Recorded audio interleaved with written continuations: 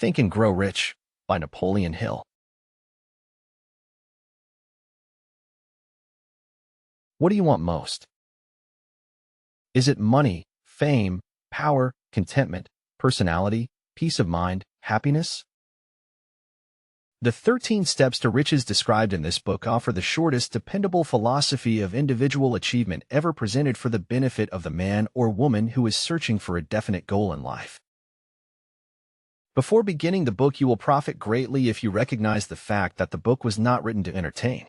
You cannot digest the contents properly in a week or a month. After reading the book thoroughly, Dr. Miller Reese Hutchison, nationally known consulting engineer and long-time associate of Thomas A. Edison, said, "This is not a novel. It is a textbook on individual achievement that came directly from the experiences of hundreds of America's most successful men. It should be studied, digested, and meditated upon. No more than one chapter should be read in a single night. The reader should underline the sentences which impress him most. Later, he should go back to these marked lines and read them again. A real student will not merely read this book, he will absorb its contents and make them his own. This book should be adopted by all high schools, and no boy or girl should be permitted to graduate without having satisfactorily passed an examination on it. This philosophy will not take the place of the subjects taught in schools, but it will enable one to organize and apply the knowledge acquired, and convert it into useful service and adequate compensation without waste of time." Dr. John R. Turner, Dean of the College of the City of New York, after having read the book, said, "The very best example of the soundness of this philosophy is your own son, Blair, whose dramatic story you have outlined in the chapter on desire." Dr. Turner had reference to the author's son, who, born without normal hearing capacity, not only avoided becoming a deaf-mute, but actually converted his handicap into a priceless asset by applying the philosophy here described. After reading the story, starting on page 52, you will realize that you are about to come into possession of a philosophy which can be transmuted into material wealth, or serve as readily to bring you peace of mind, understanding, spiritual harmony, and in some instances, as in the case of the author's son, it can help you master physical affliction. The author discovered, through personally analyzing hundreds of successful men, that all of them followed the habit of exchanging ideas through what is commonly called conferences. When they had problems to be solved, they sat down together and talked freely until they discovered, from their joint contribution of ideas, a plan that would serve their purpose.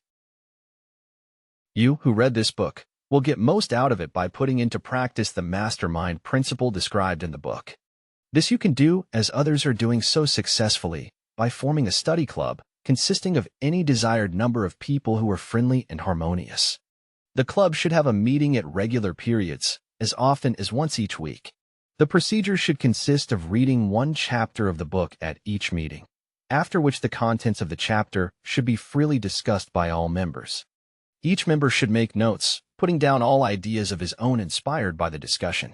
Each member should carefully read and analyze each chapter several days prior to its open reading and joint discussion in the club. The reading at the club should be done by someone who reads well and understands how to put color and feeling into the lines. By following this plan, every reader will get from its pages not only the sum total of the best knowledge organized from the experiences of hundreds of successful men, but more important by far, he will tap new sources of knowledge in his own mind, as well as acquire knowledge of priceless value from every other person present. If you follow this plan persistently, you will be almost certain to uncover and appropriate the secret formula by which Andrew Carnegie acquired his huge fortune, as referred to in the author's introduction. Publisher's Preface.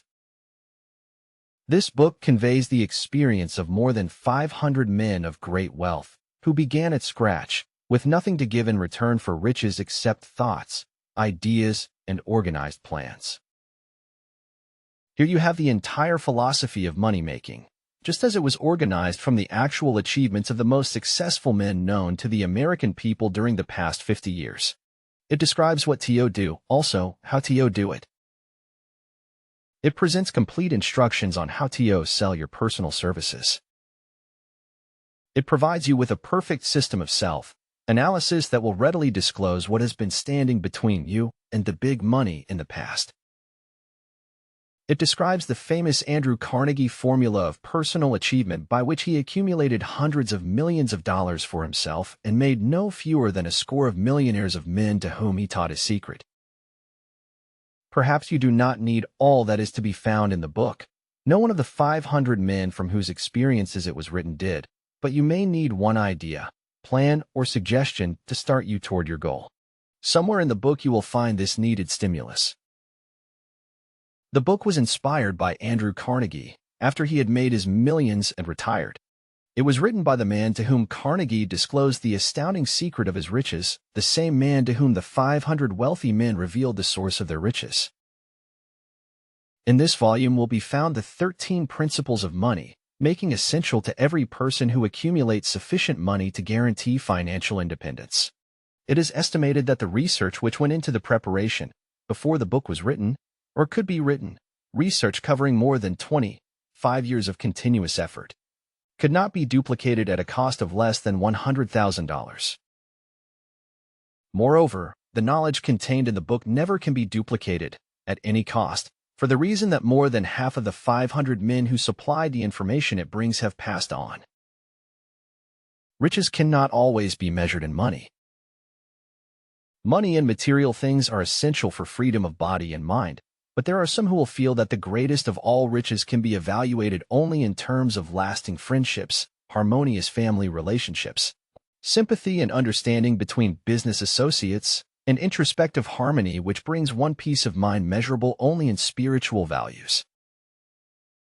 All who read, understand, and apply this philosophy will be better prepared to attract and enjoy these higher estates which always have been and always will be denied to all except those who are ready for them. Be prepared, therefore, when you expose yourself to the influence of this philosophy, to experience a changed life which may help you not only to negotiate your way through life with harmony and understanding, but also to prepare you for the accumulation of material riches and abundance. The Publisher. Author's Preface. In every chapter of this book, mention has been made of the money-making secret which has made fortunes for more than 500 exceedingly wealthy men whom I have carefully analyzed over a long period of years. The secret was brought to my attention by Andrew Carnegie more than a quarter of a century ago. The canny, lovable old Scotsman carelessly tossed it into my mind when I was but a boy. Then he sat back in his chair with a merry twinkle in his eyes and watched carefully to see if I had brains enough to understand the full significance of what he had said to me. When he saw that I had grasped the idea, he asked if I would be willing to spend 20 years or more preparing myself to take it to the world, to men and women who, without the secret, might go through life as failures. I said I would, and with Mr. Carnegie's cooperation, I have kept my promise. This book contains the secret, after having been put to a practical test by thousands of people in almost every walk of life. It was Mr. Carnegie's idea that the magic formula, which gave him a stupendous fortune, ought to be placed within reach of people who do not have time to investigate how men make money, and it was his hope that I might test and demonstrate the soundness of the formula through the experience of men and women in every calling. He believed the formula should be taught in all public schools and colleges, and expressed the opinion that if it were properly taught it would so revolutionize the entire educational system that the time spent in school could be reduced to less than half. His experience with Charles M. Schwab and other young men of Mr. Schwab's type convinced Mr. Carnegie that much of that which is taught in the schools is of no value whatsoever in connection with the business of earning a living or accumulating riches. He had arrived at this decision because he had taken into his business one young man after another, many of them with but little schooling, and by coaching them in the use of this formula, developed in them rare leadership. Moreover, his coaching made fortunes for every one of them who followed his instructions. In the chapter on faith, you will read the astounding story of the organization of the giant United States Steel Corporation, as it was conceived and carried out by one of the young men through whom Mr. Carnegie proved that his formula will work for all who are ready for it. This single application of the secret, by that young man, Charles M. Schwab made him a huge fortune in both money and opportunity. Roughly speaking, this particular application of the formula was worth $600 million. These facts, and they are facts well known to almost everyone who knew Mr. Carnegie, give you a fair idea of what the reading of this book may bring to you, provided you know what it is that you want. Even before it had undergone 20 years of practical testing, The Secret was passed on to more than 100,000 men and women who have used it for their personal benefit, as Mr. Carnegie planned that they should. Some have made fortunes with it. Others have used it successfully in creating harmony in their homes. A clergyman used it so effectively that it brought him an income of upwards of $75,000 a year.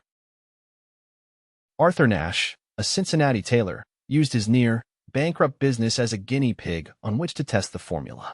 The business came to life and made a fortune for its owners. It is still thriving, although Mr. Nash has gone. The experiment was so unique that newspapers and magazines gave it more than $1 million worth of laudatory publicity. The Secret was passed on to Stuart Austin Weir of Dallas, Texas. He was ready for it, so ready that he gave up his profession and studied law. Did he succeed? That story is told too. I gave The Secret to Jennings Randolph the day he graduated from college, and he has used it so successfully that he is now serving his third term as a member of Congress, with an excellent opportunity to keep on using it until it carries him to the White House. While serving as advertising manager of the LaSalle Extension University, when it was little more than a name, I had the privilege of seeing J.G. Chapline, president of the university, use the formula so effectively that he has since made the LaSalle one of the great extension schools of the country. The Secret to which I refer has been mentioned no fewer than 100 times throughout this book. It has not been directly named, for it seems to work more successfully when it is merely uncovered and left in sight, where those who are ready and searching for it may pick it up. That is why Mr. Carnegie tossed it to me so quietly, without giving me its specific name. If you are ready to put it to use, you will recognize this secret at least once in every chapter. I wish I might feel privileged to tell you how you will know if you are ready, but that would deprive you of much of the benefit you will receive when you make the discovery in your own way. While this book was being written, my own son, who was then finishing the last year of his college work, picked up the manuscript of Chapter 2, read it, and discovered the secret for himself. He used the information so effectively that he went directly into a responsible position at a beginning salary greater than the average man ever earns. His story has been briefly described in Chapter 2. When you read it, perhaps you will dismiss any feeling you may have had at the beginning of the book that it promised too much. And 2. If you have ever been discouraged, if you have had difficulties to surmount which took the very soul out of you, if you have tried and failed, if you were ever handicapped by illness or physical affliction, this story of my son's discovery and use of the Carnegie formula may prove to be the oasis in the desert of lost hope for which you have been searching. This secret was extensively used by President Woodrow Wilson during the World War. It was passed on to every soldier who fought in the war, carefully wrapped in the training received before going to the front.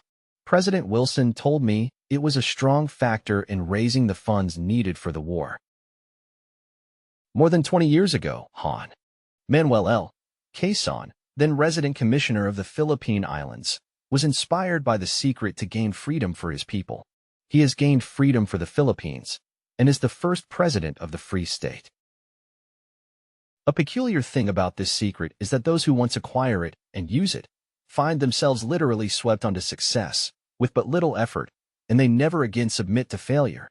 If you doubt this, study the names of those who have used it, wherever they have been mentioned, check their records for yourself, and be convinced. There is no such thing as something for nothing. The secret to which I refer cannot be had without a price, although the price is far less than its value. It cannot be had at any price by those who are not intentionally searching for it. It cannot be given away, it cannot be purchased for money, for the reason that it comes in two parts. One part is already in possession of those who are ready for it. The secret serves equally well all who are ready for it. Education has nothing to do with it. Long before I was born, the secret had found its way into the possession of Thomas A. Edison, and he used it so intelligently that he became the world's leading inventor, although he had but 3 months of schooling. The secret was passed on to a business associate of Mr. Edison. He used it so effectively that, although he was then making only $12,000 a year, he accumulated a great fortune and retired from active business while still a young man. You will find his story at the beginning of the first chapter. It should convince you that riches are not beyond your reach, that you can still be what you wish to be, that money, fame, recognition, and happiness can be had by all who are ready and determined to have these blessings. How do I know these things? You should have the answer before you finish this book. You may find it in the very first chapter or on the last page. While I was performing the 20-year task of research, which I had undertaken at Mr. Carnegie's request, I analyzed hundreds of well-known men, many of whom admitted that they had accumulated their vast fortunes through the aid of the Carnegie secret. Among these men were. These names represent but a small fraction of the hundreds of well-known Americans whose achievements, financially and otherwise, prove that those who understand and apply the Carnegie secret reach high stations in life. I have never known anyone who was inspired to use the secret who did not achieve noteworthy success in his chosen calling. I have never known any person to distinguish himself or to accumulate riches of any consequence without possession of the secret. From these two facts, I draw the conclusion that the secret is more important as a part of the knowledge essential for self-determination than any which one receives through what is popularly known as education. What is education, anyway? This has been answered in full detail. As far as schooling is concerned, many of these men had very little. John Wanamaker once told me that what little schooling he had, he acquired in very much the same manner as a modern locomotive takes on water, by scooping it up as it runs. Henry Ford never reached high school, let alone college. I am not attempting to minimize the value of schooling, but I am trying to express my earnest belief that those who master and apply the secret will reach high stations, accumulate riches, and bargain with life on their own terms, even if their schooling has been meager. Somewhere, as you read, the secret to which I refer will jump from the page and stand boldly before you, if you are ready for it. When it appears, you will recognize it.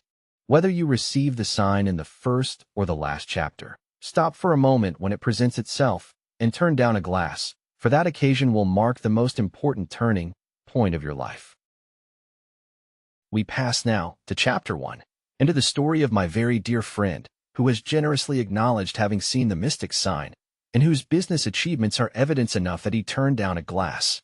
As you read his story, and the others, remember that they deal with the important problems of life, such as all men experience.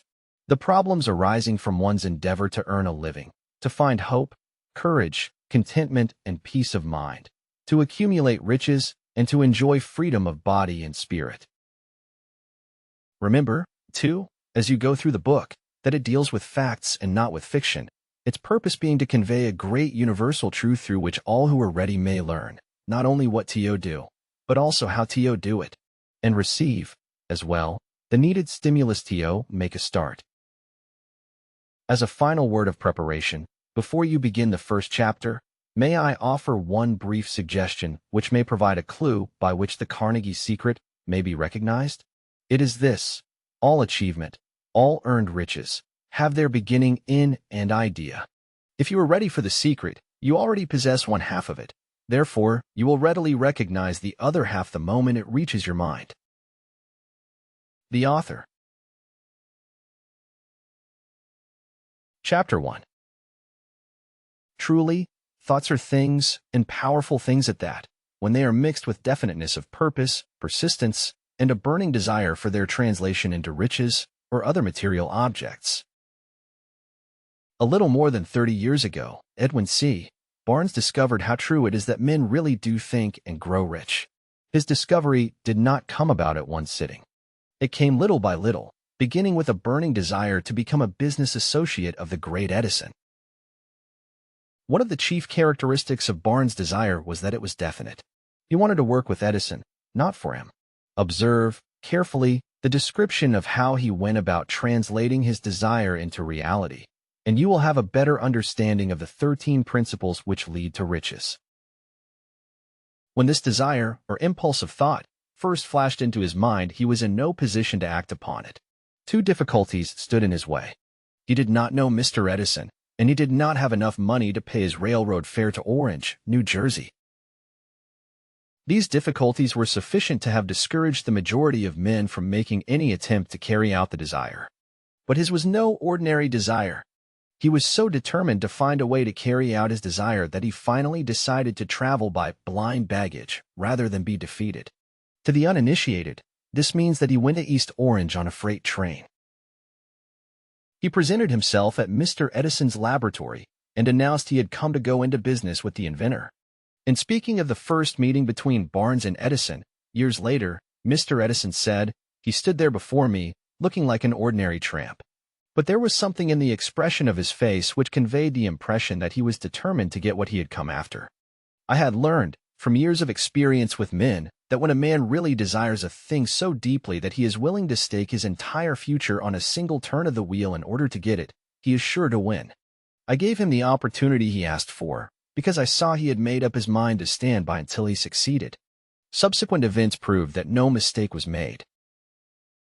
Just what young Barnes said to Mr. Edison on that occasion was far less important than that which he thought.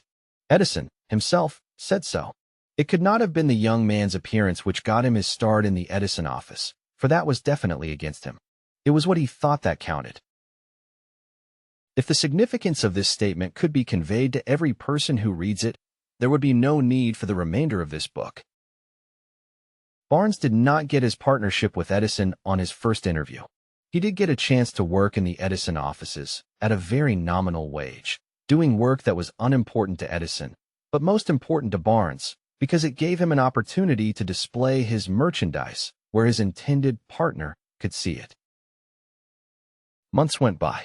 Apparently nothing happened to bring the coveted goal which Barnes had set up in his mind as his definite major purpose. But something important was happening in Barnes' mind. He was constantly intensifying his desire to become the business associate of Edison.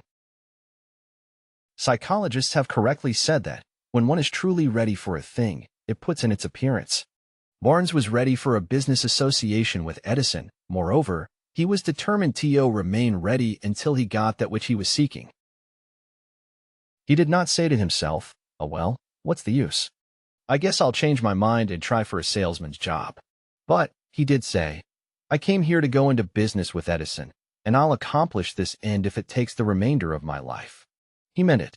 What a different story men would have to tell if only they would adopt a definite purpose, and stand by that purpose until it had time to become an all-consuming obsession.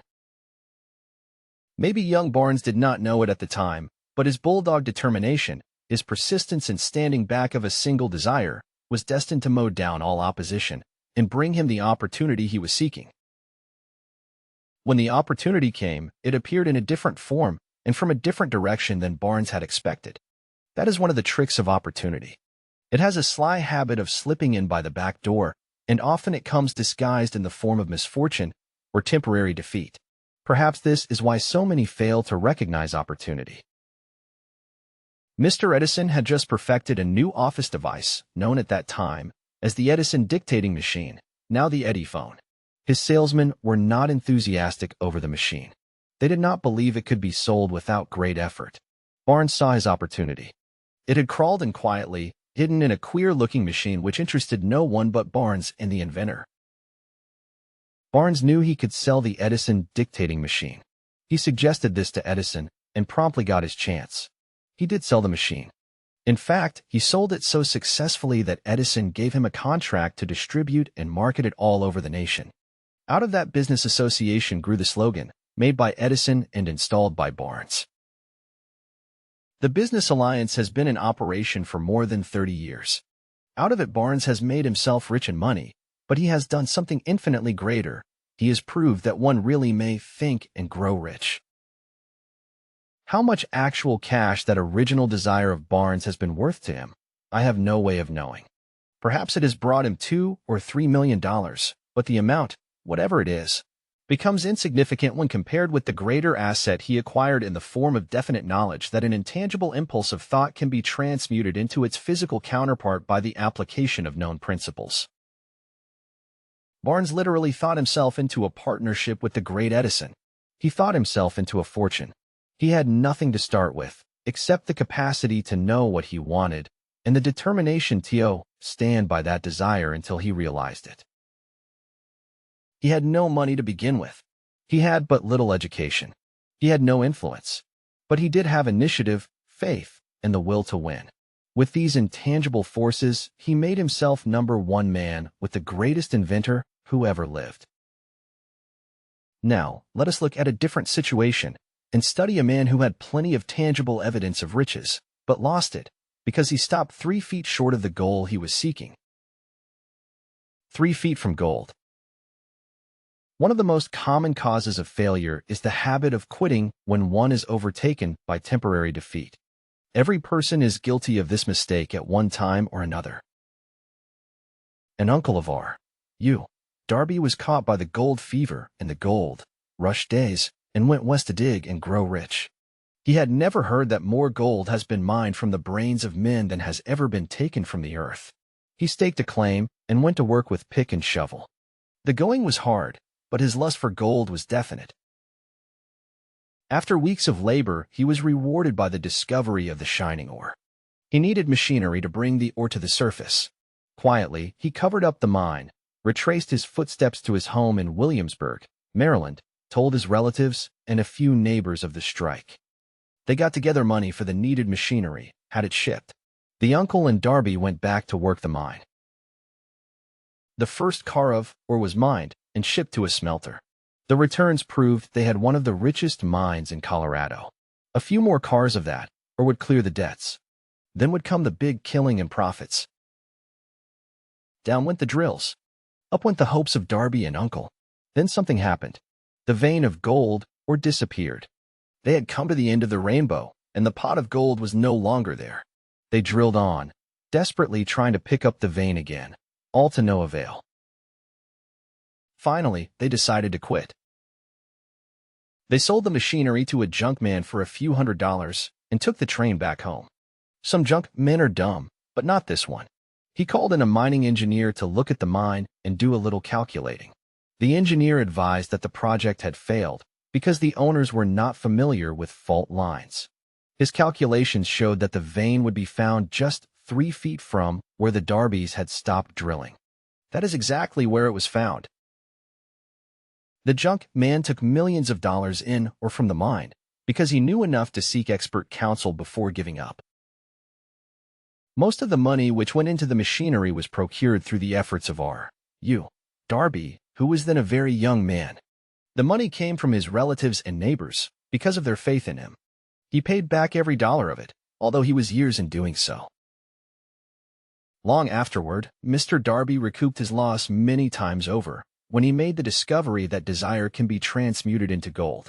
The discovery came after he went into the business of selling life insurance. Remembering that he lost a huge fortune because he stopped 3 feet from gold, Darby profited by the experience in his chosen work, by the simple method of saying to himself, I stopped 3 feet from gold, but I will never stop because men say no when I ask them to buy insurance. Darby is one of a small group of fewer than 50 men who sell more than $1 million in life insurance annually. He owes his stickability to the lesson he learned from his quitability in the gold mining business.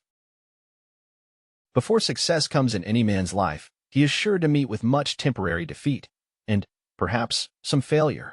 When defeat overtakes a man, the easiest and most logical thing to do is to quit. That is exactly what the majority of men do. More than 500 of the most successful men this country has ever known told the author their greatest success came just one step beyond the point at which defeat had overtaken them. Failure is a trickster with a keen sense of irony and cunning. It takes great delight in tripping one when success is almost within reach. A 50-cent lesson in persistence. Shortly after Mr. Darby received his degree from the University of Hard Knocks and had decided to profit by his experience in the gold mining business, he had the good fortune to be present on an occasion that proved to him that no does not necessarily mean no. One afternoon, he was helping his uncle grind wheat in an old-fashioned mill. The uncle operated a large farm on which a number of colored sharecrop farmers lived. Quietly, the door was opened, and a small colored child, the daughter of a tenant, walked in and took her place near the door. The uncle looked up, saw the child, and barked at her roughly. "What do you want?" Meekly, the child replied, "My mammy say send her 50 cents. "I'll not do it," the uncle retorted. "Now you run on home." "Yes, sah," the child replied, but she did not move. The uncle went ahead with his work, so busily engaged that he did not pay enough attention to the child to observe that she did not leave. When he looked up and saw her still standing there, he yelled at her, "I told you to go on home. Now go, or I'll take a switch to you."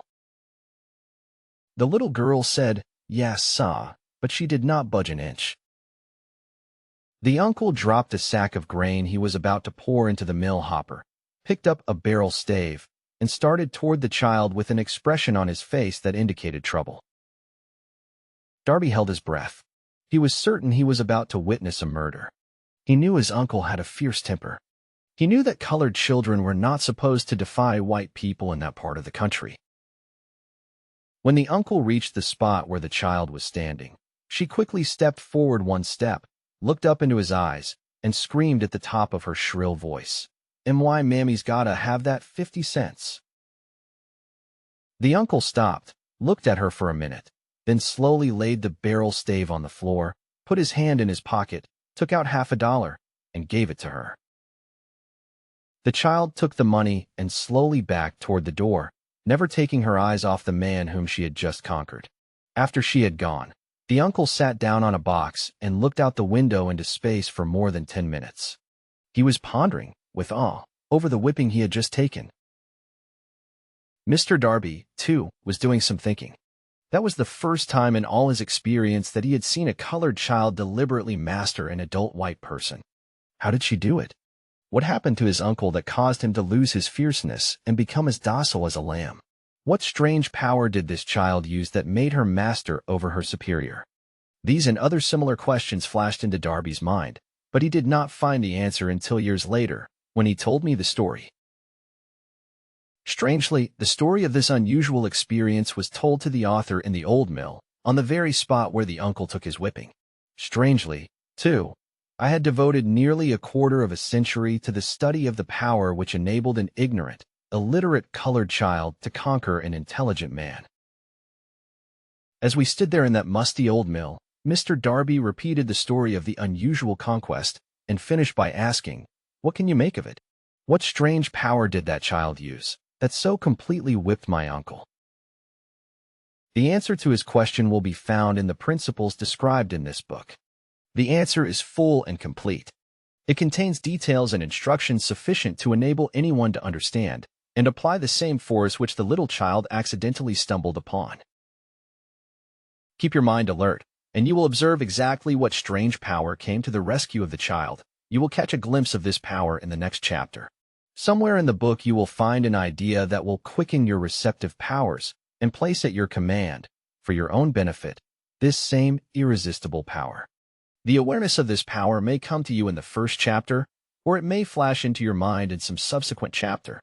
It may come in the form of a single idea, or it may come in the nature of a plan or a purpose.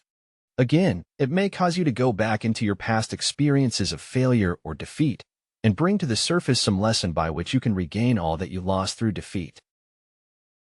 After I had described to Mr. Darby the power unwittingly used by the little colored child, he quickly retraced his 30 years of experience as a life insurance salesman and frankly acknowledged that his success in that field was due, in no small degree, to the lesson he had learned from the child. Mr. Darby pointed out, every time a prospect tried to bow me out, without buying, I saw that child standing there in the old mill, her big eyes glaring in defiance, and I said to myself, I've got to make this sale. The better portion of all sales I have made were made after people had said an oath. He recalled, too, his mistake in having stopped only 3 feet from gold, but, he said, that experience was a blessing in disguise. It taught me to keep on keeping on, no matter how hard the going may be, a lesson I needed to learn before I could succeed in anything. This story of Mr. Darby and his uncle, the colored child and the gold mine, doubtless will be read by hundreds of men who make their living by selling life insurance.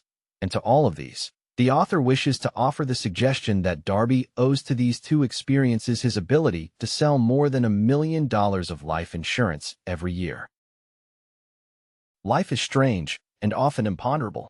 Both the successes and the failures have their roots in simple experiences. Mr. Darby's experiences were commonplace and simple enough, yet they held the answer to his destiny in life. Therefore, they were as important to him as life itself. He profited by these two dramatic experiences because he analyzed them and found the lesson they taught. But what of the man who has neither the time nor the inclination to study failure in search of knowledge that may lead to success? Where and how is he to learn the art of converting defeat into stepping stones to opportunity? In answer to these questions, this book was written. The answer called for a description of 13 principles, but remember, as you read, the answer you may be seeking to the questions which have caused you to ponder over the strangeness of life may be found in your own mind through some idea, plan, or purpose which may spring into your mind as you read. One sound idea is all that one needs to achieve success. The principles described in this book contain the best and the most practical of all that is known concerning ways and means of creating useful ideas. Before we go any further in our approach to the description of these principles, we believe you are entitled to receive this important suggestion. When riches begin to come, they come so quickly, in such great abundance, that one wonders where they have been hiding during all those lean years. This is an astounding statement, and all the more so when we take into consideration the popular belief that riches come only to those who work hard and long. When you begin to think and grow rich, you will observe that riches begin with a state of mind, with definiteness of purpose, with little or no hard work. You and every other person ought to be interested in knowing how to acquire that state of mind which will attract riches. I spent 25 years in research, analyzing more than 25,000 people, because I, too, wanted to know how wealthy men become that way. Without that research, this book could not have been written. Here take notice of a very significant truth, viz. The business depression started in 1929 and continued on to an all-time record of destruction until sometime after President Roosevelt entered office. Then the depression began to fade into nothingness. Just as an electrician in a theater raises the light so gradually that darkness is transmuted into light before you realize it, so did the spell of fear in the minds of the people gradually fade away and become faith. Observe very closely. As soon as you master the principles of this philosophy and begin to follow the instructions for applying those principles, your financial status will begin to improve, and everything you touch will begin to transmute itself into an asset for your benefit. Impossible? Not at all. One of the main weaknesses of mankind is the average man's familiarity with the word impossible. He knows all the rules which will not work. He knows all the things which cannot be done. This book was written for those who seek the rules which have made others successful and are willing to stake everything on those rules. A great many years ago, I purchased a fine dictionary. The first thing I did with it was to turn to the word impossible and neatly clip it out of the book. That would not be an unwise thing for you to do. Success comes to those who become success conscious. Failure comes to those who indifferently allow themselves to become failure conscious. The object of this book is to help all who seek it to learn the art of changing their minds from failure consciousness to success consciousness. Another weakness found in altogether too many people is the habit of measuring everything and everyone by their own impressions and beliefs. Some who will read this will believe that no one can think and grow rich. They cannot think in terms of riches because their thought habits have been steeped in poverty, want, misery, failure, and defeat. These unfortunate people remind me of a prominent Chinese who came to America to be educated in American ways. He attended the University of Chicago. One day, President Harper met this young Oriental on the campus, stopped to chat with him for a few minutes, and asked what had impressed him as being the most noticeable characteristic of the American people. "Why," the Chinaman exclaimed, "the queer slant of your eyes. Your eyes are off slant. What do we say about the Chinese? We refuse to believe that which we do not understand. We foolishly believe that our own limitations are the proper measure of limitations. Sure, the other fellow's eyes are off slant, because they are not the same as our own. Millions of people look at the achievements of Henry Ford after he has arrived and envy him because of his good fortune, or luck, or genius, or whatever it is that they credit for Ford's fortune. Perhaps one person in every 100,000 knows the secret of Ford's success, and those who do know are too modest or too reluctant to speak of it because of its simplicity. A single transaction will illustrate this secret perfectly. A few years back, Ford decided to produce his now famous V8 motor. He chose to build an engine with the entire 8 cylinders cast in one block and instructed his engineers to produce a design for the engine. The design was placed on paper, but the engineers agreed, to a man, that it was simply impossible to cast an 8-cylinder gas engine block in one piece. Ford said, "Produce it anyway." But, they replied, "It's impossible." "Go ahead," Ford commanded, "and stay on the job until you succeed no matter how much time is required." The engineers went ahead. There was nothing else for them to do if they were to remain on the Ford staff. 6 months went by. Nothing happened. Another 6 months passed, and still nothing happened. The engineers tried every conceivable plan to carry out the orders, but the thing seemed out of the question. Impossible. At the end of the year, Ford checked with his engineers, and again they informed him they had found no way to carry out his orders. "Go right ahead," said Ford. "I want it, and I'll have it." They went ahead, and then, as if by a stroke of the Ford determination had won once more. This story may not be described with minute accuracy, but the sum and substance of it is correct. Deduce from it, you who wish to think and grow rich, the secret of the Ford millions, if you can. You'll not have to look very far. Henry Ford is a success because he understands and applies the principles of success. One of these is desire, knowing what one wants. Remember this Ford story as you read, and pick out the lines in which the secret of his stupendous achievement have been described. If you can do this, if you can lay your finger on the particular group of principles which made Henry Ford rich, you can equal his achievements in almost any calling for which you are suited. You are the master of your fate, the captain of your soul, because when Henley wrote the prophetic lines, "I am the master of my fate, I am the captain of my soul," he should have informed us that we are the masters of our fate, the captains of our souls, because we have the power to control our thoughts. He should have told us that the ether in which this little earth floats, in which we move and have our being, is a form of energy moving at an inconceivably high rate of vibration, and that the ether is filled with a form of universal power which adapts itself to the nature of the thoughts we hold in our minds, and influences us, in natural ways, to transmute our thoughts into their physical equivalent. If the poet had told us of this great truth, we would know why it is that we are the masters of our fate, the captains of our souls. He should have told us, with great emphasis, that this power makes no attempt to discriminate between destructive thoughts and constructive thoughts, that it will urge us to translate into physical reality thoughts of poverty, just as quickly as it will influence us to act upon thoughts of riches. He should have told us, too, that our brains become magnetized with the dominating thoughts which we hold in our minds, and, by means with which no man is familiar, these magnets attract to us the forces, the people, the circumstances of life which harmonize with the nature of our dominating thoughts. He should have told us that before we can accumulate riches in great abundance, we must magnetize our minds with intense desire for riches, that we must become money-conscious until the desire for money drives us to create definite plans for acquiring it.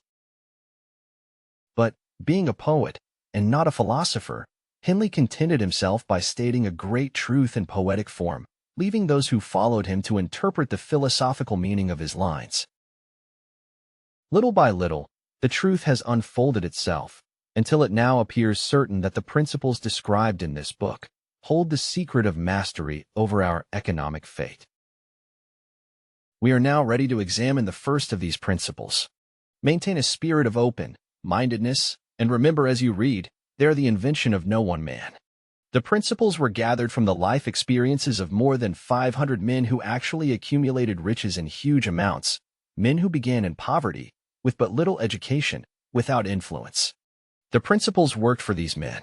You can put them to work for your own enduring benefit. You will find it easy, not hard, to do. Before you read the next chapter, I want you to know that it conveys factual information which might easily change your entire financial destiny, as it has so definitely brought changes of stupendous proportions to two people described. I want you to know, also, that the relationship between these two men and myself is such that I could have taken no liberties with the facts, even if I had wished to do so. One of them has been my closest personal friend for almost 25 years. The other is my own son. The unusual success of these two men, success which they generously accredit to the principle described in the next chapter, more than justifies this personal reference as a means of emphasizing the far-flung power of this principle. Almost 15 years ago, I delivered the commencement address at Salem College, Salem, West Virginia. I emphasized the principle described in the next chapter with so much intensity that one of the members of the graduating class definitely appropriated it and made it a part of his own philosophy.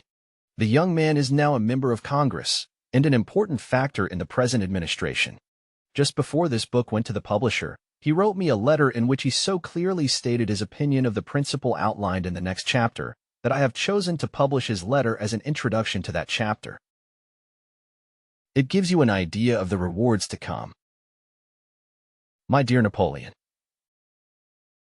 my service as a member of Congress having given me an insight into the problems of men and women, I am writing to offer a suggestion which may become helpful to thousands of worthy people.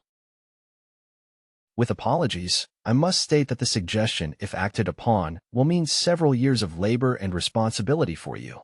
But I am heartened to make the suggestion, because I know your great love for rendering useful service. In 1922, you delivered the commencement address at Salem College, when I was a member of the graduating class.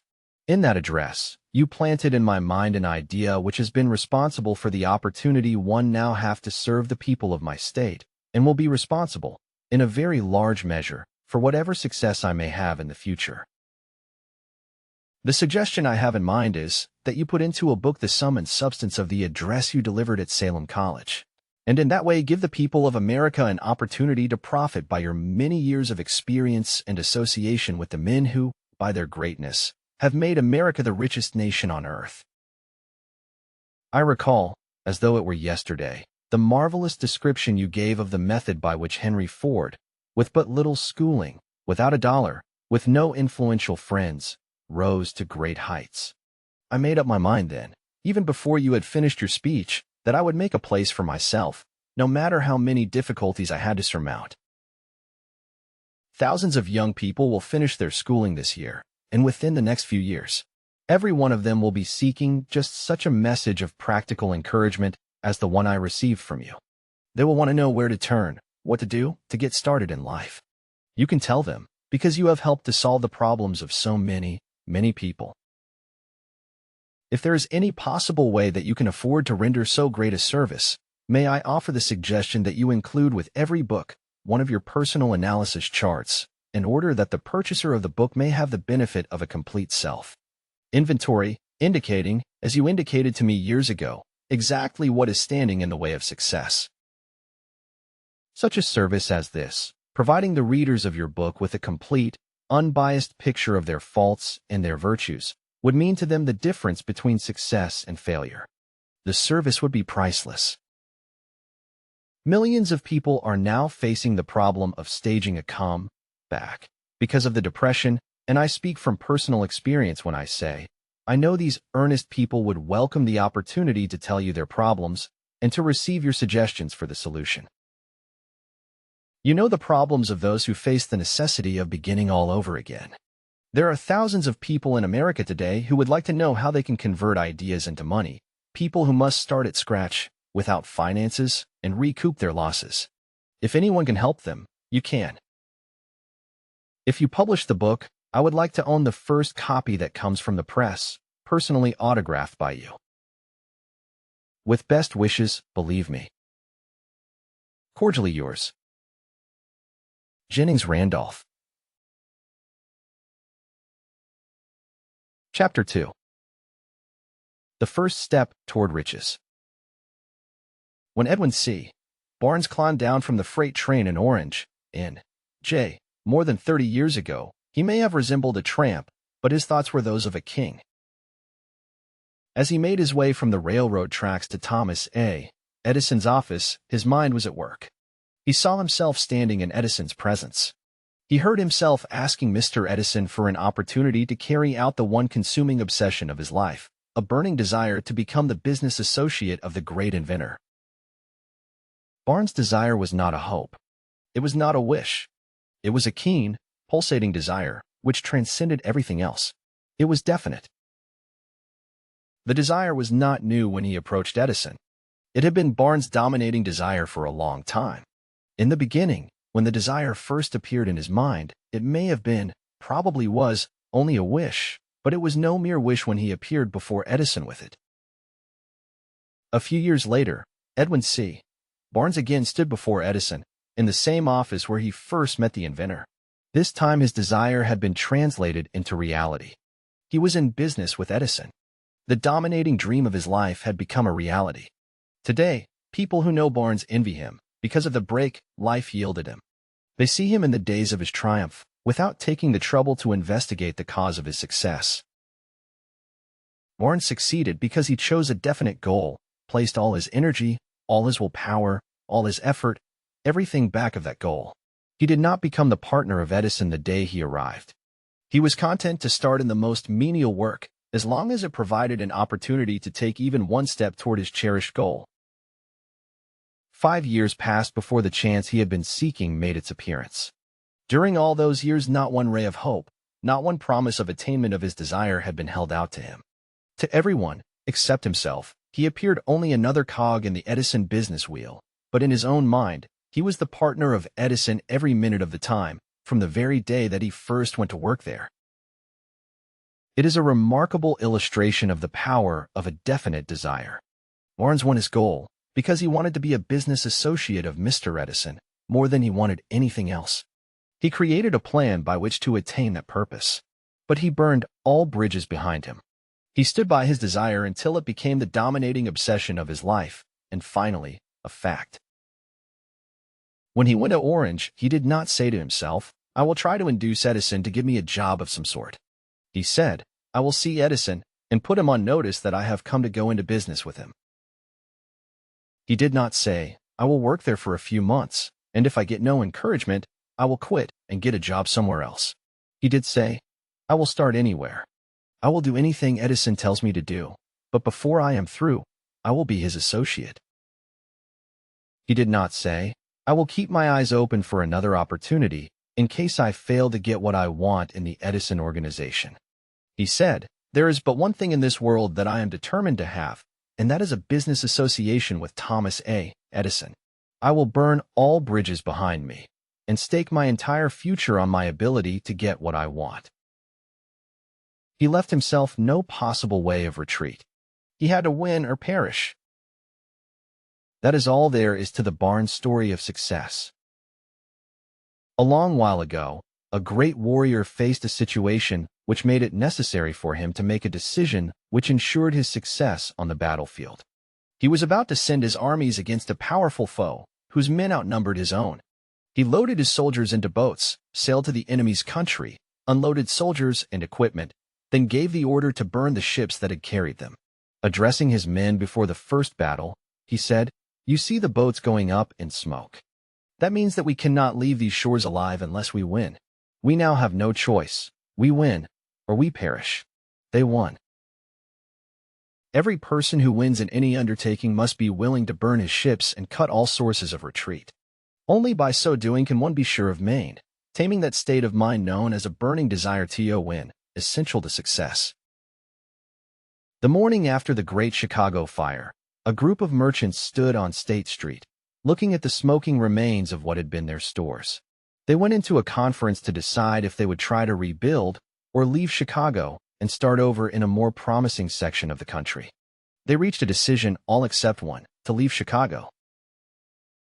The merchant who decided to stay and rebuild pointed a finger at the remains of his store and said, "Gentlemen, on that very spot I will build the world's greatest store, no matter how many times it may burn down." That was more than 50 years ago. The store was built. It stands there today, a towering monument to the power of that state of mind known as a burning desire.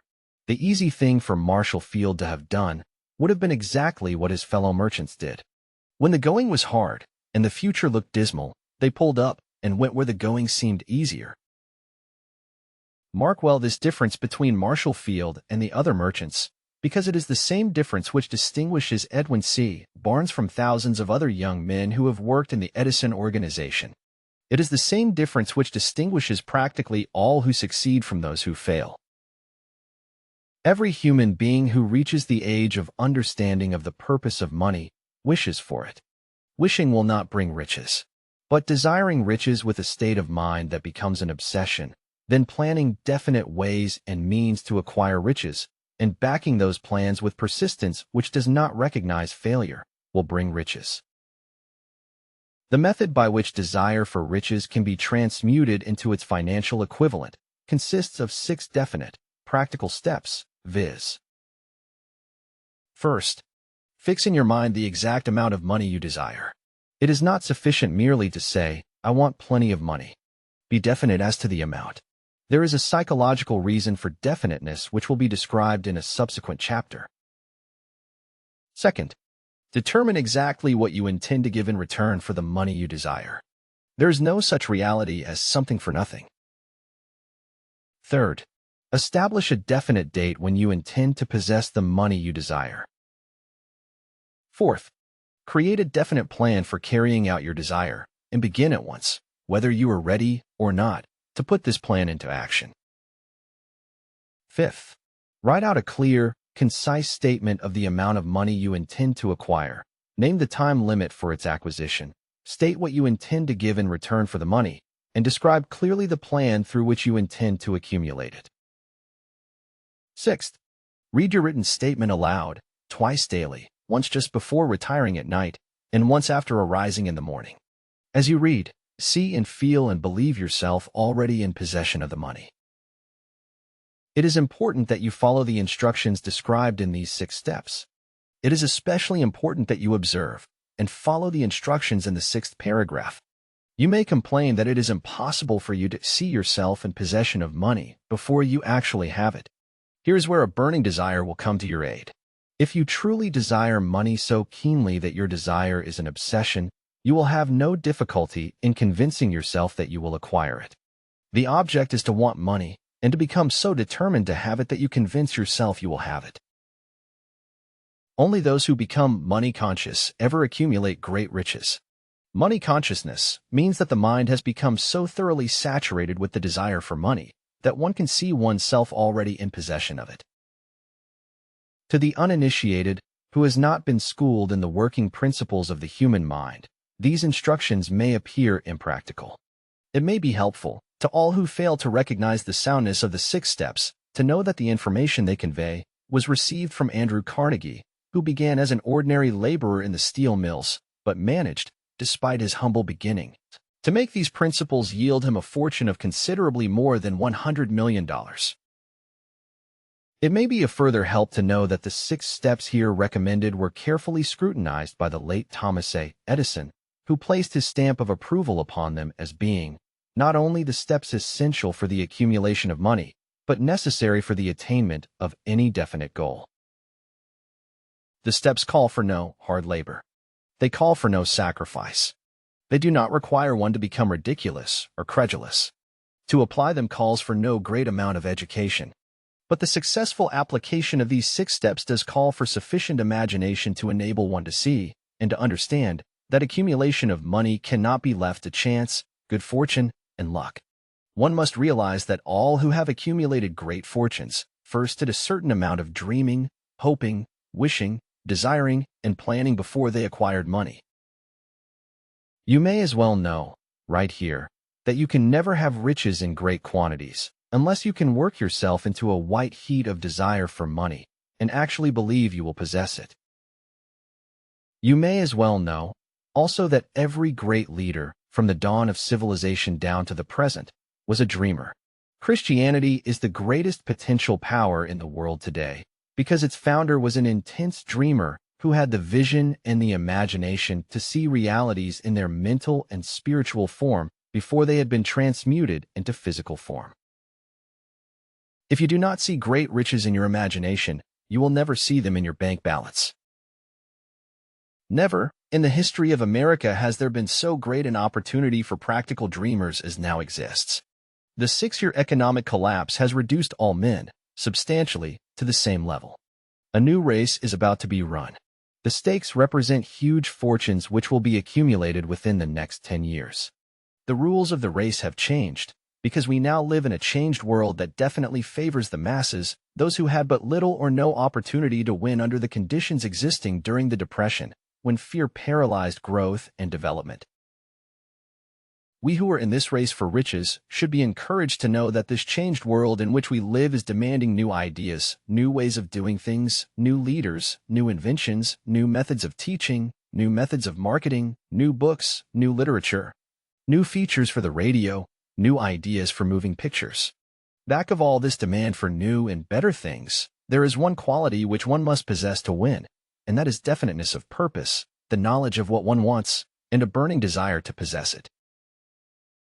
The business depression marked the death of one age and the birth of another. This changed world requires practical dreamers who can and will put their dreams into action. The practical dreamers have always been, and always will be the pattern, makers of civilization.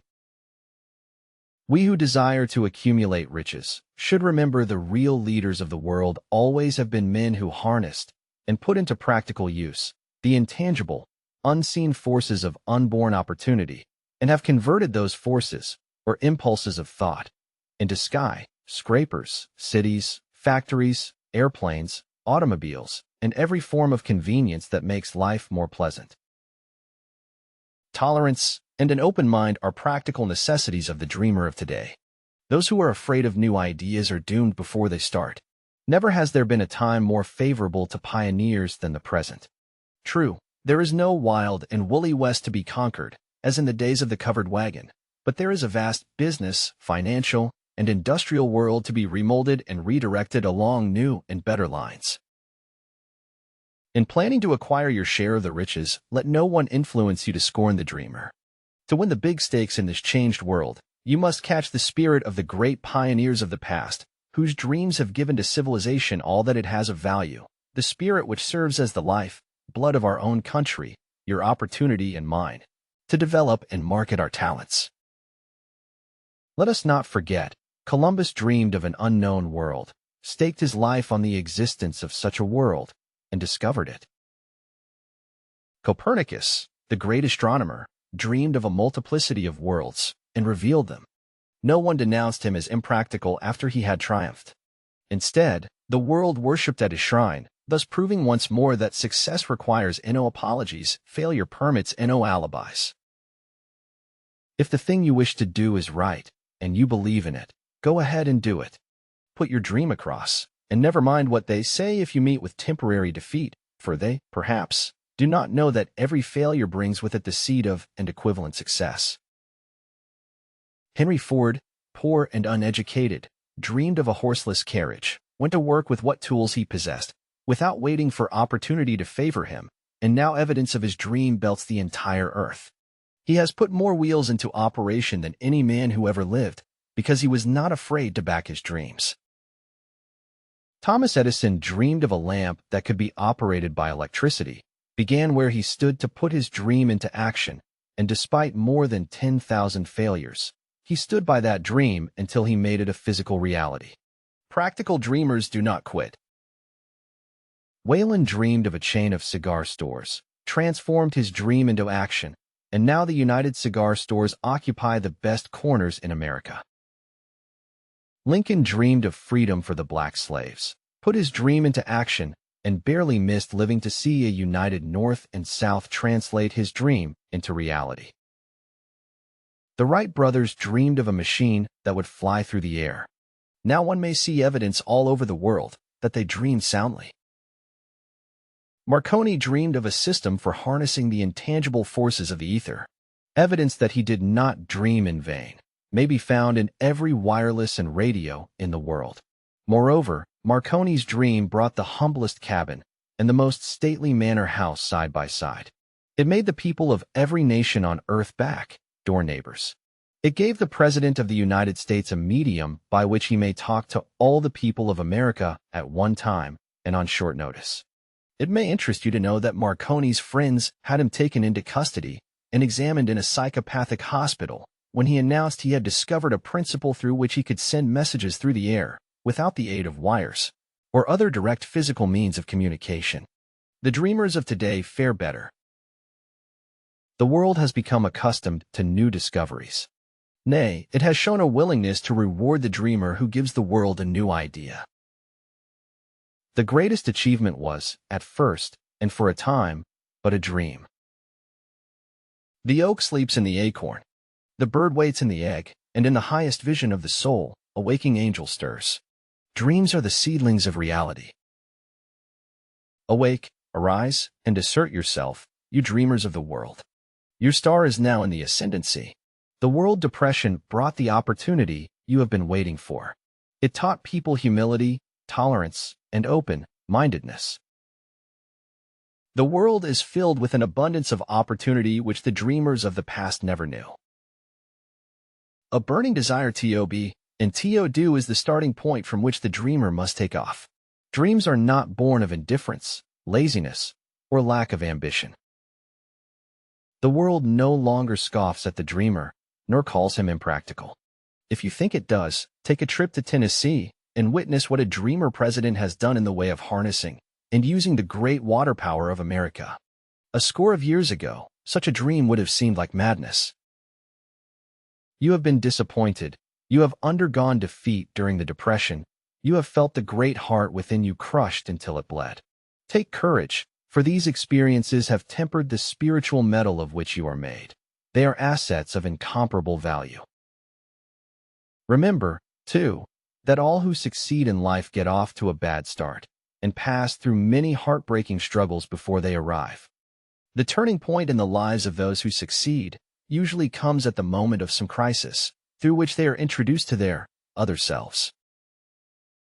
John Bunyan wrote The Pilgrim's Progress, which is among the finest of all English literature, after he had been confined in prison and sorely punished because of his views on the subject of religion. Henry discovered the genius which slept within his brain after he had met with great misfortune and was confined in a prison cell in Columbus, Ohio. Being forced, through misfortune, to become acquainted with his other self and to use his imagination, he discovered himself to be a great author instead of a miserable criminal and outcast. Strange and varied are the ways of life, and stranger still are the ways of infinite intelligence, through which men are sometimes forced to undergo all sorts of punishment before discovering their own brains and their own capacity to create useful ideas through imagination. Edison, the world's greatest inventor and scientist, was a tramp telegraph operator. He failed innumerable times before he was driven, finally, to the discovery of the genius which slept within his brain. Charles Dickens began by pasting labels on blacking pots. The tragedy of his first love penetrated the depths of his soul and converted him into one of the world's truly great authors. That tragedy produced, first, David Copperfield, then a succession of other works that made this a richer and better world for all who read his books. Disappointment over love affairs generally has the effect of driving men to drink and women to ruin. And this, because most people never learn the art of transmuting their strongest emotions into dreams of a constructive nature. Helen Keller became deaf, dumb, and blind shortly after birth. Despite her greatest misfortune, she has written her name indelibly in the pages of the history of the great. Her entire life has served as evidence that no one ever is defeated until defeat has been accepted as a reality. Robert Burns was an illiterate country lad. He was cursed by poverty and grew up to be a drunkard in the bargain. The world was made better for his having lived, because he clothed beautiful thoughts in poetry and thereby plucked a thorn and planted a rose in its place. Booker T. Washington was born in slavery, handicapped by race and color. Because he was tolerant, had an open mind at all times, on all subjects, and was a dreamer, he left his impress for good on an entire race. Beethoven was deaf, Milton was blind, but their names will last as long as time endures, because they dreamed and translated their dreams into organized thought. Before passing to the next chapter, kindle anew in your mind the fire of hope, faith, courage, and tolerance. If you have these states of mind, and a working knowledge of the principles described, all else that you need will come to you, when you are ready for it. Let Emerson state the thought in these words: every proverb, every book, every byword that belongs to thee for aid and comfort shall surely come home through open or winding passages. Every friend who not thy fantastic will, but the great and tender soul in thee craveth, shall lock thee in his embrace. There is a difference between wishing for a thing and being ready to receive it. No one is ready for a thing until he believes he can acquire it. The state of mind must be belief, not mere hope or wish. Open-mindedness is essential for belief. Closed minds do not inspire faith, courage, and belief. Remember, no more effort is required to aim high in life, to demand abundance and prosperity, than is required to accept misery and poverty. A great poet has correctly stated this universal truth through these lines. Desire outwits Mother Nature. As a fitting climax to this chapter, I wish to introduce one of the most unusual persons I have ever known. I first saw him 24 years ago, a few minutes after he was born.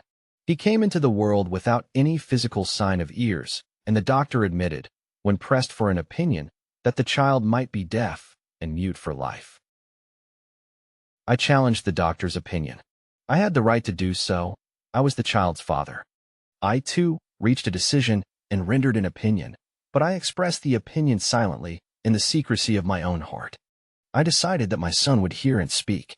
Nature could send me a child without ears, but nature could not induce me to accept the reality of the affliction. In my own mind, I knew that my son would hear and speak. How? I was sure there must be a way, and I knew I would find it. I thought of the words of the immortal Emerson: the whole course of things goes to teach us faith. We need only obey. There is guidance for each of us, and by lowly listening, we shall hear the right word. The right word? Desire. More than anything else, I desired that my son should not be a deaf-mute. From that desire I never receded, not for a second. Many years previously, I had written, "Our only limitations are those we set up in our own minds." For the first time, I wondered if that statement were true. Lying on the bed in front of me was a newly born child, without the natural equipment of hearing. Even though he might hear and speak, he was obviously disfigured for life. Surely, this was a limitation which that child had not set up in his own mind. What could I do about it? Somehow I would find a way to transplant into that child's mind my own burning desire for ways and means of conveying sound to his brain without the aid of ears. As soon as the child was old enough to cooperate, I would fill his mind so completely with a burning desire to hear that nature would, by methods of her own, translate it into physical reality. All this thinking took place in my own mind, but I spoke of it to no one. Every day I renewed the pledge I had made to myself, not to accept a deaf-mute for a son. As he grew older and began to take notice of things around him, we observed that he had a slight degree of hearing.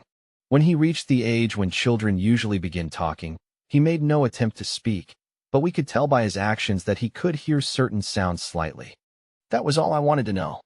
I was convinced that if he could hear, even slightly, he might develop still greater hearing capacity. Then something happened which gave me hope. It came from an entirely unexpected source. We bought a Victrola. When the child heard the music for the first time, he went into ecstasies and promptly appropriated the machine. He soon showed a preference for certain records, among them, It's a Long Way to Tipperary. On one occasion, he played that piece over and over, for almost 2 hours, standing in front of the Victrola, with his teeth clamped on the edge of the case. The significance of this self-formed habit of his did not become clear to us until years afterward, for we had never heard of the principle of bone conduction of sound at that time. Shortly after he appropriated the Victrola, I discovered that he could hear me quite clearly when I spoke with my lips touching his mastoid bone, or at the base of the brain. These discoveries placed in my possession the necessary media by which I began to translate into reality my burning desire to help my son develop hearing and speech. By that time, he was making stabs at speaking certain words.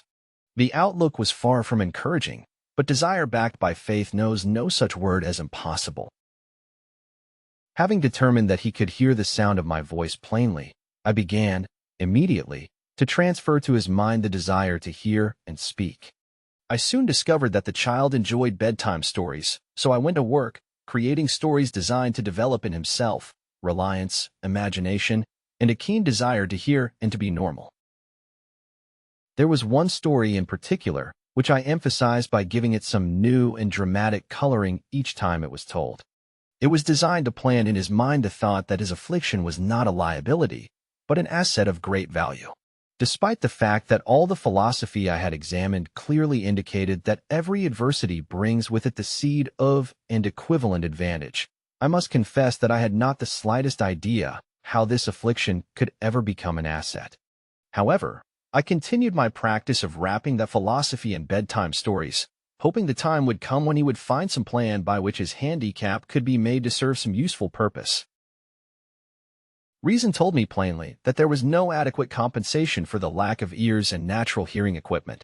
Desire backed by faith pushed reason aside and inspired me to carry on. As I analyze the experience in retrospect, I can see now that my son's faith in me had much to do with the astounding results. He did not question anything I told him.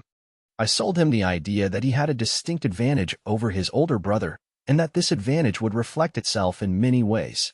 For example, the teachers in school would observe that he had no ears, and, because of this, they would show him special attention and treat him with extraordinary kindness. They always did. His mother saw to that, by visiting the teachers and arranging with them to give the child the extra attention necessary. I sold him the idea, too, that when he became old enough to sell newspapers, his older brother had already become a newspaper merchant. He would have a big advantage over his brother for the reason that people would pay him extra money for his wares, because they could see that he was a bright, industrious boy, despite the fact he had no ears. We could notice that, gradually, the child's hearing was improving. Moreover, he had not the slightest tendency to be self-conscious because of his affliction. When he was about 7, he showed the first evidence that our method of servicing his mind was bearing fruit. For several months he begged for the privilege of selling newspapers, but his mother would not give her consent. She was afraid that his deafness made it unsafe for him to go on the street alone.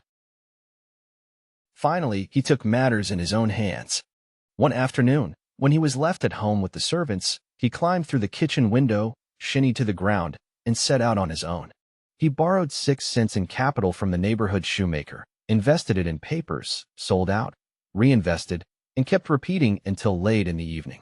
After balancing his accounts and paying back the 6 cents he had borrowed from his banker, he had a net profit of 42 cents. When we got home that night, we found him in bed asleep, with the money tightly clenched in his hand. His mother opened his hand, removed the coins, and cried. Of all things, crying over her son's first victory seemed so inappropriate. My reaction was the reverse. I laughed heartily, for I knew that my endeavor to plant in the child's mind an attitude of faith in himself had been successful. His mother saw, in his first business venture, a little deaf boy who had gone out in the streets and risked his life to earn money. I saw a brave, ambitious, self-reliant little businessman whose stock in himself had been increased 100% because he had gone into business on his own initiative and had won. The transaction pleased me, because I knew that he had given evidence of a trait of resourcefulness that would go with him all through life. Later events proved this to be true. When his older brother wanted something, he would lie down on the floor, kick his feet in the air, cry for it, and get it. When the little deaf boy wanted something, he would plan a way to earn the money, then buy it for himself. He still follows that plan. Truly, My own son has taught me that handicaps can be converted into stepping stones on which one may climb towards some worthy goal, unless they are accepted as obstacles and used as alibis. The little deaf boy went through the grades, high school, and college without being able to hear his teachers, excepting when they shouted loudly at close range. He did not go to a school for the deaf. We would not permit him to learn the sign language. We were determined that he should live a normal life and associate with normal children, and we stood by that decision, although it cost us many heated debates with school officials. While he was in high school, he tried an electrical hearing aid, but it was of no value to him, due, we believed, to a condition that was disclosed when the child was 6 by Dr. J. Gordon Wilson of Chicago, when he operated on one side of the boy's head and discovered that there was no sign of natural hearing equipment. During his last week in college, 18 years after the operation, something happened which marked the most important turning point of his life. Through what seemed to be mere chance, he came into possession of another electrical hearing device, which was sent to him on trial. He was slow about testing it, due to his disappointment with a similar device. Finally, he picked the instrument up, and more or less carelessly, placed it on his head, hooked up the battery, and lo, as if by a stroke of magic, his lifelong desire for normal hearing became a reality. For the first time in his life, he heard practically as well as any person with normal hearing. God moves in mysterious ways, his wonders to perform. Overjoyed because of the changed world which had been brought to him through his hearing device, he rushed to the telephone, called his mother, and heard her voice perfectly. The next day, he plainly heard the voices of his professors in class for the first time in his life. Previously, he could hear them only when they shouted at short range. He heard the radio. He heard the talking pictures. For the first time in his life, he could converse freely with other people without the necessity of their having to speak loudly. Truly, he had come into possession of a changed world.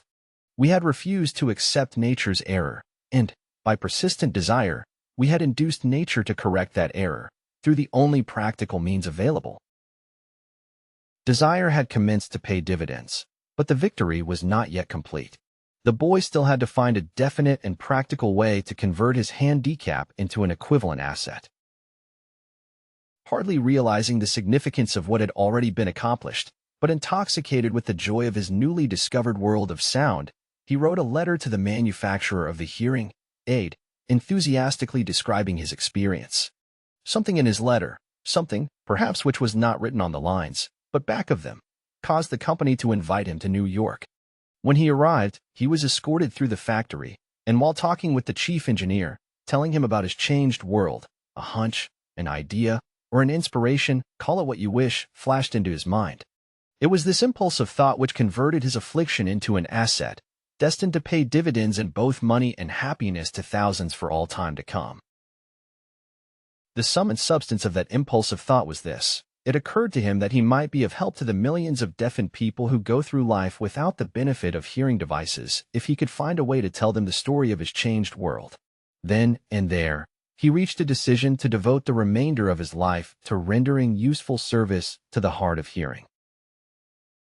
For an entire month, he carried on an intensive research, during which he analyzed the entire marketing system of the manufacturer of the hearing device, and created ways and means of communicating with the hard of hearing all over the world for the purpose of sharing with them his newly discovered changed world. When this was done, he put in writing a 2-year plan based upon his findings. When he presented the plan to the company, he was instantly given a position for the purpose of carrying out his ambition. Little did he dream, when he went to work, that he was destined to bring hope and practical relief to thousands of deafened people who, without his help, would have been doomed forever to deaf mutism. Shortly after he became associated with the manufacturer of his hearing aid, he invited me to attend a class conducted by his company for the purpose of teaching deaf mutes to hear and to speak. I had never heard of such a form of education, therefore I visited the class, skeptical but hopeful that my time would not be entirely wasted. Here I saw a demonstration which gave me a greatly enlarged vision of what I had done to arouse and keep alive in my son's mind the desire for normal hearing. I saw deaf mutes actually being taught to hear and to speak, through application of the same principle I had used more than 20 years previously, in saving my son from deaf-mutism. Thus, through some strange turn of the wheel of fate, my son, Blair, and I have been destined to aid in correcting deaf-mutism for those as yet unborn, because we are the only living human beings, as far as I know, who have established definitely the fact that deaf-mutism can be corrected to the extent of restoring to normal life those who suffer with this affliction. It has been done for one. It will be done for others. There is no doubt in my mind that Blair would have been a deaf-mute all his life, if his mother and I had not managed to shape his mind as we did. The doctor who attended at his birth told us, confidentially, the child might never hear or speak. A few weeks ago, Dr. Irving Voorhees, a noted specialist on such cases, examined Blair very thoroughly. He was astounded when he learned how well my son now hears and speaks, and said his examination indicated that, theoretically, the boy should not be able to hear at all. But the lad does hear, despite the fact that X-ray pictures show there is no opening in the skull whatsoever from where his ears should be to the brain. When I planted in his mind the desire to hear and talk, and live as a normal person, there went with that impulse some strange influence which caused nature to become bridge, builder, and span the gulf of silence between his brain and the outer world, by some means which the keenest medical specialists have not been able to interpret. It would be sacrilege for me to even conjecture as to how nature performed this miracle. It would be unforgivable if I neglected to tell the world as much as I know of the humble part one assumed in the strange experience. It is my duty and a privilege to say I believe, and not without reason, that nothing is impossible to the person who backs desire with enduring faith. Verily, a burning desire has devious ways of transmuting itself into its physical equivalent. Blair desired normal hearing. Now he has it. He was born with a handicap, which might easily have sent one with a less defined desire to the street with a bundle of pencils and a tin cup. That handicap now promises to serve as the medium by which he will render useful service to many millions of hard of hearing, also, to give him useful employment at adequate financial compensation the remainder of his life. The little white lies I planted in his mind when he was a child, by leading him to believe his affliction would become a great asset, which he could capitalize, has justified itself. Verily, there is nothing, right or wrong, which belief, plus burning desire, cannot make real. These qualities are free to everyone. In all my experience in dealing with men and women who had personal problems, I never handled a single case which more definitely demonstrates the power of desire. Authors sometimes make the mistake of writing of subjects of which they have but superficial or very elementary knowledge. It has been my good fortune to have had the privilege of testing the soundness of the power of desire through the affliction of my own son. Perhaps it was providential that the experience came as it did, for surely no one is better prepared than he to serve as an example of what happens when desire is put to the test. If Mother Nature bends to the will of desire, is it logical that mere men can defeat a burning desire? Strange and imponderable is the power of the human mind. We do not understand the method by which it uses every circumstance, every individual, every physical thing within its reach, as a means of transmuting desire into its physical counterpart. Perhaps science will uncover this secret. I planted in my son's mind the desire to hear and to speak as any normal person hears and speaks. That desire has now become a reality. I planted in his mind the desire to convert his greatest handicap into his greatest asset. That desire has been realized. The modus operandi by which this astounding result was achieved is not hard to describe. It consisted of three very definite facts. First, I mixed faith with the desire for normal hearing, which I passed on to my son. Second, I communicated my desire to him in every conceivable way available, through persistent, continuous effort, over a period of years. Third, he believed me. As this chapter was being completed, news came of the death of Madame Schumann, Heinck. One short paragraph in the news dispatch gives the clue to this unusual woman's stupendous success as a singer. I quote the paragraph because the clue it contains is none other than desire. Early in her career, Madame Schumann, Heinck visited the director of the Vienna Court Opera to have him test her voice. But he did not test it. After taking one look at the awkward and poorly dressed girl, he exclaimed, none too gently, with such a face, And with no personality at all, how can you ever expect to succeed in opera? My good child, give up the idea. Buy a sewing machine and go to work. You can never be a singer. Never is a long time. The director of the Vienna court opera knew much about the technique of singing. He knew little about the power of desire, when it assumes the proportion of an obsession. If he had known more of that power, he would not have made the mistake of condemning genius without giving it an opportunity. Several years ago, one of my business associates became ill. He became worse as time went on, and finally was taken to the hospital for an operation. Just before he was wheeled into the operating room, I took a look at him and wondered how anyone as thin and emaciated as he could possibly go through a major operation successfully. The doctor warned me that there was little, if any, chance of my ever seeing him alive again. But that was the doctor's opinion. It was not the opinion of the patient. Just before he was wheeled away, he whispered feebly, "Do not be disturbed, Chief. I will be out of here in a few days." The attending nurse looked at me with pity. But the patient did come through safely. After it was all over, his physician said, nothing but his own desire to live saved him. He never would have pulled through if he had not refused to accept the possibility of death. I believe in the power of desire backed by faith, because I have seen this power lift men from lowly beginnings to places of power and wealth. I have seen it rob the grave of its victims. I have seen it serve as the medium by which men staged a comeback after having been defeated in 100 different ways. I have seen it provide my own son with a normal, happy, successful life, despite nature's having sent him into the world without ears. How can one harness and use the power of desire? This has been answered through this and the subsequent chapters of this book. This message is going out to the world at the end of the longest, and perhaps, the most devastating depression America has ever known. It is reasonable to presume that the message may come to the attention of many who have been wounded by the depression, those who have lost their fortunes, others who have lost their positions, and great numbers who must reorganize their plans and stage a comeback. To all these I wish to convey the thought that all achievement, no matter what may be its nature or its purpose, must begin with an intense, burning desire for something definite. Through some strange and powerful principle of mental chemistry, which she has never divulged, nature wraps up in the impulse of strong desire that something which recognizes no such word as impossible and accepts no such reality as failure. Chapter 3. The second step toward riches. Faith is the head chemist of the mind.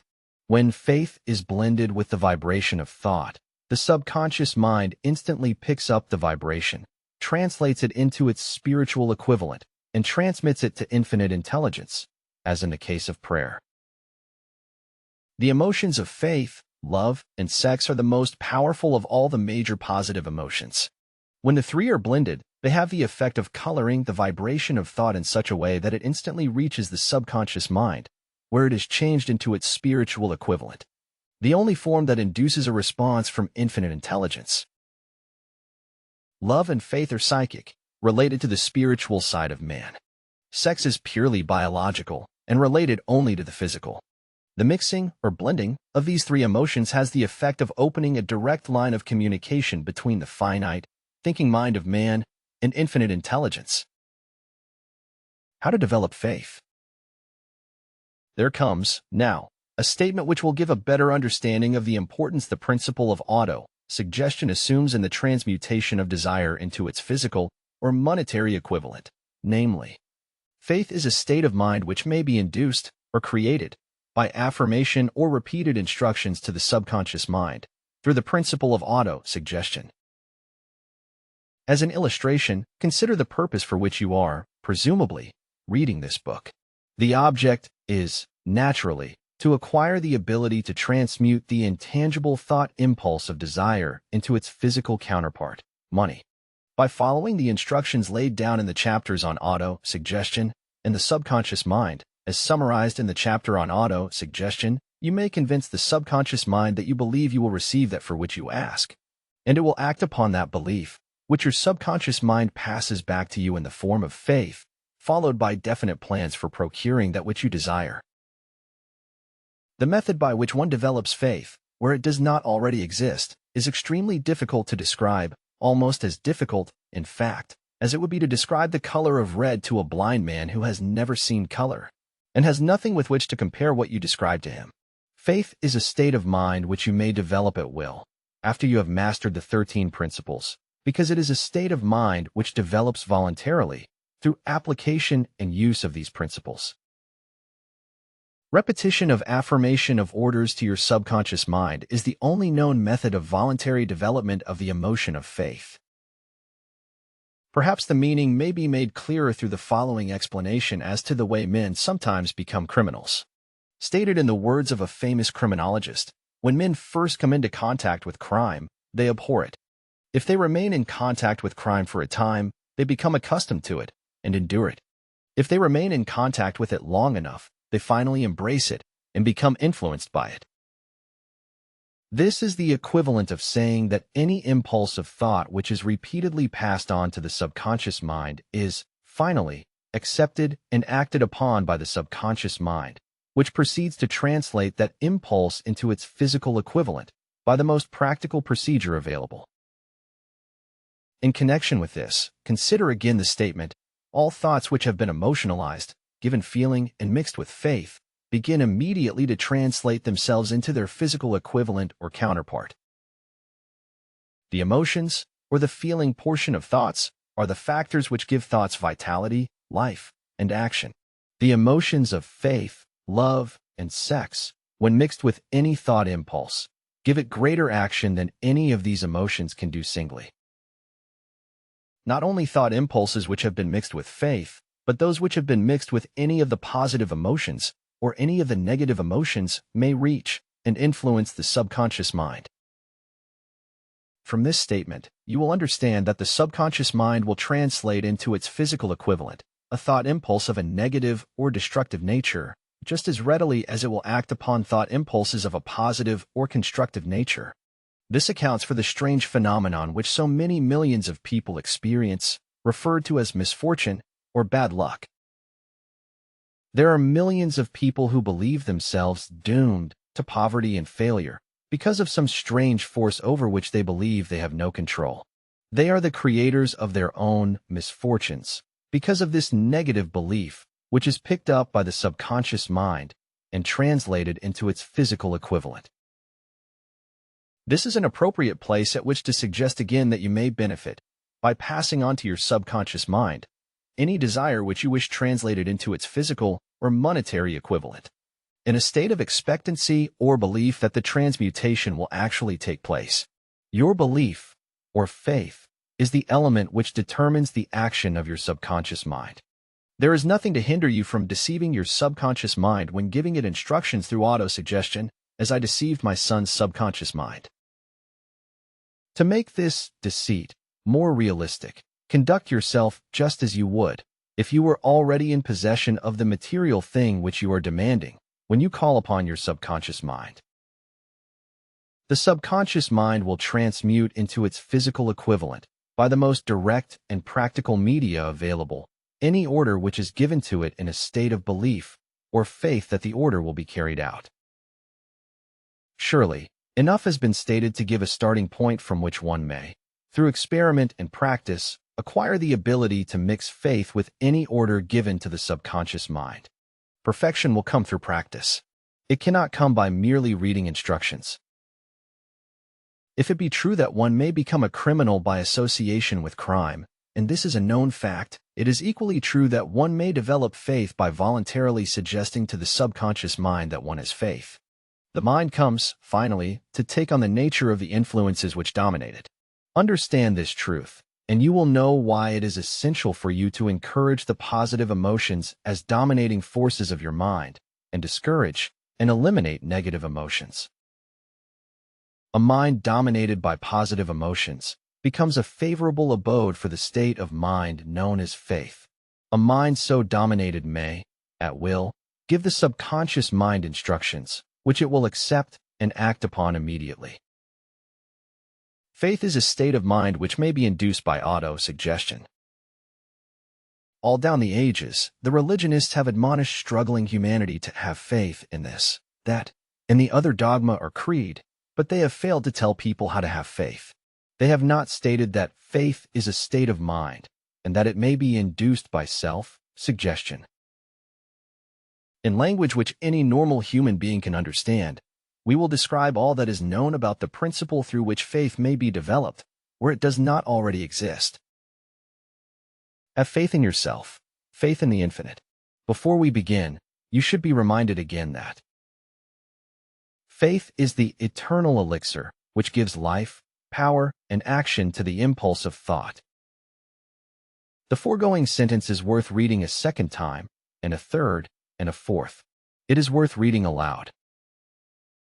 Faith is the starting point of all accumulation of riches. Faith is the basis of all miracles and all mysteries which cannot be analyzed by the rules of science.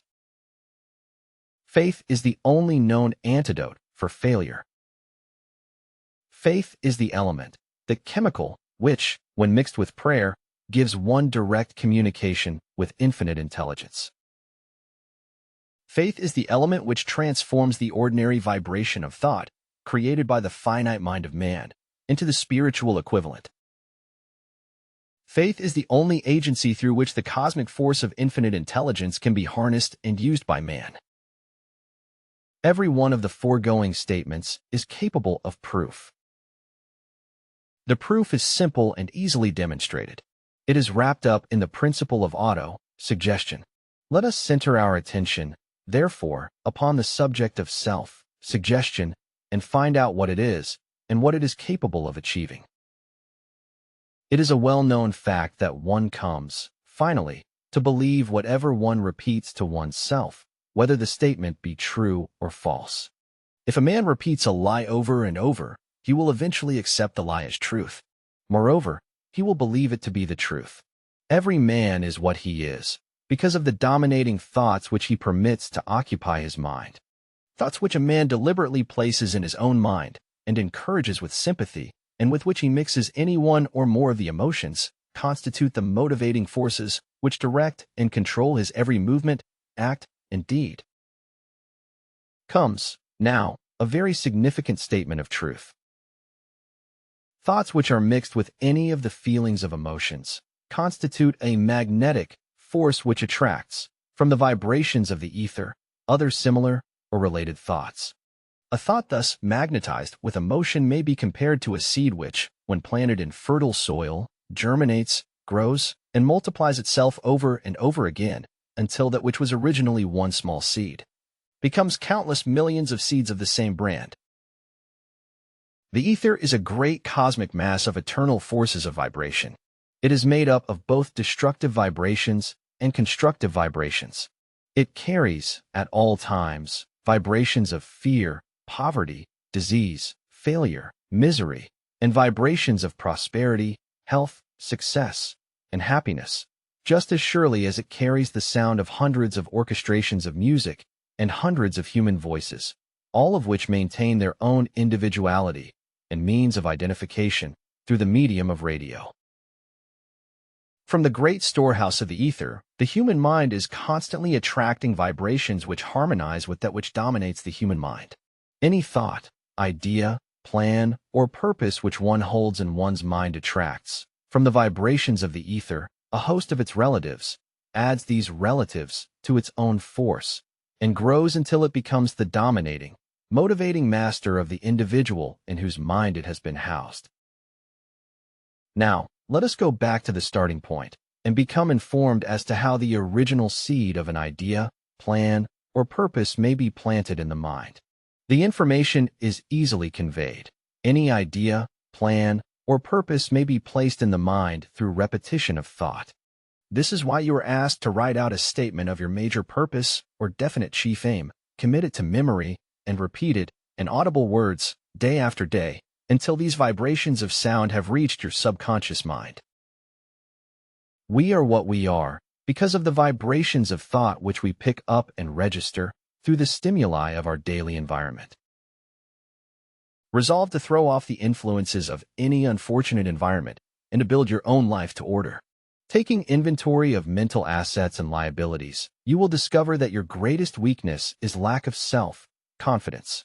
This handicap can be surmounted and timidity translated into courage through the aid of the principle of autosuggestion.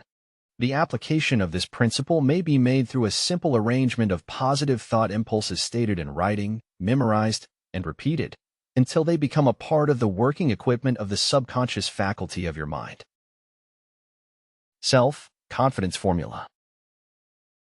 First, I know that I have the ability to achieve the object of my definite purpose in life. Therefore, I demand of myself persistent, continuous action toward its attainment, and I here and now promise to render such action. Second, I realize the dominating thoughts of my mind will eventually reproduce themselves in outward, physical action and gradually transform themselves into physical reality. Therefore, I will concentrate my thoughts for 30 minutes daily upon the task of thinking of the person I intend to become, thereby creating in my mind a clear mental picture of that person.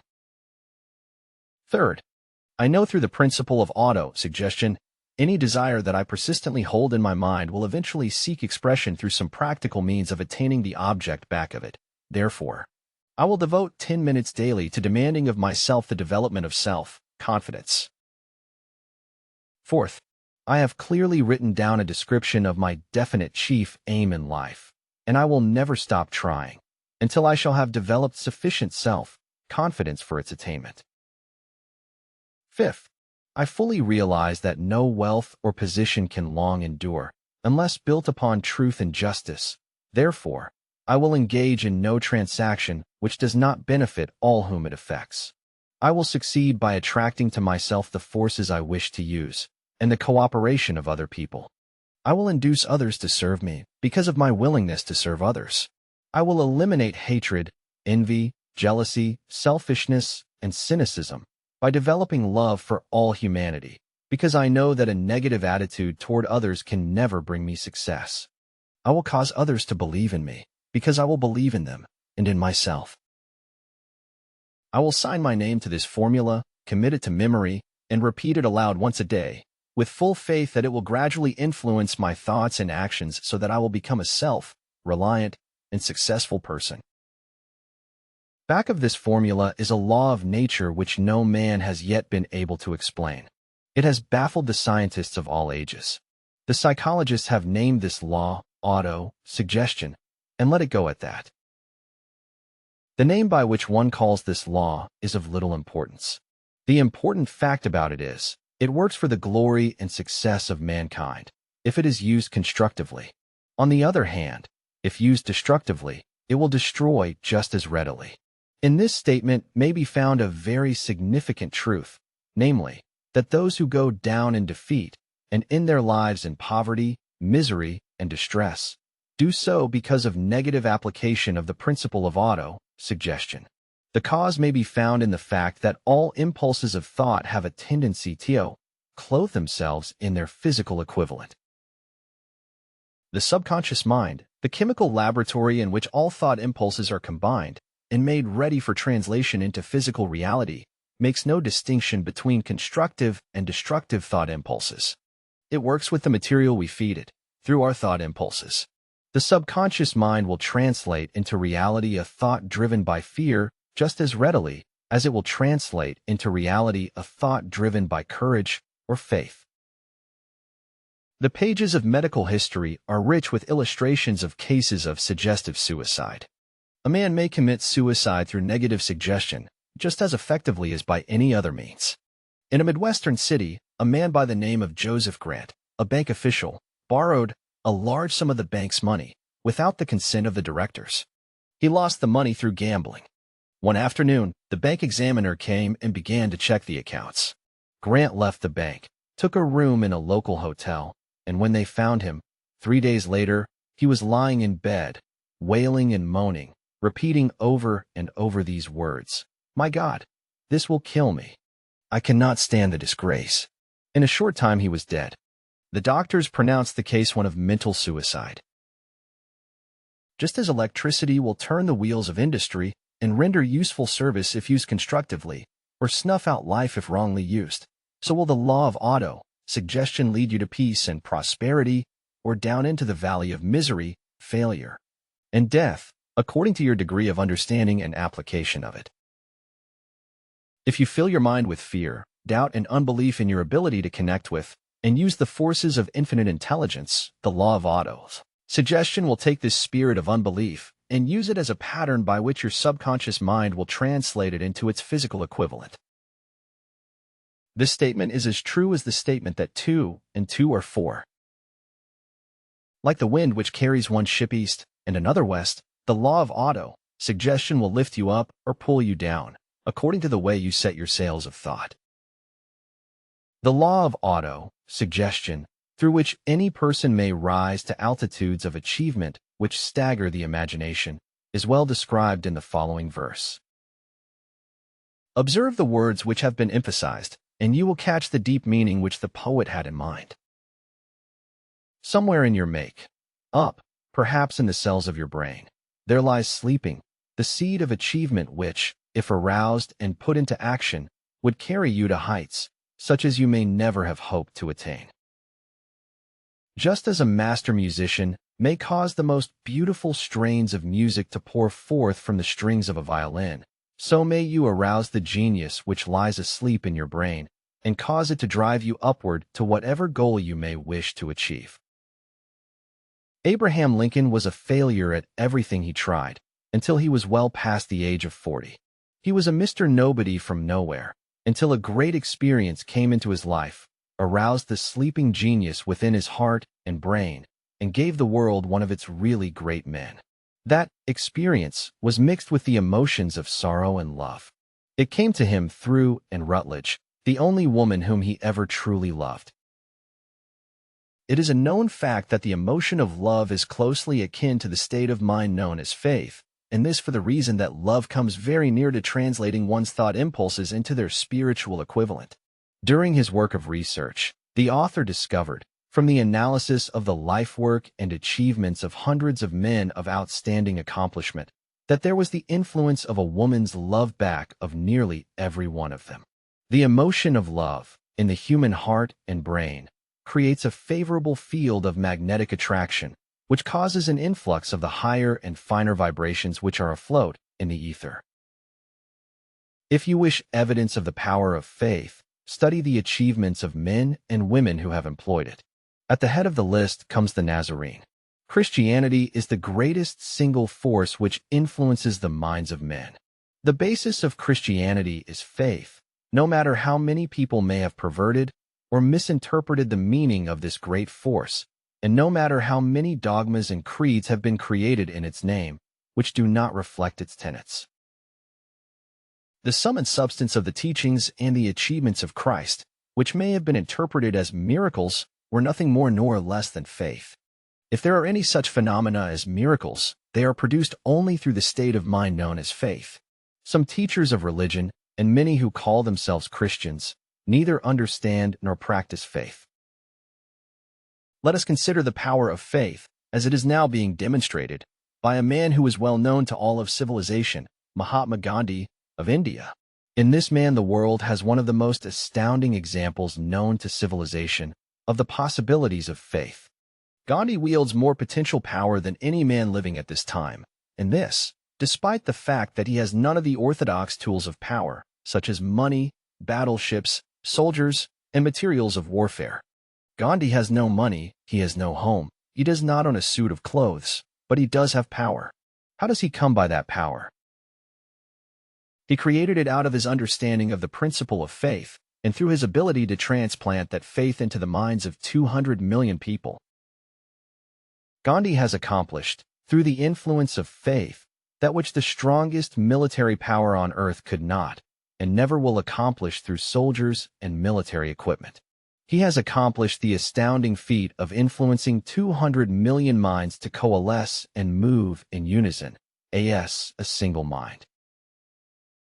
What other force on earth, except faith, could do as much? There will come a day when employees as well as employers will discover the possibilities of faith.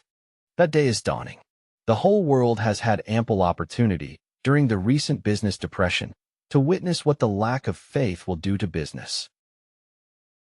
Surely, civilization has produced a sufficient number of intelligent human beings to make use of this great lesson which the depression has taught the world. During this depression, the world had evidence in abundance that widespread fear will paralyze the wheels of industry and business. Out of this experience will arise leaders in business and industry who will profit by the example which Gandhi has set for the world. And they will apply to business the same tactics which he has used in building the greatest following known in the history of the world. These leaders will come from the rank and file of the unknown men who now labor in the steel plants, the coal mines, the automobile factories, and in the small towns and cities of America. Business is due for a reform. Make no mistake about this. The methods of the past, based upon economic combinations of force and fear, will be supplanted by the better principles of faith and cooperation. Men who labor will receive more than daily wages. They will receive dividends from the business, the same as those who supply the capital for business. But first they must give more to their employers and stop this bickering and bargaining by force at the expense of the public. They must earn the right to dividends. Moreover, and this is the most important thing of all, they will be led by leaders who will understand and apply the principles employed by Mahatma Gandhi. Only in this way may leaders get from their followers the spirit of full cooperation which constitutes power in its highest and most enduring form. This stupendous machine age in which we live, and from which we are just emerging, has taken the soul out of men. Its leaders have driven men as though they were pieces of cold machinery. They were forced to do so by the employees who have bargained, at the expense of all concerned, to get and not to give. The watchword of the future will be human happiness and contentment. And when this state of mind shall have been attained, the production will take care of itself more effectively than anything that has ever been accomplished where men did not and could not mix faith and individual interest with their labor. Because of the need for faith and cooperation in operating business and industry, it will be both interesting and profitable to analyze an event which provides an excellent understanding of the method by which industrialists and businessmen accumulate great fortunes by giving before they try to get. The event chosen for this illustration dates back to 1900, when the United States Steel Corporation was being formed. As you read the story, keep in mind these fundamental facts and you will understand how ideas have been converted into huge fortunes. First, the huge United States Steel Corporation was born in the mind of Charles M. Schwab, in the form of an idea he created through his imagination. Second, he mixed faith with his idea. Third, he formulated a plan for the transformation of his idea into physical and financial reality. Fourth, he put his plan into action with his famous speech at the University Club. Fifth, he applied and followed through on his plan with persistence and backed it with firm decision until it had been fully carried out. Sixth, he prepared the way for success by a burning desire for success. If you are one of those who have often wondered how great fortunes are accumulated, this story of the creation of the United States Steel Corporation will be enlightening. If you have any doubt that men can think and grow rich, this story should dispel that doubt, because you can plainly see in the story of the United States Steel the application of a major portion of the 13 principles described in this book.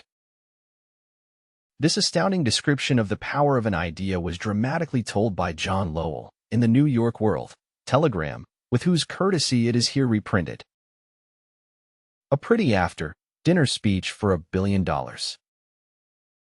When, on the evening of December 12, 1900, some 80 of the nation's financial nobility gathered in the banquet hall of the University Club on Fifth Avenue to do honor to a young man from out of the West, not half a dozen of the guests realized they were to witness the most significant episode in American industrial history. J. Edward Simmons and Charles Stuart Smith, their hearts full of gratitude for the lavish hospitality bestowed on them by Charles M. Schwab during a recent visit to Pittsburgh, had arranged the dinner to introduce the 38-year-old steel man to Eastern banking society. But they didn't expect him to stampede the convention. They warned him, in fact, that the bosoms within New York's stuffed shirts would not be responsive to oratory, and that, if he didn't want to bore the Stillemans and Harrimans and Vanderbilts, he had better limit himself to 15 or 20 minutes of polite vaporings and let it go at that. Even John Pierpont Morgan, sitting on the right hand of Schwab as became his imperial dignity, intended to grace the banquet table with his presence only briefly. And so far as the press and public were concerned, the whole affair was of so little moment that no mention of it found its way into print the next day. So the two hosts and their distinguished guests ate their way through the usual 7 or 8 courses. There was little conversation, and what there was of it was restrained. Few of the bankers and brokers had met Schwab, whose career had flowered along the banks of the Monongahela, and none knew him well. But before the evening was over, they, and with them money Master Morgan, were to be swept off their feet, and $1 billion baby, the United States Steel Corporation, was to be conceived. It is perhaps unfortunate, for the sake of history, that no record of Charlie Schwab's speech at the dinner ever was made. He repeated some parts of it at a later date during a similar meeting of Chicago bankers. And still later, when the government brought suit to dissolve the Steel Trust, he gave his own version, from the witness stand, of the remarks that stimulated Morgan into a frenzy of financial activity. It is probable, however, that it was a homely speech, somewhat ungrammatical, for the niceties of language never bothered Schwab, full of epigram and threaded with wit. But aside from that, it had a galvanic force and effect upon the $5 billion of estimated capital that was represented by the diners. After it was over and the gathering was still under its spell, although Schwab had talked for 90 minutes, Morgan led the orator to a recessed window where, dangling their legs from the high, uncomfortable seat, they talked for an hour more. The magic of the Schwab personality had been turned on, full force, but what was more important and lasting was the full-fledged, clear-cut program he laid down for the aggrandizement of steel. Many other men had tried to interest Morgan in slapping together a steel trust after the pattern of the biscuit, wire and hoop, sugar, rubber, whiskey, oil, or chewing gum combinations. John W. Gates, the gambler, had urged it, but Morgan distrusted him. The Moore boys, Bill and Jim, Chicago stock jobbers who had glued together a match trust and a cracker corporation, had urged it and failed. Albert H. Gary, the sanctimonious country lawyer, wanted to foster it, but he wasn't big enough to be impressive. Until Schwab's eloquence took J.P. Morgan to the heights from which he could visualize the solid results of the most daring financial undertaking ever conceived, the project was regarded as a delirious dream of easy money crackpots. The financial magnetism that began, a generation ago, to attract thousands of small and sometimes inefficiently managed companies into large and competition-crushing combinations, had become operative in the steel world through the devices of that jovial business pirate, John W. Gates. Gates already had formed the American Steel and Wire Company out of a chain of small concerns, and together with Morgan had created the Federal Steel Company. The National Tube and American Bridge Companies were two more Morgan concerns, and the Moore brothers had forsaken the match and cookie business to form the American Group, Tin Plate, Steel Hoop, Sheet Steel, and the National Steel Company. But by the side of Andrew Carnegie's gigantic vertical trust, a trust owned and operated by 53 partners, those other combinations were picayune. They might combine to their heart's content, but the whole lot of them couldn't make a dent in the Carnegie organization, and Morgan knew it. The eccentric old Scot knew it, too. From the magnificent heights of Skibo Castle he had viewed, first with amusement and then with resentment, the attempts of Morgan's smaller companies to cut into his business. When the attempts became too bold, Carnegie's temper was translated into anger and retaliation. He decided to duplicate every mill owned by his rivals. Hitherto, he hadn't been interested in wire, pipe, hoops, or sheet. Instead, he was content to sell such companies the raw steel and let them work it into whatever shape they wanted. Now, with Schwab as his chief and able lieutenant, he planned to drive his enemies to the wall. So it was that in the speech of Charles M. Schwab, Morgan saw the answer to his problem of combination. A trust without Carnegie, giant of them all, would be no trust at all, a plum pudding, as one writer said, without the plums. Schwab's speech on the night of December 12, 1900, undoubtedly carried the inference, though not the pledge, that the vast Carnegie enterprise could be brought under the Morgan tent.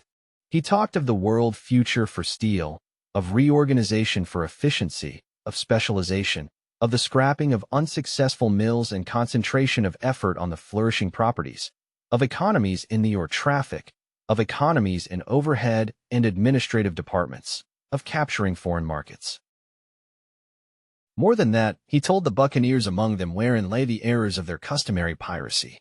Their purposes, he inferred, had been to create monopolies, raise prices, and pay themselves fat dividends out of privilege. Schwab condemned the system in his heartiest manner. The short-sightedness of such a policy, he told his hearers, lay in the fact that it restricted the market in an era when everything cried for expansion. By cheapening the cost of steel, he argued, an ever-expanding market would be created, more uses for steel would be devised, and a goodly portion of the world trade could be captured. Actually, though he did not know it, Schwab was an apostle of modern mass production. So the dinner at the University Club came to an end. Morgan went home to think about Schwab's rosy predictions. Schwab went back to Pittsburgh to run the steel business for Andrew Carnegie, while Gary and the rest went back to their stock tickers to fiddle around in anticipation of the next move. It was not long coming. It took Morgan about 1 week to digest the feast of reason Schwab had placed before him. When he had assured himself that no financial indigestion was to result, he sent for Schwab and found that young man rather coy. Mr. Carnegie, Schwab indicated, might not like it if he found his trusted company president had been flirting with the Emperor of Wall Street, the street upon which Carnegie was resolved never to tread. Then it was suggested by John W. Gates the go-between that if Schwab happened to be in the Bellevue Hotel in Philadelphia, J.P. Morgan might also happen to be there. When Schwab arrived, however, Morgan was inconveniently ill at his New York home, and so, on the elder man's pressing invitation, Schwab went in New York and presented himself at the door of the financier's library. Now certain economic historians have professed the belief that from the beginning to the end of the drama, the stage was set by Andrew Carnegie, that the dinner to Schwab, the famous speech, the Sunday night conference between Schwab and the Money King, were events arranged by the canny Scot. The truth is exactly the opposite. When Schwab was called in to consummate the deal, he didn't even know whether the little boss, as Andrew was called, would so much as listen to an offer to sell, particularly to a group of men whom Andrew regarded as being endowed with something less than holiness. But Schwab did take into the conference with him, in his own handwriting, 6 sheets of copper plate figures, representing to his mind the physical worth and the potential earning capacity of every steel company he regarded as an essential star in the new metal firmament. For men pondered over these figures all night. The chief, of course, was Morgan, steadfast in his belief in the divine right of money. With him was his aristocratic partner, Robert Bacon, a scholar and a gentleman. The third was John W. Gates, whom Morgan scorned as a gambler and used as a tool. The fourth was Schwab, who knew more about the processes of making and selling steel than any whole group of men then living. Throughout that conference, the Pittsburghers' figures were never questioned. If he said a company was worth so much, then it was worth that much and no more. He was insistent, too, upon including in the combination only those concerns he nominated. He had conceived a corporation in which there would be no duplication, not even to satisfy the greed of friends who wanted to unload their companies upon the broad Morgan shoulders. Thus he left out, by design, a number of the larger concerns upon which the walruses and carpenters of Wall Street had cast hungry eyes. When dawn came, Morgan rose and straightened his back. Only one question remained. "Do you think you can persuade Andrew Carnegie to sell?" he asked. "I can try," said Schwab. "If you can get him to sell, I will undertake the matter," said Morgan. So far, so good. But would Carnegie sell? How much would he demand? Schwab thought about $320 million. What would he take payment in? Common or preferred stocks? Bonds? Cash? Nobody could raise $1/3 billion in cash. There was a golf game in January on the frost, cracking heath of the St. Andrews Links in Westchester, with Andrew bundled up in sweaters against the cold, and Charlie talking volubly, as usual, to keep his spirits up. But no word of business was mentioned until the pair sat down in the cozy warmth of the Carnegie cottage hard by. Then, with the same persuasiveness that had hypnotized 80 millionaires at the University Club, Schwab poured out the glittering promises of retirement and comfort, of untold millions to satisfy the old man's social caprices. Carnegie capitulated, wrote a figure on a slip of paper, handed it to Schwab and said, "All right, that's what we'll sell for.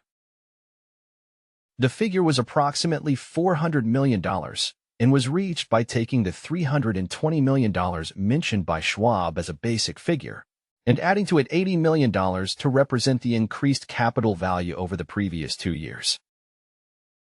Later, on the deck of a transatlantic liner, the Scotsman said ruefully to Morgan, "I wish I had asked you for $100 million more." "If you had asked for it, you'd have gotten it," Morgan told him cheerfully.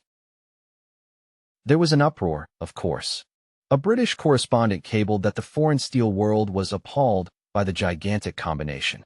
President Hadley, of Yale, declared that unless trusts were regulated, the country might expect an emperor in Washington within the next 25 years. But that able stock manipulator, Keene, went at his work of shoving the new stock at the public so vigorously that all the excess water, estimated by some at nearly $600 million, was absorbed in a twinkling. So Carnegie had his millions, and the Morgan Syndicate had $62 million for all its trouble, and all the boys, from Gates to Gary, had their millions.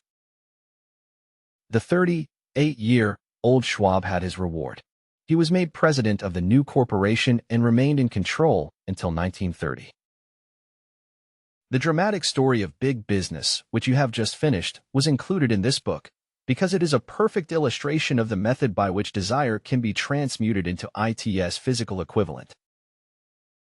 I imagine some readers will question the statement that a mere, intangible desire can be converted into its physical equivalent. Doubtless some will say, you cannot convert nothing into something. The answer is in the story of United States Steel.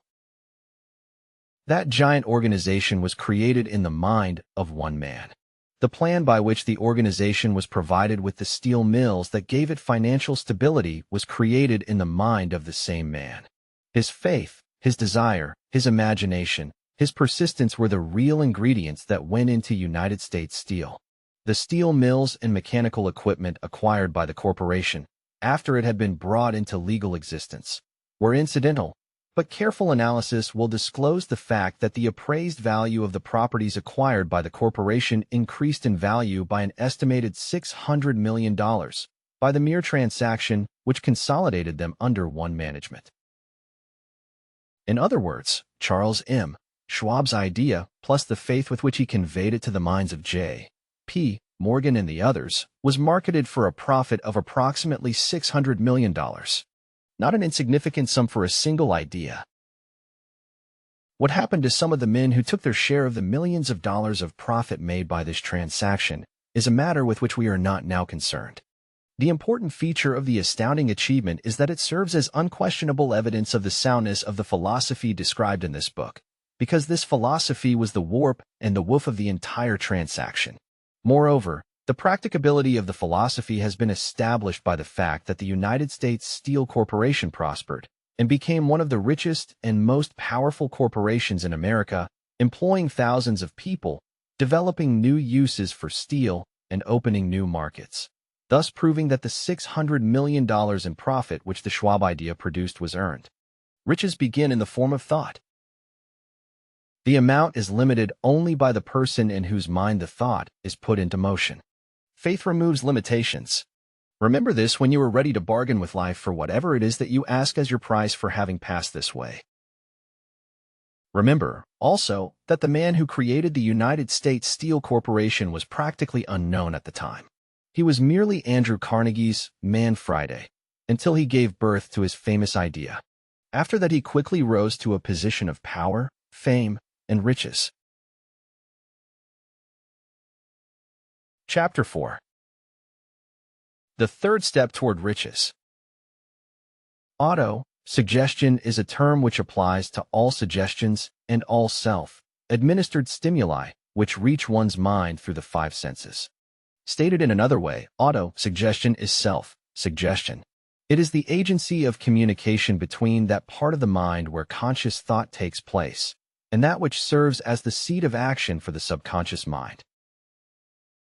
Through the dominating thoughts which one permits to remain in the conscious mind, whether these thoughts be negative or positive is immaterial, the principle of auto-suggestion voluntarily reaches the subconscious mind and influences it with these thoughts. No thought, whether it be negative or positive, can enter the subconscious mind without the aid of the principle of auto-suggestion, with the exception of thoughts picked up from the ether. Stated differently, all sense impressions which are perceived through the five senses are stopped by the conscious thinking mind and may be either passed onto the subconscious mind or rejected at will.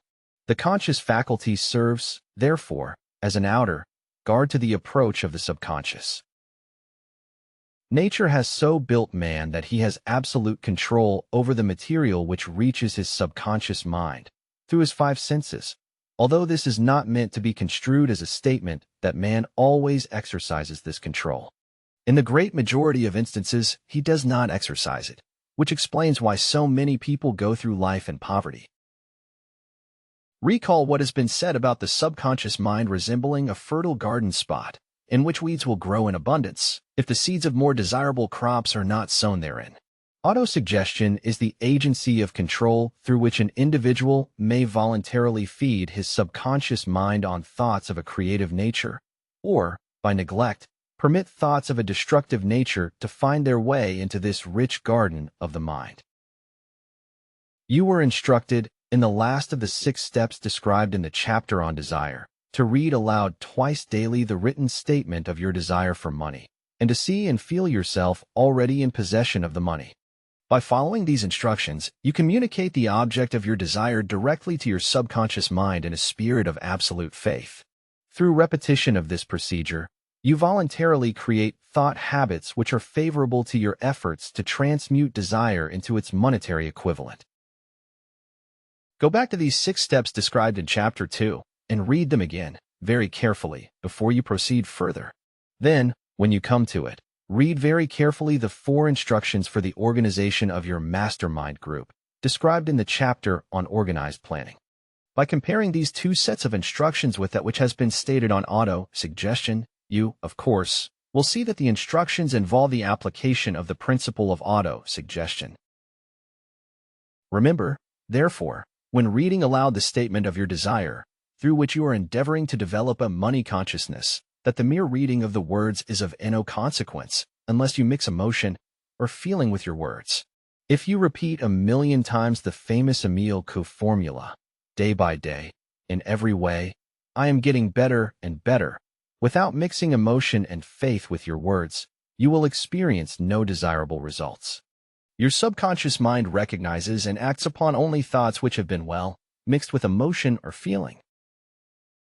This is a fact of such importance as to warrant repetition in practically every chapter, because the lack of understanding of this is the main reason the majority of people who try to apply the principle of auto-suggestion get no desirable results.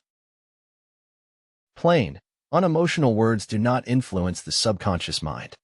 You will get no appreciable results until you learn to reach your subconscious mind with thoughts or spoken words which have been well emotionalized with belief. Do not become discouraged if you cannot control and direct your emotions the first time you try to do so. Remember, there is no such possibility as something for nothing. Ability to reach and influence your subconscious mind has its price, and you must pay that price. You cannot cheat, even if you desire to do so. The price of ability to influence your subconscious mind is everlasting persistence in applying the principles described here. You cannot develop the desired ability for a lower price. You, and you alone, must decide whether or not the reward for which you are striving, the money consciousness, is worth the price you must pay for it in effort. Wisdom and cleverness alone will not attract and retain money except in a few very rare instances, where the law of averages favors the attraction of money through these sources.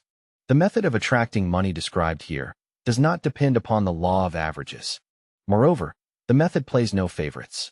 It will work for one person as effectively as it will for another. Where failure is experienced, it is the individual, not the method, which has failed. If you try and fail, make another effort, and still another, until you succeed. Your ability to use the principle of auto-suggestion will depend, very largely, upon your capacity to concentrate upon a given desire until that desire becomes a burning obsession. When you begin to carry out the instructions in connection with the 6 steps described in the 2nd chapter, it will be necessary for you to make use of the principle of concentration. Let us here offer suggestions for the effective use of concentration.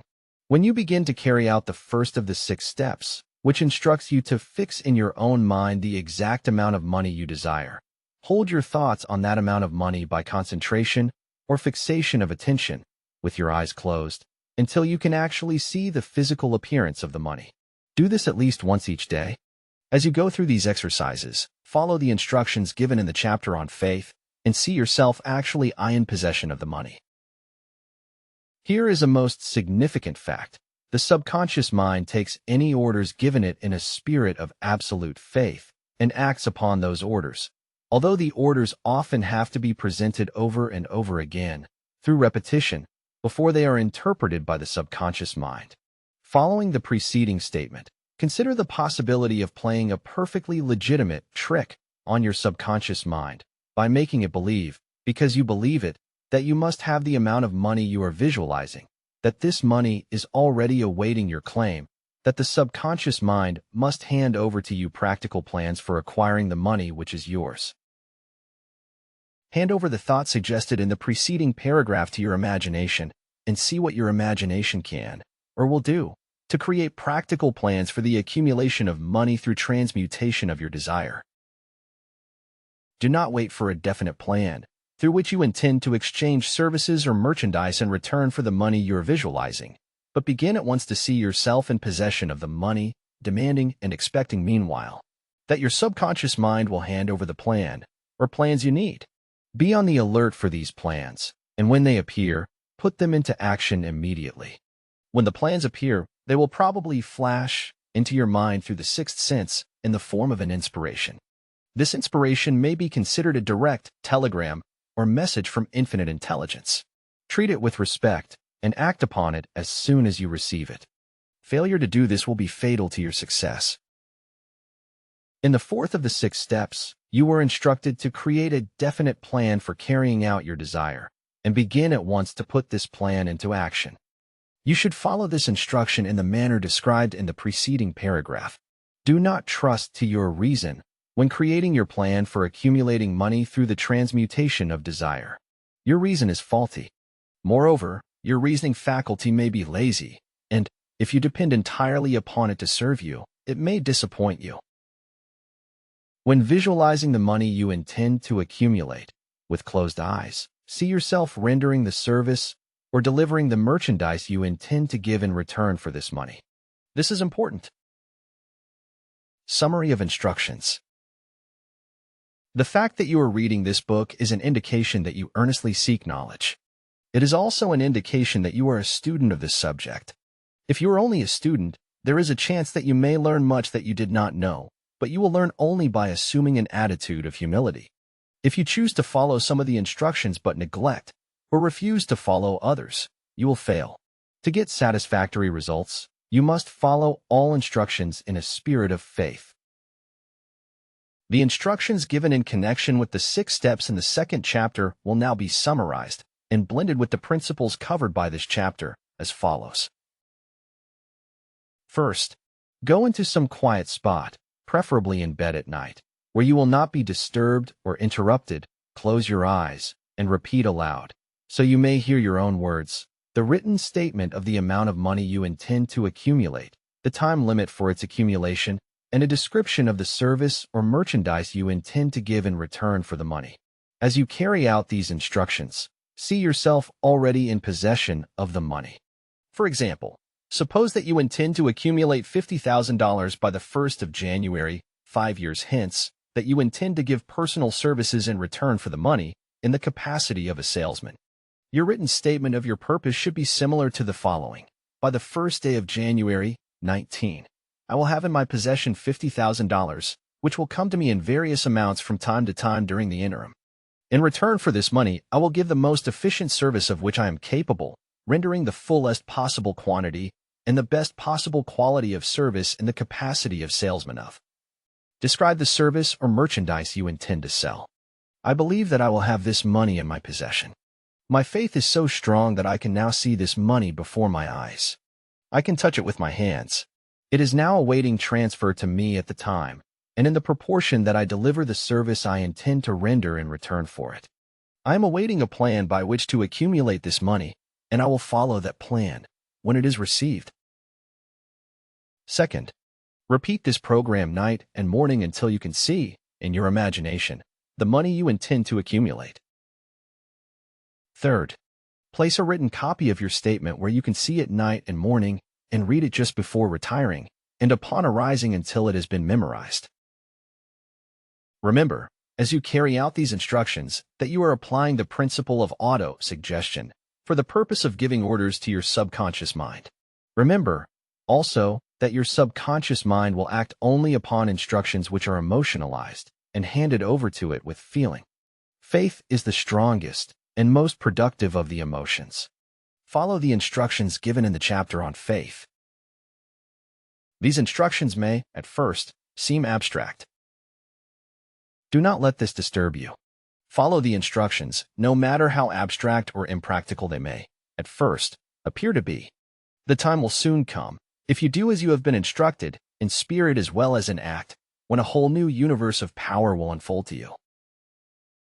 Skepticism, in connection with all new ideas, is characteristic of all human beings. But if you follow the instructions outlined, your skepticism will soon be replaced by belief, and this, in turn, will soon become crystallized into absolute faith. Then you will have arrived at the point where you may truly say, I am the master of my fate. I am the captain of my soul. Many philosophers have made the statement that man is the master of his own earthly destiny, but most of them have failed to say why he is the master. The reason that man may be the master of his own earthly status, and especially his financial status, is thoroughly explained in this chapter. Man may become the master of himself and of his environment because he has the power to influence his own subconscious mind, and through it, gain the cooperation of infinite intelligence. You are now reading the chapter which represents the keystone to the arch of this philosophy. The instructions contained in this chapter must be understood and applied with persistence if you succeed in transmuting desire into money. The actual performance of transmuting desire into money involves the use of auto-suggestion as an agency by which one may reach and influence the subconscious mind. The other principles are simply tools with which to apply auto-suggestion. Keep this thought in mind, and you will, at all times, be conscious of the important part the principle of auto-suggestion is to play in your efforts to accumulate money through the methods described in this book. Carry out these instructions as though you were a small child. Inject into your efforts something of the faith of a child. The author has been most careful to see that no impractical instructions were included because of his sincere desire to be helpful. After you have read the entire book, come back to this chapter and follow in spirit and in action this instruction. Read the entire chapter aloud once every night until you become thoroughly convinced that the principle of auto-suggestion is sound, that it will accomplish for you all that has been claimed for it. As you read, underscore with a pencil every sentence which impresses you favorably. Follow the foregoing instruction to the letter, and it will open the way for a complete understanding and mastery of the principles of success. Chapter 5. The fourth step toward riches. There are two kinds of knowledge. One is general, the other is specialized. General knowledge, no matter how great in quantity or variety it may be, is of but little use in the accumulation of money. The faculties of the great universities possess, in the aggregate, practically every form of general knowledge known to civilization. Most of the professors have but little or no money. They specialize on teaching knowledge, but they do not specialize on the organization or the use of knowledge. Knowledge will not attract money unless it is organized and intelligently directed through practical plans of action to the definite end of accumulation of money. Lack of understanding of this fact has been the source of confusion to millions of people who falsely believe that knowledge is power. It is nothing of the sort. Knowledge is only potential power. It becomes power only when, and if, it is organized into definite plans of action and directed to a definite end. This missing link in all systems of education known to civilization today may be found in the failure of educational institutions to teach their students how to organize and use knowledge after they acquire it. Many people make the mistake of assuming that, because Henry Ford had but little schooling, he is not a man of education. Those who make this mistake do not know Henry Ford, nor do they understand the real meaning of the word educate. That word is derived from the Latin word educo, meaning to educe, to draw out, to develop from within. An educated man is not, necessarily, one who has an abundance of general or specialized knowledge. An educated man is one who has so developed the faculties of his mind that he may acquire anything he wants, or its equivalent, without violating the rights of others. Henry Ford comes well within the meaning of this definition. During the World War, a Chicago newspaper published certain editorials in which, among other statements, Henry Ford was called an ignorant pacifist. Mr. Ford objected to the statements and brought suit against the paper for libeling him. When the suit was tried in the courts, the attorneys for the paper pleaded justification and placed Mr. Ford himself on the witness stand for the purpose of proving to the jury that he was ignorant. The attorneys asked Mr. Ford a great variety of questions, all of them intended to prove, by his own evidence, that, while he might possess considerable specialized knowledge pertaining to the manufacture of automobiles, he was, in the main, ignorant. Mr. Ford was plied with such questions as the following. Who was Benedict Arnold? And how many soldiers did the British send over to America to put down the rebellion of 1776? In answer to the last question, Mr. Ford replied, I do not know the exact number of soldiers the British sent over, but I have heard that it was a considerably larger number than ever went back. Finally, Mr. Ford became tired of this line of questioning, and in reply to a particularly offensive question, he leaned over, pointed his finger at the lawyer who had asked the question, and said, If I should really want to answer the foolish question you have just asked, or any of the other questions you have been asking me, let me remind you that I have a row of electric push buttons on my desk, and by pushing the right button, I can summon to my aid men who can answer any question I desire, to ask concerning the business to which I am devoting most of my efforts. Now, will you kindly tell me why I should clutter up my mind with general knowledge for the purpose of being able to answer questions, when I have men around me who can supply any knowledge I require? There certainly was good logic to that reply. That answer floored the lawyer. Every person in the courtroom realized it was the answer, not of an ignorant man, but of a man of education. Any man is educated who knows where to get knowledge when he needs it, and how to organize that knowledge into definite plans of action.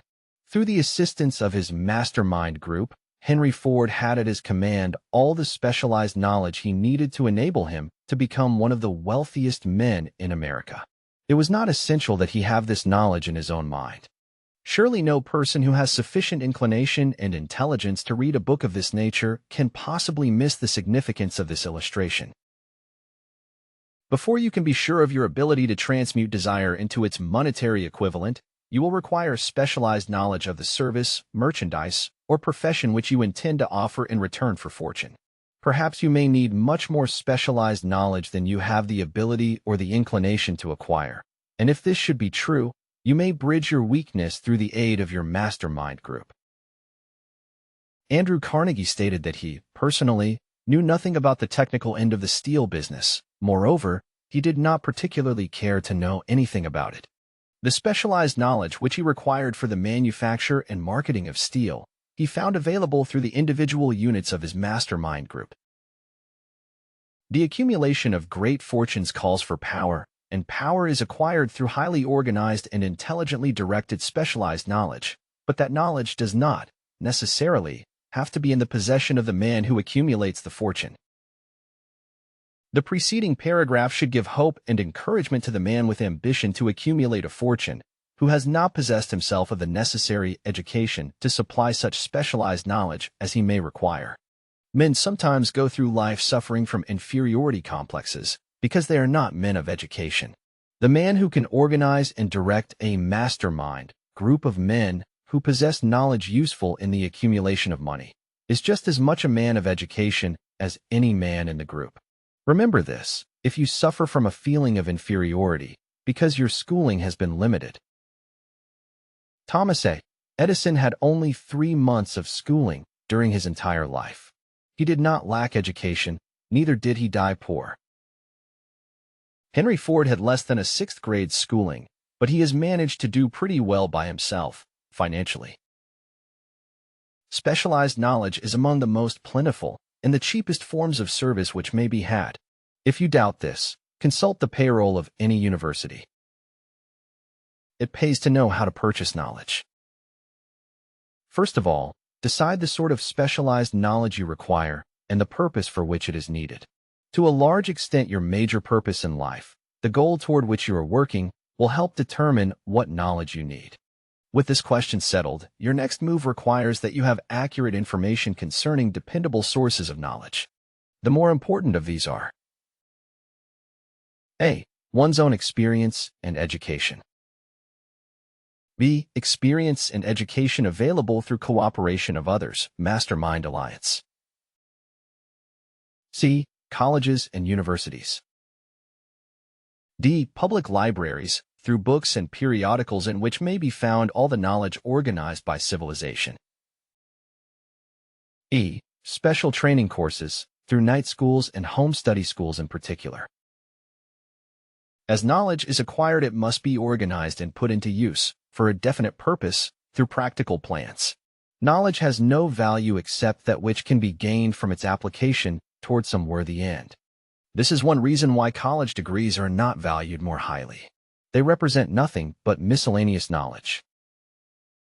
If you contemplate taking additional schooling, first determine the purpose for which you want the knowledge you are seeking, then learn where this particular sort of knowledge can be obtained from reliable sources. Successful men, in all callings, never stop acquiring specialized knowledge related to their major purpose, business, or profession. Those who are not successful usually make the mistake of believing that the knowledge-acquiring period ends when one finishes school. The truth is that schooling does but little more than to put one in the way of learning how to acquire practical knowledge. With this changed world, which began at the end of the economic collapse, came also astounding changes in educational requirements. The order of the day is specialization. This truth was emphasized by Robert P. Moore, Secretary of Appointments of Columbia University. Specialists most sought. Particularly sought after by employing companies or candidates who have specialized in some field, business, school graduates with training in accounting and statistics, engineers of all varieties, journalists, architects, chemists, and also outstanding leaders and activity men of the senior class. The man who has been active on the campus, whose personality is such that he gets along with all kinds of people and who has done an adequate job with his studies has a most decided edge over the strictly academic student. Some of these, because of their all-around qualifications, have received several offers of positions, a few of them as many as 6.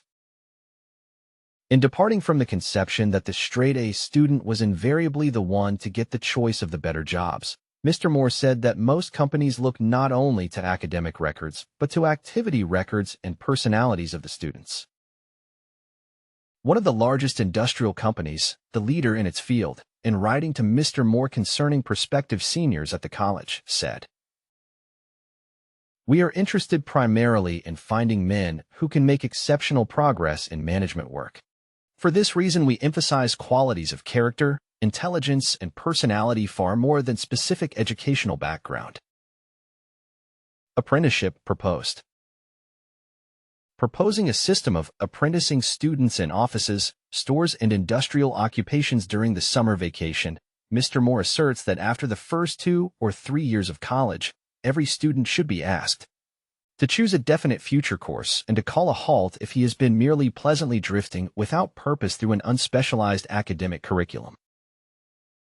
Colleges and universities must face the practical consideration that all professions and occupations now demand specialists, he said, urging that educational institutions accept more direct responsibility for vocational guidance.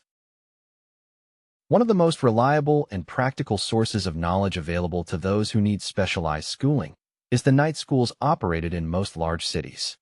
The correspondence schools give specialized training anywhere the U.S. males go, on all subjects that can be taught by the extension method. One advantage of home study training is the flexibility of the study program, which permits one to study during spare time.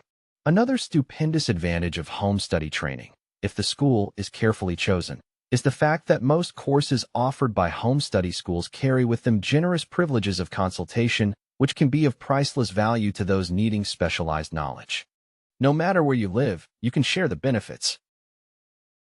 Anything acquired without effort and without cost is generally unappreciated, often discredited.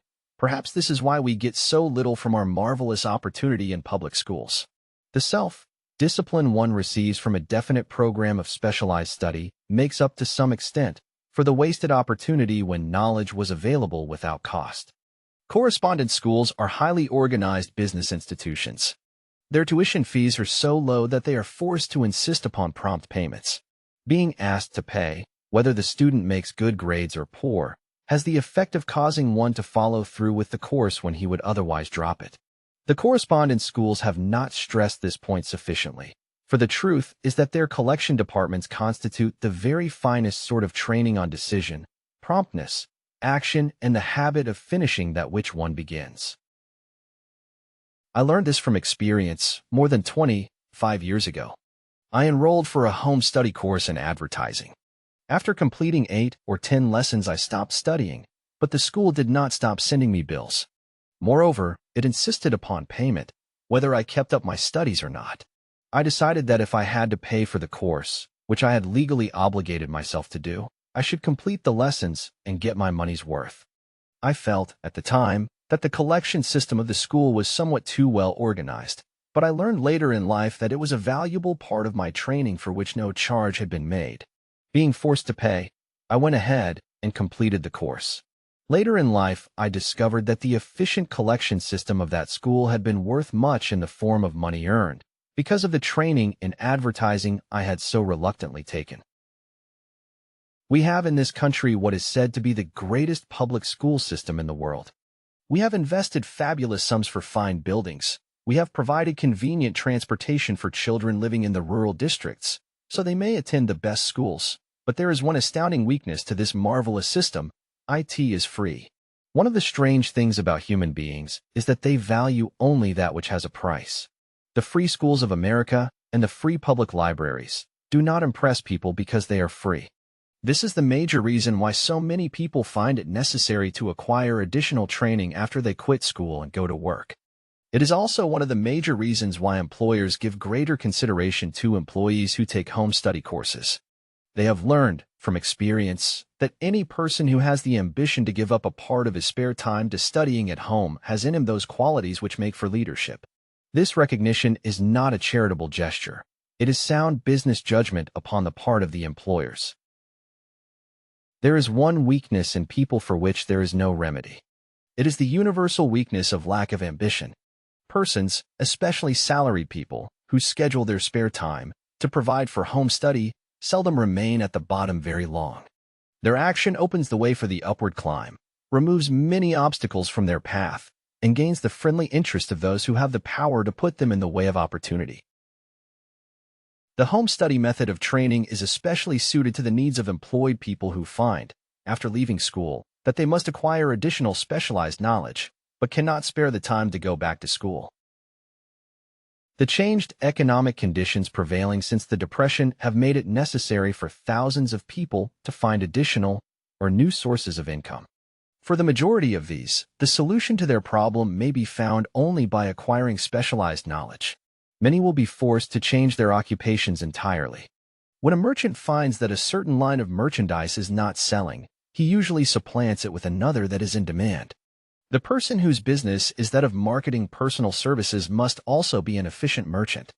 If his services do not bring adequate returns in one occupation, he must change to another, where broader opportunities are available. Stuart Austin Weir prepared himself as a construction engineer and followed this line of work until the Depression limited his market to where it did not give him the income he required.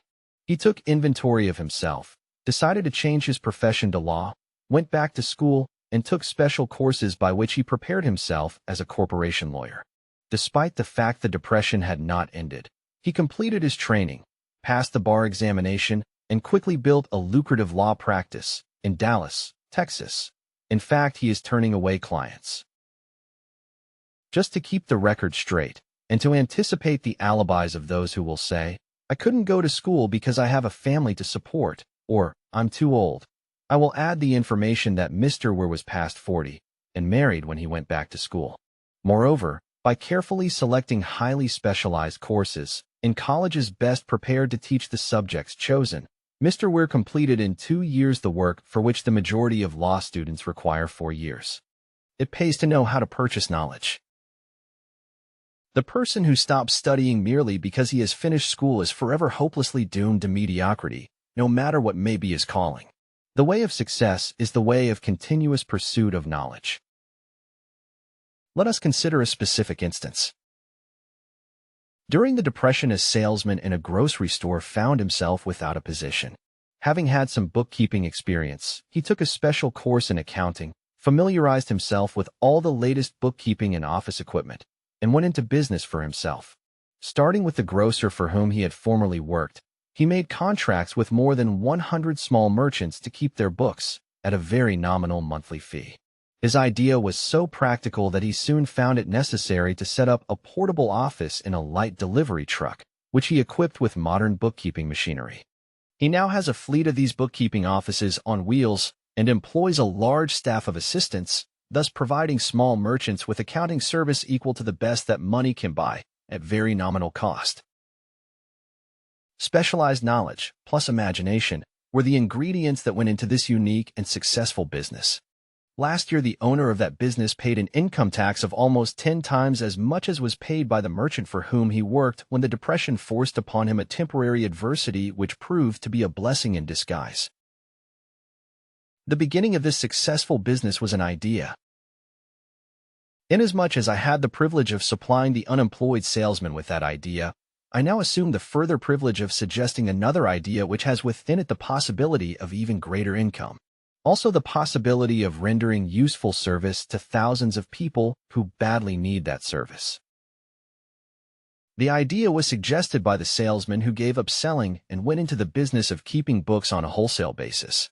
When the plan was suggested as a solution of his unemployment problem, he quickly exclaimed, "I like the idea, but I would not know how to turn it into cash." In other words, he complained he would not know how to market his bookkeeping knowledge after he acquired it. So, that brought up another problem which had to be solved. With the aid of a young woman typist, clever at hand lettering, and who could put the story together, a very attractive book was prepared, describing the advantages of the new system of bookkeeping. The pages were neatly typed and pasted in an ordinary scrapbook, which was used as a silent salesman with which the story of this new business was so effectively told that its owner soon had more accounts than he could handle. There are thousands of people all over the country who need the services of a merchandising specialist capable of preparing an attractive brief for use in marketing personal services. The aggregate annual income from such a service might easily exceed that received by the largest employment agency, and the benefits of the service might be made far greater to the purchaser than any to be obtained from an employment agency. The idea here described was born of necessity, to bridge an emergency which had to be covered, but it did not stop by merely serving one person. The woman who created the idea has a keen imagination. She saw in her newly born brain child the making of a new profession, one that is destined to render valuable service to thousands of people who need practical guidance in marketing personal services. Spurred to action by the instantaneous success of her first prepared plan to market personal services, this energetic woman turned next to the solution of a similar problem for her son who had just finished college, but had been totally unable to find a market for his services. The plan she originated for his use was the finest specimen of merchandising of personal services I have ever seen. When the planned book had been completed, it contained nearly 50 pages of beautifully typed, properly organized information, telling the story of her son's native ability, schooling, personal experiences, and a great variety of other information too extensive for description. The planned book also contained a complete description of the position her son desired, together with a marvelous word picture of the exact plan he would use in filling the position. The preparation of the planned book required several weeks' labor, during which time its creator sent her son to the public library almost daily, to procure data needed in selling his services to best advantage. She sent him also to all the competitors of his prospective employer and gathered from them vital information concerning their business methods, which was of great value in the formation of the plan he intended to use in filling the position he sought. When the plan had been finished, it contained more than half a dozen very fine suggestions for the use and benefit of the prospective employer. The suggestions were put into use by the company. One may be inclined to ask, why go to all this trouble to secure a job? The answer is straight to the point. Also, it is dramatic, because it deals with a subject which assumes the proportion of a tragedy with millions of men and women whose sole source of income is personal services. The answer is, doing a thing well never is trouble. The plan prepared by this woman for the benefit of her son helped him get the job for which he applied, at the first interview, at a salary fixed by himself. Moreover, and this, too, is important, the position did not require the young man to start at the bottom. He began as a junior executive, at an executive salary. Why go to all this trouble, do you ask? Well, for one thing, the planned presentation of this young man's application for a position clipped off no less than 10 years of time he would have required to get to where he began, had he started at the bottom and worked his way up. This idea of starting at the bottom and working one's way up may appear to be sound, but the major objection to it is this. Too many of those who begin at the bottom never manage to lift their heads high enough to be seen by opportunity, so they remain at the bottom. It should be remembered, also, that the outlook from the bottom is not so very bright or encouraging. It has a tendency to kill off ambition. We call it getting into a rut, which means that we accept our fate because we form the habit of daily routine, a habit that finally becomes so strong we cease to try to throw it off. And that is another reason why it pays to start 1 or 2 steps above the bottom. By so doing, one forms the habit of looking around, of observing how others get ahead, of seeing opportunity, and of embracing it without hesitation. Dan Halpin is a splendid example of what I mean. During his college days, he was manager of the famous 1930 national championship Notre Dame football team, when it was under the direction of the late Knute Rockne.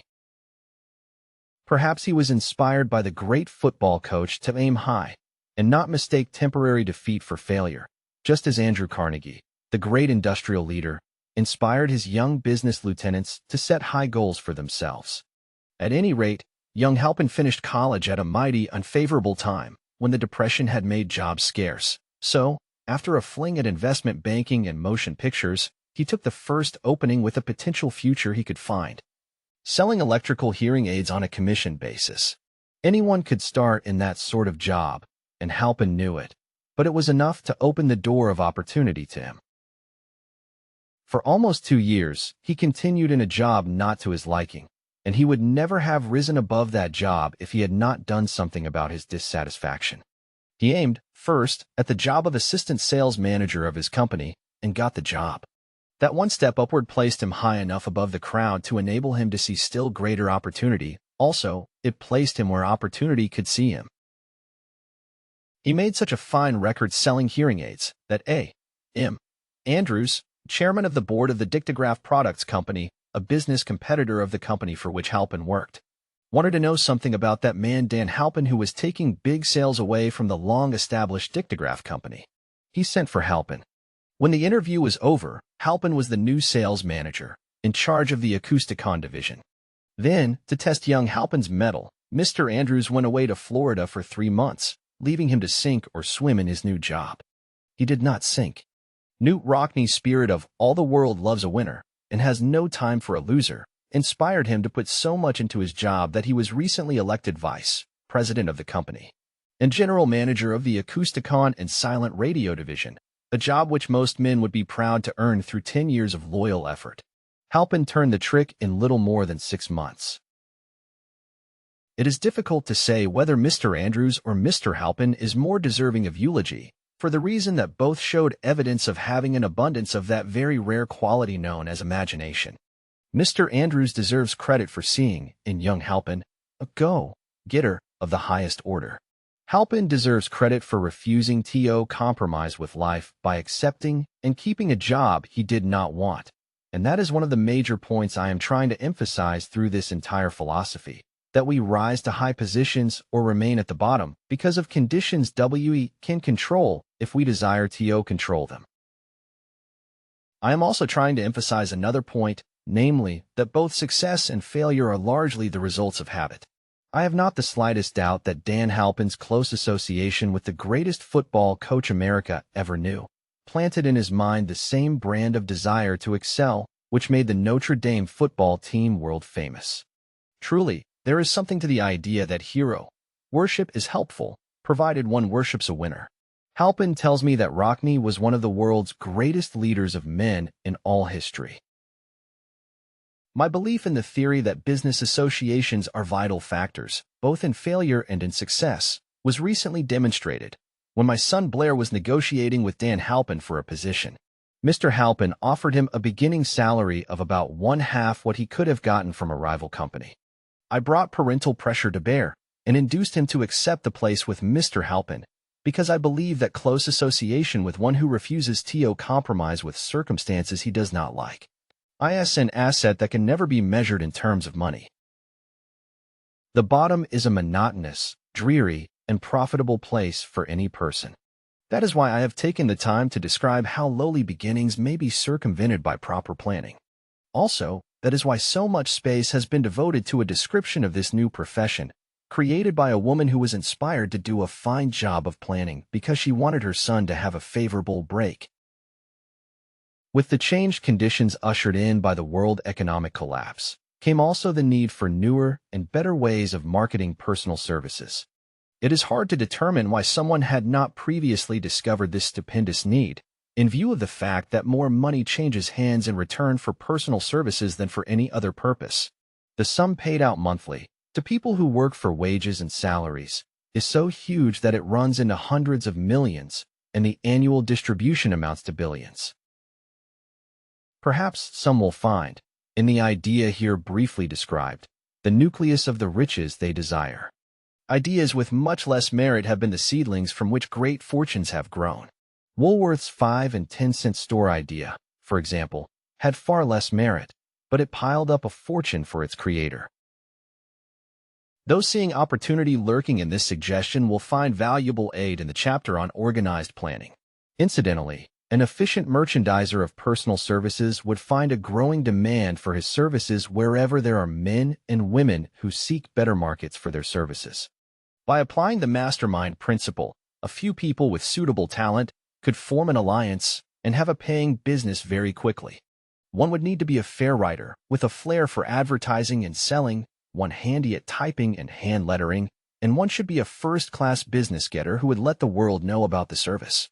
If one person possessed all these abilities, he might carry on the business alone until it outgrew him. The woman who prepared the personal service sales plan for her son now receives requests from all parts of the country for her cooperation in preparing similar plans for others who desire to market their personal services for more money. She has a staff of expert typists, artists, and writers who have the ability to dramatize the case history so effectively that one's personal services can be marketed for much more money than the prevailing wages for similar services. She is so confident of her ability that she accepts, as the major portion of her fee, a percentage of the increased pay she helps her clients to earn. It must not be supposed that her plan merely consists of clever salesmanship by which she helps men and women to demand and receive more money for the same services they formerly sold for less pay. She looks after the interests of the purchaser as well as the seller of personal services, and so prepares her plans that the employer receives full value for the additional money he pays. The method by which she accomplishes this astonishing result is a professional secret which she discloses to no one excepting her own clients. If you have the imagination and seek a more profitable outlet for your personal services, this suggestion may be the stimulus for which you have been searching. The idea is capable of yielding an income far greater than that of the average doctor, lawyer, or engineer whose education required several years in college. The idea is saleable to those seeking new positions, in practically all positions calling for managerial or executive ability, and those desiring arrangement of incomes in their present positions. There is no fixed price for sound ideas. Back of all ideas is specialized knowledge. Unfortunately, for those who do not find riches in abundance, specialized knowledge is more abundant and more easily acquired than ideas. Because of this very truth, there is a universal demand and an ever-increasing opportunity for the person capable of helping men and women to sell their personal services advantageously. Capability means imagination, the one quality needed to combine specialized knowledge with ideas in the form of organized plans designed to yield riches. If you have imagination, this chapter may present you with an idea sufficient to serve as the beginning of the riches you desire. Remember, the idea is the main thing. Specialized knowledge may be found just around the corner, any corner. Chapter 6. The fifth step toward riches. The imagination is literally the workshop wherein are fashioned all plans created by man. The impulse, the desire, is given shape, form, and action through the aid of the imaginative faculty of the mind. It has been said that man can create anything which he can imagine. Of all the ages of civilization, this is the most favorable for the development of the imagination, because it is an age of rapid change. On every hand, one may contact stimuli which develop the imagination. Through the aid of his imaginative faculty, man has discovered and harnessed more of nature's forces during the past 50 years than during the entire history of the human race previous to that time. He has conquered the air so completely that the birds are a poor match for him in flying. He has harnessed the ether and made it serve as a means of instantaneous communication with any part of the world. He has analyzed and weighed the sun at a distance of millions of miles and has determined, through the aid of imagination, the elements of which it consists. He has discovered that his own brain is both a broadcasting and a receiving station for the vibration of thought, and he is beginning now to learn how to make practical use of this discovery. He has increased the speed of locomotion until he may now travel at a speed of more than 300 miles an hour. The time will soon come when a man may breakfast in New York and lunch in San Francisco. Man's only limitation, within reason, lies in his development and use of his imagination. He has not yet reached the apex of development in the use of his imaginative faculty. He has merely discovered that he has an imagination and has commenced to use it in a very elementary way. Two forms of imagination. The imaginative faculty functions in two forms. One is known as synthetic imagination, and the other as creative imagination. Synthetic imagination. Through this faculty, one may arrange old concepts, ideas, or plans into new combinations. This faculty creates nothing. It merely works with the material of experience, education, and observation with which it is fed. It is the faculty used most by the inventor, with the exception of the genius who draws upon the creative imagination when he cannot solve his problem through synthetic imagination. Creative imagination. Through the faculty of creative imagination, the finite mind of man has direct communication with infinite intelligence. It is the faculty through which hunches and inspirations are received. It is by this faculty that all basic or new ideas are handed over to man. It is through this faculty that thought vibrations from the minds of others are received. It is through this faculty that one individual may tune in or communicate with the subconscious minds of other men. The creative imagination works automatically in the manner described in subsequent pages. This faculty functions only when the conscious mind is vibrating at an exceedingly rapid rate, as for example, when the conscious mind is stimulated through the emotion of a strong desire. The creative faculty becomes more alert, more receptive to vibrations from the sources mentioned, in proportion to its development through use. This statement is significant. Ponder over it before passing on. Keep in mind as you follow these principles that the entire story of how one may convert desire into money cannot be told in one statement. The story will be complete only when one has mastered, assimilated, and begun to make use of all the principles. The great leaders of business, industry, finance, and the great artists, musicians, poets, and writers became great because they developed the faculty of creative imagination. Both the synthetic and creative faculties of imagination become more alert with use, just as any muscle or organ of the body develops through use. Desire is only a thought, an impulse.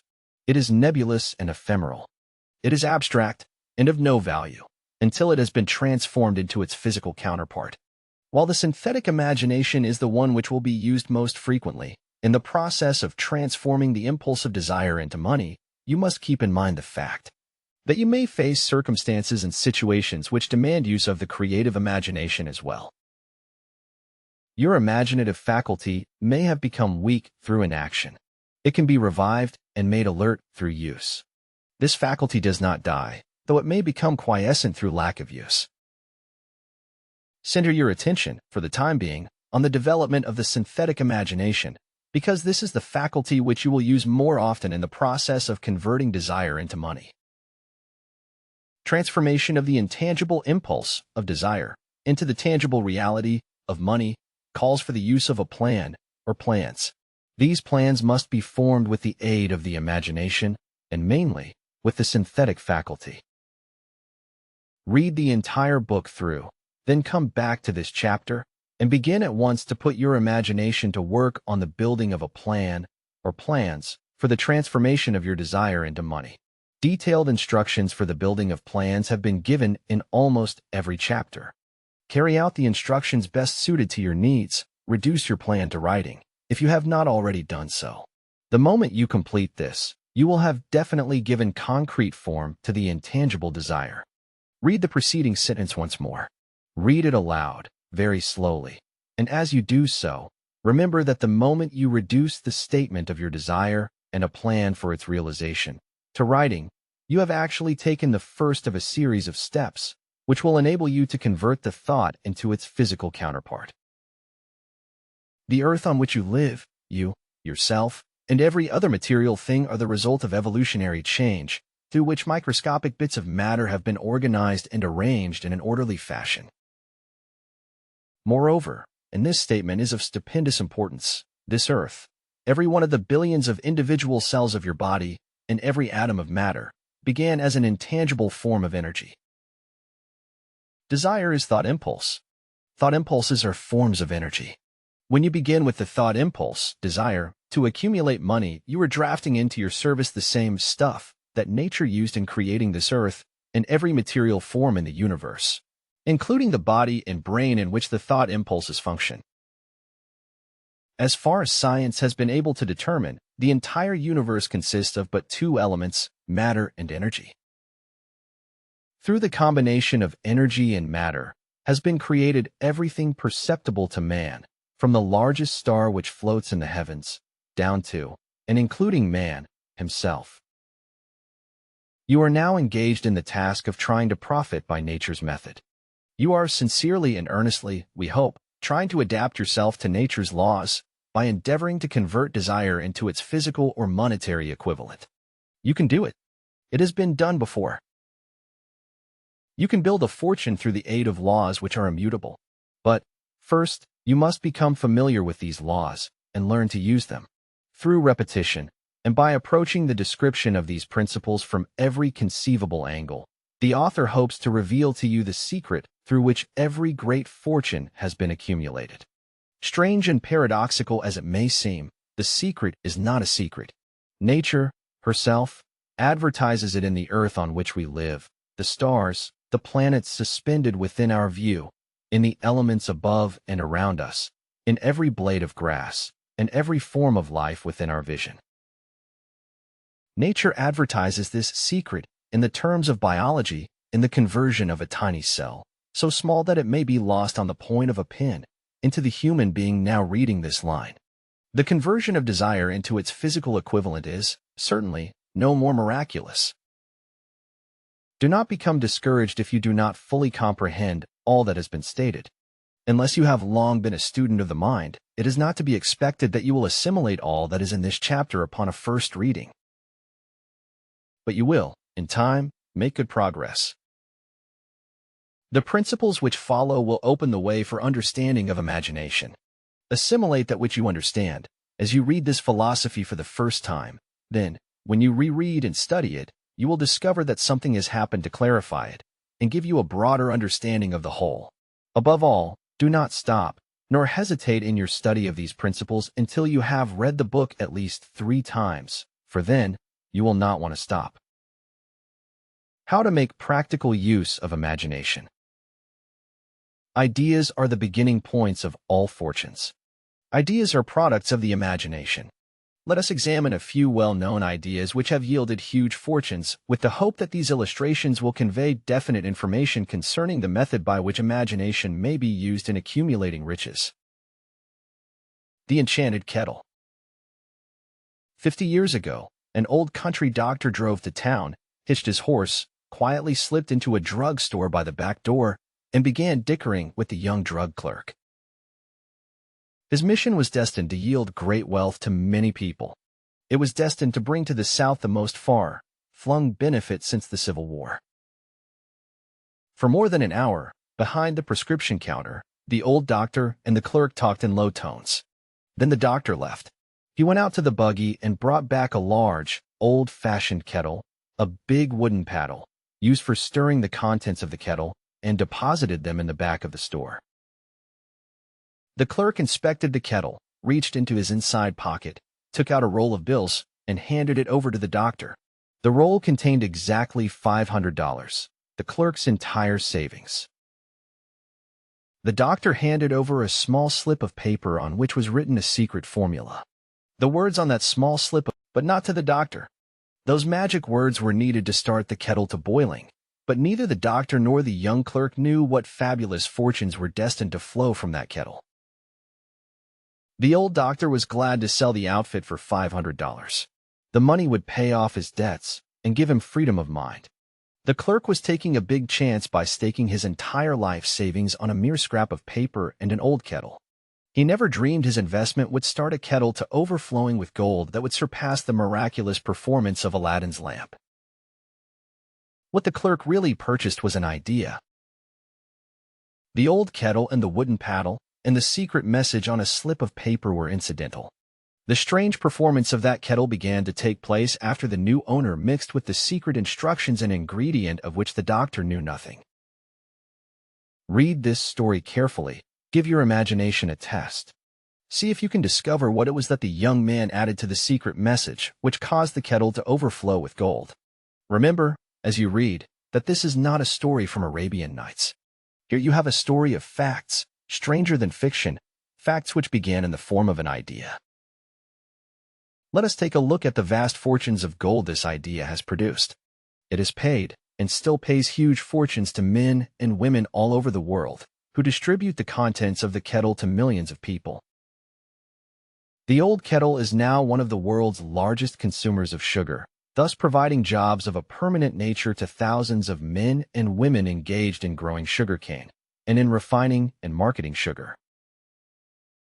The old kettle consumes, annually, millions of glass bottles, providing jobs to huge numbers of glass workers. The old kettle gives employment to an army of clerks, stenographers, copywriters, and advertising experts throughout the nation. It has brought fame and fortune to scores of artists who have created magnificent pictures describing the product. The old kettle has converted a small southern city into the business capital of the South, where it now benefits, directly or indirectly, every business and practically every resident of the city. The influence of this idea now benefits every civilized country in the world, pouring out a continuous stream of gold to all who touch it.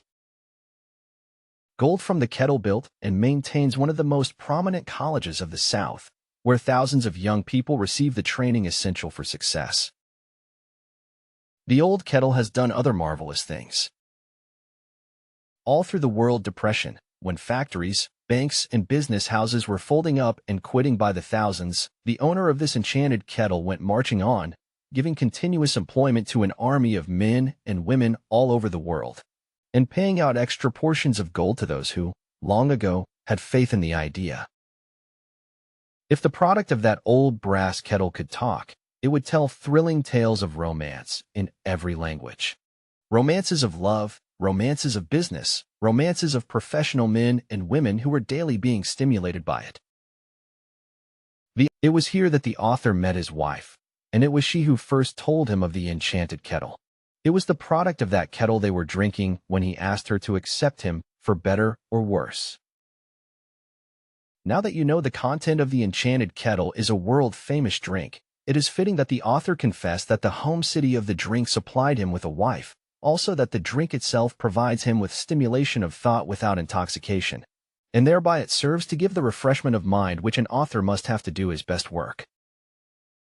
Whoever you are, wherever you may live, whatever occupation you may be engaged in, just remember in the future, every time you see the words Coca-Cola, that its vast empire of wealth and influence grew out of a single idea, and that the mysterious ingredient the drug clerk, Asa Candler, mixed with the secret formula was imagination. Stop and think of that for a moment. Remember, also, that the 13 steps to riches, described in this book, were the media through which the influence of Coca-Cola has been extended to every city, town, village, and cross-roads of the world, and that any idea you may create, as sound and meritorious as Coca-Cola, has the possibility of duplicating the stupendous record of this world-wide thirst killer. Truly, thoughts are things, and their scope of operation is the world itself. What I would do if I had $1 million. This story proves the truth of that old saying, where there's a will, there's a way. It was told to me by that beloved educator and clergyman, the late Frank W. Gonzalez, who began his preaching career in the Stockyards region of South Chicago. While Dr. Gonzalez was going through college, he observed many defects in our educational system, defects which he believed he could correct if he were the head of a college. His deepest desire was to become the directing head of an educational institution in which young men and women would be taught to learn by doing. He made up his mind to organize a new college in which he could carry out his ideas without being handicapped by orthodox methods of education. He needed $1 million to put the project across. Where was he to lay his hands on so large a sum of money? That was the question that absorbed most of this ambitious young preacher's thought. But he couldn't seem to make any progress. Every night he took that thought to bed with him. He got up with it in the morning. He took it with him everywhere he went. He turned it over and over in his mind until it became a consuming obsession with him. $1 million is a lot of money. He recognized that fact, but he also recognized the truth that the only limitation is that which one sets up in one's own mind. Being a philosopher as well as a preacher, Dr. Gonzalez recognized, as do all who succeed in life, that definiteness of purpose is the starting point from which one must begin.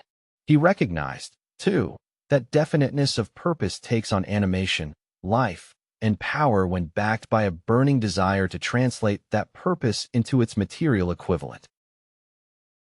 He knew all these great truths, yet he did not know where or how to lay his hands on $1 million.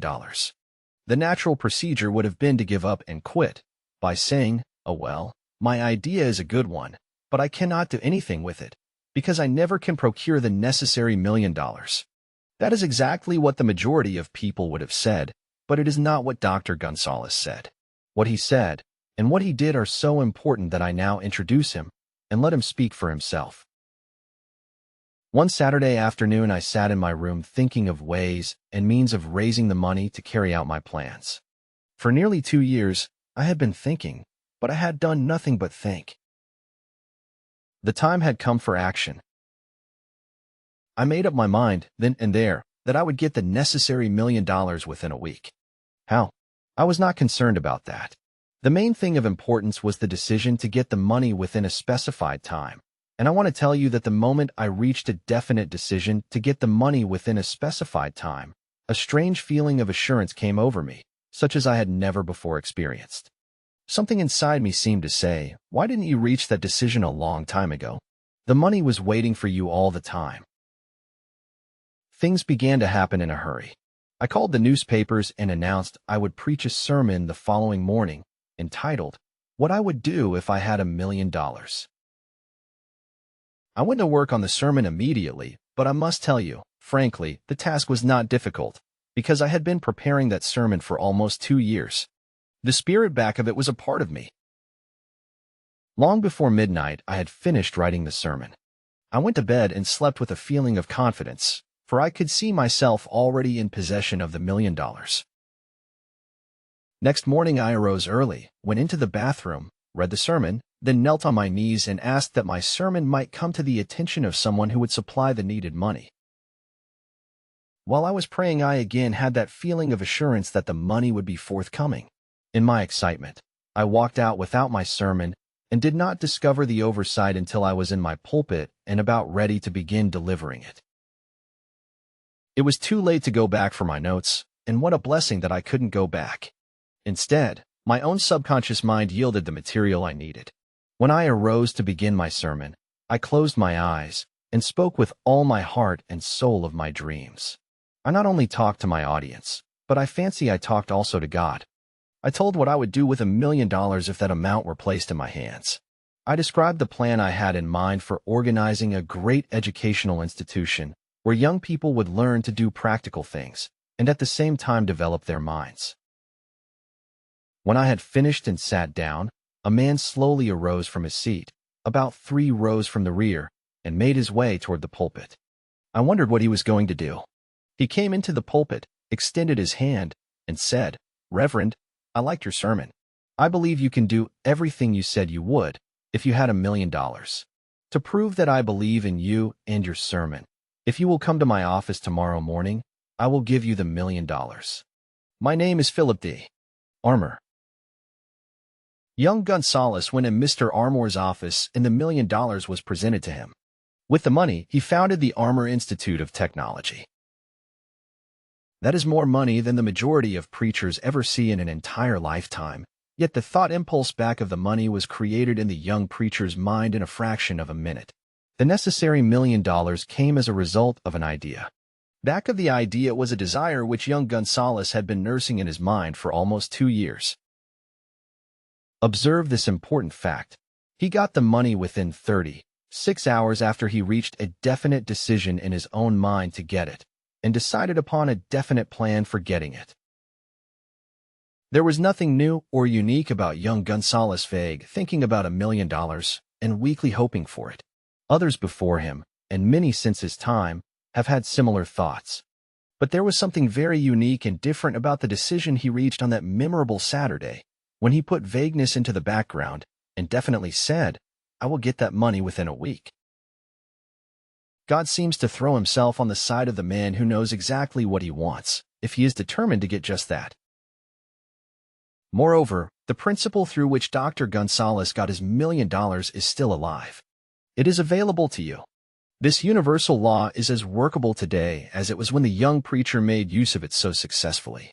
This book describes, step by step, the 13 elements of this great law and suggests how they may be put to use.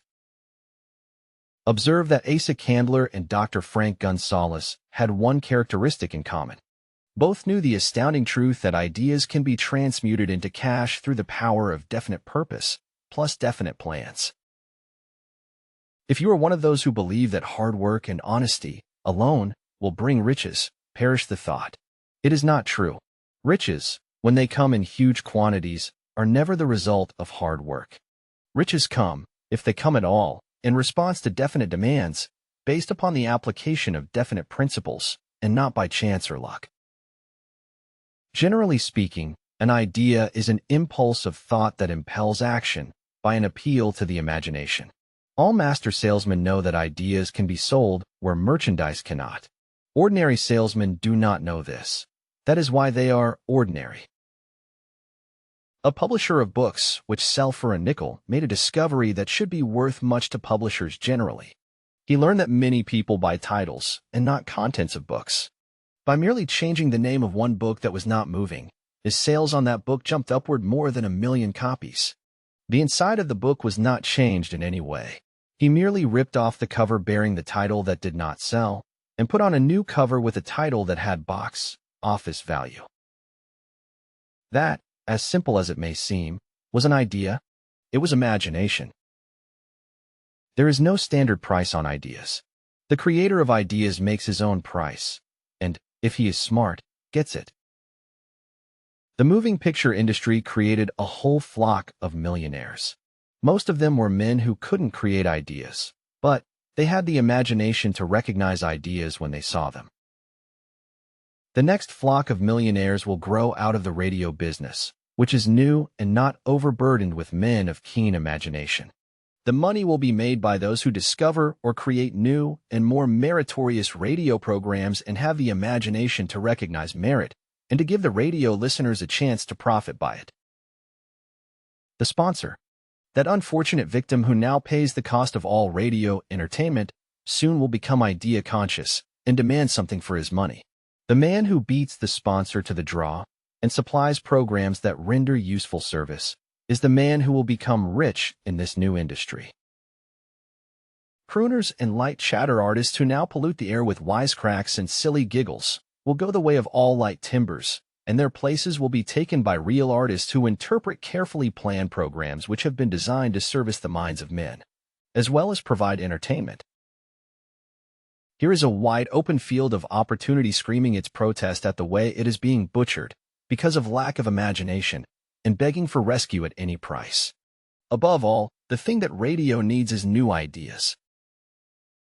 If this new field of opportunity intrigues you, perhaps you might profit by the suggestion that the successful radio programs of the future will give more attention to creating buyer audiences and less attention to listener audiences. Stated more plainly, the builder of radio programs who succeeds in the future must find practical ways to convert listeners into buyers. Moreover, the successful producer of radio programs in the future must key his features so that he can definitely show its effect upon the audience. Sponsors are becoming a bit weary of buying glib selling talks based upon statements grabbed out of thin air. They want, and in the future will demand, indisputable proof that the Who's It program not only gives millions of people the silliest giggle ever, but that the silly giggler can sell merchandise. Another thing that might as well be understood by those who contemplate entering this new field of opportunity, radio advertising is going to be handled by an entirely new group of advertising experts, separate and distinct from the old-time newspaper and magazine advertising agency men. The old-timers in the advertising game cannot read the modern radio scripts because they have been schooled to see ideas. The new radio technique demands men who can interpret ideas from a written manuscript in terms of sound. It cost the author a year of hard labor and many thousands of dollars to learn this. Radio, right now, is about where the moving pictures were when Mary Pickford and her curls first appeared on the screen. There is plenty of room in radio for those who can produce or recognize ideas. If the foregoing comment on the opportunities of radio has not started your idea factory to work, you had better forget it. Your opportunity is in some other field. If the comment intrigued you in the slightest degree, then go further into it, and you may find the one idea you need to round out your career. Never let it discourage you if you have no experience in radio. Andrew Carnegie knew very little about making steel. I have Carnegie's own word for this, but he made practical use of two of the principles described in this book and made the steel business yield him a fortune. The story of practically every great fortune starts with the day when a creator of ideas and a seller of ideas got together and worked in harmony. Carnegie surrounded himself with men who could do all that he could not do. Men who created ideas, and men who put ideas into operation, and made himself and the others fabulously rich. Millions of people go through life hoping for favorable breaks.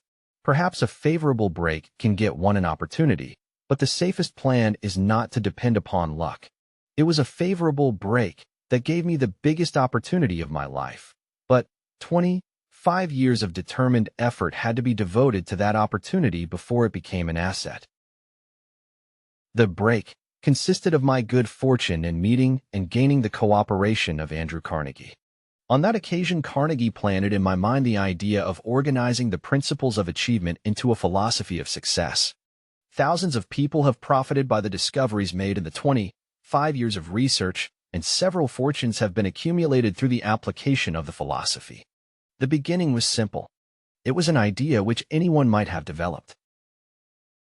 The favorable break came through Carnegie, But what about the determination, definiteness of purpose, and the desire to attain the goal, and the persistent effort of 25 years?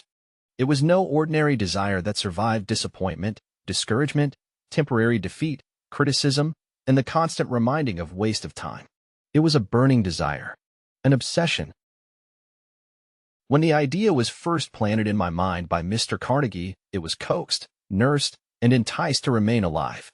Gradually, the idea became a giant under its own power, and it coaxed, nursed, and drove me. Ideas are like that. First you give life and action and guidance to ideas, then they take on power of their own and sweep aside all opposition. Ideas are intangible forces, but they have more power than the physical brains that give birth to them. They have the power to live on, after the brain that creates them has returned to dust.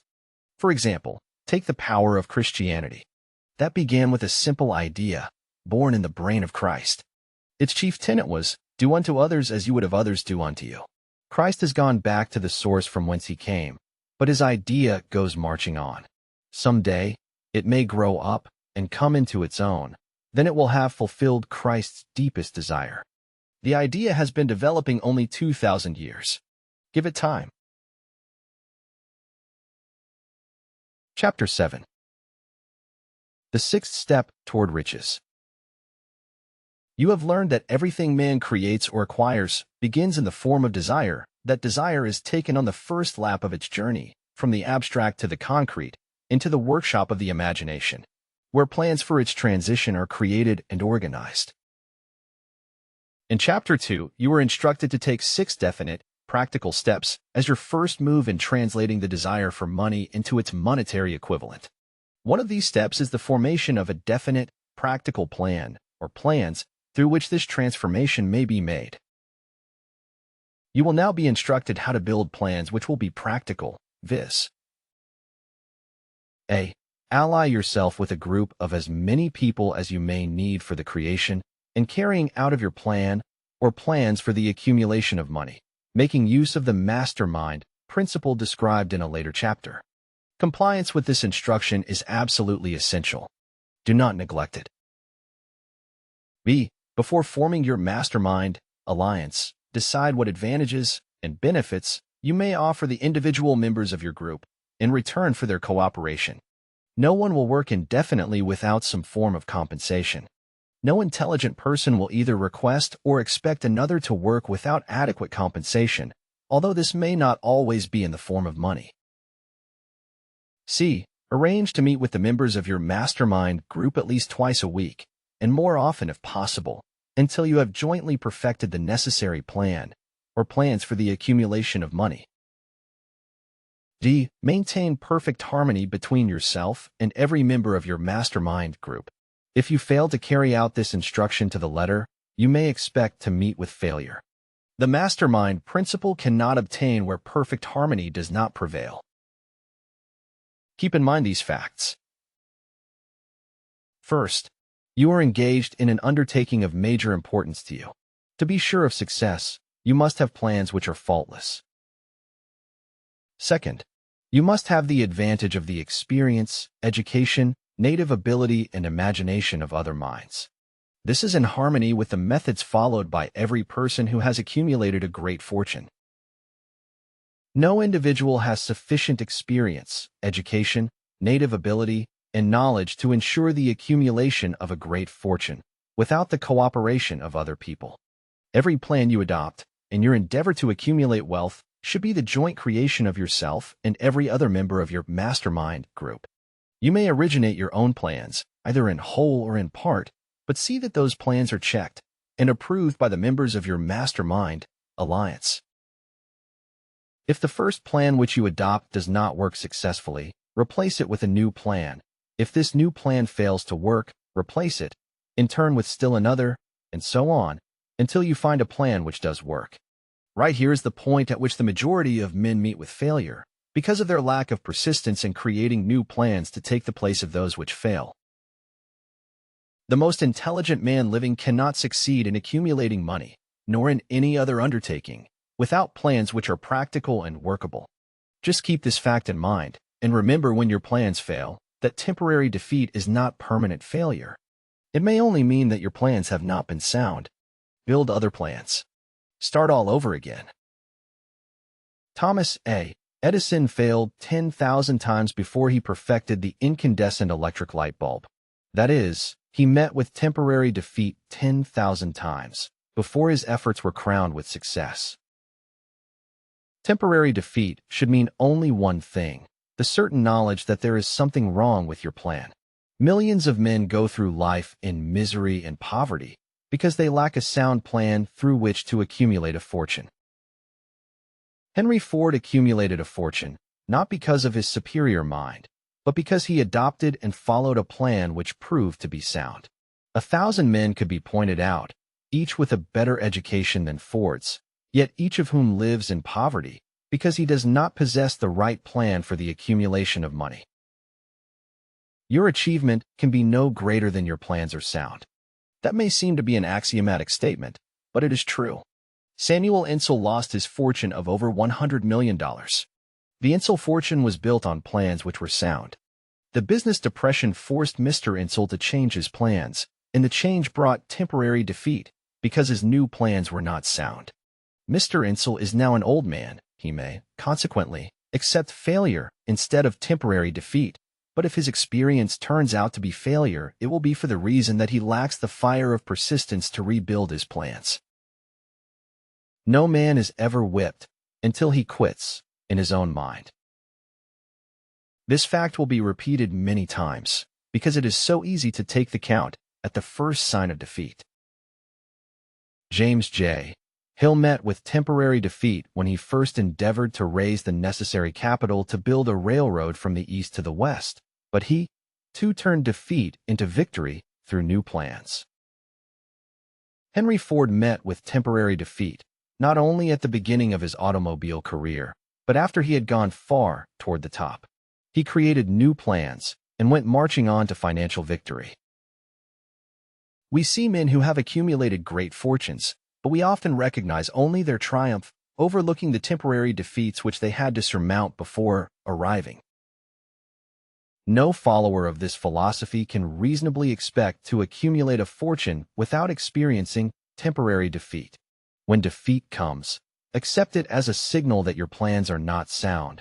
Rebuild those plans and set sail once more toward your coveted goal. If you give up before your goal has been reached, you are a quitter. A quitter never wins, and a winner never quits. Lift this sentence out, write it on a piece of paper in letters an inch high, and place it where you will see it every night before you go to sleep and every morning before you go to work. When you begin to select members for your mastermind group, endeavor to select those who do not take defeat seriously. Some people foolishly believe that only money can make money. This is not true. Desire, transmuted into its monetary equivalent through the principles laid down here, is the agency through which money is made. Money, of itself, is nothing but inert matter. It cannot move, think, or talk, but it can hear when a man who desires it calls it to come. Planning the sale of services. The remainder of this chapter has been given over to a description of ways and means of marketing personal services. The information here conveyed will be of practical help to any person having any form of personal services to market, but it will be of priceless benefit to those who aspire to leadership in their chosen occupations. Intelligent planning is essential for success in any undertaking designed to accumulate riches. Here will be found detailed instructions to those who must begin the accumulation of riches by selling personal services. It should be encouraging to know that practically all the great fortunes began in the form of compensation for personal services or from the sale of ideas. What else, except ideas and personal services, would one not possessed of property have to give in return for riches? Broadly speaking, there are two types of people in the world. One type is known as leaders, and the other as followers. Decide at the outset whether you intend to become a leader in your chosen calling or remain a follower. The difference in compensation is vast. The follower cannot reasonably expect the compensation to which a leader is entitled, although many followers make the mistake of expecting such pay. It is no disgrace to be a follower. On the other hand, it is no credit to remain a follower. Most great leaders began in the capacity of followers. They became great leaders because they were intelligent followers. With few exceptions, the man who cannot follow a leader intelligently cannot become an efficient leader. The man who can follow a leader most efficiently is usually the man who develops into leadership most rapidly. An intelligent follower has many advantages, among them the opportunity to acquire knowledge from his leader. The major attributes of leadership. The following are important factors of leadership.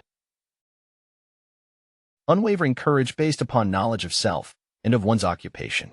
No follower wishes to be dominated by a leader who lacks self-confidence and courage. No intelligent follower will be dominated by such a leader very long. Self-control. The man who cannot control himself can never control others. Self-control sets a mighty example for one's followers, which the more intelligent will emulate. A keen sense of justice. Without a sense of fairness and justice, no leader can command and retain the respect of his followers. Definiteness of decision. The man who wavers in his decisions shows that he is not sure of himself. He cannot lead others successfully. Definiteness of plans. The successful leader must plan his work and work his plan. A leader who moves by guesswork, without practical, definite plans, is comparable to a ship without a rudder. Sooner or later he will land on the rocks. The habit of doing more than paid for. One of the penalties of leadership is the necessity of willingness, upon the part of the leader, to do more than he requires of his followers. A pleasing personality. No slovenly, careless person can become a successful leader. Leadership calls for respect. Followers will not respect a leader who does not grade high on all of the factors of a pleasing personality. Sympathy and understanding. The successful leader must be in sympathy with his followers. Moreover, he must understand them and their problems. Mastery of detail. Successful leadership calls for mastery of details of the leader's position. Willingness to assume full responsibility. The successful leader must be willing to assume responsibility for the mistakes and the shortcomings of his followers. If he tries to shift this responsibility, he will not remain the leader. If one of his followers makes a mistake and shows himself incompetent, the leader must consider that it is he who failed. Cooperation. The successful leader must understand and apply the principle of cooperative effort and be able to induce his followers to do the same. Leadership calls for power, and power calls for cooperation. There are two forms of leadership. The first, and by far the most effective, is leadership by consent of, and with the sympathy of the followers. The second is leadership by force, without the consent and sympathy of the followers. History is filled with evidences that leadership by force cannot endure. The downfall and disappearance of dictators and kings is significant. It means that people will not follow forced leadership indefinitely. The world has just entered a new era of relationship between leaders and followers, which very clearly calls for new leaders and a new brand of leadership in business and industry. Those who belong to the old school of leadership, by force, must acquire an understanding of the new brand of leadership, cooperation, or be relegated to the rank and file of the followers. There is no other way out for them. The relationship of employer and employee, or of leader and follower, in the future, will be one of mutual cooperation, based upon an equitable division of the profits of business. In the future, the relationship of employer and employee will be more like a partnership than it has been in the past. Napoleon, Kaiser Wilhelm of Germany, the Tsar of Russia, and the King of Spain were examples of leadership by force. Their leadership passed. Without much difficulty, one might point to the prototypes of these ex-leaders among the business, financial, and labor leaders of America who have been dethroned or slated to go. Leadership, by consent of the followers, is the only brand which can endure. Men may follow the forced leadership temporarily, but they will not do so willingly. The new brand of leadership will embrace the 11 factors of leadership described in this chapter, as well as some other factors. The man who makes these the basis of his leadership will find abundant opportunity to lead in any walk of life. The Depression was prolonged, largely because the world lacked leadership of the new brand. At the end of the Depression, the demand for leaders who are competent to apply the new methods of leadership has greatly exceeded the supply. Some of the old type of leaders will reform and adapt themselves to the new brand of leadership, but generally speaking, the world will have to look for new timber for its leadership. This necessity may be your opportunity. The 10 major causes of failure in leadership. We come now to the major faults of leaders who fail, because it is just as essential to know what not to do as it is to know what to do. Inability to organize details. Efficient leadership calls for ability to organize and to master details. No genuine leader is ever too busy to do anything which may be required of him in his capacity as leader. When a man, whether he is a leader or follower, admits that he is too busy to change his plans or to give attention to any emergency, he admits his inefficiency. The successful leader must be the master of all details connected with his position.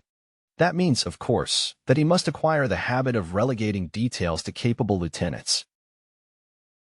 Unwillingness to render humble service. Truly great leaders are willing, when occasion demands, to perform any sort of labor which they would ask another to perform. The greatest among ye shall be the servant of all, is a truth which all able leaders observe and respect. Expectation of pay for what they know, instead of what they do with that which they know. The world does not pay men for that which they know. It pays them for what they do, or induce others to do. Fear of competition from followers. The leader who fears that one of his followers may take his position is practically sure to realize that fear sooner or later. The able leader trains understudies to whom he may delegate, at will, any of the details of his position. Only in this way may a leader multiply himself and prepare himself to be at many places and give attention to many things at one time. It is an eternal truth that men receive more pay for their ability to get others to perform than they could possibly earn by their own efforts. An efficient leader may, through his knowledge of his job and the magnetism of his personality, greatly increase the efficiency of others and induce them to render more service and better service than they could render without his aid. Lack of imagination. Without imagination, the leader is incapable of meeting emergencies and of creating plans by which to guide his followers efficiently. Selfishness. The leader who claims all the honor for the work of his followers is sure to be met by resentment. The really great leader claims none of the honors. He is contented to see the honors, when there are any, go to his followers, because he knows that most men will work harder for commendation and recognition than they will for money alone. Intemperance. Followers do not respect an intemperate leader. Moreover, intemperance in any of its various forms destroys the endurance and the vitality of all who indulge in it. Disloyalty. Perhaps this should have come at the head of the list. The leader who is not loyal to his trust and to his associates, those above him, and those below him, cannot long maintain his leadership. Disloyalty marks one as being less than the dust of the earth and brings down on one's head the contempt he deserves. Lack of loyalty is one of the major causes of failure in every walk of life. Emphasis of the authority of leadership. The efficient leader leads by encouraging and not by trying to instill fear in the hearts of his followers. The leader who tries to impress his followers with his authority comes within the category of leadership through force. If a leader is a real leader, he will have no need to advertise that fact except by his conduct, his sympathy, understanding, fairness, and a demonstration that he knows his job. Emphasis of title. The competent leader requires no title to give him the respect of his followers.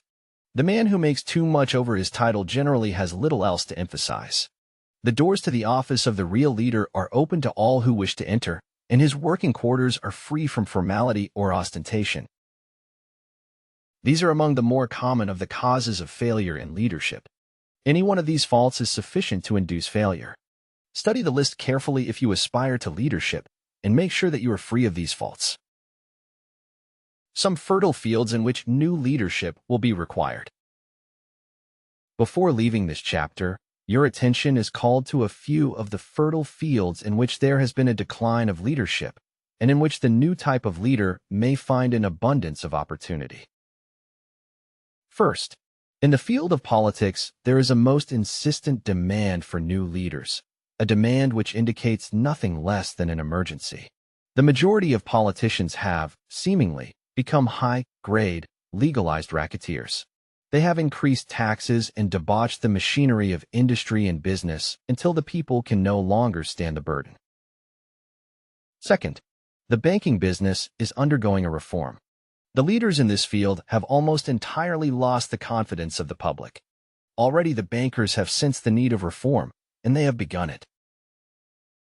Third, industry calls for new leaders. The old type of leaders thought and moved in terms of dividends instead of thinking and moving in terms of human equations.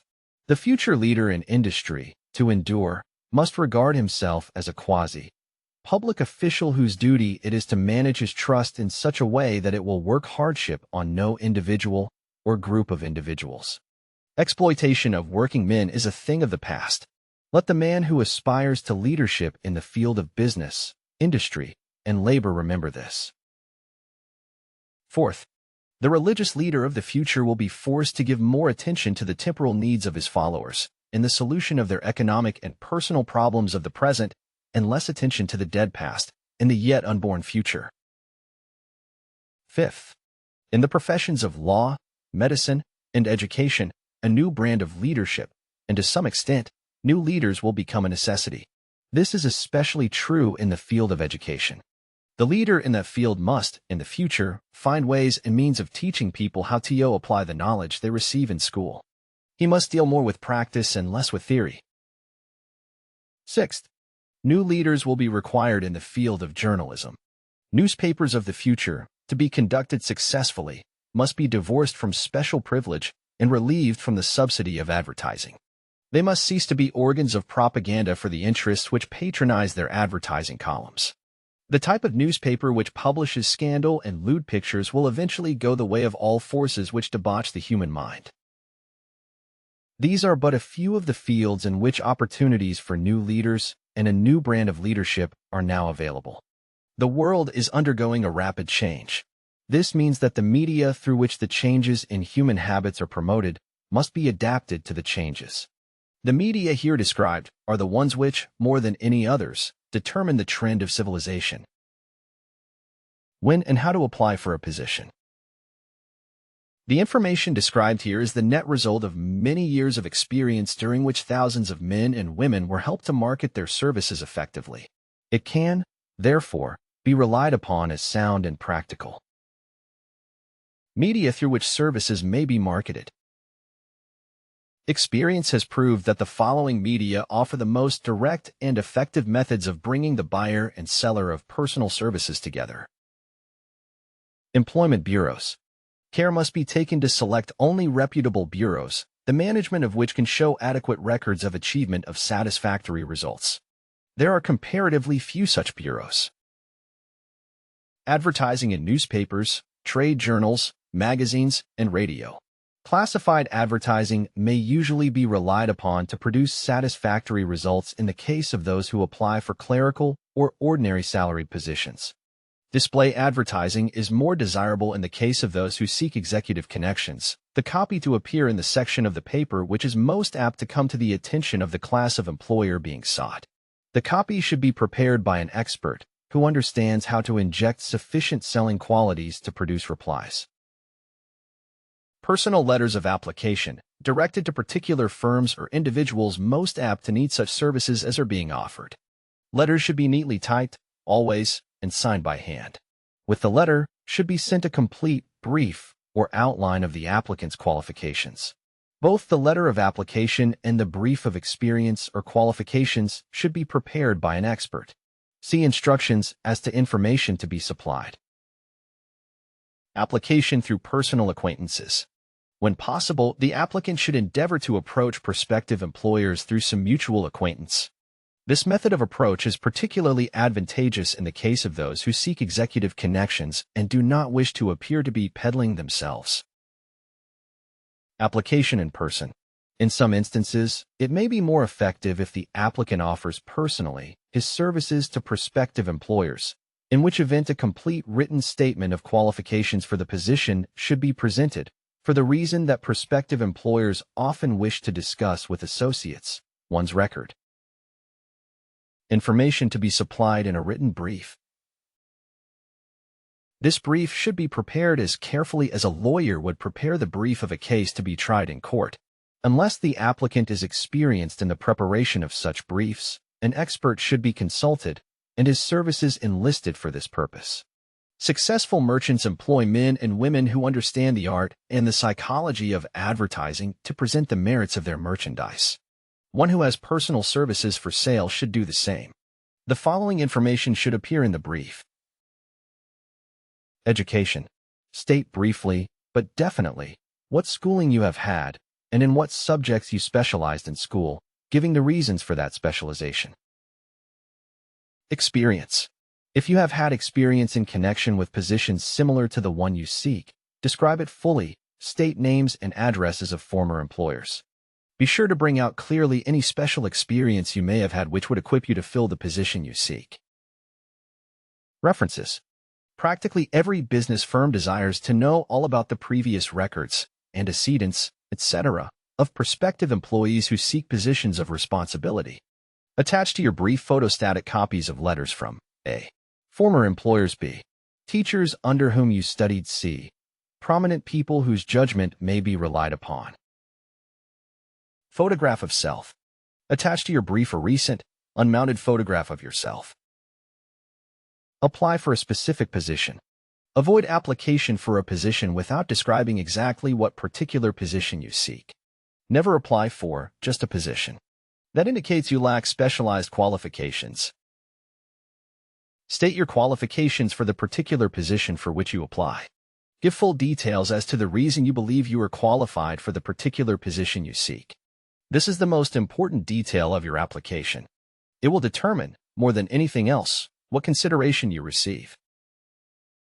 Offer to go to work on probation. In the majority of instances, if you are determined to have the position for which you apply, it will be most effective if you offer to work for a week, or a month, or for a sufficient length of time to enable your prospective employer to judge your value without pay. This may appear to be a radical suggestion, but experience has proved that it seldom fails to win at least a trial. If you are sure of your qualifications, a trial is all you need. Incidentally, such an offer indicates that you have confidence in your ability to fill the position you seek. It is most convincing. If your offer is accepted and you make good, more than likely you will be paid for your probation period. Make clear the fact that your offer is based upon A. Your confidence in your ability to fill the position. B. Your confidence in your prospective employer's decision to employ you after trial. C. Your determination to have the position you seek. Knowledge of your prospective employer's business. Before applying for a position, do sufficient research in connection with the business to familiarize yourself thoroughly with that business and indicate in your brief the knowledge you have acquired in this field. This will be impressive, as it will indicate that you have imagination and a real interest in the position you seek. Remember that it is not the lawyer who knows the most law, but the one who best prepares his case, who wins. If your case is properly prepared and presented, your victory will have been more than half won at the outset.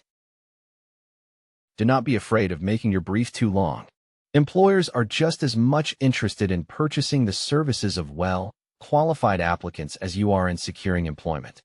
In fact, the success of most successful employers is due, in the main, to their ability to select well-qualified lieutenants. They want all the information available. Remember another thing. Neatness in the preparation of your brief will indicate that you are a painstaking person. I have helped to prepare briefs for clients which were so striking and out of the ordinary that they resulted in the employment of the applicant without a personal interview. When your brief has been completed, have it neatly bound by an experienced binder and lettered by an artist or printer similar to the following. Change names each time brief is shown. This personal touch is sure to command attention.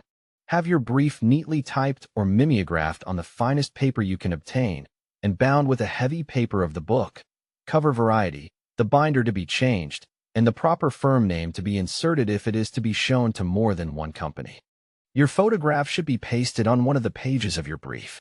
Follow these instructions to the letter, improving upon them wherever your imagination suggests. Successful salesmen groom themselves with care. They understand that first impressions are lasting. Your brief is your salesman. Give it a good suit of clothes, so it will stand out in bold contrast to anything your prospective employer ever saw in the way of an application for a position. If the position you seek is worth having, it is worth going after with care. Moreover, if you sell yourself to an employer in a manner that impresses him with your individuality, you probably will receive more money for your services from the very start than you would if you applied for employment in the usual conventional way. If you seek employment through an advertising agency or an employment agency, have the agent use copies of your brief in marketing your services. This will help to gain preference for you, both with the agent and the prospective employers. How to get the exact position you desire. Everyone enjoys doing the kind of work for which he is best suited.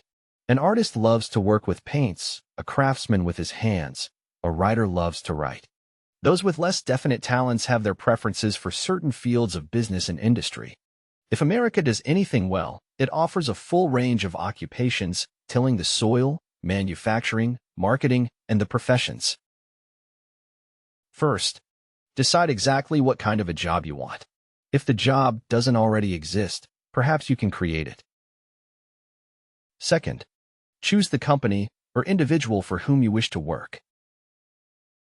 Third, study your prospective employer as to policies, personnel, and chances of advancement.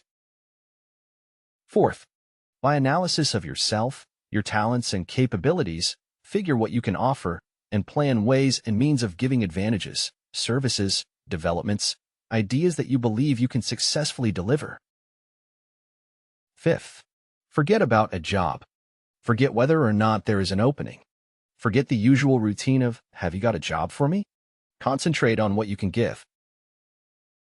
Sixth, once you have your plan in mind, arrange with an experienced writer to put it on paper in neat form and in full detail. Seventh, present it to the proper person with authority, and he will do the rest. Every company is looking for men who can give something of value, whether it be ideas, services, or connections. Every company has room for the man who has a definite plan of action which is to the advantage of that company. This line of procedure may take a few days or weeks of extra time, but the difference in income, in advancement, and in gaining recognition will save years of hard work at small pay. It has many advantages, the main one being that it will often save from 1 to 5 years of time in reaching a chosen goal. Every person who starts or gets in halfway up the ladder does so by deliberate and careful planning, excepting, of course, the boss son. Men and women who market their services to best advantage in the future must recognize the stupendous change which has taken place in connection with the relationship between employer and employee. In the future, the golden rule, and not the rule of gold, will be the dominating factor in the marketing of merchandise as well as personal services. The future relationship between employers and their employees will be more in the nature of a partnership consisting of A. The employer. B. The employee. C. The public they serve. This new way of marketing personal services is called new for many reasons. First, both the employer and the employee of the future will be considered as fellow employees whose business it will be to serve the public efficiently. In times past, employers and employees have bartered among themselves, driving the best bargains they could with one another, not considering that in the final analysis they were, in reality, bargaining at the expense of the third party, the public they served. The Depression served as a mighty protest from an injured public whose rights had been trampled upon in every direction by those who were clamoring for individual advantages and profits. When the debris of the Depression shall have been cleared away, and business shall have been once again restored to balance, both employers and employees will recognize that they are no longer privileged to drive bargains at the expense of those whom they serve. The real employer of the future will be the public. This should be kept uppermost in mind by every person seeking to market personal services effectively.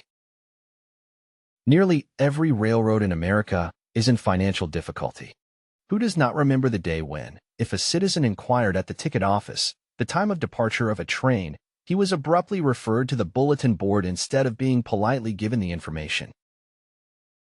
The streetcar companies have experienced a change of times also. There was a time not so very long ago when streetcar conductors took pride in giving argument to passengers. Many of the streetcar tracks have been removed and passengers ride on a bus, whose driver is the last word in politeness. All over the country, streetcar tracks are rusting from abandonment or have been taken up. Wherever streetcars are still in operation, passengers may now ride without argument, and one may even hail the car in the middle of the block, and the motorman will obligingly pick him up. How times have changed.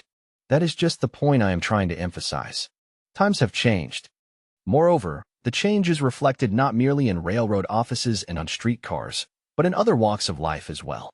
The public, be damned policy is now passé. It has been supplanted by the we are obligingly at your service, sir, policy. The bankers have learned a thing or two during this rapid change which has taken place during the past few years. Impoliteness on the part of a bank official or bank employee today is as rare as it was conspicuous a dozen years ago. In the years past, some bankers, not all of them, of course, carried an atmosphere of austerity which gave every would-be borrower a chill when he even thought of approaching his banker for a loan. The thousands of bank failures during the Depression had the effect of removing the mahogany doors behind which bankers formerly barricaded themselves. They now sit at desks in the open, where they may be seen and approached at will by any depositor, or by anyone who wishes to see them, and the whole atmosphere of the bank is one of courtesy and understanding. It used to be customary for customers to have to stand and wait at the corner grocery until the clerks were through passing the time of day with friends, and the proprietor had finished making up his bank deposit before being waited upon. Chain stores, managed by courteous men who do everything in the way of service, short of shining the customer's shoes, have pushed the old-time merchants into the background. Time marches on. Courtesy and service are the watch-words of merchandising today, and apply to the person who is marketing personal services even more directly than to the employer whom he serves, because, in the final analysis, both the employer and his employee are employed by the public they serve. If they fail to serve well, they pay by the loss of their privilege of serving. We can all remember the time when the gas meter reader pounded on the door hard enough to break the panels. When the door was opened, he pushed his way in, uninvited, with a scowl on his face which plainly said, "What the hell did you keep me waiting for?" All that has undergone a change. The meter man now conducts himself as a gentleman who is delighted to be at your service, sir. Before the gas companies learned that their scowling meter men were accumulating liabilities never to be cleared away, the polite salesman of oil burners came along and did a land office business. During the Depression, I spent several months in the anthracite coal region of Pennsylvania, studying conditions which all but destroyed the coal industry. Among several very significant discoveries was the fact that greed on the part of operators and their employees was the chief cause of the loss of business for the operators and loss of jobs for the miners. Through the pressure of a group of overzealous labor leaders representing the employees and the greed for profits on the part of the operators, the anthracite business suddenly dwindled. The coal operators and their employees drove sharp bargains with one another, adding the cost of the bargaining to the price of the coal, until, finally, they discovered they had built up a wonderful business for the manufacturers of oil-burning outfits and the producers of crude oil. The wages of sin is death. Many have read this in the Bible, but few have discovered its meaning. Now, and for several years, the entire world has been listening by force to a sermon which might well be called, "Whatsoever a man soweth, that shall he also reap." Nothing as widespread and effective as the Depression could possibly be just a coincidence. Behind the Depression was a cause. Nothing ever happens without a cause. In the main, the cause of the Depression is traceable directly to the worldwide habit of trying to reap without sowing. This should not be mistaken to mean that the depression represents a crop which the world is being forced to reap without having sown. The trouble is that the world sowed the wrong sort of seed.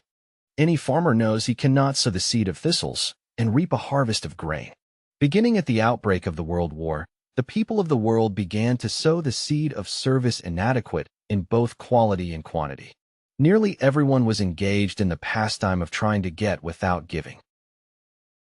These illustrations are brought to the attention of those who have personal services to market to show that we are where we are and what we are because of our own conduct. If there is a principle of cause and effect which controls business, finance, and transportation, this same principle controls individuals and determines their economic status. What is your QUS rating? The causes of success in marketing services effectively and permanently have been clearly described. Unless those causes are studied, analyzed, understood, and applied, no man can market his services effectively and permanently. Every person must be his own salesman of personal services. The quality and the quantity of service rendered, and the spirit in which it is rendered, determine to a large extent the price and the duration of employment. To market personal services effectively, which means a permanent market at a satisfactory price, under pleasant conditions, one must adopt and follow the QQS formula, which means that quality plus quantity, plus the proper spirit of cooperation equals perfect salesmanship of service. Remember the QQS formula, but do more. Apply it as a habit. Let us analyze the formula to make sure we understand exactly what it means.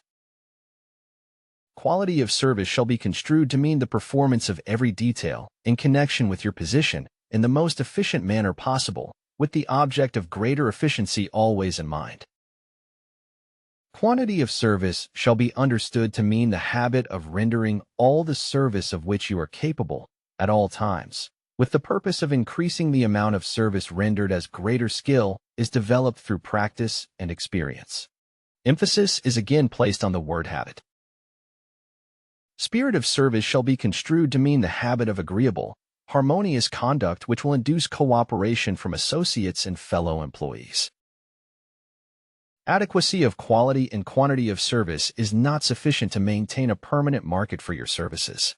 The conduct, or the spirit in which you deliver service, is a strong determining factor in connection with both the price you receive and the duration of employment. Andrew Carnegie stressed this point more than others in connection with his description of the factors which lead to success in the marketing of personal services. He emphasized again and again the necessity for harmonious conduct. He stressed the fact that he would not retain any man, no matter how great a quantity or how efficient the quality of his work, unless he worked in a spirit of harmony. Mr. Carnegie insisted upon men being agreeable. To prove that he placed a high value upon this quality, he permitted many men who conformed to his standards to become very wealthy. Those who did not conform had to make room for others. The importance of a pleasing personality has been stressed because it is a factor which enables one to render service in the proper spirit. If one has a personality which pleases and renders service in a spirit of harmony, these assets often make up for deficiencies in both the quality and the quantity of service one renders. Nothing, however, can be successfully substituted for pleasing conduct. The capital value of your services. The person whose income is derived entirely from the sale of personal services is no less a merchant than the man who sells commodities, and it might well be added, such a person is subject to exactly the same rules of conduct as the merchant who sells merchandise. This has been emphasized because the majority of people who live by the sale of personal services make the mistake of considering themselves free from the rules of conduct and the responsibilities attached to those who are engaged in marketing commodities. The new way of marketing services has practically forced both employer and employee into partnership alliances, through which both take into consideration the rights of the third party, the public they serve. The day of the go-getter has passed. He has been supplanted by the go-giver. High-pressure methods in business finally blew the lid off. There will never be the need to put the lid back on, because, in the future, business will be conducted by methods that will require no pressure. The actual capital value of your brains may be determined by the amount of income you can produce by marketing your services. A fair estimate of the capital value of your services may be made by multiplying your annual income by 16 and 2/3, as it is reasonable to estimate that your annual income represents 6% of your capital value. Money rents for 6% per annum. Money is worth no more than brains. It is often worth much less. Competent brains, if effectively marketed, represent a much more desirable form of capital than that which is required to conduct a business dealing in commodities, because brains are a form of capital which cannot be permanently depreciated through depressions, nor can this form of capital be stolen or spent. Moreover, the money which is essential for the conduct of business is as worthless as a sand dune, until it has been mixed with efficient brains. The 30 major causes of failure. How many of these are holding you back? Life's greatest tragedy consists of men and women who earnestly try and fail. The tragedy lies in the overwhelmingly large majority of people who fail, as compared to the few who succeed. I have had the privilege of analyzing several thousand men and women, 98% of whom were classed as failures. There is something radically wrong with a civilization and a system of education which permit 98% of the people to go through life as failures. But I did not write this book for the purpose of moralizing on the rights and wrongs of the world. That would require a book 100 times the size of this one. My analysis work proved that there are 30 major reasons for failure and 13 major principles through which people accumulate fortunes. In this chapter, a description of the 30 major causes of failure will be given. As you go over the list, check yourself by it, point by point, for the purpose of discovering how many of these causes of failure stand between you and success. Unfavorable hereditary background. There is but little, if anything, which can be done for people who are born with a deficiency in brain power. This philosophy offers but one method of bridging this weakness, through the aid of the mastermind. Observe with profit, however, that this is the only one of the 30 causes of failure which may not be easily corrected by any individual. Lack of a well-defined purpose in life. There is no hope of success for the person who does not have a central purpose or definite goal at which to aim. 98 out of every 100 of those whom I have analyzed had no such aim. Perhaps this was the major cause of their failure. Lack of ambition to aim above mediocrity. We offer no hope for the person who is so indifferent as not to want to get ahead in life, and who is not willing to pay the price. Insufficient education. This is a handicap which may be overcome with comparative ease. Experience has proven that the best educated people are often those who are known as self-made or self-educated. It takes more than a college degree to make one a person of education. Any person who is educated is one who has learned to get whatever he wants in life without violating the rights of others. Education consists not so much of knowledge, but of knowledge effectively and persistently applied.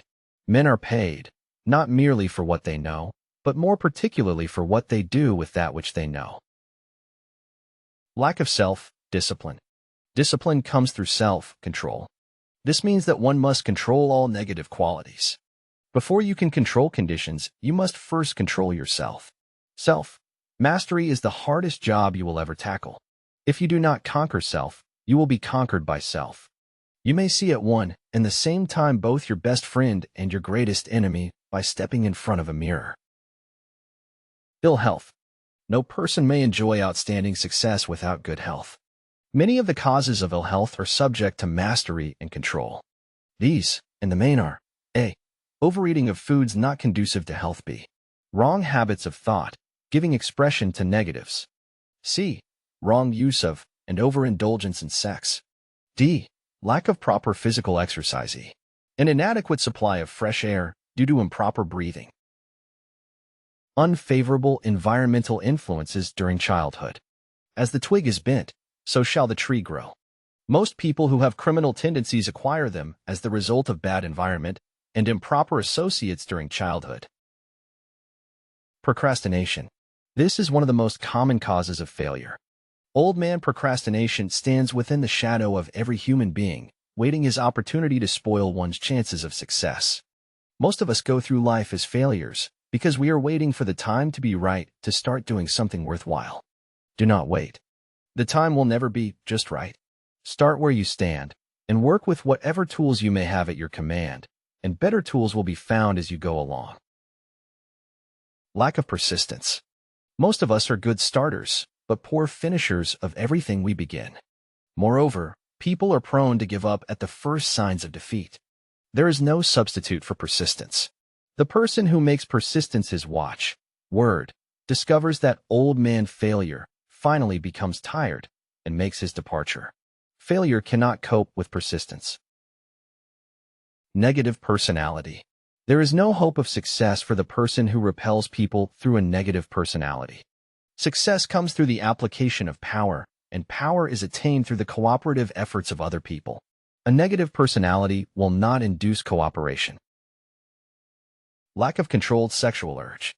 Sex energy is the most powerful of all the stimuli which move people into action. Because it is the most powerful of the emotions, it must be controlled through transmutation and converted into other channels. Uncontrolled desire for something for nothing. The gambling instinct drives millions of people to failure. Evidence of this may be found in a study of the Wall Street crash of '29, during which millions of people tried to make money by gambling on stock margins. Lack of a well-defined power of decision. Men who succeed reach decisions promptly and change them, if at all, very slowly. Men who fail reach decisions, if at all, very slowly, and change them frequently and quickly. Indecision and procrastination are twin brothers. Where one is found, the other may usually be found also. Kill off this pair before they completely tie you to the treadmill of failure. One or more of the 6 basic fears. These fears have been analyzed for you in a later chapter. They must be mastered before you can market your services effectively. Wrong selection of a mate in marriage. This is a most common cause of failure. The relationship of marriage brings people intimately into contact. Unless this relationship is harmonious, failure is likely to follow. Moreover, it will be a form of failure that is marked by misery and unhappiness, destroying all signs of ambition. Caution. The person who takes no chances generally has to take whatever is left when others are through choosing. Caution is as bad as caution. Both are extremes to be guarded against. Life itself is filled with the element of chance. Wrong selection of associates in business. This is one of the most common causes of failure in business. In marketing personal services, one should use great care to select an employer who will be an inspiration and who is, himself, intelligent and successful. We emulate those with whom we associate most closely. Pick an employer who is worth emulating. Superstition and prejudice. Superstition is a form of fear. It is also a sign of ignorance. Men who succeed keep open minds and are afraid of nothing. Wrong selection of a vocation. No man can succeed in a line of endeavor which he does not like. The most essential step in the marketing of personal services is that of selecting an occupation into which you can throw yourself wholeheartedly. Lack of concentration of effort. The jack of all trades seldom is good at any. Concentrate all of your efforts on one definite chief aim. The habit of indiscriminate spending. The spendthrift cannot succeed, mainly because he stands eternally in fear of poverty. Form the habit of systematic saving by putting aside a definite percentage of your income. Money in the bank gives one a very safe foundation of courage when bargaining for the sale of personal services. Without money, one must take what one is offered and be glad to get it. Lack of enthusiasm. Without enthusiasm, one cannot be convincing. Moreover, enthusiasm is contagious, and the person who has it under control is generally welcome in any group of people. Intolerance. The person with a closed mind on any subject seldom gets ahead. Intolerance means that one has stopped acquiring knowledge. The most damaging forms of intolerance are those connected with religious, racial, and political differences of opinion. Intemperance. The most damaging forms of intemperance are connected with eating, strong drink, and sexual activities. Overindulgence in any of these is fatal to success. Inability to cooperate with others. More people lose their positions and their big opportunities in life because of this fault than for all other reasons combined. It is a fault which no well-informed businessman or leader will tolerate. Possession of power that was not acquired through self-effort. Sons and daughters of wealthy men, and others who inherit money which they did not earn. Power in the hands of one who did not acquire it gradually is often fatal to success. Quick riches are more dangerous than poverty. Intentional dishonesty. There is no substitute for honesty. One may be temporarily dishonest by force of circumstances over which one has no control, without permanent damage. But there is no hope for the person who is dishonest by choice. Sooner or later, his deeds will catch up with him, and he will pay by loss of reputation, and perhaps even loss of liberty. Egotism and vanity. These qualities serve as red lights which warn others to keep away. They are fatal to success. Guessing instead of thinking. Most people are too indifferent or lazy to acquire facts with which to think accurately. They prefer to act on opinions created by guesswork or snap judgments. Lack of capital. This is a common cause of failure among those who start out in business for the first time, without sufficient reserve of capital to absorb the shock of their mistakes and to carry them over until they have established a reputation. Under this, name any particular cause of failure from which you have suffered that has not been included in the foregoing list. In these 30 major causes of failure is found a description of the tragedy of life, which obtains for practically every person who tries and fails. It will be helpful if you can induce someone who knows you well to go over this list with you and help to analyze you by the 30 causes of failure. It may be beneficial if you try this alone. Most people cannot see themselves as others see them. You may be one who cannot. The oldest of admonitions is, man, know thyself. If you market merchandise successfully, you must know the merchandise. The same is true in marketing personal services. You should know all of your weaknesses in order that you may either bridge them or eliminate them entirely. You should know your strength in order that you may call attention to it when selling your services. You can know yourself only through accurate analysis. The folly of ignorance in connection with self was displayed by a young man who applied to the manager of a well-known business for a position. He made a very good impression until the manager asked him what salary he expected. He replied that he had no fixed sum in mind, lack of a definite aim.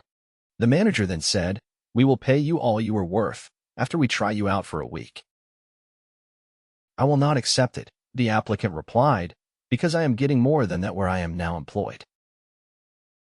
Before you even start to negotiate for a readjustment of your salary in your present position, or to seek employment elsewhere, be sure that you are worth more than you now receive. It is one thing to want money.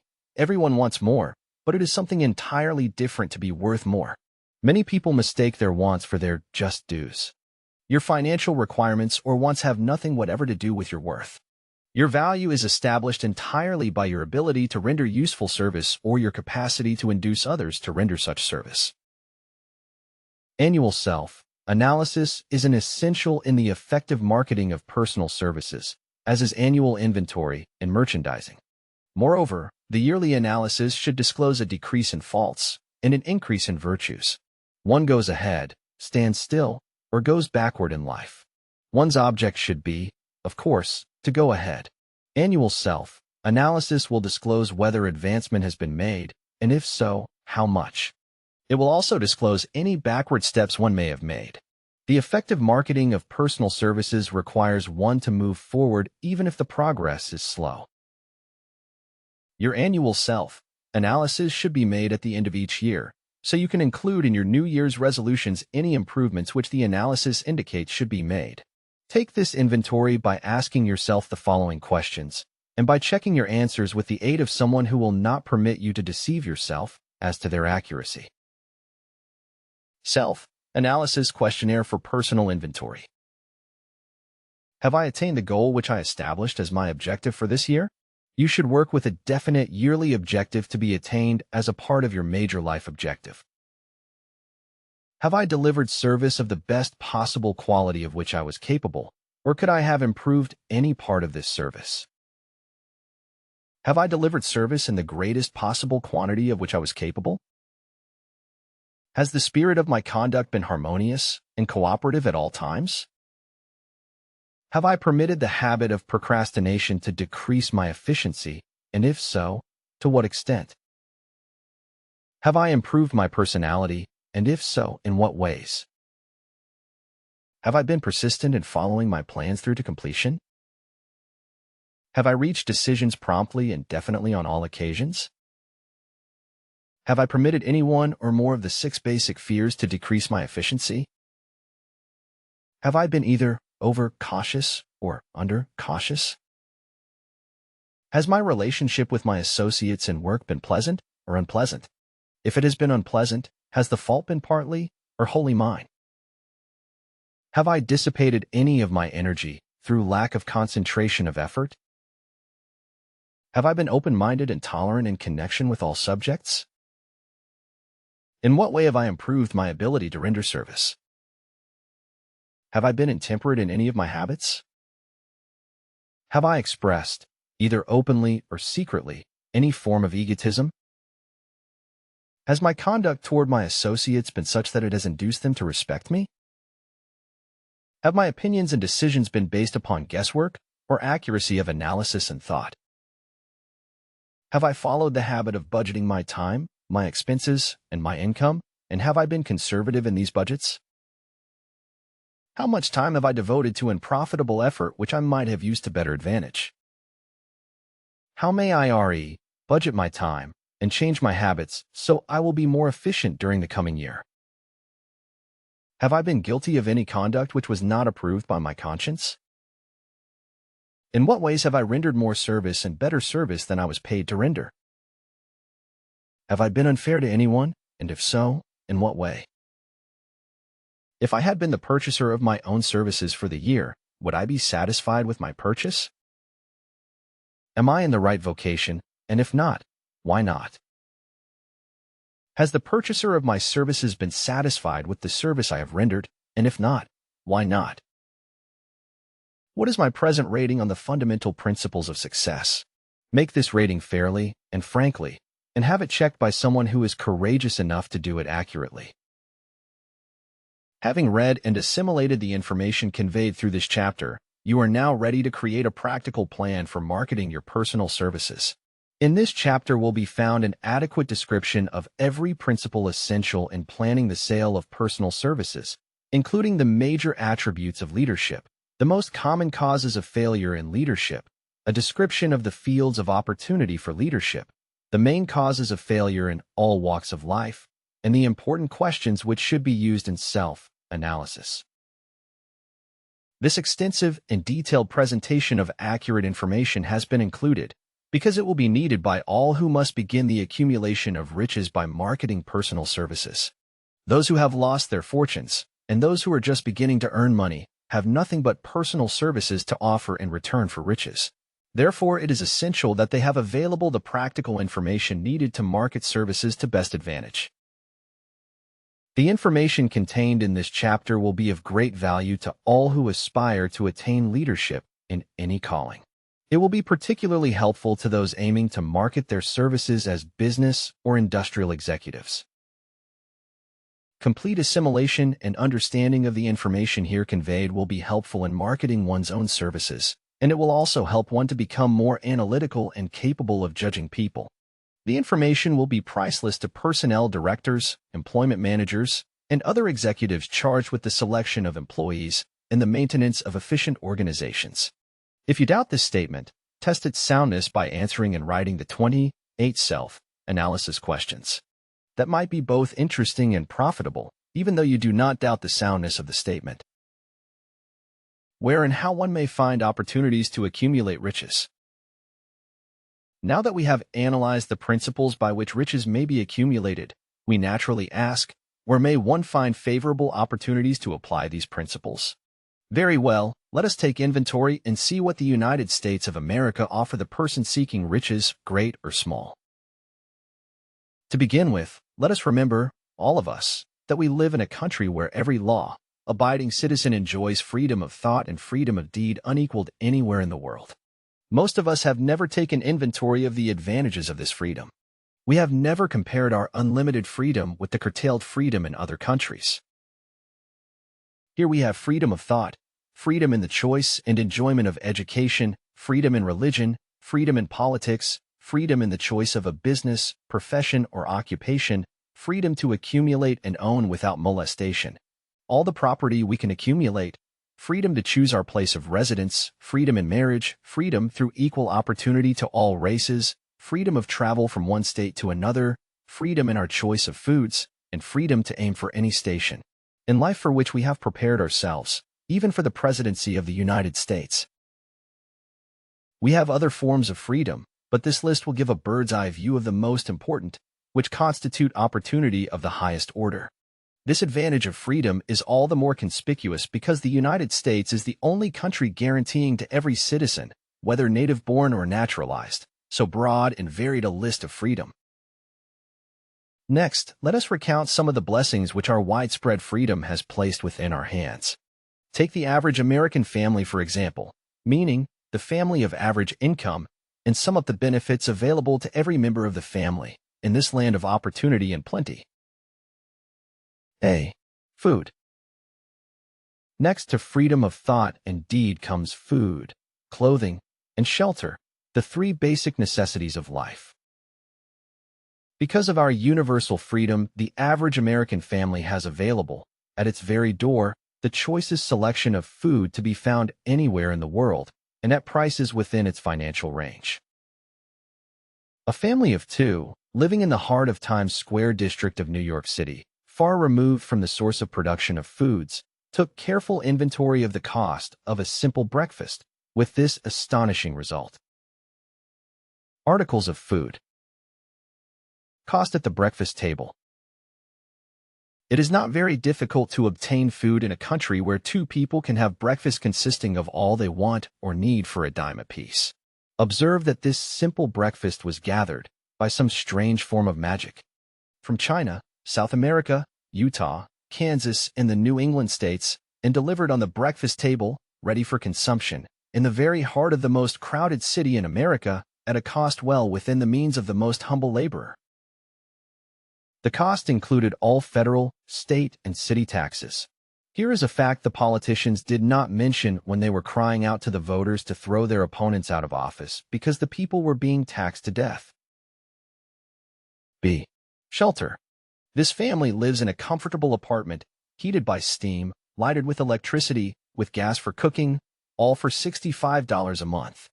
In a smaller city or a more sparsely settled part of New York City, the same apartment could be had for as low as $20 a month.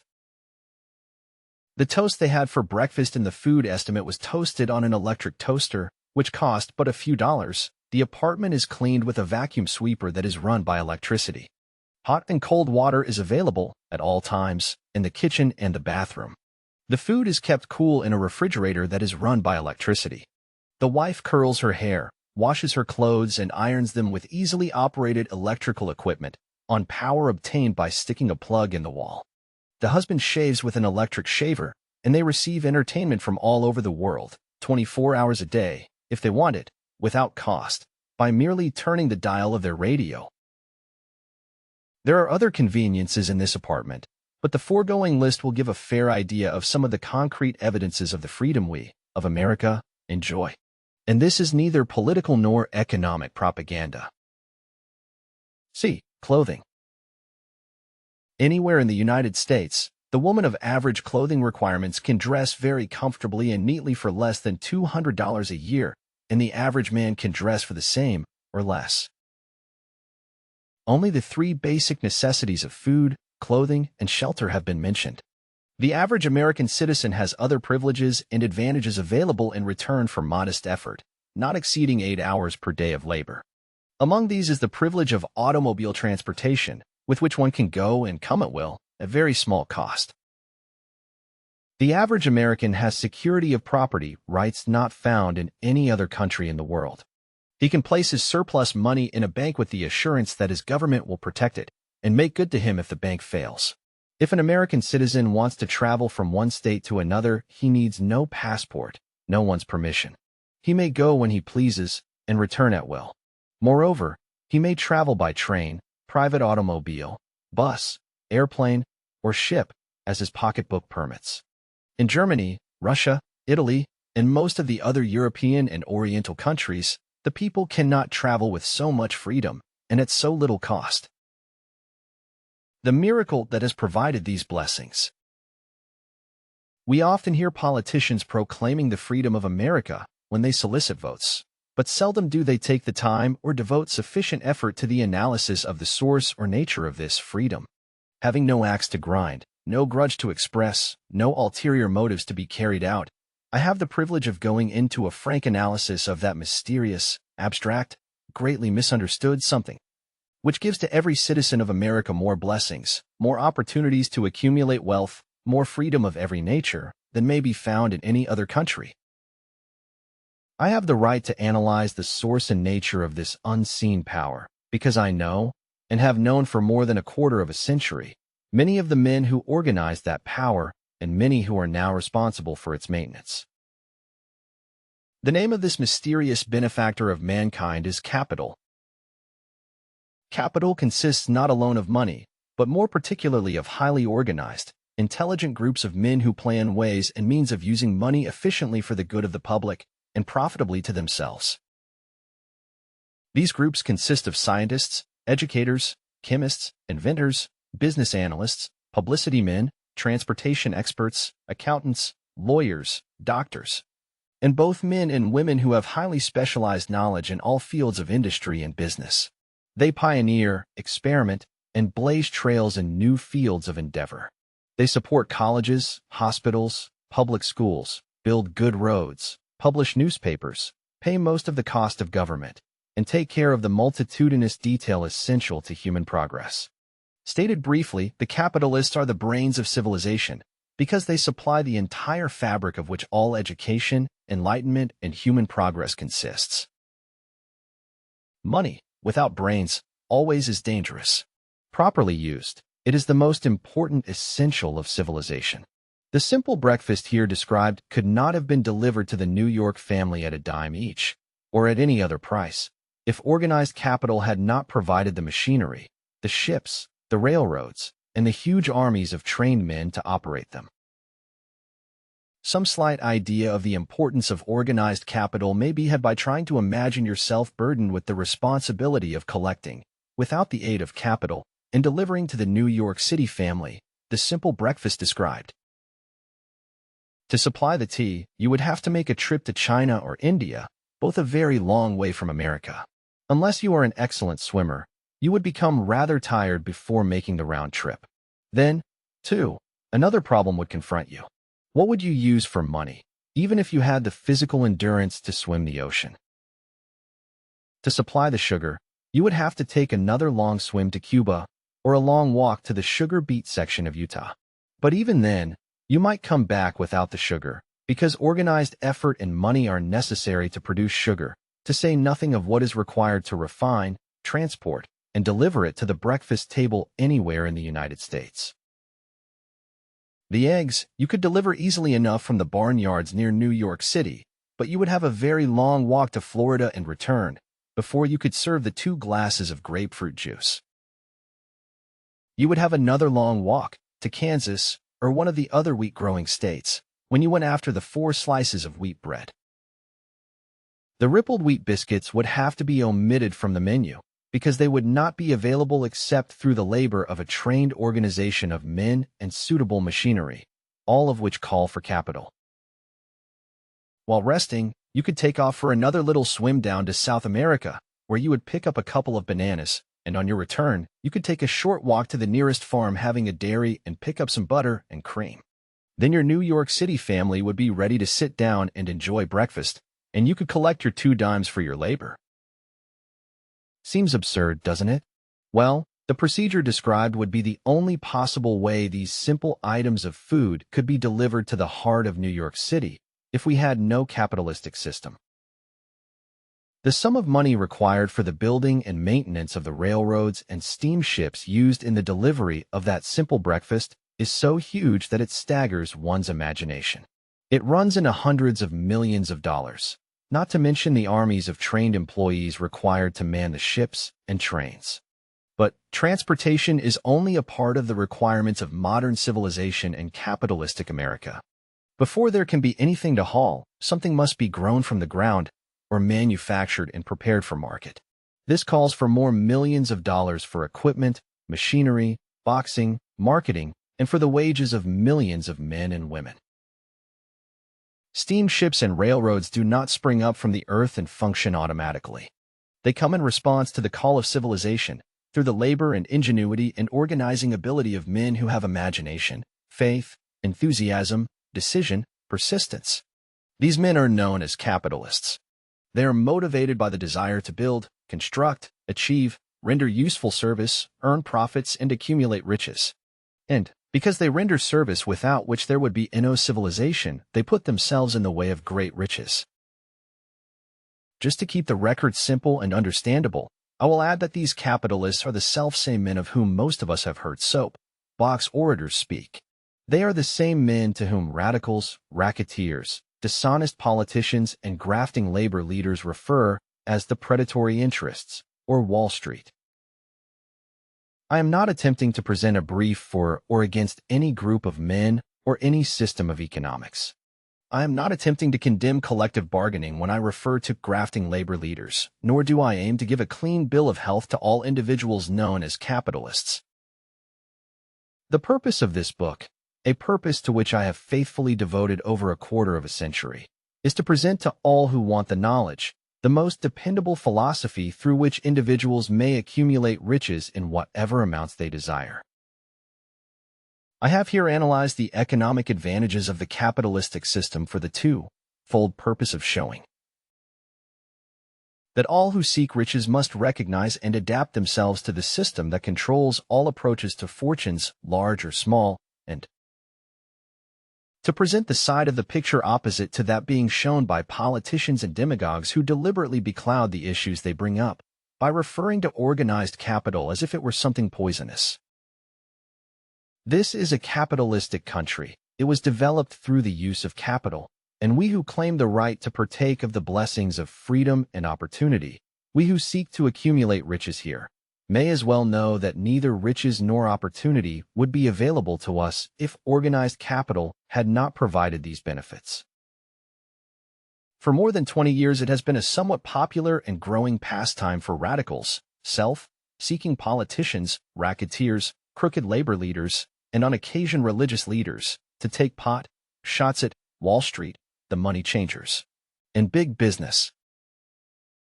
The practice became so general that we witnessed during the business depression the unbelievable sight of high government officials lining up with the cheap politicians and labor leaders, with the openly avowed purpose of throttling the system which has made industrial America the richest country on earth.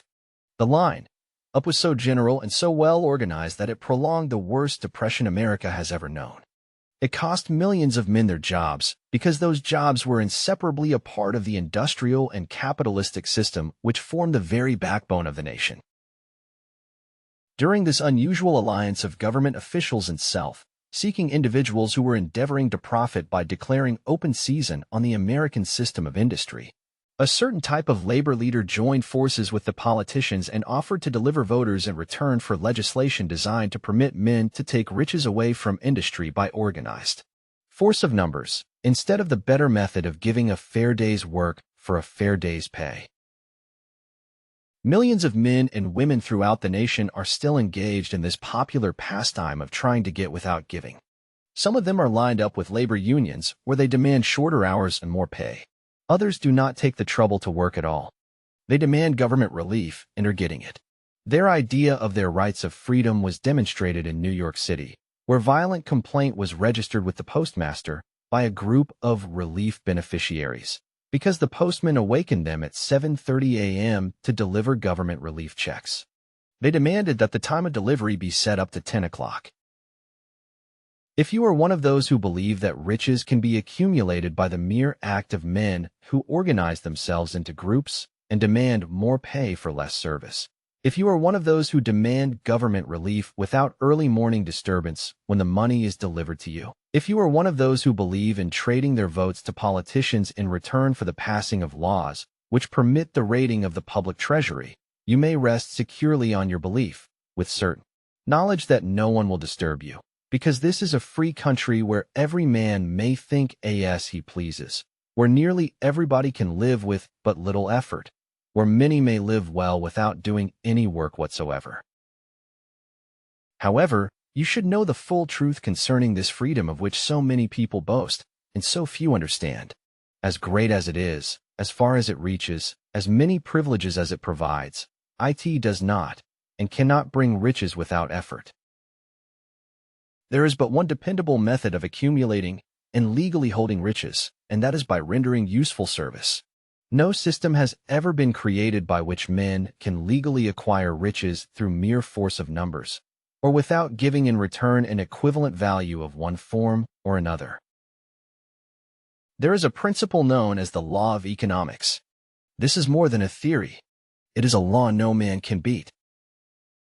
Mark well the name of the principle, and remember it, because it is far more powerful than all the politicians and political machines. It is above and beyond the control of all the labor unions. It cannot be swayed, nor influenced nor bribed by racketeers or self-appointed leaders in any calling. Moreover, it has an all-seeing eye and a perfect system of bookkeeping, in which it keeps an accurate account of the transactions of every human being engaged in the business of trying to get without giving. Sooner or later its auditors come around, look over the records of individuals both great and small, and demand an accounting. Wall Street, big business, capital predatory interests, or whatever name you choose to give the system which has given us American freedom, represents a group of men who understand, respect, and adapt themselves to this powerful law of economics. Their financial continuation depends upon their respecting the law. Most people living in America like this country, its capitalistic system and all. I must confess I know of no better country where one may find greater opportunities to accumulate riches. Judging by their acts and deeds, there are some in this country who do not like it. That, of course, is their privilege. If they do not like this country, its capitalistic system, its boundless opportunities, they have the privilege of clearing out.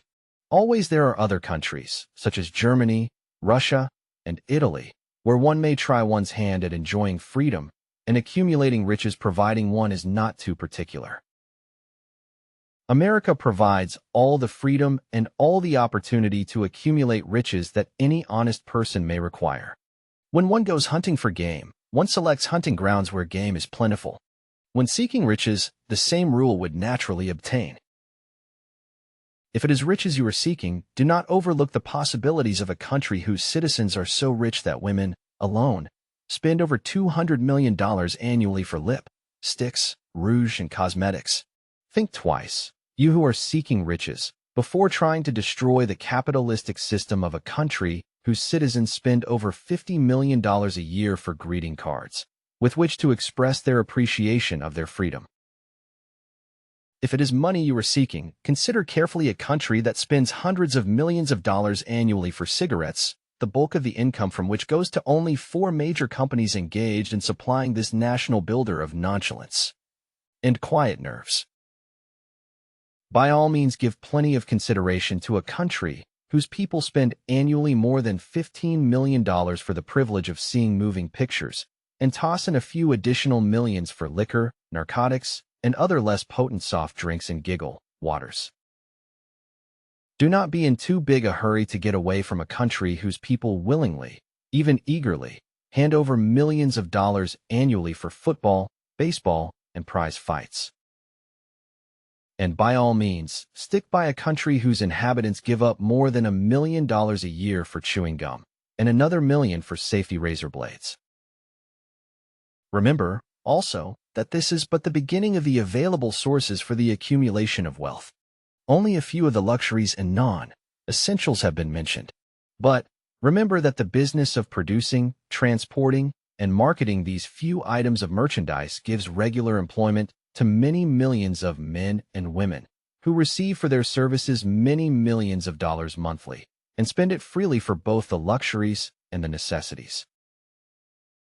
Especially remember that back of all this exchange of merchandise and personal services may be found an abundance of opportunity to accumulate riches.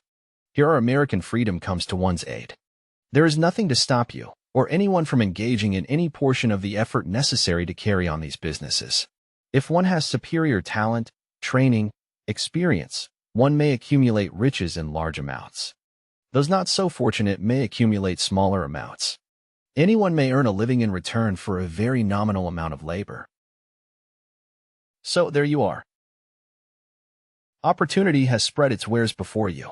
Step up to the front, select what you want, create your plan, put the plan into action, and follow through with persistence.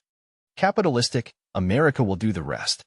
You can depend upon this much. Capitalistic America ensures every person the opportunity to render useful service and to collect riches in proportion to the value of the service. The system denies no one this right, but it does not and cannot promise something for nothing, because the system itself is irrevocably controlled by the law of economics, which neither recognizes nor tolerates for long getting without giving. The law of economics was passed by nature. There is no Supreme Court to which violators of this law may appeal. The law hands out both penalties for its violation and appropriate rewards for its observance, without interference or the possibility of interference by any human being. The law cannot be repealed. It is as fixed as the stars in the heavens and subject to, and a part of the same system that controls the stars. May one refuse to adapt oneself to the law of economics? Certainly.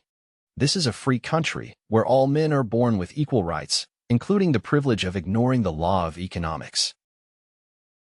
What happens then? Well, nothing happens until large numbers of men join forces for the avowed purpose of ignoring the law and taking what they want by force. Then comes the dictator, with well-organized firing squads and machine guns. We have not yet reached that stage in America, but we have heard all we want to know about how the system works. Perhaps we shall be fortunate enough not to demand personal knowledge of so gruesome a reality.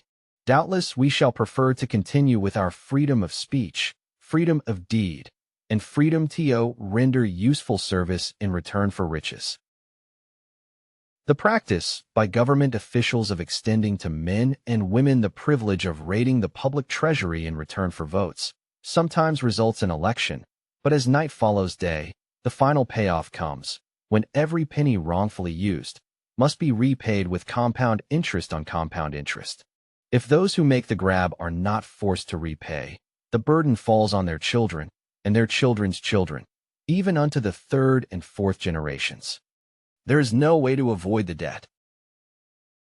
Men can, and sometimes do, form themselves into groups for the purpose of crowding wages up and working hours down. There is a point beyond which they cannot go. It is the point at which the law of economics steps in, and the sheriff gets both the employer and the employees. For 6 years, from 1929 to 1935, the people of America, both rich and poor, barely missed seeing the old man economics hand over to the sheriff all the businesses and industries and banks. It was not a pretty sight. It did not increase our respect for mob psychology, through which men cast reason to the winds and start trying to get without giving. We who went through those 6 discouraging years, when fear was in the saddle and faith was on the ground, cannot forget how ruthlessly the law of economics exacted its toll from both rich and poor, weak and strong, old and young. We shall not wish to go through another such experience. These observations are not founded upon short-time experience. They are the result of 25 years of careful analysis of the methods of both the most successful and the most unsuccessful men America has known. Chapter 8. The 7th Step Toward Riches. Accurate analysis of over 25,000 men and women who had experienced failure disclosed the fact that lack of decision was near the head of the list of the 30 major causes of failure. This is no mere statement of a theory, it is a fact. Procrastination, the opposite of decision, is a common enemy which practically every man must conquer. You will have an opportunity to test your capacity to reach quick and definite decisions when you finish reading this book and are ready to begin putting into action the principles which it describes. Analysis of several hundred people who had accumulated fortunes well beyond the $1 million mark disclosed the fact that every one of them had the habit of reaching decisions promptly and of changing these decisions slowly, if and when they were changed. People who fail to accumulate money, without exception, have the habit of reaching decisions, if at all, very slowly, and of changing these decisions quickly and often. One of Henry Ford's most outstanding qualities is his habit of reaching decisions quickly and definitely, and changing them slowly. This quality is so pronounced in Mr. Ford that it has given him the reputation of being obstinate. It was this quality which prompted Mr. Ford to continue to manufacture his famous Model T, the world's ugliest car, when all of his advisors and many of the purchasers of the car were urging him to change it. Perhaps Mr. Ford delayed too long in making the change, but the other side of the story is that Mr. Ford's firmness of decision yielded a huge fortune before the change in model became necessary. There is but little doubt that Mr. Ford's habit of definiteness of decision assumes the proportion of obstinacy, but this quality is preferable to slowness in reaching decisions and quickness in changing them. The majority of people who fail to accumulate money sufficient for their needs are, generally, easily influenced by the opinions of others. They permit the newspapers and the gossiping neighbors to do their thinking for them. Opinions are the cheapest commodities on earth. Everyone has a flock of opinions ready to be wished upon anyone who will accept them. If you are influenced by opinions when you reach decisions, you will not succeed in any undertaking, much less in that of transmuting your own desire into money. If you are influenced by the opinions of others, you will have no desire of your own. Keep your own counsel when you begin to put into practice the principles described here, by reaching your own decisions and following them. Take no one into your confidence except the members of your mastermind group, and be very sure in your selection of this group that you choose only those who will be in complete sympathy and harmony with your purpose. Close friends and relatives, while not meaning to do so, often handicap one through opinions and sometimes through ridicule, which is meant to be humorous. Thousands of men and women carry inferiority complexes with them all through life, because some well-meaning but ignorant person destroyed their confidence through opinions or ridicule. You have a brain and mind of your own. Use it and reach your own decisions. If you need facts or information from other people to enable you to reach decisions, as you probably will in many instances, acquire these facts or secure the information you need quietly, without disclosing your purpose. It is characteristic of people who have but a smattering or a veneer of knowledge to try to give the impression that they have much knowledge. Such people generally do too much talking and too little listening. Keep your eyes and ears wide open and your mouth closed if you wish to acquire the habit of prompt decision. Those who talk too much do little else. If you talk more than you listen, you not only deprive yourself of many opportunities to accumulate useful knowledge, but you also disclose your plans and purposes to people who will take great delight in defeating you, because they envy you.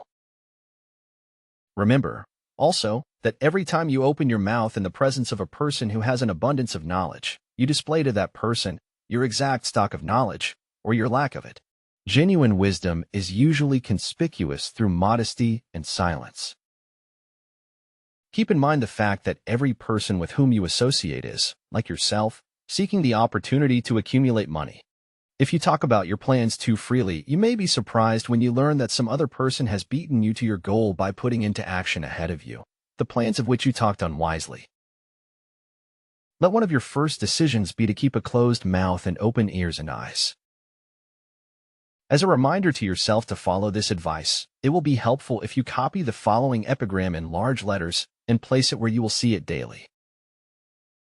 Tell the world what you intend to do, but first show it. This is the equivalent of saying that deeds, and not words, are what count most. Freedom or death on a decision. The value of decisions depends upon the courage required to render them.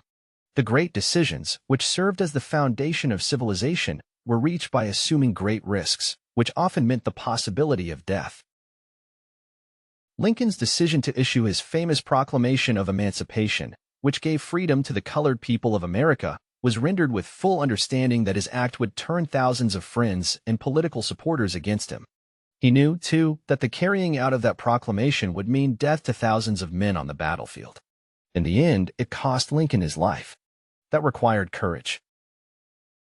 Socrates' decision to drink the cup of poison, rather than compromise in his personal belief, was a decision of courage. It turned time ahead 1,000 years and gave to people then unborn the right to freedom of thought and of speech. The decision of General Robert E. Lee, when he came to the parting of the way with the Union and took up the cause of the South, was a decision of courage, for he well knew that it might cost him his own life, that it would surely cost the lives of others. But the greatest decision of all time, as far as any American citizen is concerned, was reached in Philadelphia, July 4, 1776, when 56 men signed their names to a document, which they well knew would bring freedom to all Americans, or leave every one of the 56 hanging from a gallows. You have heard of this famous document, but you may not have drawn from it the great lesson in personal achievement it so plainly taught. We all remember the date of this momentous decision, but few of us realize what courage that decision required. We remember our history, as it was taught. We remember dates and the names of the men who fought. We remember Valley Forge and Yorktown. We remember George Washington and Lord Cornwallis. But we know little of the real forces back of these names, dates, and places. We know still less of that intangible power, which ensured us freedom long before Washington's armies reached Yorktown. We read the history of the Revolution and falsely imagined that George Washington was the father of our country, that it was he who won our freedom, while the truth is, Washington was only an accessory after the fact, because victory for his armies had been ensured long before Lord Cornwallis surrendered. This is not intended to rob Washington of any of the glory he so richly merited. Its purpose, rather, is to give greater attention to the astounding power that was the real cause of his victory. It is nothing short of tragedy that the writers of history have missed, entirely, even the slightest reference to the irresistible power which gave birth and freedom to the nation destined to set up new standards of independence for all the peoples of the earth. I say it is a tragedy, because it is the self-same power which must be used by every individual who surmounts the difficulties of life and forces life to pay the price asked. Let us briefly review the events which gave birth to this power. The story begins with an incident in Boston, March 5, 1770. British soldiers were patrolling the streets, by their presence, openly threatening the citizens. The colonists resented armed men marching in their midst. They began to express their resentment openly, hurling stones as well as epithets at the marching soldiers, until the commanding officer gave orders. Fix bayonets. Charge. The battle was on. It resulted in the death and injury of many. The incident aroused such resentment that the Provincial Assembly, made up of prominent colonists, called a meeting for the purpose of taking definite action. Two of the members of that assembly were John Hancock and Samuel Adams. Long live their names. They spoke up courageously and declared that a move must be made to eject all British soldiers from Boston. Remember this, a decision, in the minds of two men, might properly be called the beginning of the freedom which we, of the United States, now enjoy. Remember, too, that the decision of these two men called for faith and courage, because it was dangerous. Before the assembly adjourned, Samuel Adams was appointed to call on the governor of the province, Hutchinson, and demand the withdrawal of the British troops. The request was granted, the troops were removed from Boston, but the incident was not closed. It had caused a situation destined to change the entire trend of civilization. Strange, is it not, how the great changes, such as the American Revolution and the World War, often have their beginnings in circumstances which seem unimportant? It is interesting, also, to observe that these important changes usually begin in the form of a definite decision in the minds of a relatively small number of people. Few of us know the history of our country well enough to realize that John Hancock, Samuel Adams, and Richard Henry Lee, of the province of Virginia, were the real fathers of our country. Richard Henry Lee became an important factor in this story by reason of the fact that he and Samuel Adams communicated frequently, by correspondence, sharing freely their fears, and their hopes concerning the welfare of the people of their provinces. From this practice, Adams conceived the idea that a mutual exchange of letters between the 13 colonies might help to bring about the coordination of effort so badly needed in connection with the solution of their problems. 2 years after the clash with the soldiers in Boston, March 72, Adams presented this idea to the Assembly in the form of a motion that a correspondence committee be established among the colonies, with definitely appointed correspondents in each colony, for the purpose of friendly cooperation for the betterment of the colonies of British America. Mark well this incident. It was the beginning of the organization of the far-flung power destined to give freedom to you and to me. The mastermind had already been organized. It consisted of Adams, Lee, and Hancock. I tell you further that if 2 of you agree upon the earth concerning anything for which you ask, it will come to you from my Father, who is in heaven. The Committee of Correspondence was organized. Observe that this move provided the way for increasing the power of the mastermind by adding to it men from all the colonies. Take notice that this procedure constituted the first organized planning of the disgruntled colonists. In union there is strength. The citizens of the colonies had been waging disorganized warfare against the British soldiers through incidents similar to the Boston riot, but nothing of benefit had been accomplished. Their individual grievances had not been consolidated under one mastermind. No group of individuals had put their hearts, minds, souls, and bodies together in one definite decision to settle their difficulty with the British once and for all, until Adams, Hancock, and Lee got together. Meanwhile, the British were not idle.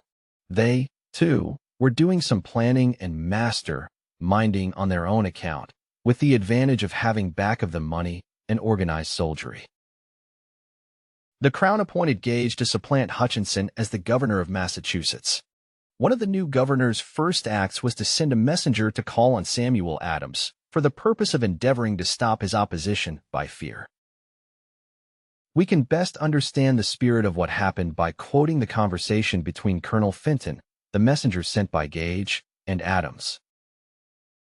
Colonel Fenton, I have been authorized by Governor Gage to assure you, Mr. Adams, that the governor has been empowered to confer upon you such benefits as would be satisfactory. Endeavor to win Adams by promise of bribes, upon the condition that you engage to cease in your opposition to the measures of the government. It is the governor's advice to you, sir, not to incur the further displeasure of His Majesty.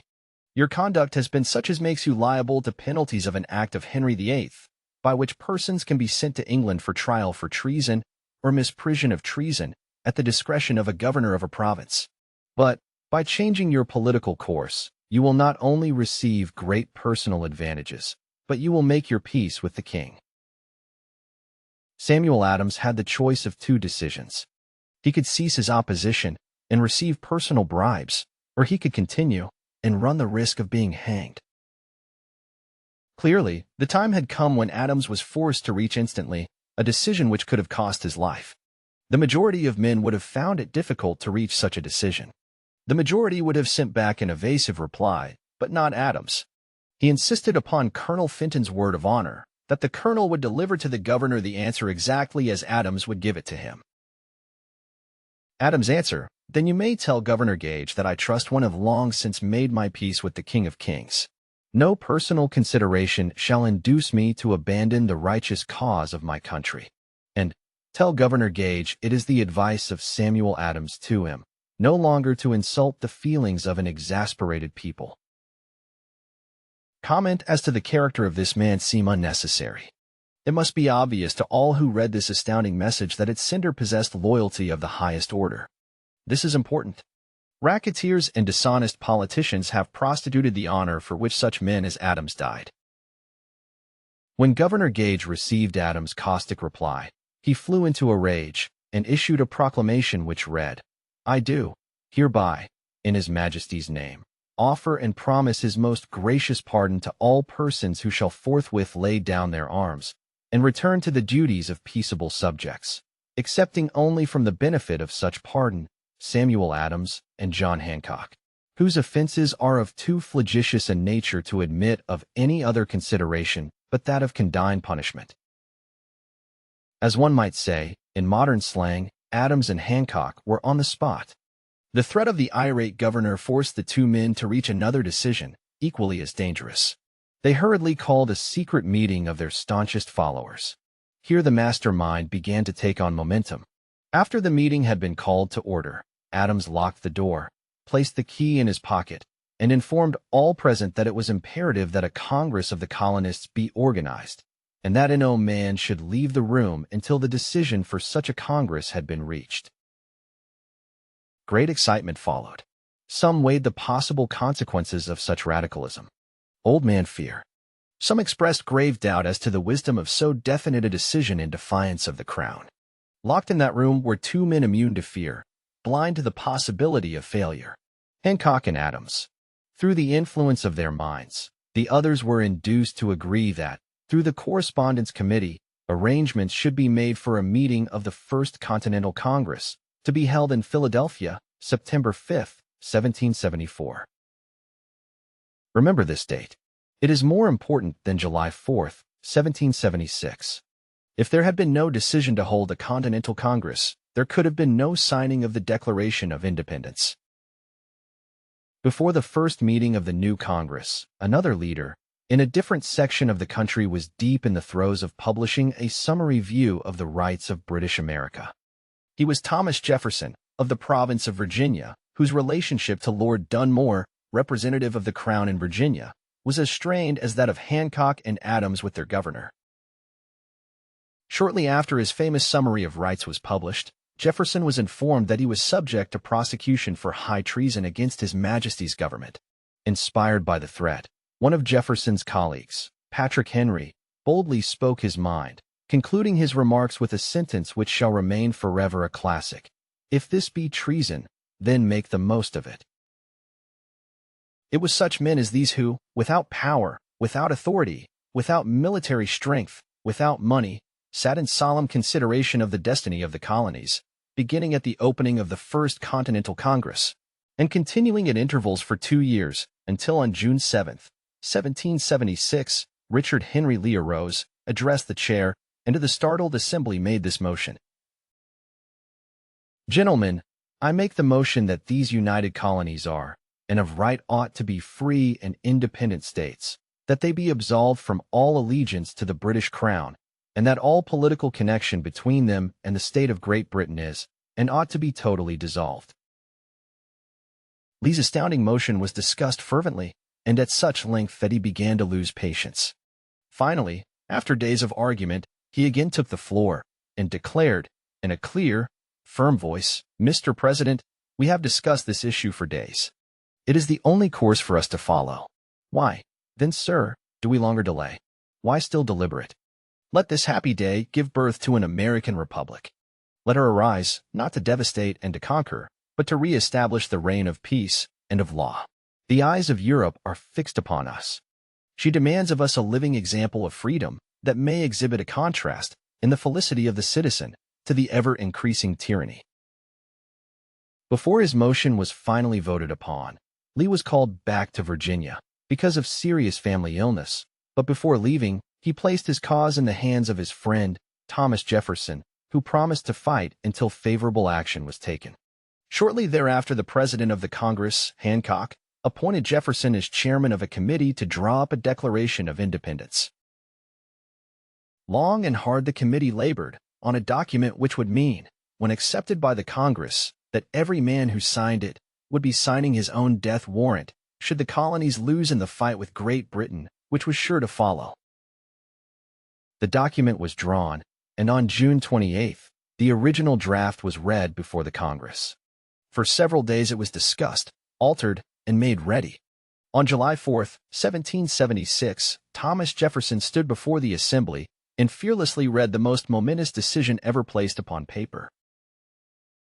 When in the course of human events it is necessary for one people to dissolve the political bands which have connected them with another, and to assume, among the powers of the earth, the separate and equal station to which the laws of nature, and of nature's God entitle them, a decent respect to the opinions of mankind requires that they should declare the causes which impel them to the separation. When Jefferson finished, the document was voted upon, accepted, and signed by the 56 men, everyone staking his own life upon his decision to write his name. By that decision came into existence a nation destined to bring to mankind forever the privilege of making decisions. By decisions made in a similar spirit of faith, and only by such decisions, can men solve their personal problems and win for themselves high estates of material and spiritual wealth. Let us not forget this.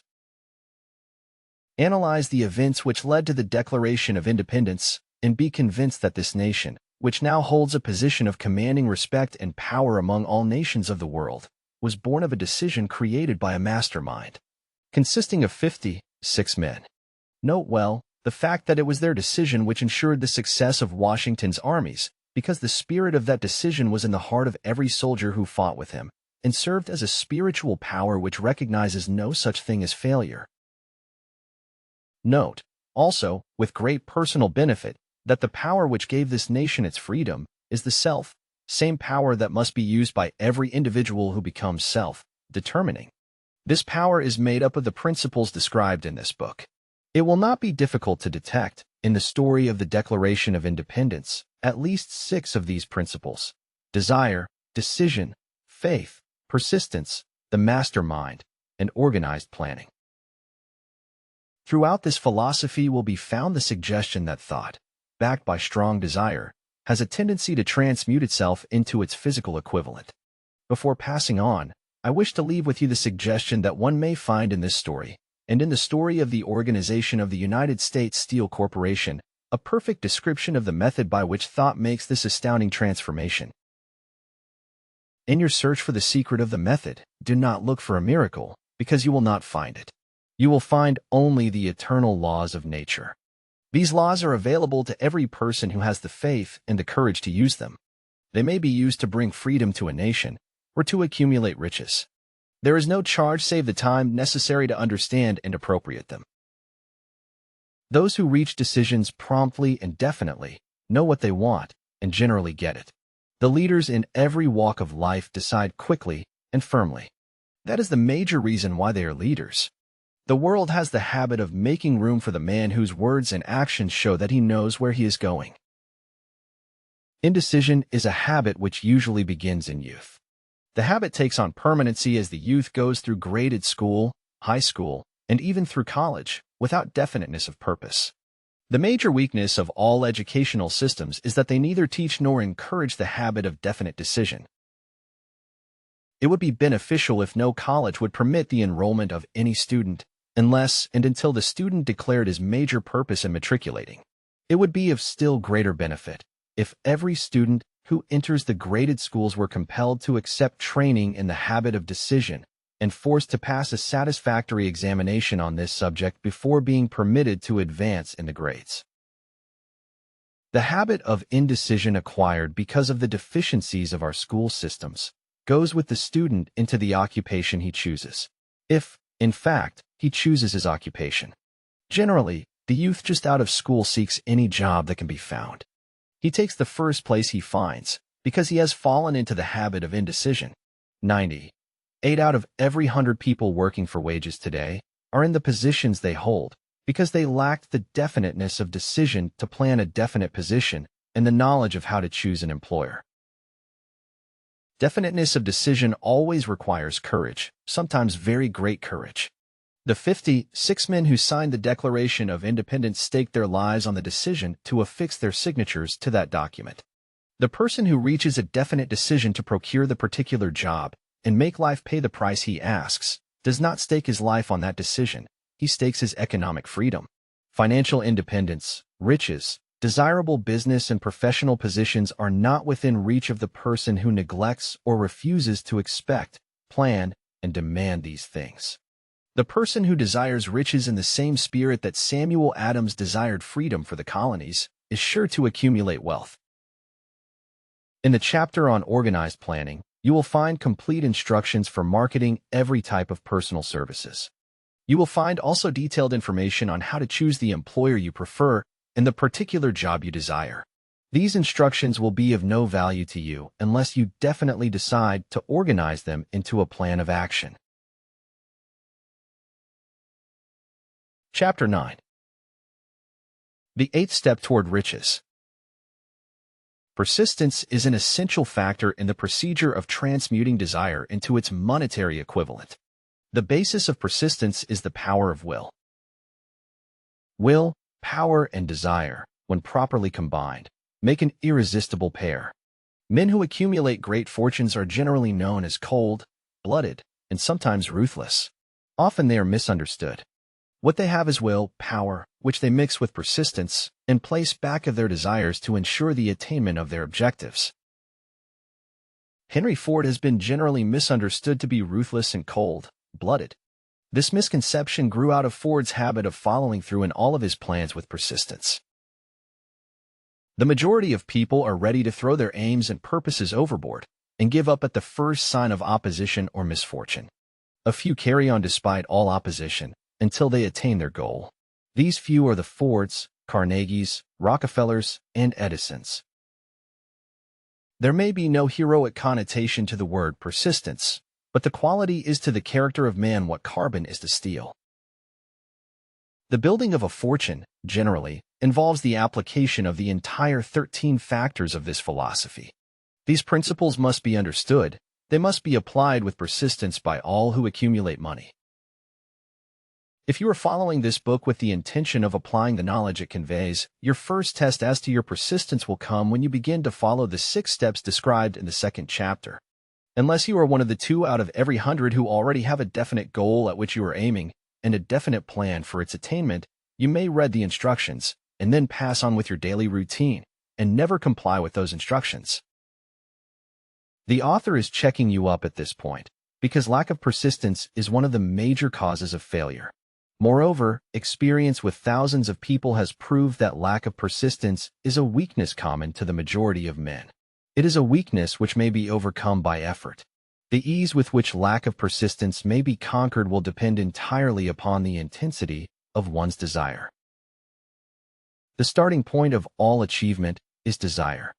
Keep this constantly in mind. Weak desires bring weak results, just as a small amount of fire makes a small amount of heat.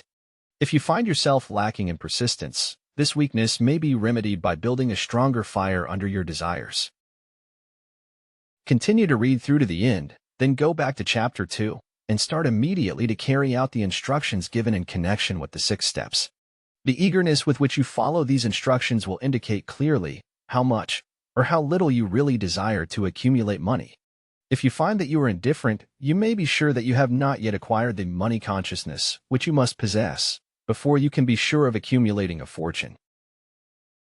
Fortunes gravitate to men whose minds have been prepared to attract them, just as surely as water gravitates to the ocean. In this book may be found all the stimuli necessary to attune any normal mind to the vibrations which will attract the object of one's desires. If you find you are weak in persistence, center your attention upon the instructions contained in the chapter on power. Surround yourself with a mastermind group, and through the cooperative efforts of the members of this group, you can develop persistence. You will find additional instructions for the development of persistence in the chapters on auto-suggestion and the subconscious mind.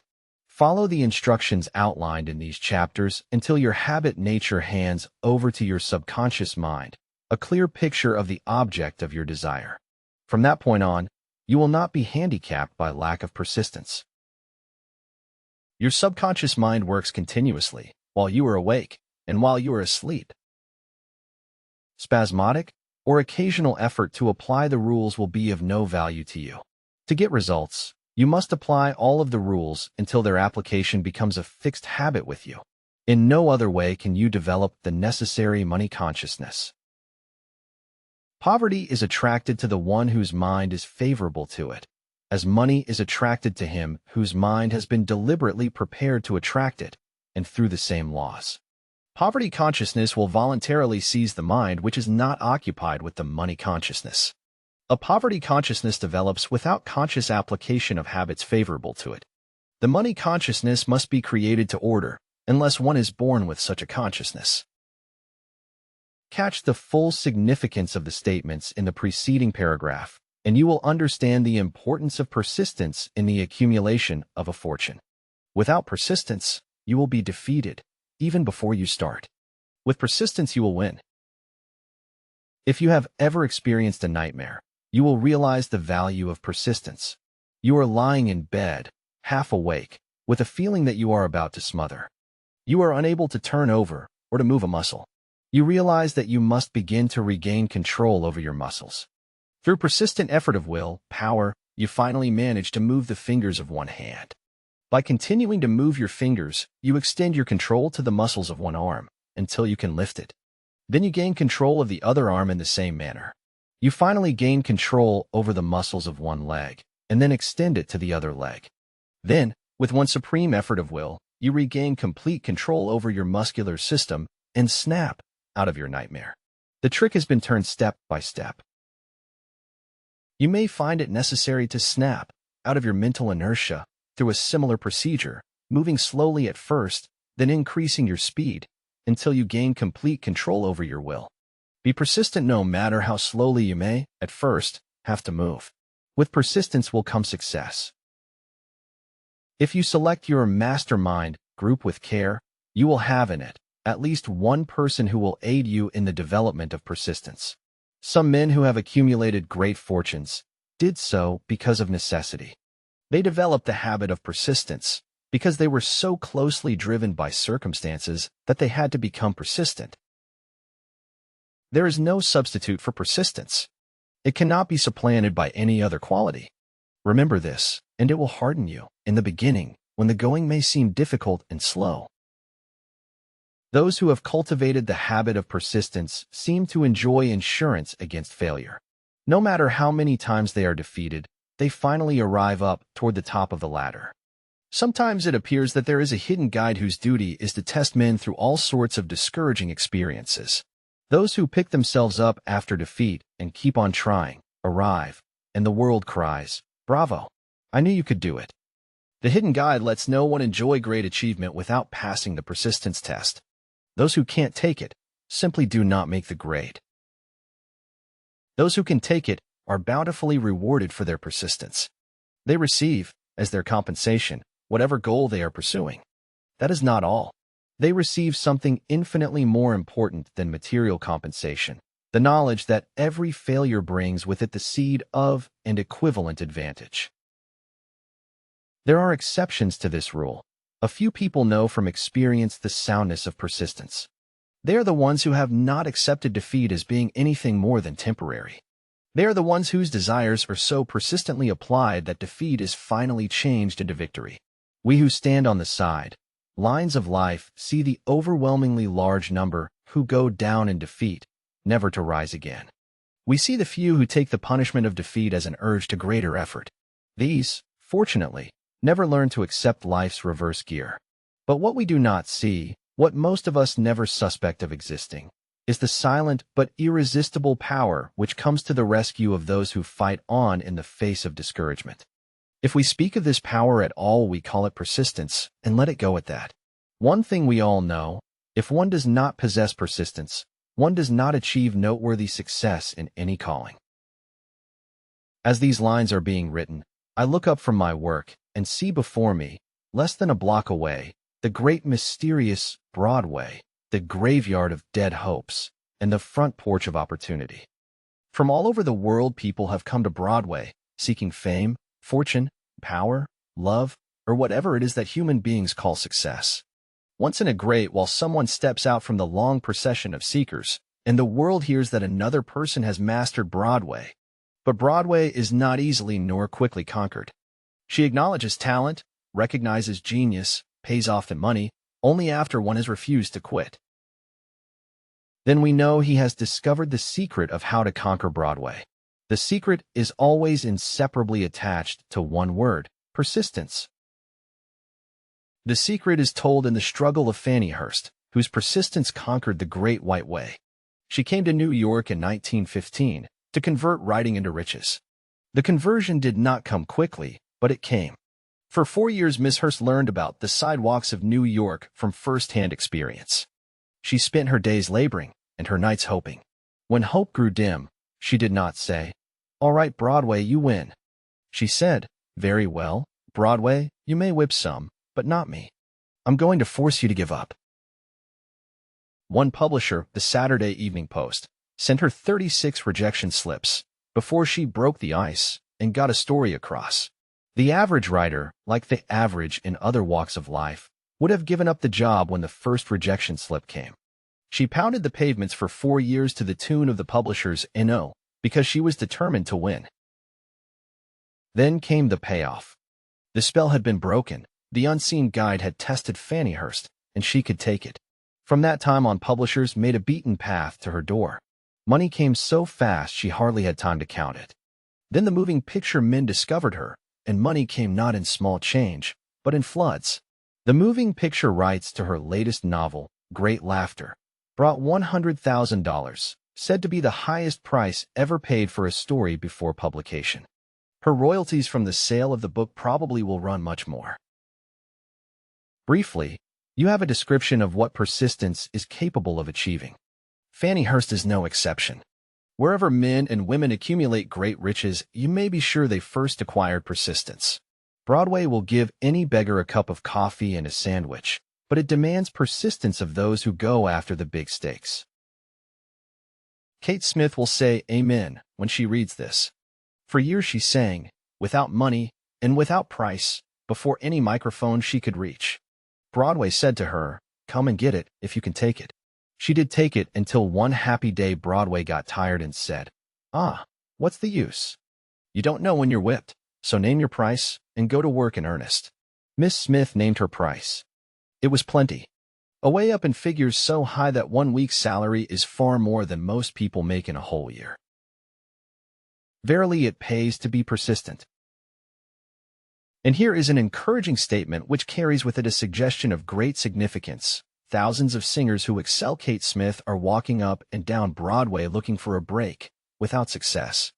Countless others have come and gone. Many of them sang well enough, but they failed to make the grade because they lacked the courage to keep on keeping on, until Broadway became tired of turning them away. Persistence is a state of mind, therefore it can be cultivated. Like all states of mind, persistence is based upon definite causes, among them these. A. Definiteness of purpose. Knowing what one wants is the first and, perhaps, the most important step toward the development of persistence. A strong motive forces one to surmount many difficulties. B. Desire. It is comparatively easy to acquire and to maintain persistence in pursuing the object of intense desire. C. Self-reliance. Belief in one's ability to carry out a plan encourages one to follow the plan through with persistence. Self-reliance can be developed through the principle described in the chapter on auto-suggestion. D. Definiteness of plans. Organized plans, even though they may be weak and entirely impractical, encourage persistence. E. Accurate knowledge. Knowing that one's plans are sound, based upon experience or observation, encourages persistence. Guessing instead of knowing destroys persistence. F. Cooperation. Sympathy, understanding, and harmonious cooperation with others tend to develop persistence. G. Willpower. The habit of concentrating one's thoughts upon the building of plans for the attainment of a definite purpose leads to persistence. H. Habit. Persistence is the direct result of habit. The mind absorbs and becomes a part of the daily experiences upon which it feeds. Fear, the worst of all enemies, can be effectively cured by forced repetition of acts of courage. Everyone who has seen active service in war knows this. Before leaving the subject of persistence, take inventory of yourself and determine in what particular, if any, you are lacking in this essential quality. Measure yourself courageously, point by point, and see how many of the 8 factors of persistence you lack. The analysis may lead to discoveries that will give you a new grip on yourself. Symptoms of lack of persistence. Here you will find the real enemies which stand between you and noteworthy achievement. Here you will find not only the symptoms indicating weakness of persistence, but also the deeply seated subconscious causes of this weakness.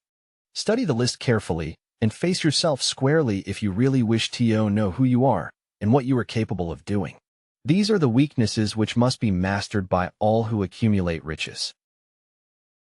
Failure to recognize and to clearly define exactly what one wants. Procrastination, with or without cause, usually backed up with a formidable array of alibis and excuses. Lack of interest in acquiring specialized knowledge. Indecision, the habit of passing the buck on all occasions instead of facing issues squarely, also backed by alibis. The habit of relying upon alibis instead of creating definite plans for the solution of problems. Self-satisfaction. There is but little remedy for this affliction, and no hope for those who suffer from it. Indifference, usually reflected in one's readiness to compromise on all occasions, rather than meet opposition and fight it. The habit of blaming others for one's mistakes and accepting unfavorable circumstances as being unavoidable. Weakness of desire, due to neglect in the choice of motives that impel action. Willingness, even eagerness, to quit at the first sign of defeat, based upon one or more of the 6 basic fears. Lack of organized plans, placed in writing where they may be analyzed. The habit of neglecting to move on ideas or to grasp opportunity when it presents itself. Wishing instead of willing. The habit of compromising with poverty instead of aiming at riches.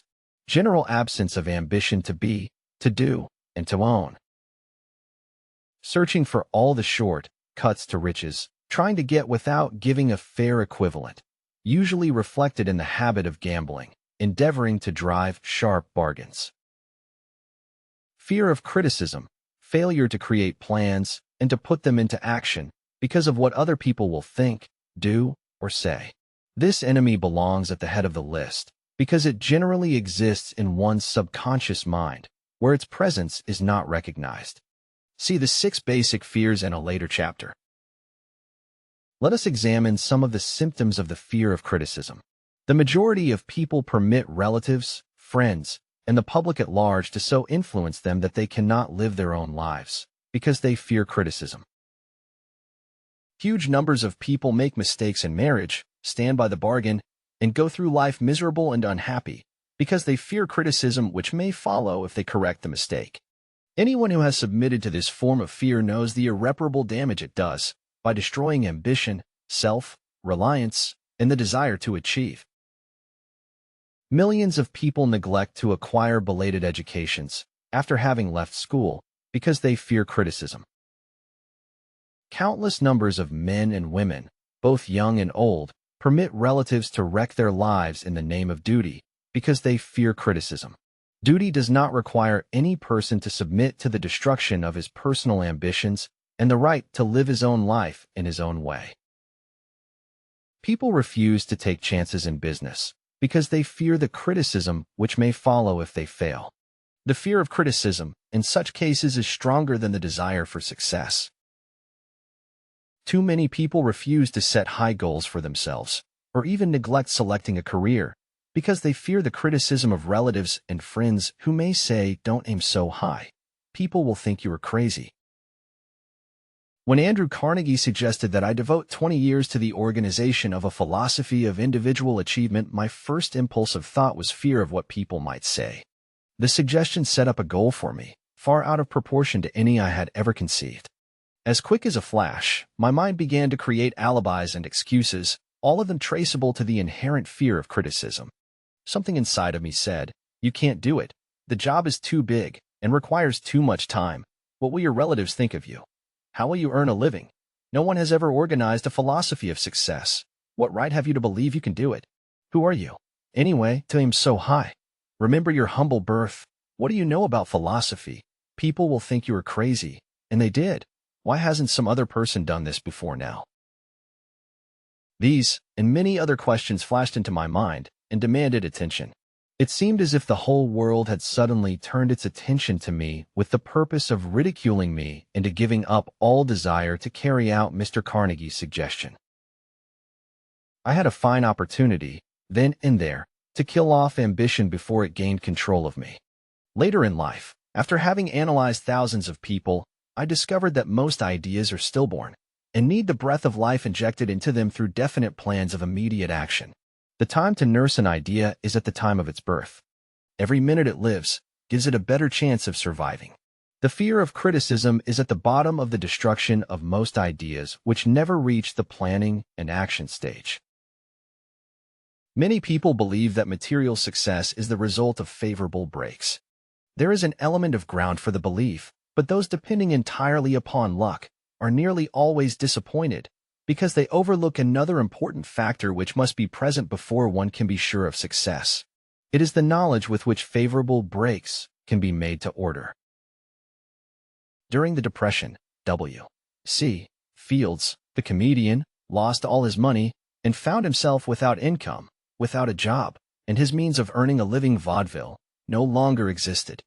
Moreover, he was past 60, when many men consider themselves old.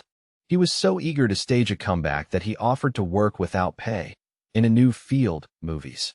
In addition to his other troubles, he fell and injured his neck. To many that would have been the place to give up and quit, but Fields was persistent. He knew that if he carried on he would get the breaks sooner or later, and he did get them, but not by chance.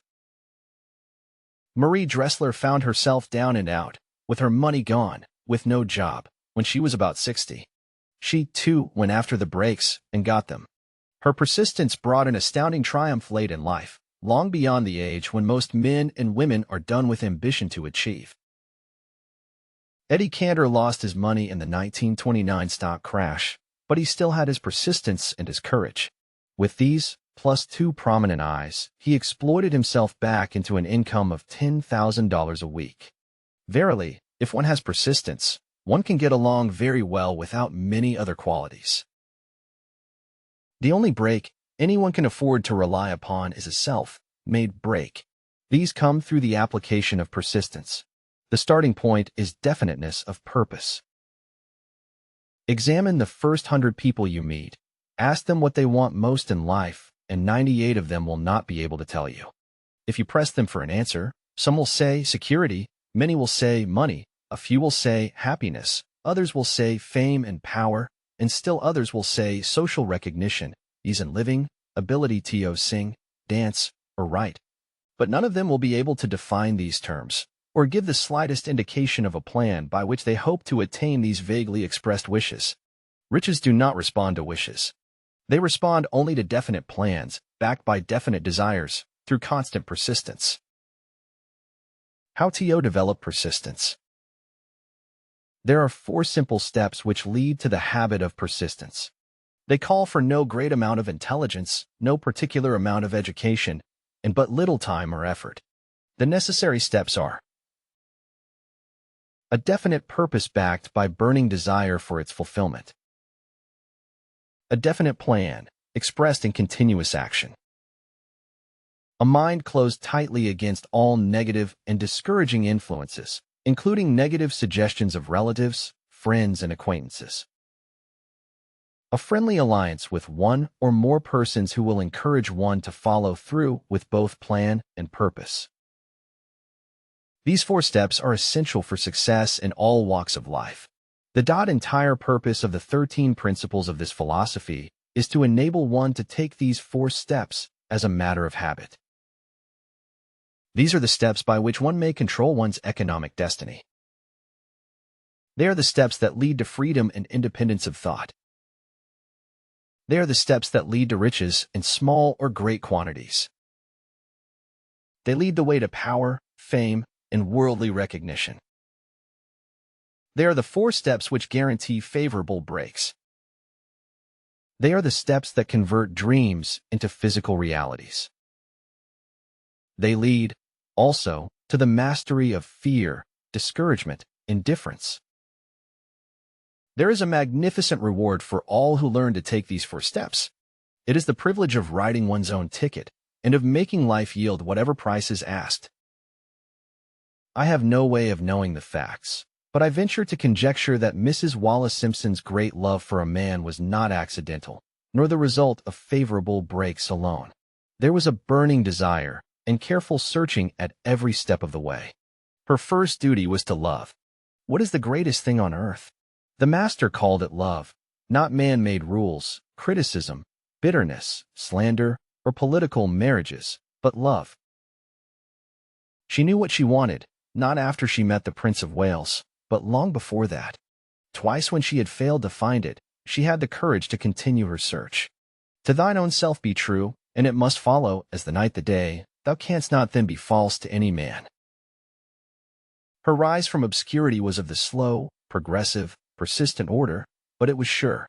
She triumphed over unbelievably long odds, and no matter who you are, or what you may think of Wallis Simpson, or the king who gave up his crown for her love, she is an astounding example of applied persistence, an instructor on the rules of self-determination, from whom the entire world might profitably take lessons. When you think of Wallis Simpson, think of one who knew what she wanted and shook the greatest empire on earth to get it. Women who complain that this is a man's world, that women do not have an equal chance to win, owe it to themselves to study carefully the life of this unusual woman, who, at an age which most women consider old, captured the affections of the most desirable bachelor in the entire world. And what of King Edward? What lesson may we learn from his part in the world's greatest drama of recent times? Did he pay too high a price for the affections of the woman of his choice? Surely no one, but he can give the correct answer. The rest of us can only conjecture. This much we know: the king came into the world without his own consent. He was born to great riches without requesting them. He was persistently sought in marriage. Politicians and statesmen throughout Europe tossed dowagers and princesses at his feet. Because he was the firstborn of his parents, he inherited a crown, which he did not seek and perhaps did not desire.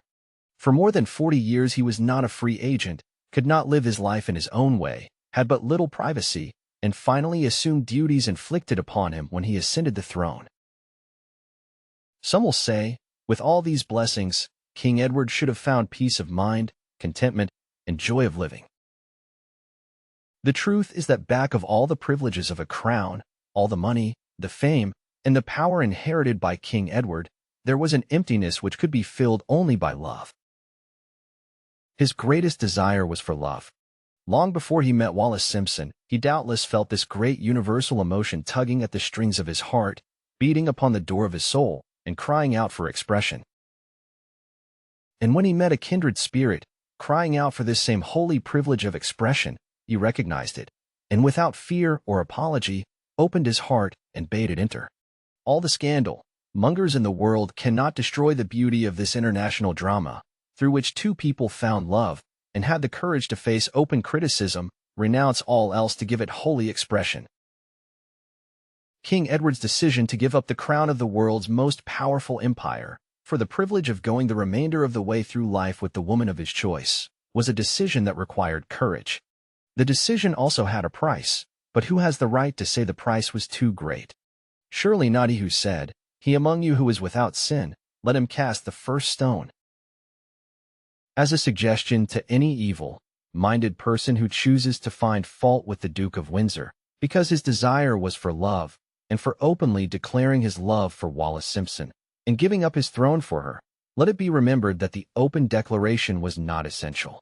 He could have followed the custom of clandestine liaison which has prevailed in Europe for centuries, without giving up either his throne or the woman of his choice, and there would have been no complaint from either church or laity. But this unusual man was built of sterner stuff. His love was clean. It was deep and sincere. It represented the one thing which, above all else, he truly desired. Therefore, he took what he wanted and paid the price demanded. If Europe had been blessed with more rulers with the human heart and the traits of honesty of King Edward, for the past century, that unfortunate hemisphere now seething with greed, hate, lust, political connivance, and threats of war, would have a different and a better story to tell. A story in which love and not hate would rule. In the words of Stuart Austin, where we raise our cup and drink this toast to King Edward and Wallis Simpson.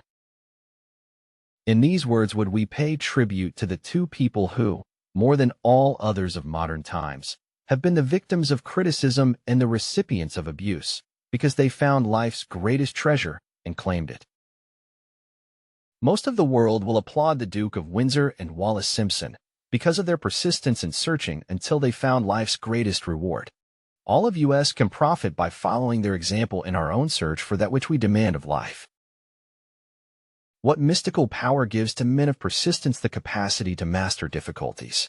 Does the quality of persistence set up in one's mind some form of spiritual, mental, or chemical activity which gives one access to supernatural forces? Does infinite intelligence throw itself on the side of the person who still fights on after the battle has been lost, with the whole world on the opposing side? These and many other similar questions have arisen in my mind as I have observed men like Henry Ford, who started at scratch and built an industrial empire of huge proportions, with little else in the way of a beginning but persistence. Or Thomas A. Edison, who, with less than 3 months of schooling, became the world's leading inventor and converted persistence into the talking machine, the moving picture machine, and the incandescent light, to say nothing of 100 other useful inventions. I had the happy privilege of analyzing both Mr. Edison and Mr. Ford, year by year, over a long period of years, and therefore, the opportunity to study them at close range. So I speak from actual knowledge when I say that I found no quality save persistence in either of them that even remotely suggested the major source of their stupendous achievements. As one makes an impartial study of the prophets, philosophers, miracle men, and religious leaders of the past, one is drawn to the inevitable conclusion that persistence, concentration of effort, and definiteness of purpose were the major sources of their achievements. Consider, for example, the strange and fascinating story of Muhammad. Analyze his life, compare him with men of achievement in this modern age of industry and finance, and observe how they have one outstanding trait in common: persistence. If you are keenly interested in studying the strange power which gives potency to persistence, read a biography of Muhammad, especially the one by Asad Bey. This brief review of that book, by Thomas Agrew in the Herald Tribune, will provide a preview of the rare treat in store for those who take the time to read the entire story of one of the most astounding examples of the power of persistence known to civilization. Muhammad was a prophet, but he never performed a miracle. He was not a mystic. He had no formal schooling. He did not begin his mission until he was 40, when he announced that he was the messenger of God, bringing word of the true religion. He was ridiculed and labeled a lunatic. Children tripped him, and women threw filth upon him. He was banished from his native city, Mecca, and his followers were stripped of their worldly goods and sent into the desert after him. When he had been preaching 10 years, he had nothing to show for it but banishment, poverty, and ridicule. Yet before another 10 years had passed, he was dictator of all Arabia, ruler of Mecca, and the head of a new world religion which was to sweep to the Danube and the Pyrenees before exhausting the impetus he gave it. That impetus was threefold: the power of words, the efficacy of prayer, and man's kinship with God. His career never made sense. Muhammad was born to impoverished members of a leading family of Mecca. Because Mecca, the crossroads of the world, home of the magic stone called the Kaaba, great city of trade and the center of trade routes, was unsanitary, its children were sent to be raised in the desert by Bedouins. Muhammad was thus nurtured, drawing strength and health from the milk of nomad, vicarious mothers. He tended sheep and soon hired out to a rich widow as leader of her caravans. He traveled to all parts of the Eastern world, talked with many men of diverse beliefs, and observed the decline of Christianity into warring sects. When he was 28, Khadijah, the widow, looked upon him with favor and married him. Her father would have objected to such a marriage, so she got him drunk and held him up while he gave the paternal blessing. For the next 12 years, Muhammad lived as a rich and respected and very shrewd trader. Then he took to wandering in the desert, and one day he returned with the first verse of the Quran and told Khadijah that the archangel Gabriel had appeared to him and said that he was to be the messenger of God. The Quran, the revealed word of God, was the closest thing to a miracle in Muhammad's life. He had not been a poet. He had no gift of words. Yet the verses of the Quran, as he received them and recited them to the faithful, were better than any verses which the professional poets of the tribes could produce. This, to the Arabs, was a miracle. To them the gift of words was the greatest gift. The poet was all-powerful. In addition, the Quran said that all men were equal before God, that the world should be a democratic state Islam. It was this political heresy, plus Muhammad's desire to destroy all the 360 idols in the courtyard of the Kaaba, which brought about his banishment. The idols brought the desert tribes to Mecca, and that meant trade. So the businessmen of Mecca, the capitalists, of which he had been one, set upon Muhammad. Then he retreated to the desert and demanded sovereignty over the world. The rise of Islam began. Out of the desert came a flame which would not be extinguished, a democratic army fighting as a unit and prepared to die without wincing. Muhammad had invited the Jews and Christians to join him, for he was not building a new religion. He was calling all who believed in one God to join in a single faith. If the Jews and Christians had accepted his invitation, Islam would have conquered the world. They didn't. They would not even accept Muhammad's innovation of humane warfare. When the armies of the Prophet entered Jerusalem, not a single person was killed because of his faith. When the Crusaders entered the city, centuries later, not a Muslim man, woman, or child was spared. But the Christians did accept one Muslim idea, the place of learning, the university. Mrs. Simpson read and approved this analysis. Chapter 10. The ninth step toward riches. Power is essential for success in the accumulation of money. Plans are inert and useless without sufficient power to translate them into action. This chapter will describe the method by which an individual may attain and apply power. Power may be defined as organized and intelligently directed knowledge. Power, as the term is here used, refers to organized effort, sufficient to enable an individual to transmute desire into its monetary equivalent. Organized effort is produced through the coordination of effort of two or more people who work toward a definite end in a spirit of harmony. Power is required for the accumulation of money. Power is necessary for the retention of money after it has been accumulated. Let us ascertain how power may be acquired. If power is organized knowledge, let us examine the sources of knowledge. A. Infinite intelligence. This source of knowledge may be contacted through the procedure described in another chapter with the aid of creative imagination. B. Accumulated experience. The accumulated experience of man, or that portion of it which has been organized and recorded, may be found in any well-equipped public library. An important part of this accumulated experience is taught in public schools and colleges, where it has been classified and organized. C. Experiment and research. In the field of science, and in practically every other walk of life, men are gathering, classifying, and organizing new facts daily. This is the source to which one must turn when knowledge is not available through accumulated experience. Here, too, the creative imagination must often be used. Knowledge may be acquired from any of the foregoing sources. It may be converted into power by organizing it into definite plans and by expressing those plans in terms of action.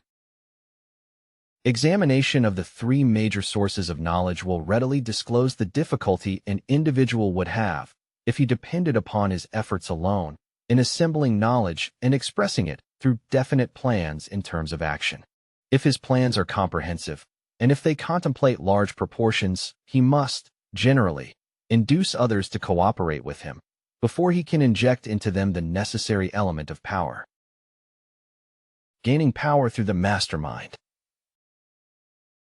The mastermind may be defined as coordination of knowledge and effort in a spirit of harmony between two or more people for the attainment of a definite purpose. No individual may have great power without availing himself of the mastermind. In a preceding chapter, instructions were given for the creation of plans for the purpose of translating desire into its monetary equivalent. If you carry out these instructions with persistence and intelligence, and use discrimination in the selection of your mastermind group, your objective will have been halfway reached, even before you begin to recognize it.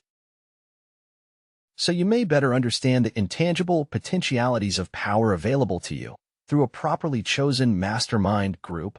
We will here explain the two characteristics of the mastermind principle, one of which is economic in nature, and the other psychic. The economic feature is obvious. Economic advantages may be created by any person who surrounds himself with the advice, counsel, and personal cooperation of a group of men who are willing to lend him wholehearted aid in a spirit of perfect harmony.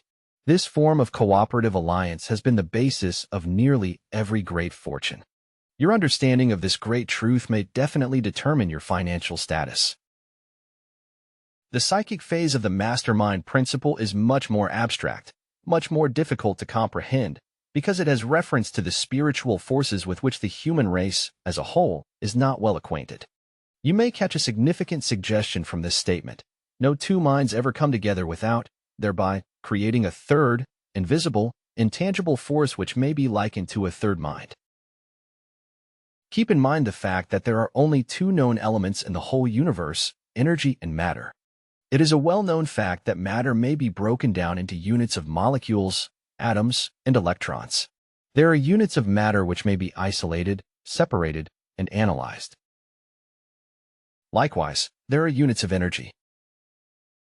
The human mind is a form of energy, a part of it being spiritual in nature. When the minds of two people are coordinated in a spirit of harmony, the spiritual units of energy of each mind form an affinity, which constitutes the psychic phase of the mastermind.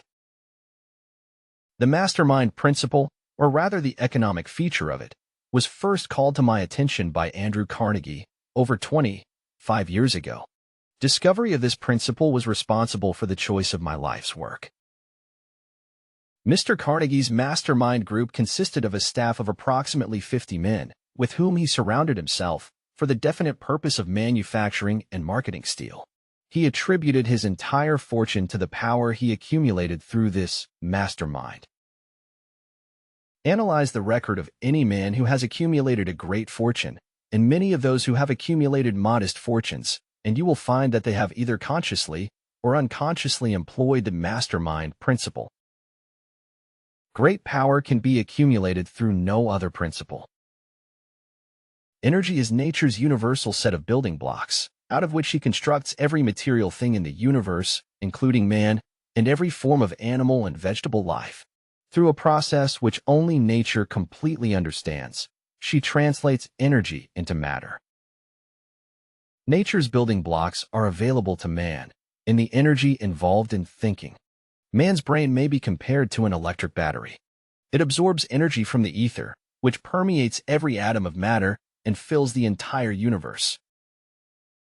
It is a well-known fact that a group of electric batteries will provide more energy than a single battery. It is also a well-known fact that an individual battery will provide energy in proportion to the number and capacity of the cells it contains.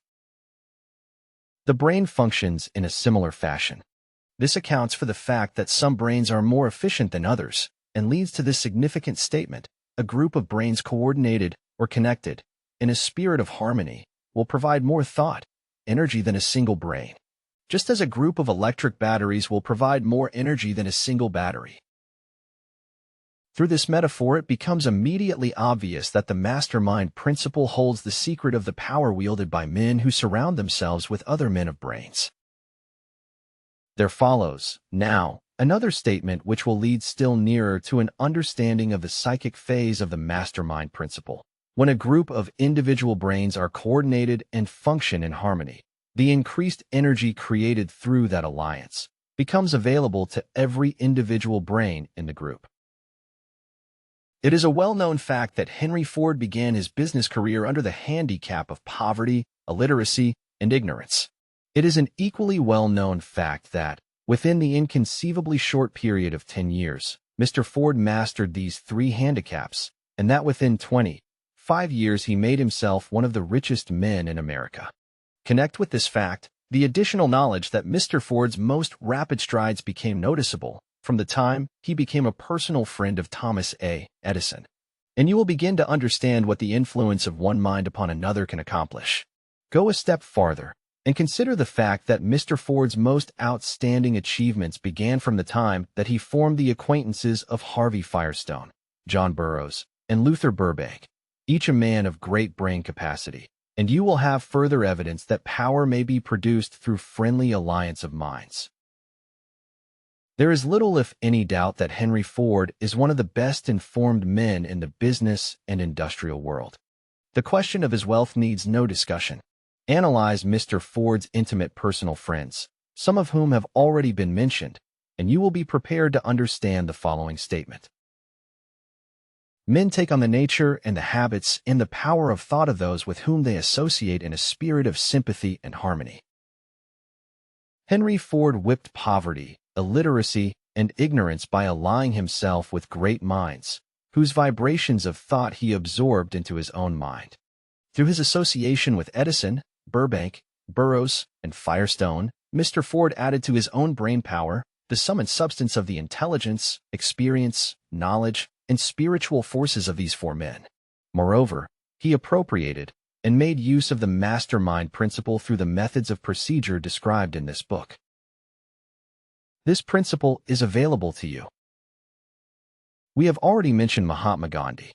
Perhaps the majority of those who have heard of Gandhi look upon him as merely an eccentric little man who goes around without formal wearing apparel and makes trouble for the British government. In reality, Gandhi is not eccentric, but he is the most powerful man now living, estimated by the number of his followers and their faith in their leader. Moreover, he is probably the most powerful man who has ever lived. His power is passive, but it is real. Let us study the method by which he attained his stupendous power. It may be explained in a few words. He came by power through inducing over 200 million people to coordinate, with mind and body, in a spirit of harmony, for a definite purpose. In brief, Gandhi has accomplished a miracle, for it is a miracle when 200 million people can be induced, not forced, to cooperate in a spirit of harmony for a limitless time. If you doubt that this is a miracle, try to induce any two people to cooperate in a spirit of harmony for any length of time. Every man who manages a business knows what a difficult matter it is to get employees to work together in a spirit even remotely resembling harmony. The list of the chief sources from which power may be attained is, as you have seen, headed by infinite intelligence.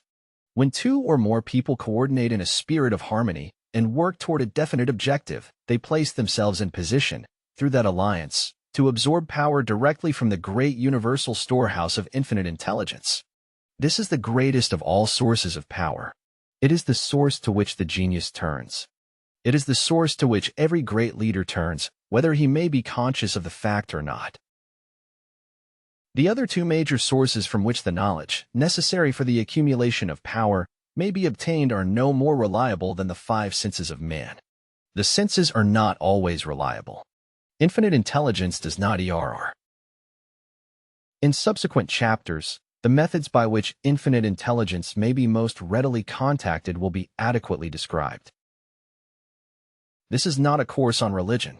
No fundamental principle described in this book should be interpreted as being intended to interfere either directly or indirectly with any man's religious habits. This book has been confined, exclusively, to instructing the reader how to transmute the definite purpose of desire for money into its monetary equivalent. Read, think, and meditate as you read. Soon, the entire subject will unfold, and you will see it in perspective. You are now seeing the detail of the individual chapters. Money is as shy and elusive as the old-time maiden. It must be wooed and won by methods not unlike those used by a determined lover in pursuit of the girl of his choice.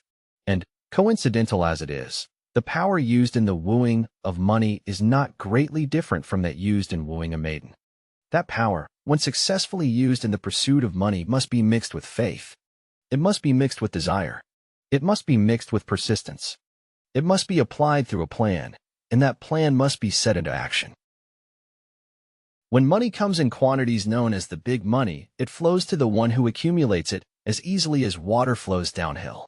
There exists a great unseen stream of power, which may be compared to a river, except that one side flows in one direction, carrying all who get into that side of the stream, onward and upward to wealth, and the other side flows in the opposite direction, carrying all who are unfortunate enough to get into it, and not able to extricate themselves from it, downward to misery and poverty.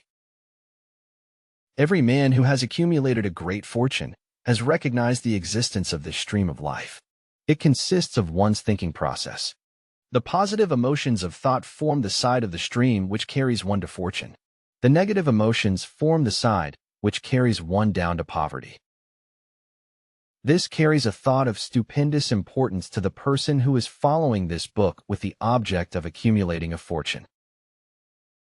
If you are in the side of the stream of power which leads to poverty, this may serve as an oar, by which you may propel yourself over into the other side of the stream.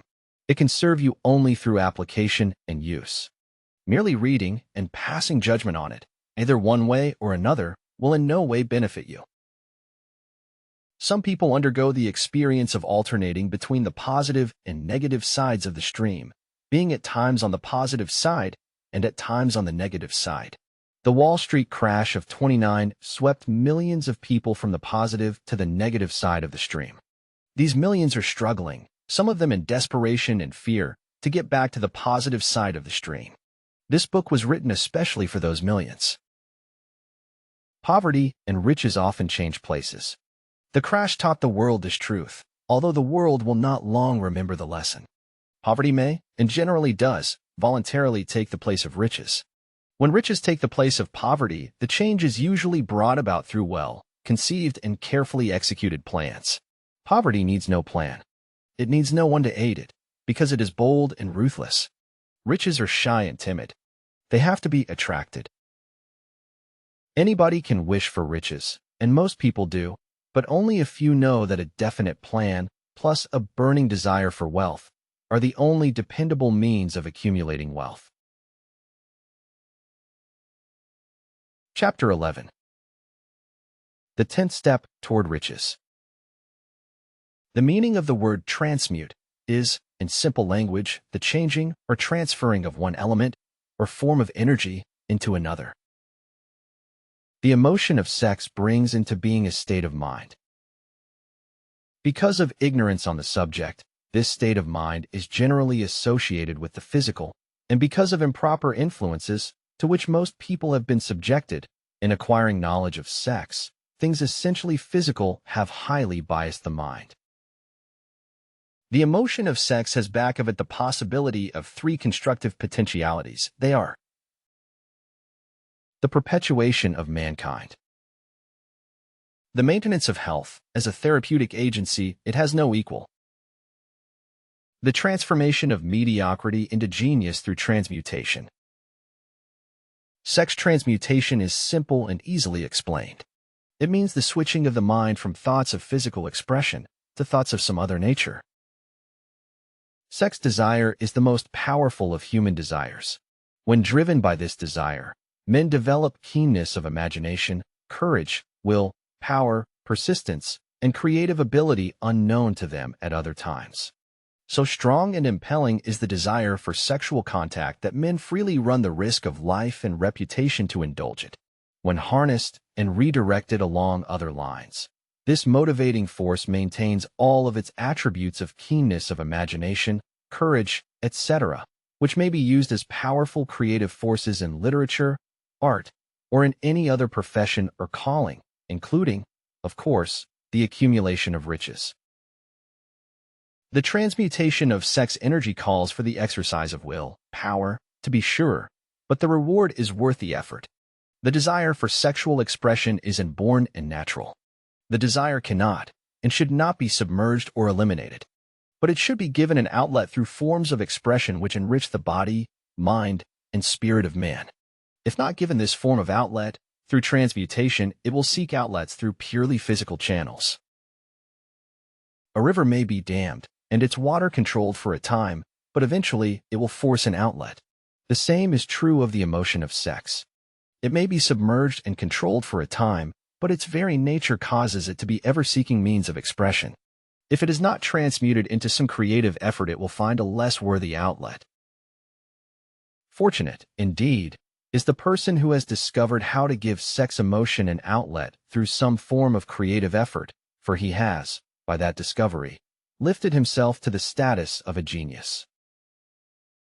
Scientific research has disclosed these significant facts.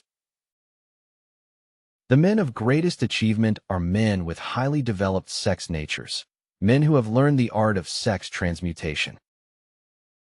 The men who have accumulated great fortunes and achieved outstanding recognition in literature, art, industry, architecture, and the professions were motivated by the influence of a woman. The research from which these astounding discoveries were made went back through the pages of biography and history for more than 2,000 years. Wherever there was evidence available in connection with the lives of men and women of great achievement, it indicated most convincingly that they possessed highly developed sex natures.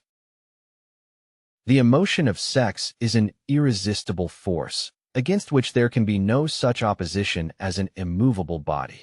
When driven by this emotion, men become gifted with a superpower for action. Understand this truth, and you will catch the significance of the statement that sex transmutation will lift one to the status of a genius. The emotion of sex contains the secret of creative ability. Destroy the sex glands, whether in man or beast, and you have removed the major source of action. For proof of this, observe what happens to any animal after it has been castrated. A bull becomes as docile as a cow after it has been altered sexually. Sex alteration takes out of the male, whether man or beast, all the fight that was in him. Sex alteration of the female has the same effect. The 10 mind stimuli. The human mind responds to stimuli, through which it may be keyed up to high rates of vibration, known as enthusiasm, creative imagination, intense desire, etc. The stimuli to which the mind responds most freely are the desire for sex expression, love, a burning desire for fame, power, or financial gain, money, music, friendship between either those of the same sex or those of the opposite sex, a mastermind alliance based upon the harmony of two or more people who ally themselves for spiritual or temporal advancement, mutual suffering, such as that experienced by people who are persecuted, autosuggestion, fear, narcotics and alcohol. The desire for sex expression comes at the head of the list of stimuli, which most effectively step up the vibrations of the mind and start the wheels of physical action. 8 of these stimuli are natural and constructive. 2 are destructive. The list is here presented for the purpose of enabling you to make a comparative study of the major sources of mind stimulation. From this study, it will be readily seen that the emotion of sex is, by great odds, the most intense and powerful of all mind stimuli. This comparison is necessary as a foundation for proof of the statement that transmutation of sex energy may lift one to the status of a genius. Let us find out what constitutes a genius. Some wiseacre has said that a genius is a man who wears long hair, eats queer food, lives alone, and serves as a target for the joke makers. A better definition of a genius is a man who has discovered how to increase the vibrations of thought to the point where he can freely communicate with sources of knowledge not available through the ordinary rate of vibration of thought. The person who thinks will want to ask some questions concerning this definition of genius. The first question will be, how may one communicate with sources of knowledge which are not available through the ordinary rate of vibration of thought? The next question will be, are there known sources of knowledge which are available only to genii? And if so, what are these sources, and exactly how may they be reached? We shall offer proof of the soundness of some of the more important statements made in this book, or at least we shall offer evidence through which you may secure your own proof through experimentation, and in doing so, we shall answer both of these questions. Genius is developed through the sixth sense. The reality of a sixth sense has been fairly well established. This sixth sense is creative imagination. The faculty of creative imagination is one which the majority of people never use during an entire lifetime, and if used at all, it usually happens by mere accident. A relatively small number of people use, with deliberation and purpose aforethought, the faculty of creative imagination. Those who use this faculty voluntarily, and with understanding of its functions, are genii. The faculty of creative imagination is the direct link between the finite mind of man and infinite intelligence. Also called revelations, referred to in the realm of religion, and all discoveries of basic or new principles in the field of invention, take place through the faculty of creative imagination.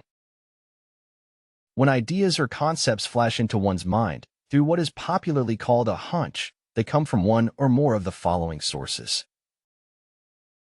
infinite intelligence. One's subconscious mind, wherein is stored every sense impression and thought impulse which ever reached the brain through any of the five senses. From the mind of some other person who has just released the thought or picture of the idea or concept through conscious thought, or from the other person's subconscious storehouse.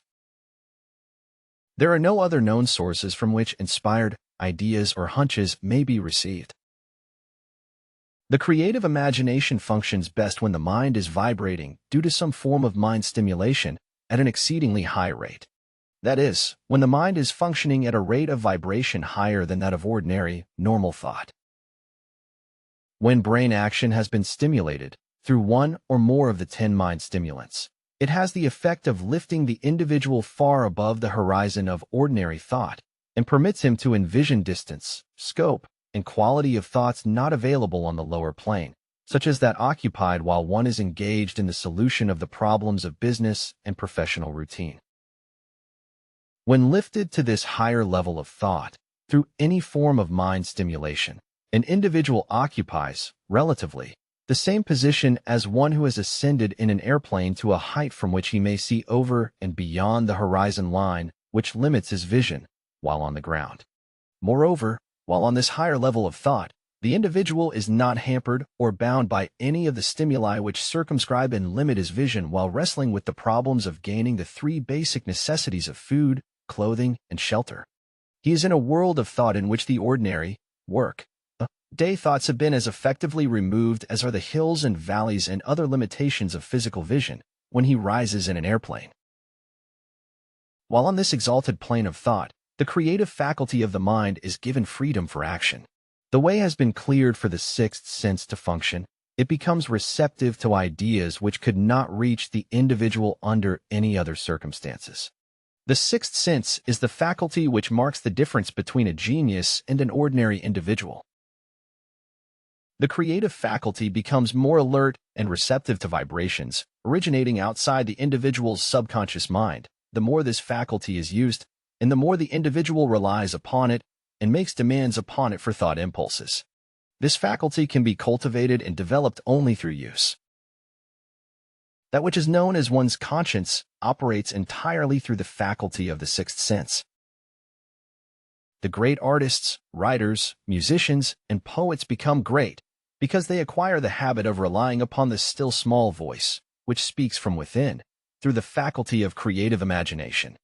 It is a fact well known to people who have keen imaginations that their best ideas come through so-called hunches. There is a great orator who does not attain to greatness until he closes his eyes and begins to rely entirely upon the faculty of creative imagination. When asked why he closed his eyes just before the climaxes of his oratory, he replied, "I do it because then I speak through ideas which come to me from within." One of America's most successful and best-known financiers followed the habit of closing his eyes for 2 or 3 minutes before making a decision. When asked why he did this, he replied, "With my eyes closed, I am able to draw upon a source of superior intelligence." The late Dr. Elmer R. Gates of Chevy Chase, Maryland, created more than 200 useful patents, many of them basic, through the process of cultivating and using the creative faculty. His method is both significant and interesting to one interested in attaining to the status of genius, in which category Dr. Gates unquestionably belonged. Dr. Gates was one of the really great, though less publicized scientists of the world. In his laboratory, he had what he called his personal communication room. It was practically soundproof, and so arranged that all light could be shut out. It was equipped with a small table, on which he kept a pad of writing paper. In front of the table on the wall was an electric push button, which controlled the lights. When Dr. Gates desired to draw upon the forces available to him through his creative imagination, he would go into this room, seat himself at the table, shut off the lights, and concentrate upon the known factors of the invention on which he was working, remaining in that position until ideas began to flash into his mind in connection with the unknown factors of the invention. On one occasion, ideas came through so fast that he was forced to write for almost 3 hours. When the thoughts stopped flowing and he examined his notes, He found they contained a minute description of principles which had not a parallel among the known data of the scientific world. Moreover, the answer to his problem was intelligently presented in those notes. In this manner, Dr. Gates completed over 200 patents, which had been begun, but not completed, by half-baked brains. Evidence of the truth of this statement is in the United States Patent Office. Dr. Gates earned his living by sitting for ideas for individuals and corporations. Some of the largest corporations in America paid him substantial fees, by the hour, for sitting for ideas. The reasoning faculty is often faulty, because it is largely guided by one's accumulated experience. Not all knowledge, which one accumulates through experience, is accurate. Ideas received through the creative faculty are much more reliable, for the reason that they come from sources more reliable than any which are available to the reasoning faculty of the mind. The major difference between the genius and the ordinary crank inventor may be found in the fact that the genius works through his faculty of creative imagination, while the crank knows nothing of this faculty. The scientific inventor, such as Mr. Edison and Dr. Gates, makes use of both the synthetic and the creative faculties of imagination. For example, the scientific inventor, or genius, begins an invention by organizing and combining the known ideas, or principles accumulated through experience, through the synthetic faculty, the reasoning faculty. If he finds this accumulated knowledge to be insufficient for the completion of his invention, he then draws upon the sources of knowledge available to him through his creative faculty. The method by which he does this varies with the individual, but this is the sum and substance of his procedure. He stimulates his mind so that it vibrates on a higher, than average plane, using one or more of the 10 mind stimulants or some other stimulant of his choice. He concentrates upon the known factors, the finished part, of his invention, and creates in his mind a perfect picture of unknown factors, the unfinished part, of his invention. He holds this picture in mind until it has been taken over by the subconscious mind, then relaxes by clearing his mind of all thought, and waits for his answer to flash into his mind. Sometimes the results are both definite and immediate. At other times, the results are negative, depending upon the state of development of the sixth sense or creative faculty. Mr. Edison tried out more than 10,000 different combinations of ideas through the synthetic faculty of his imagination before he tuned in through the creative faculty and got the answer which perfected the incandescent light. His experience was similar when he produced the talking machine. There is plenty of reliable evidence that the faculty of creative imagination exists. This evidence is available through accurate analysis of men who have become leaders in their respective callings, without having had extensive educations. Lincoln was a notable example of a great leader who achieved greatness through the discovery and use of his faculty of creative imagination. He discovered and began to use this faculty as the result of the stimulation of love which he experienced after he met in Rutledge, a statement of the highest significance in connection with the study of the source of genius. The pages of history are filled with the records of great leaders whose achievements may be traced directly to the influence of women who aroused the creative faculties of their minds through the stimulation of sex desire. Napoleon Bonaparte was one of these. When inspired by his first wife, Josephine, he was irresistible and invincible. When his better judgment or reasoning faculty prompted him to put Josephine aside, he began to decline. His defeat and St. Helena were not far distant. If good taste would permit, we might easily mention scores of men, well known to the American people, who climbed to great heights of achievement under the stimulating influence of their wives, only to drop back to destruction after money and power went to their heads, and they put aside the old wife for a new one. Napoleon was not the only man to discover that sex influence, from the right source, is more powerful than any substitute of expediency which may be created by mere reason. The human mind responds to stimulation. Among the greatest and most powerful of these stimuli is the urge of sex. When harnessed and transmuted, this driving force is capable of lifting men into that higher sphere of thought which enables them to master the sources of worry and petty annoyance which beset their pathway on the lower plane. Unfortunately, only the genii have made the discovery. Others have accepted the experience of sex urge, without discovering one of its major potentialities, a fact which accounts for the great number of others as compared to the limited number of genii.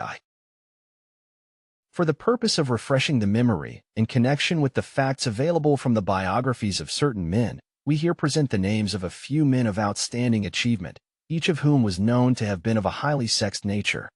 The genius which was theirs undoubtedly found its source of power in transmuted sex energy. George Washington, Napoleon Bonaparte, William Shakespeare, Abraham Lincoln, Ralph Waldo Emerson, Robert Burns, Thomas Jefferson, Elbert Hubbard, Elbert H. Gary, Oscar Wilde, Woodrow Wilson, John H. Patterson, Andrew Jackson, Enrico Caruso.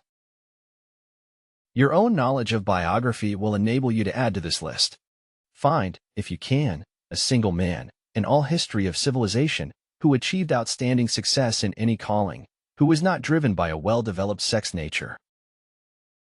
If you do not wish to rely upon biographies of men not now living, take inventory of those whom you know to be men of great achievement, and see if you can find one among them who is not highly sexed. Sex energy is the creative energy of all genii. There never has been, and never will be a great leader, builder, or artist lacking in this driving force of sex. Surely no one will misunderstand these statements to mean that all who are highly sexed are genii. Man attains to the status of a genius only when, and if, he stimulates his mind so that it draws upon the forces available through the creative faculty of the imagination. Chief among the stimuli with which this stepping up of the vibrations may be produced is sex energy. The mere possession of this energy is not sufficient to produce a genius. The energy must be transmuted from desire for physical contact into some other form of desire and action before it will lift one to the status of a genius. Far from becoming genii, because of great sex desires, the majority of men lower themselves, through misunderstanding and misuse of this great force, to the status of the lower animals. Why men seldom succeed before 40. I discovered, from the analysis of over 25,000 people, that men who succeed in an outstanding way seldom do so before the age of 40, and more often they do not strike their real pace until they are well beyond the age of 50. This fact was so astounding that it prompted me to go into the study of its cause most carefully, carrying the investigation over a period of more than 12 years. This study disclosed the fact that the major reason why the majority of men who succeed do not begin to do so before the age of 40 to 50 is their tendency to dissipate their energies through overindulgence in physical expression of the emotion of sex. The majority of men never learn that the urge of sex has other possibilities, which far transcend in importance that of mere physical expression.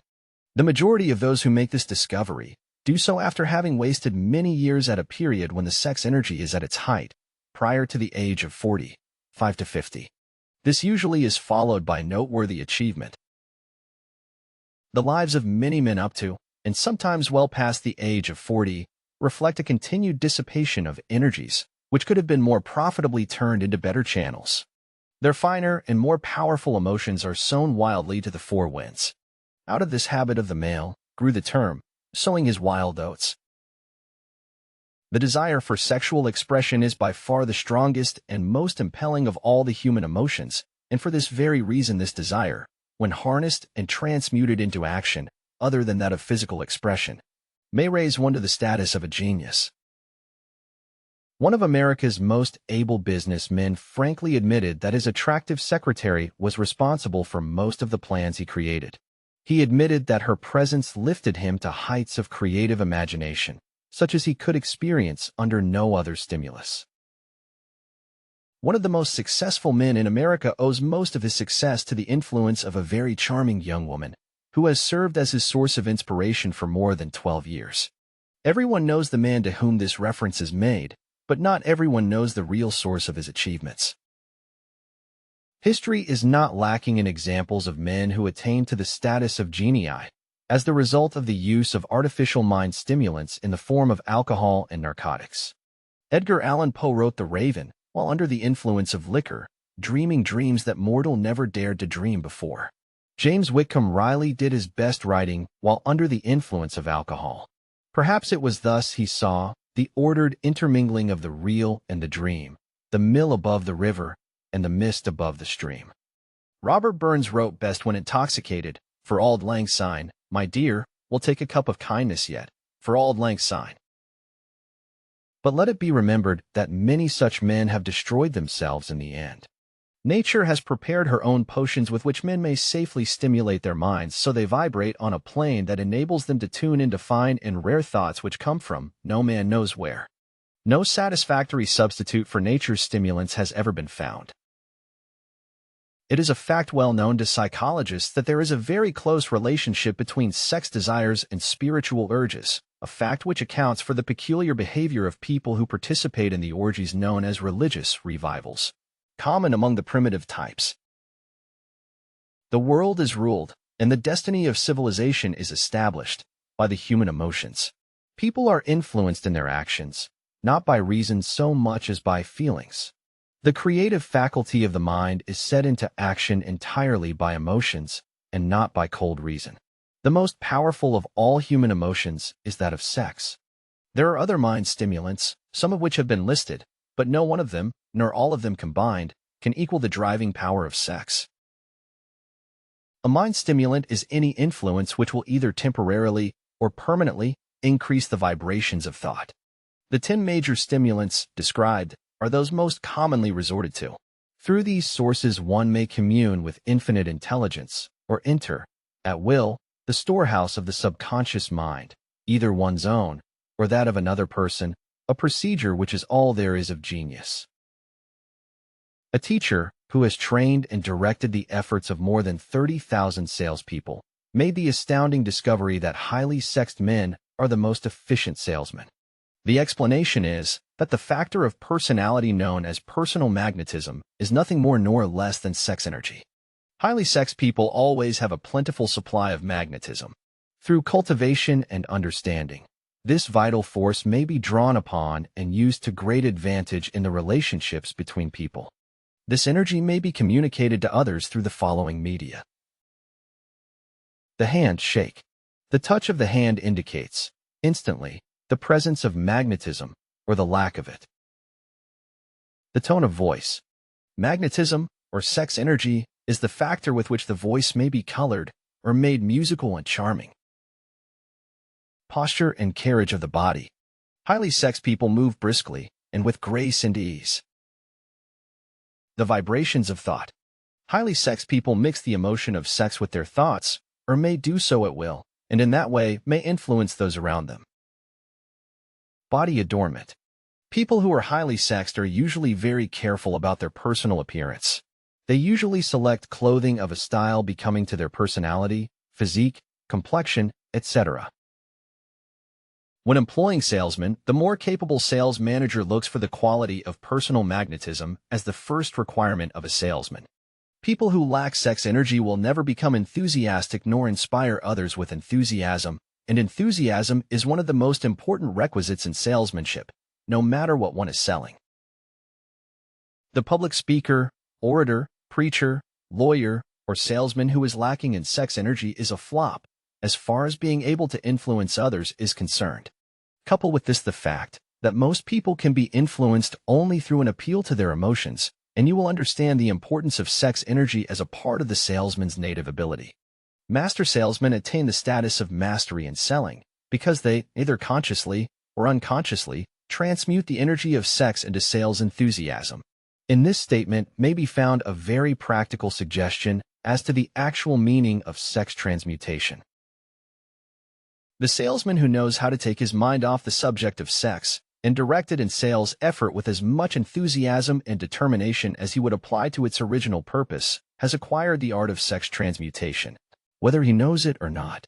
The majority of salesmen who transmute their sex energy do so without being in the least aware of what they are doing or how they are doing it. Transmutation of sex energy calls for more willpower than the average person cares to use for this purpose. Those who find it difficult to summon will power sufficient for transmutation may gradually acquire this ability. Though this requires will power, the reward for the practice is more than worth the effort. The entire subject of sex is one with which the majority of people appear to be unpardonably ignorant. The urge of sex has been grossly misunderstood, slandered, and burlesqued by the ignorant and the evil-minded for so long that the very word sex is seldom used in polite society. Men and women who are known to be blessed, yes, blessed, with highly sexed natures, are usually looked upon as being people who will bear watching. Instead of being called blessed, they are usually called cursed. Millions of people, even in this age of enlightenment, have inferiority complexes which they developed because of this false belief that a highly sexed nature is a curse. These statements of the virtue of sex energy should not be construed as justification for the libertine.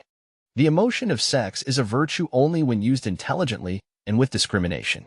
It may be misused, and often is, to such an extent that it debases, instead of enriches, both body and mind.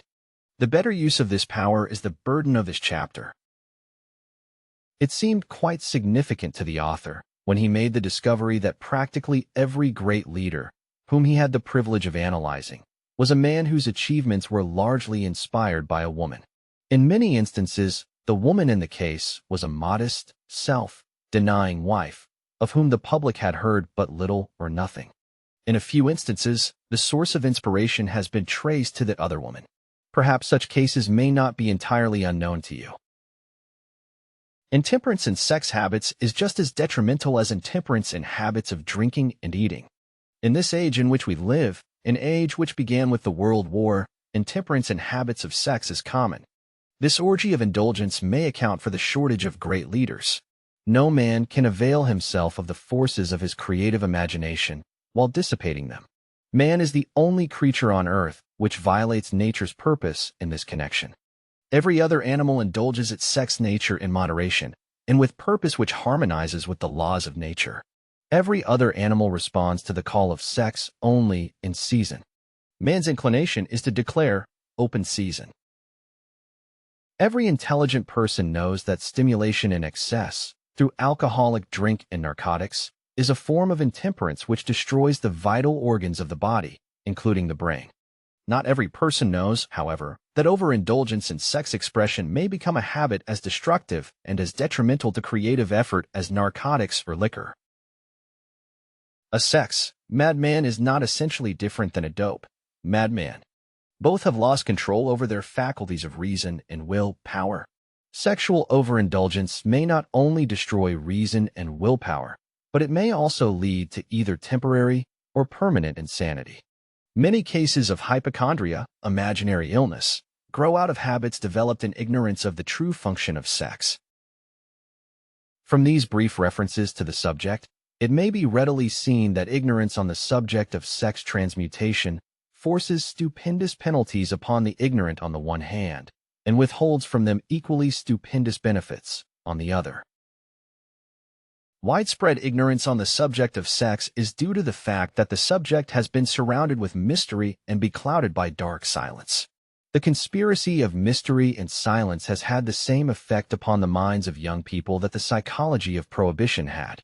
The result has been increased curiosity and desire to acquire more knowledge on this forbidden subject, and to the shame of all lawmakers and most physicians, by training best qualified to educate youth on that subject. Information has not been easily available. Seldom does an individual enter upon highly creative effort in any field of endeavor before the age of 40. The average man reaches the period of his greatest capacity to create between 40 and 60. These statements are based upon analysis of thousands of men and women who have been carefully observed. They should be encouraging to those who fail to arrive before the age of 40, and to those who become frightened at the approach of old age, around the 40-year mark. The years between 40 and 50 are, as a rule, the most fruitful. Man should approach this age, not with fear and trembling, but with hope and eager anticipation. If you want evidence that most men do not begin to do their best work before the age of 40, study the records of the most successful men known to the American people, and you will find it.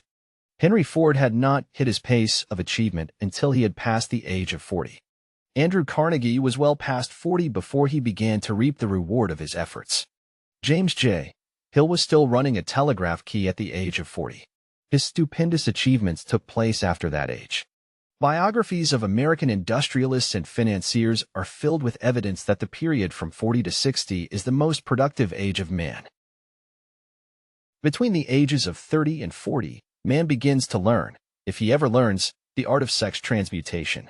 This discovery is generally accidental, and more often than otherwise, the man who makes it is totally unconscious of his discovery.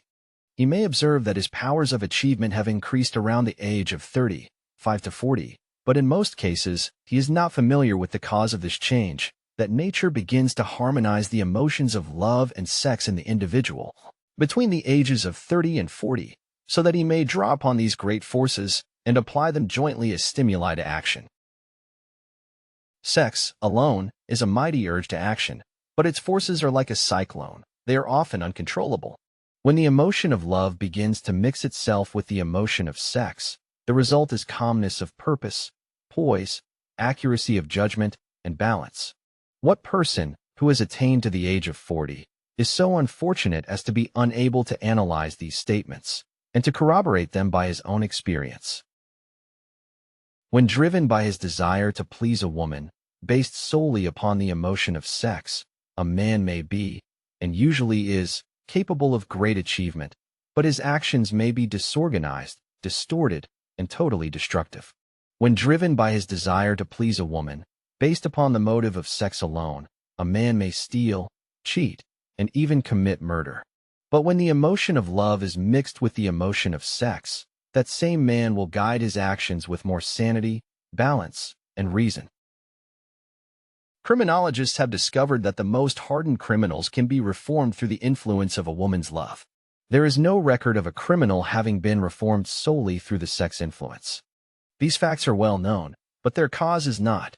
Reformation comes, if at all, through the heart or the emotional side of man, not through his head or reasoning side.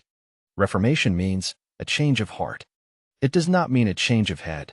A man may, because of reason, make certain changes in his personal conduct to avoid the consequences of undesirable effects, but genuine reformation comes only through a change of heart, through a desire to change.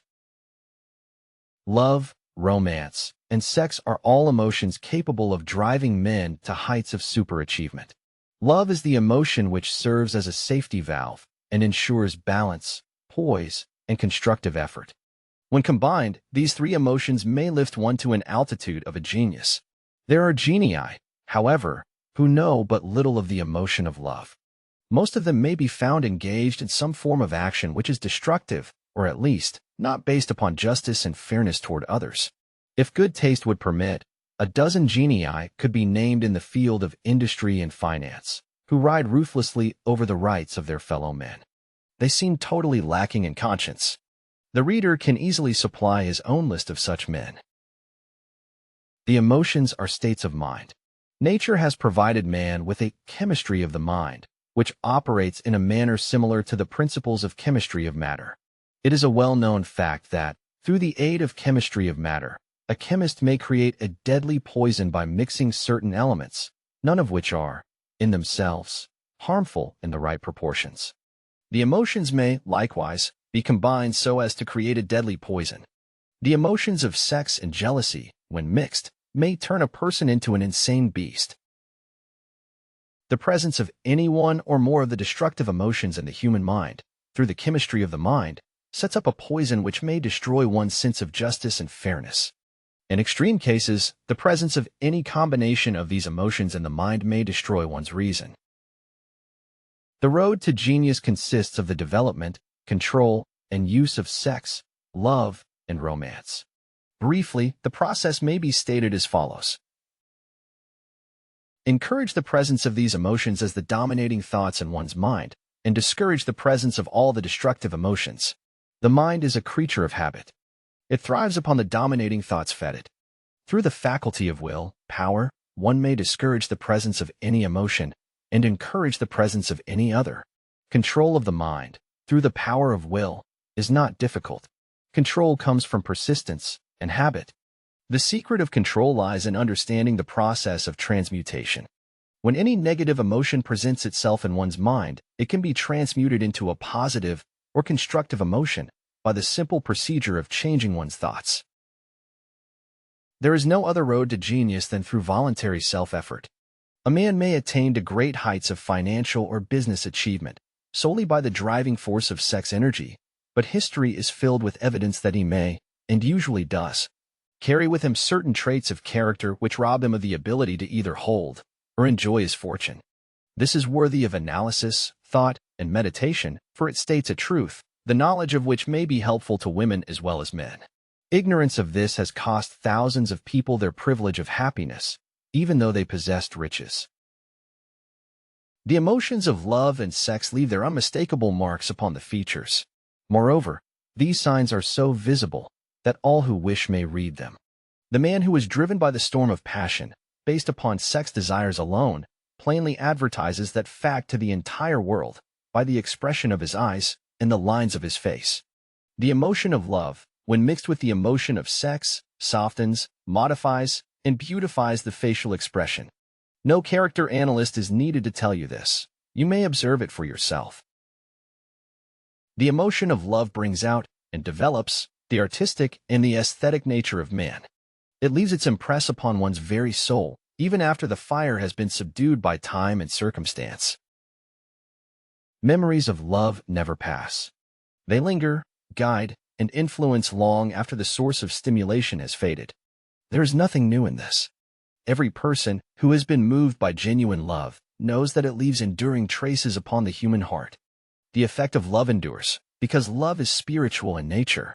The man who cannot be stimulated to great heights of achievement by love is hopeless.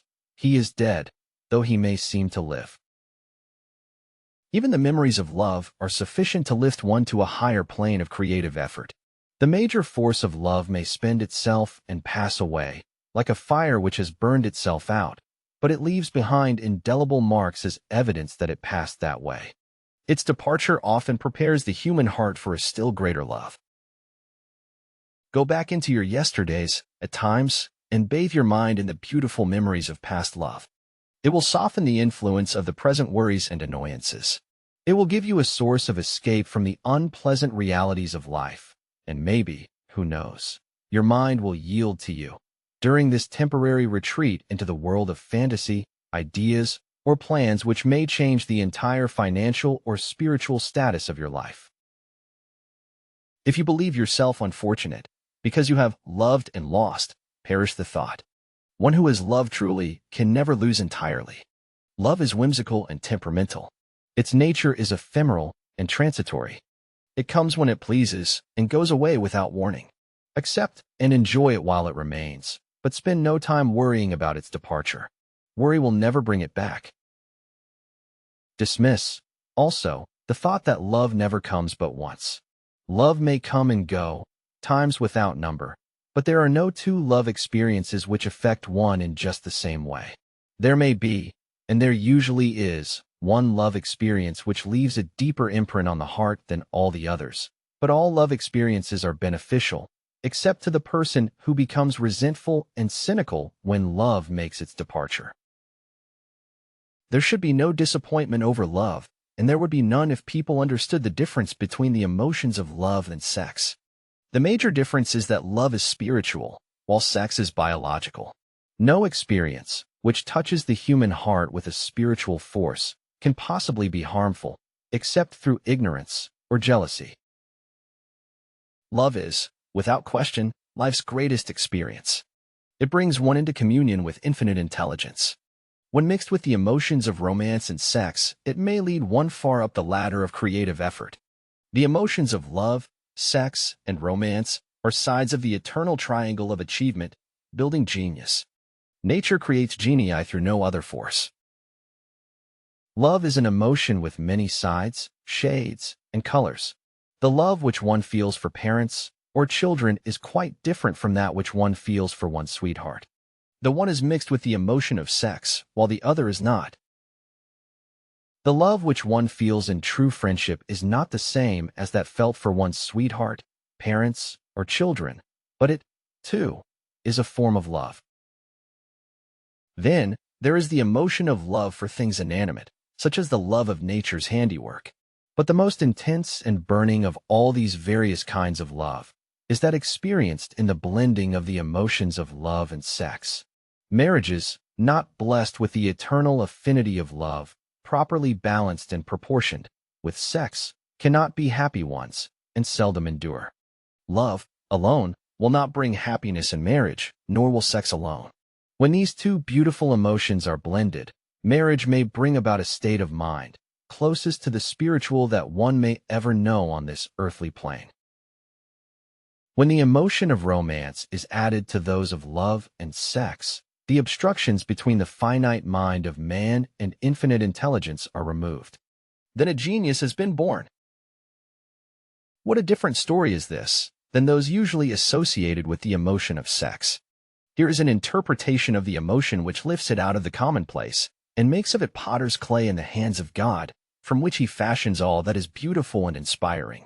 It is an interpretation which would, when properly understood, bring harmony out of the chaos which exists in too many marriages.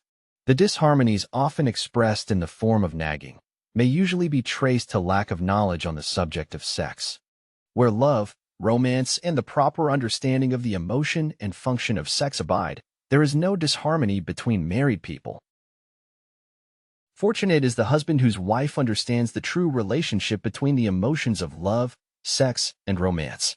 When motivated by this holy triumvirate, no form of labor is burdensome, because even the most lowly form of effort takes on the nature of a labor of love.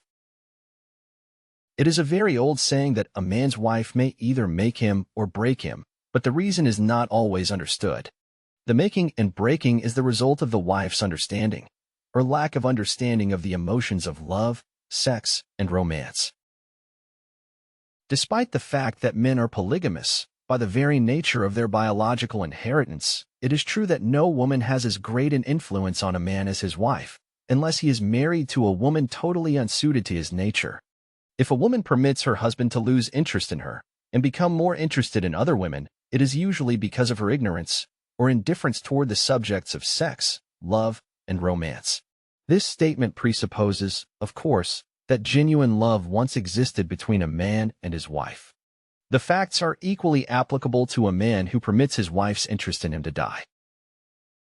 Married people often bicker over a multitude of trivialities. If these are analyzed accurately, the real cause of the trouble will often be found to be indifference or ignorance on these subjects. Man's greatest motivating force is his desire to please woman.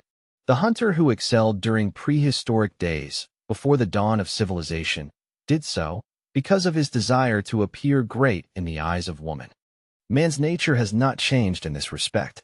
The hunter of today brings home no skins of wild animals, but he indicates his desire for her favor by supplying fine clothes, motor cars, and wealth. Man has the same desire to please woman that he had before the dawn of civilization. The only thing that has changed is his method of pleasing. Men who accumulate large fortunes and attain to great heights of power and fame do so, mainly, to satisfy their desire to please women. Take women out of their lives, and great wealth would be useless to most men. It is this inherent desire of man to please woman which gives woman the power to make or break a man. The woman who understands man's nature and tactfully caters to it need have no fear of competition from other women. Men may be giants with indomitable will, power when dealing with other men, but they are easily managed by the women of their choice. Most men will not admit that they are easily influenced by the women they prefer, because it is in the nature of the male to want to be recognized as the stronger of the species. Moreover, the intelligent woman recognizes this manly trait and very wisely makes no issue of it. Some men know that they are being influenced by the women of their choice, their wives, sweethearts, mothers, or sisters, but they tactfully refrain from rebelling against the influence because they are intelligent enough to know that no man is happy or complete without the modifying influence of the right woman. The man who does not recognize this important truth deprives himself of the power which has done more to help men achieve success than all other forces combined. Chapter 12. The 11th Step Toward Riches. The subconscious mind consists of a field of consciousness, in which every impulse of thought that reaches the objective mind through any of the five senses is classified and recorded, and from which thoughts may be recalled or withdrawn as letters may be taken from a filing cabinet. It receives and files sense impressions or thoughts, regardless of their nature. You may voluntarily plant in your subconscious mind any plan, thought, or purpose which you desire to translate into its physical or monetary equivalent. The subconscious acts first on the dominating desires which have been mixed with emotional feeling, such as faith.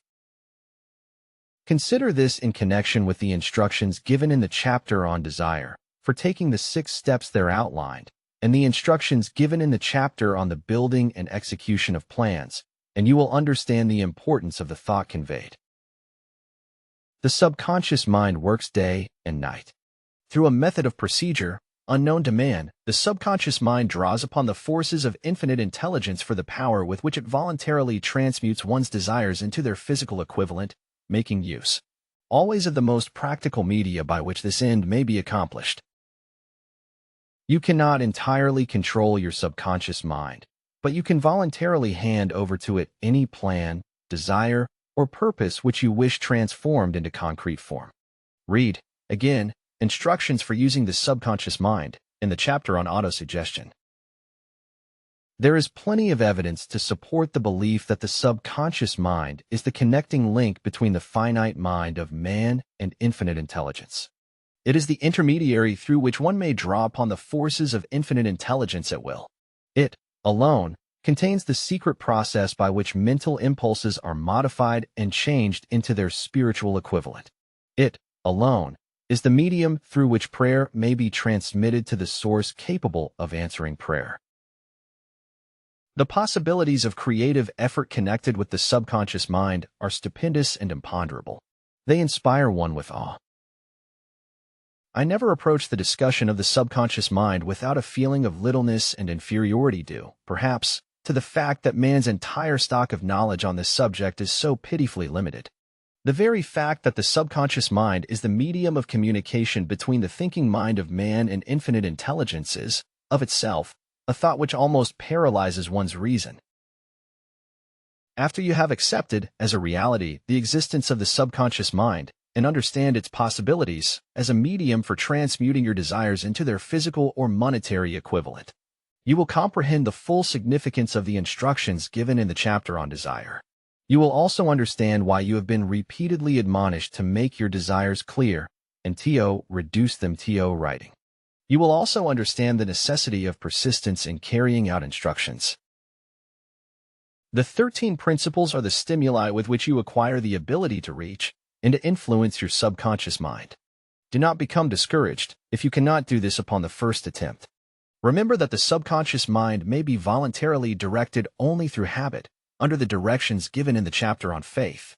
You have not yet had time to master faith. Be patient. Be persistent. A good many statements in the chapters on faith and auto-suggestion will be repeated here for the benefit of your subconscious mind. Remember, your subconscious mind functions voluntarily, whether you make any effort to influence it or not. This, naturally, suggests to you that thoughts of fear and poverty and all negative thoughts serve as stimuli to your subconscious mind, unless you master these impulses and give it more desirable food upon which it may feed. The subconscious mind will not remain idle. If you fail to plant desires in your subconscious mind, it will feed upon the thoughts which reach it as the result of your neglect. We have already explained that thought impulses, both negative and positive, are reaching the subconscious mind continuously from the 4 sources which were mentioned in the chapter on sex transmutation. For the present, it is sufficient if you remember that you are living daily in the midst of all manner of thought impulses which are reaching your subconscious mind without your knowledge. Some of these impulses are negative, some are positive. You are now engaged in trying to help shut off the flow of negative impulses and to aid in voluntarily influencing your subconscious mind through positive impulses of desire. When you achieve this, you will possess the key which unlocks the door to your subconscious mind. Moreover, you will control that door so completely that no undesirable thought may influence your subconscious mind. Everything which man creates, begins in the form of a thought impulse. Man can create nothing which he does not first conceive in thought. Through the aid of the imagination, thought impulses may be assembled into plans. The imagination, when under control, may be used for the creation of plans or purposes that lead to success in one's chosen occupation. All thought impulses, intended for transmutation into their physical equivalent, voluntarily planted in the subconscious mind, must pass through the imagination and be mixed with faith. The mixing of faith with a plan or purpose intended for submission to the subconscious mind may be done only through the imagination. From these statements, you will readily observe that voluntary use of the subconscious mind calls for coordination and application of all the principles. Ella Wheeler Wilcox gave evidence of her understanding of the power of the subconscious mind when she wrote, Mrs. Wilcox understood the truth that thoughts which go out from one's mind also embed themselves deeply in one's subconscious mind, where they serve as a magnet, pattern, or blueprint by which the subconscious mind is influenced while translating them into their physical equivalent. Thoughts are truly things, for the reason that every material thing begins in the form of thought, energy. The subconscious mind is more susceptible to influence by impulses of thought mixed with feeling or emotion than by those originating solely in the reasoning portion of the mind. In fact, there is much evidence to support the theory that only emotionalized thoughts have any action influence upon the subconscious mind. It is a well-known fact that emotion or feeling rules the majority of people. If it is true that the subconscious mind responds more quickly to and is influenced more readily by thought impulses which are well mixed with emotion, it is essential to become familiar with the more important of the emotions. There are 7 major positive emotions and 7 major negative emotions. The negatives voluntarily inject themselves into the thought impulses, which ensure passage into the subconscious mind. The positives must be injected, through the principle of auto-suggestion, into the thought impulses which an individual wishes to pass on to his subconscious mind. Instructions have been given in the chapter on auto-suggestion. These emotions, or feeling impulses, may be likened to yeast in a loaf of bread because they constitute the action element, which transforms thought impulses from the passive to the active state. Thus may one understand why thought impulses, which have been well mixed with emotion, are acted upon more readily than thought impulses originating in cold reason. You are preparing yourself to influence and control the inner audience of your subconscious mind in order to hand over to it the desire for money, which you wish transmuted into its monetary equivalent. It is essential, therefore, that you understand the method of approach to this inner audience. You must speak its language, or it will not heed your call. It understands best the language of emotion or feeling. Let us, therefore, describe here the 7 major positive emotions and the 7 major negative emotions, so that you may draw upon the positives and avoid the negatives when giving instructions to your subconscious mind. The 7 major positive emotions. There are other positive emotions, but these are the 7 most powerful and the ones most commonly used in creative effort.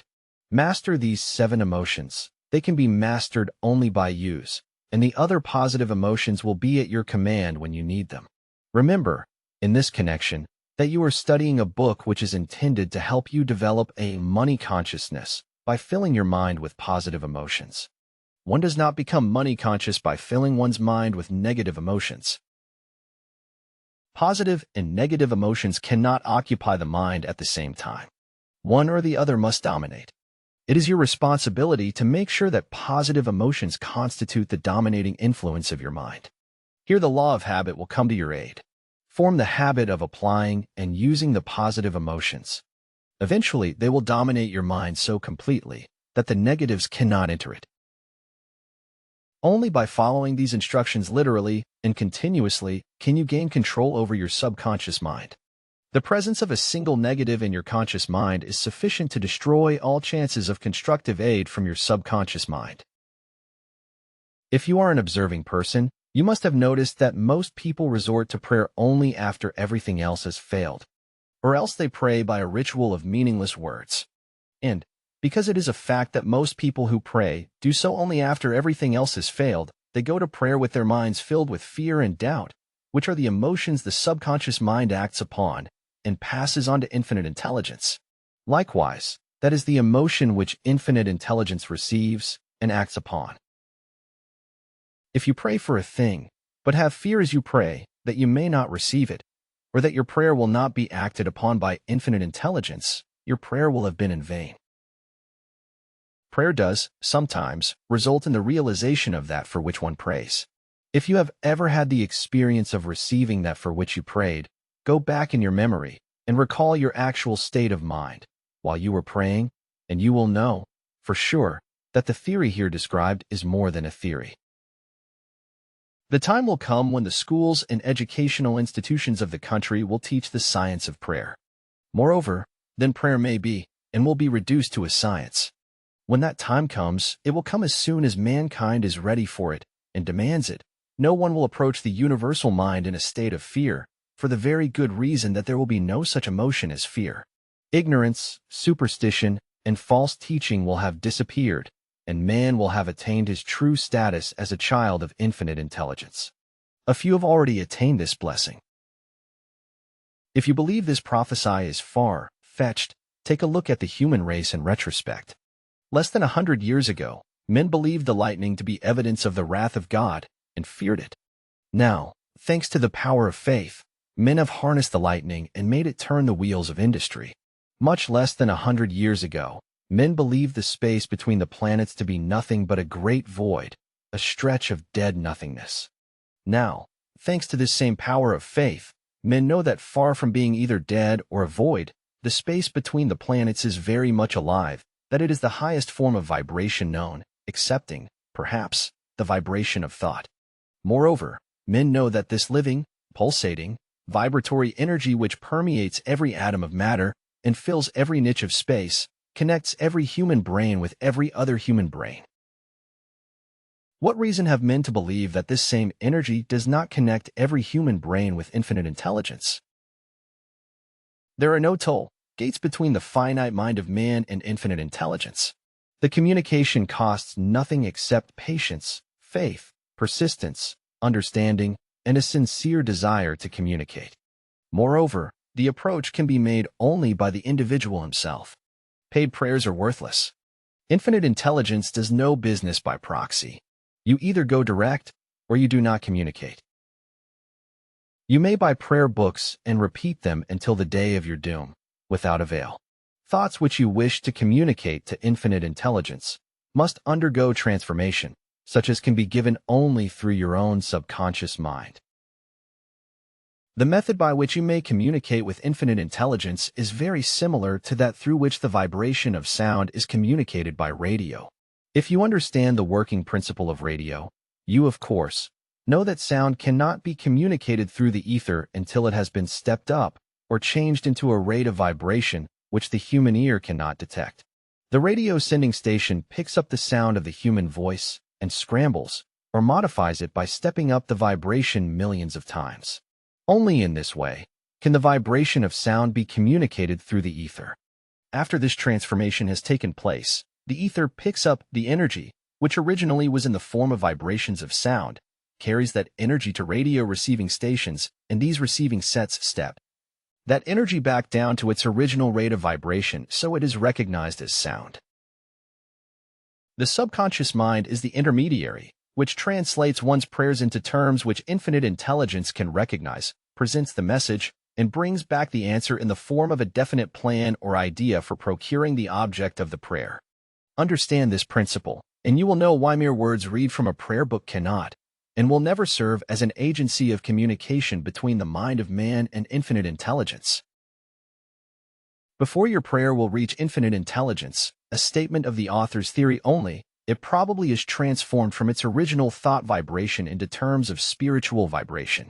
Faith is the only known agency which will give your thoughts a spiritual nature.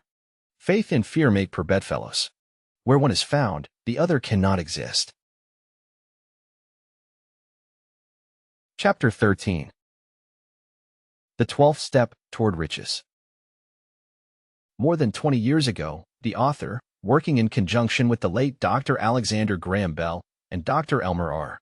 Gates, observed that every human brain is both a broadcasting and receiving station for the vibration of thought. Through the medium of the ether, in a fashion similar to that employed by the radio broadcasting principle, every human brain is capable of picking up vibrations of thought which are being released by other brains. In connection with the statement in the preceding paragraph, compare and consider the description of the creative imagination as outlined in the chapter on imagination. The creative imagination is the receiving set of the brain, which receives thoughts released by the brains of others. It is the agency of communication between one's conscious or reasoning mind and the four sources from which one may receive thought stimuli. When stimulated or stepped up to a high rate of vibration, the mind becomes more receptive to the vibration of thought which reaches it through the ether from outside sources. This stepping up process takes place through the positive emotions or the negative emotions. Through the emotions, the vibrations of thought may be increased. Vibrations of an exceedingly high rate are the only vibrations picked up and carried by the ether from one brain to another. Thought is energy traveling at an exceedingly high rate of vibration. Thought, which has been modified or stepped up by any of the major emotions, vibrates at a much higher rate than ordinary thought, and it is this type of thought which passes from one brain to another through the broadcasting machinery of the human brain.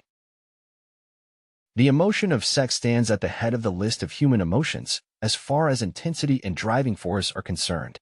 The brain which has been stimulated by the emotion of sex vibrates at a much more rapid rate than it does when that emotion is quiescent or absent.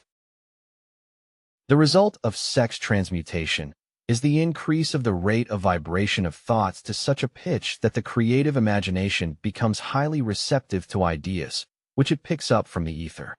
On the other hand, when the brain is vibrating at a rapid rate, it not only attracts thoughts and ideas released by other brains through the medium of the ether, but it gives to one's own thoughts that feeling, which is essential before those thoughts will be picked up and acted upon by one's subconscious mind. Thus, you will see that the broadcasting principle is the factor through which you mix feeling or emotion with your thoughts and pass them on to your subconscious mind. The subconscious mind is the sending station of the brain through which vibrations of thought are broadcast. The creative imagination is the receiving set through which the vibrations of thought are picked up from the ether. Along with the important factors of the subconscious mind and the faculty of the creative imagination, which constitute the sending and receiving sets of your mental broadcasting machinery, consider now the principle of auto-suggestion, which is the medium by which you may put into operation your broadcasting station. Through the instructions described in the chapter on auto-suggestion, you are definitely informed of the method by which desire may be transmuted into its monetary equivalent. Operation of your mental broadcasting station is a comparatively simple procedure. You have but three principles to bear in mind and to apply when you wish to use your broadcasting station: the subconscious mind, creative imagination, and auto-suggestion. The stimuli through which you put these three principles into action have been described. The procedure begins with desire. The greatest forces are intangible. The Depression brought the world to the very border line of understanding of the forces which are intangible and unseen. Through the ages which have passed, man has depended too much upon his physical senses and has limited his knowledge to physical things, which he could see, touch, weigh, and measure. We are now entering the most marvelous of all ages, an age which will teach us something of the intangible forces of the world about us. Perhaps we shall learn, as we pass through this age, that the other self is more powerful than the physical self we see when we look into a mirror. Sometimes men speak lightly of the intangibles, the things which they cannot perceive through any of their five senses, and when we hear them, it should remind us that all of us are controlled by forces which are unseen and intangible. The whole of mankind has not the power to cope with, nor to control the intangible force wrapped up in the rolling waves of the oceans. Man has not the capacity to understand the intangible force of gravity, which keeps this little earth suspended in mid-air and keeps man from falling from it, much less the power to control that force. Man is entirely subservient to the intangible force which comes with a thunderstorm, and he is just as helpless in the presence of the intangible force of electricity. Nay, he does not even know what electricity is, where it comes from, or what is its purpose. Nor is this by any means the end of man's ignorance in connection with things unseen and intangible. He does not understand the intangible force and intelligence wrapped up in the soil of the earth, the force which provides him with every morsel of food he eats, every article of clothing he wears, every dollar he carries in his pockets. The dramatic story of the brain. Last, but not least, man, with all of his boasted culture and education, understands little or nothing of the intangible force, the greatest of all the intangibles, of thought.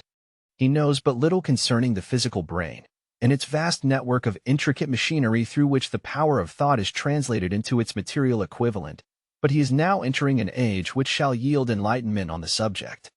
Already men of science have begun to turn their attention to the study of this stupendous thing called a brain, and, while they are still in the kindergarten stage of their studies, they have uncovered enough knowledge to know that the central switchboard of the human brain, the number of lines which connect the brain cells one with another, equal the figure 1, followed by 15 million ciphers. The figure is so stupendous, said Dr. C.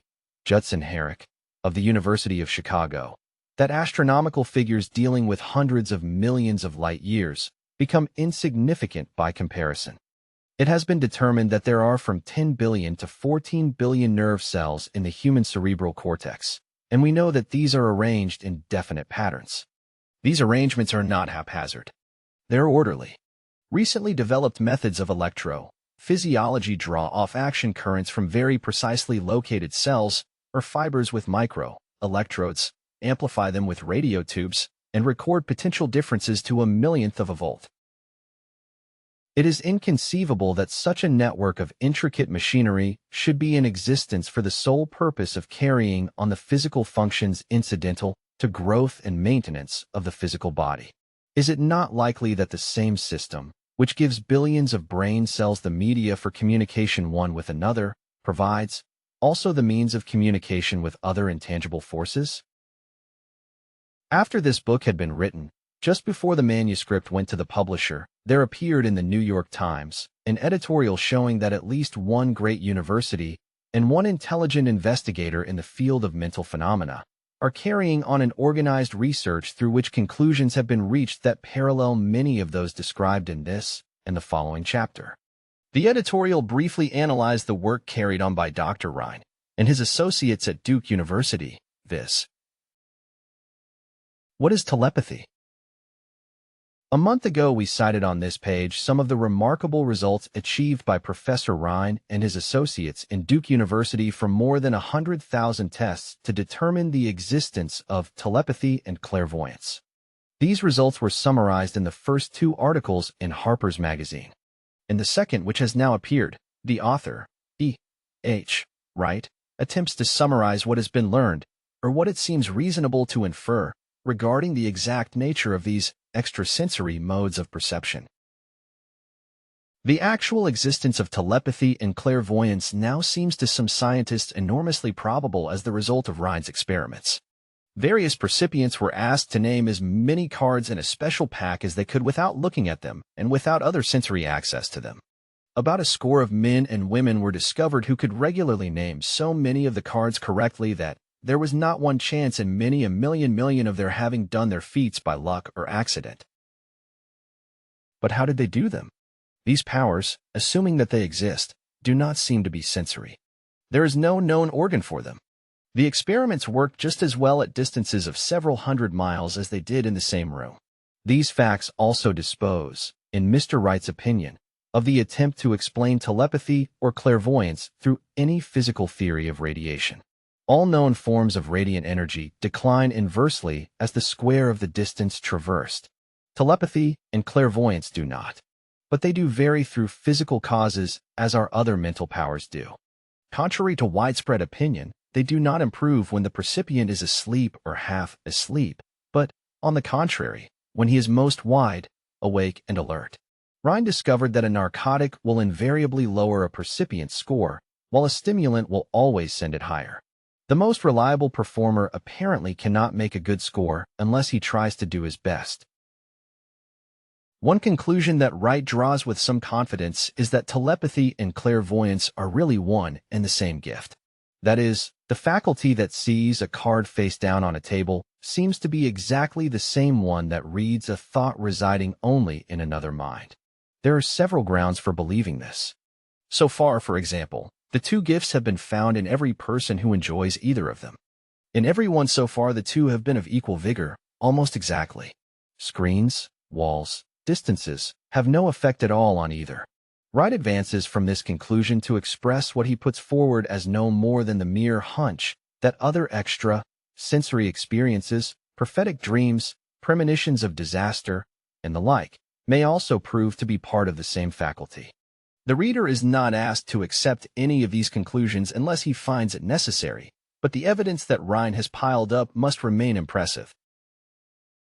In view of Dr. Rhine's announcement in connection with the conditions under which the mind responds to what he terms extra-sensory modes of perception, I now feel privileged to add to his testimony by stating that my associates and I have discovered what we believe to be the ideal conditions under which the mind can be stimulated so that the sixth sense described in the next chapter can be made to function in a practical way. The conditions to which I refer consist of a close working alliance between myself and two members of my staff. Through experimentation and practice, we have discovered how to stimulate our minds by applying the principle used in connection with the invisible counselors described in the next chapter, so that we can, by a process of blending our three minds into one, find the solution to a great variety of personal problems which are submitted by my clients. The procedure is very simple. We sit down at a conference table, clearly state the nature of the problem we have under consideration, then begin discussing it. Each contributes whatever thoughts that may occur. The strange thing about this method of mind stimulation is that it places each participant in communication with unknown sources of knowledge definitely outside his own experience. If you understand the principle described in the chapter on the mastermind, you of course recognize the round table procedure here described as being a practical application of the mastermind. This method of mind stimulation, through harmonious discussion of definite subjects between three people, illustrates the simplest and most practical use of the mastermind. By adopting and following a similar plan, any student of this philosophy may come into possession of the famous Carnegie formula briefly described in the introduction. If it means nothing to you at this time, mark this page and read it again after you have finished the last chapter. The depression was a blessing in disguise. It reduced the whole world to a new starting point that gives everyone a new opportunity. Chapter 14. The 13th Step Toward Riches. The 13th principle is known as the sixth sense, through which infinite intelligence may and will communicate voluntarily, without any effort from, or demands by, the individual. This principle is the apex of the philosophy. It can be assimilated, understood, and applied only by first mastering the other 12 principles. The sixth sense is that portion of the subconscious mind which has been referred to as the creative imagination. It has also been referred to as the receiving set, through which ideas, plans, and thoughts flash into the mind. The flashes are sometimes called hunches or inspirations. The sixth sense defies description. It cannot be described to a person who has not mastered the other principles of this philosophy, because such a person has no knowledge and no experience with which the sixth sense may be compared. Understanding of the sixth sense comes only by meditation through mind development from within. The sixth sense probably is the medium of contact between the finite mind of man and infinite intelligence, and for this reason, it is a mixture of both the mental and the spiritual. It is believed to be the point at which the mind of man contacts the universal mind. After you have mastered the principles described in this book, you will be prepared to accept as truth a statement which may, otherwise, be incredible to you, namely, through the aid of the sixth sense, you will be warned of impending dangers in time to avoid them, and notified of opportunities in time to embrace them. there comes to your aid, and to do your bidding, with the development of the sixth sense, a guardian angel, who will open to you at all times the door to the temple of wisdom. Whether or not this is a statement of truth, you will never know, except by following the instructions described in the pages of this book or some similar method of procedure. The author is not a believer in, nor an advocate of, miracles, for the reason that he has enough knowledge of nature to understand that nature never deviates from her established laws. Some of her laws are so incomprehensible that they produce what appear to be miracles. The sixth sense comes as near to being a miracle as anything I have ever experienced, and it appears so only because I do not understand the method by which this principle is operated. This much the author does know, that there is a power or a first cause, or an intelligence, which permeates every atom of matter and embraces every unit of energy perceptible to man, that this infinite intelligence converts acorns into oak trees, causes water to flow downhill in response to the law of gravity, follows night with day, and winter with summer, each maintaining its proper place in relationship to the other. This intelligence may, through the principles of this philosophy, be induced to aid in transmuting desires into concrete or material form. The author has this knowledge because he has experimented with it and has experienced it. Step by step, through the preceding chapters, you have been led to this, the last principle. If you have mastered each of the preceding principles, you are now prepared to accept, without being skeptical, the stupendous claims made here. If you have not mastered the other principles, you must do so before you may determine, definitely, whether or not the claims made in this chapter are fact or fiction. While I was passing through the age of hero worship, I found myself trying to imitate those whom I most admired. Moreover, I discovered that the element of faith, with which I endeavored to imitate my idols, gave me great capacity to do so quite successfully. I have never entirely divested myself of this habit of hero worship, although I have passed the age commonly given over to such. My experience has taught me that the next best thing to being truly great is to emulate the great by feeling and action as nearly as possible. Long before I had ever written a line for publication or endeavored to deliver a speech in public, I followed the habit of reshaping my own character by trying to imitate the 9 men whose lives and life works had been most impressive to me. These 9 men were Emerson, Paine, Edison, Darwin, Lincoln, Burbank, Napoleon, Ford, and Carnegie. Every night, over a long period of years, I held an imaginary council meeting with this group whom I called my invisible counselors. The procedure was this. Just before going to sleep at night, I would shut my eyes and see, in my imagination, this group of men seated with me around my council table. Here I had not only an opportunity to sit among those whom I considered to be great, but I actually dominated the group by serving as the chairman. I had a very definite purpose in indulging my imagination through these nightly meetings. My purpose was to rebuild my own character so it would represent a composite of the characters of my imaginary counselors. Realizing, as I did, early in life, that I had to overcome the handicap of birth in an environment of ignorance and superstition, I deliberately assigned myself the task of voluntary rebirth through the method here described. Building character through auto-suggestion. Being an earnest student of psychology, I knew, of course, that all men have become what they are because of their dominating thoughts and desires. I knew that every deeply seated desire has the effect of causing one to seek outward expression through which that desire may be transmuted into reality. I knew that self-suggestion is a powerful factor in building character, that it is, in fact, the sole principle through which character is built. With this knowledge of the principles of mind operation, I was fairly well armed with the equipment needed in rebuilding my character. In these imaginary council meetings, I called on my cabinet members for the knowledge I wished each to contribute, addressing myself to each member in audible words, as follows. Mr. Emerson, I desire to acquire from you the marvelous understanding of nature which distinguished your life. I ask that you make an impress upon my subconscious mind of whatever qualities you possessed, which enabled you to understand and adapt yourself to the laws of nature. I ask that you assist me in reaching and drawing upon whatever sources of knowledge are available to this end. Mr. Burbank, I request that you pass on to me the knowledge which enabled you to so harmonize the laws of nature that you caused the cactus to shed its thorns and become an edible food. Give me access to the knowledge which enabled you to make 2 blades of grass grow where but one grew before, and helped you to blend the coloring of the flowers with more splendor and harmony, for you, alone, have successfully gilded the lily. Napoleon, I desire to acquire from you, by emulation, the marvelous ability you possess to inspire men, and to arouse them to greater and more determined spirit of action. Also to acquire the spirit of enduring faith, which enabled you to turn defeat into victory and to surmount staggering obstacles. Emperor of fate, king of chance, man of destiny, I salute you.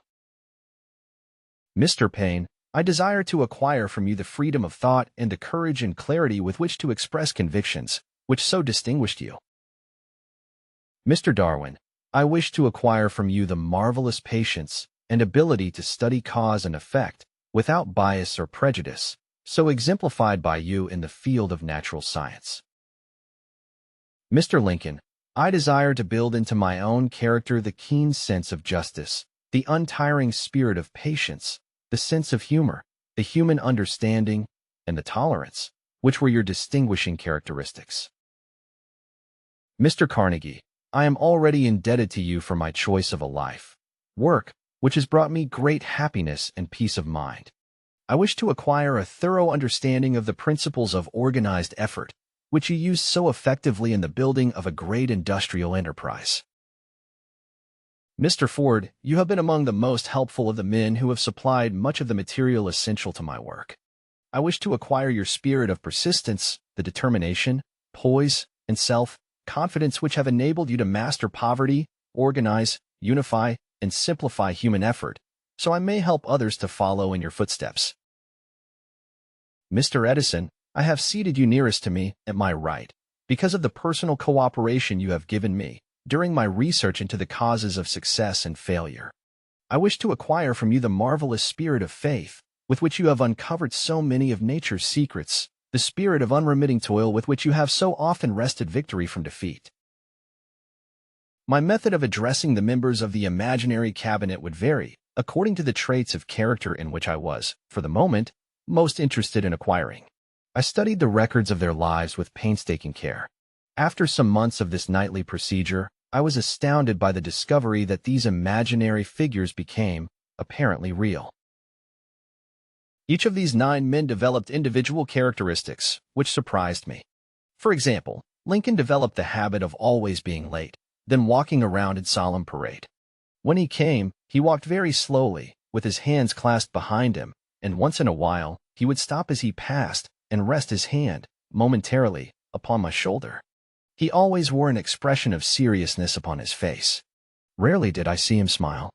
The cares of a sundered nation made him grave. That was not true of the others. Burbank and Payne often indulged in witty repartee which seemed, at times, to shock the other members of the cabinet. One night Payne suggested that I prepare a lecture on the Age of Reason and deliver it from the pulpit of a church which I formerly attended. Many around the table laughed heartily at the suggestion. Not Napoleon. He drew his mouth down at the corners and groaned so loudly that all turned and looked at him with amazement. To him the church was but a pawn of the state, not to be reformed, but to be used as a convenient insider to mass activity by the people. On one occasion Burbank was late. When he came, he was excited with enthusiasm and explained that he had been late because of an experiment he was making, through which he hoped to be able to grow apples on any sort of tree. Payne chided him by reminding him that it was an apple which started all the trouble between man and woman. Darwin chuckled heartily as he suggested that Payne should watch out for little serpents when he went into the forest to gather apples, as they had the habit of growing into big snakes. Emerson observed, "No serpents, no apples," and Napoleon remarked, "No apples, no state." Lincoln developed the habit of always being the last one to leave the table after each meeting. On one occasion, he leaned across the end of the table, his arms folded, and remained in that position for many minutes. I made no attempt to disturb him. Finally, he lifted his head slowly, got up and walked to the door, then turned around, came back, and laid his hand on my shoulder and said, "My boy, you will need much courage if you remain steadfast in carrying out your purpose in life.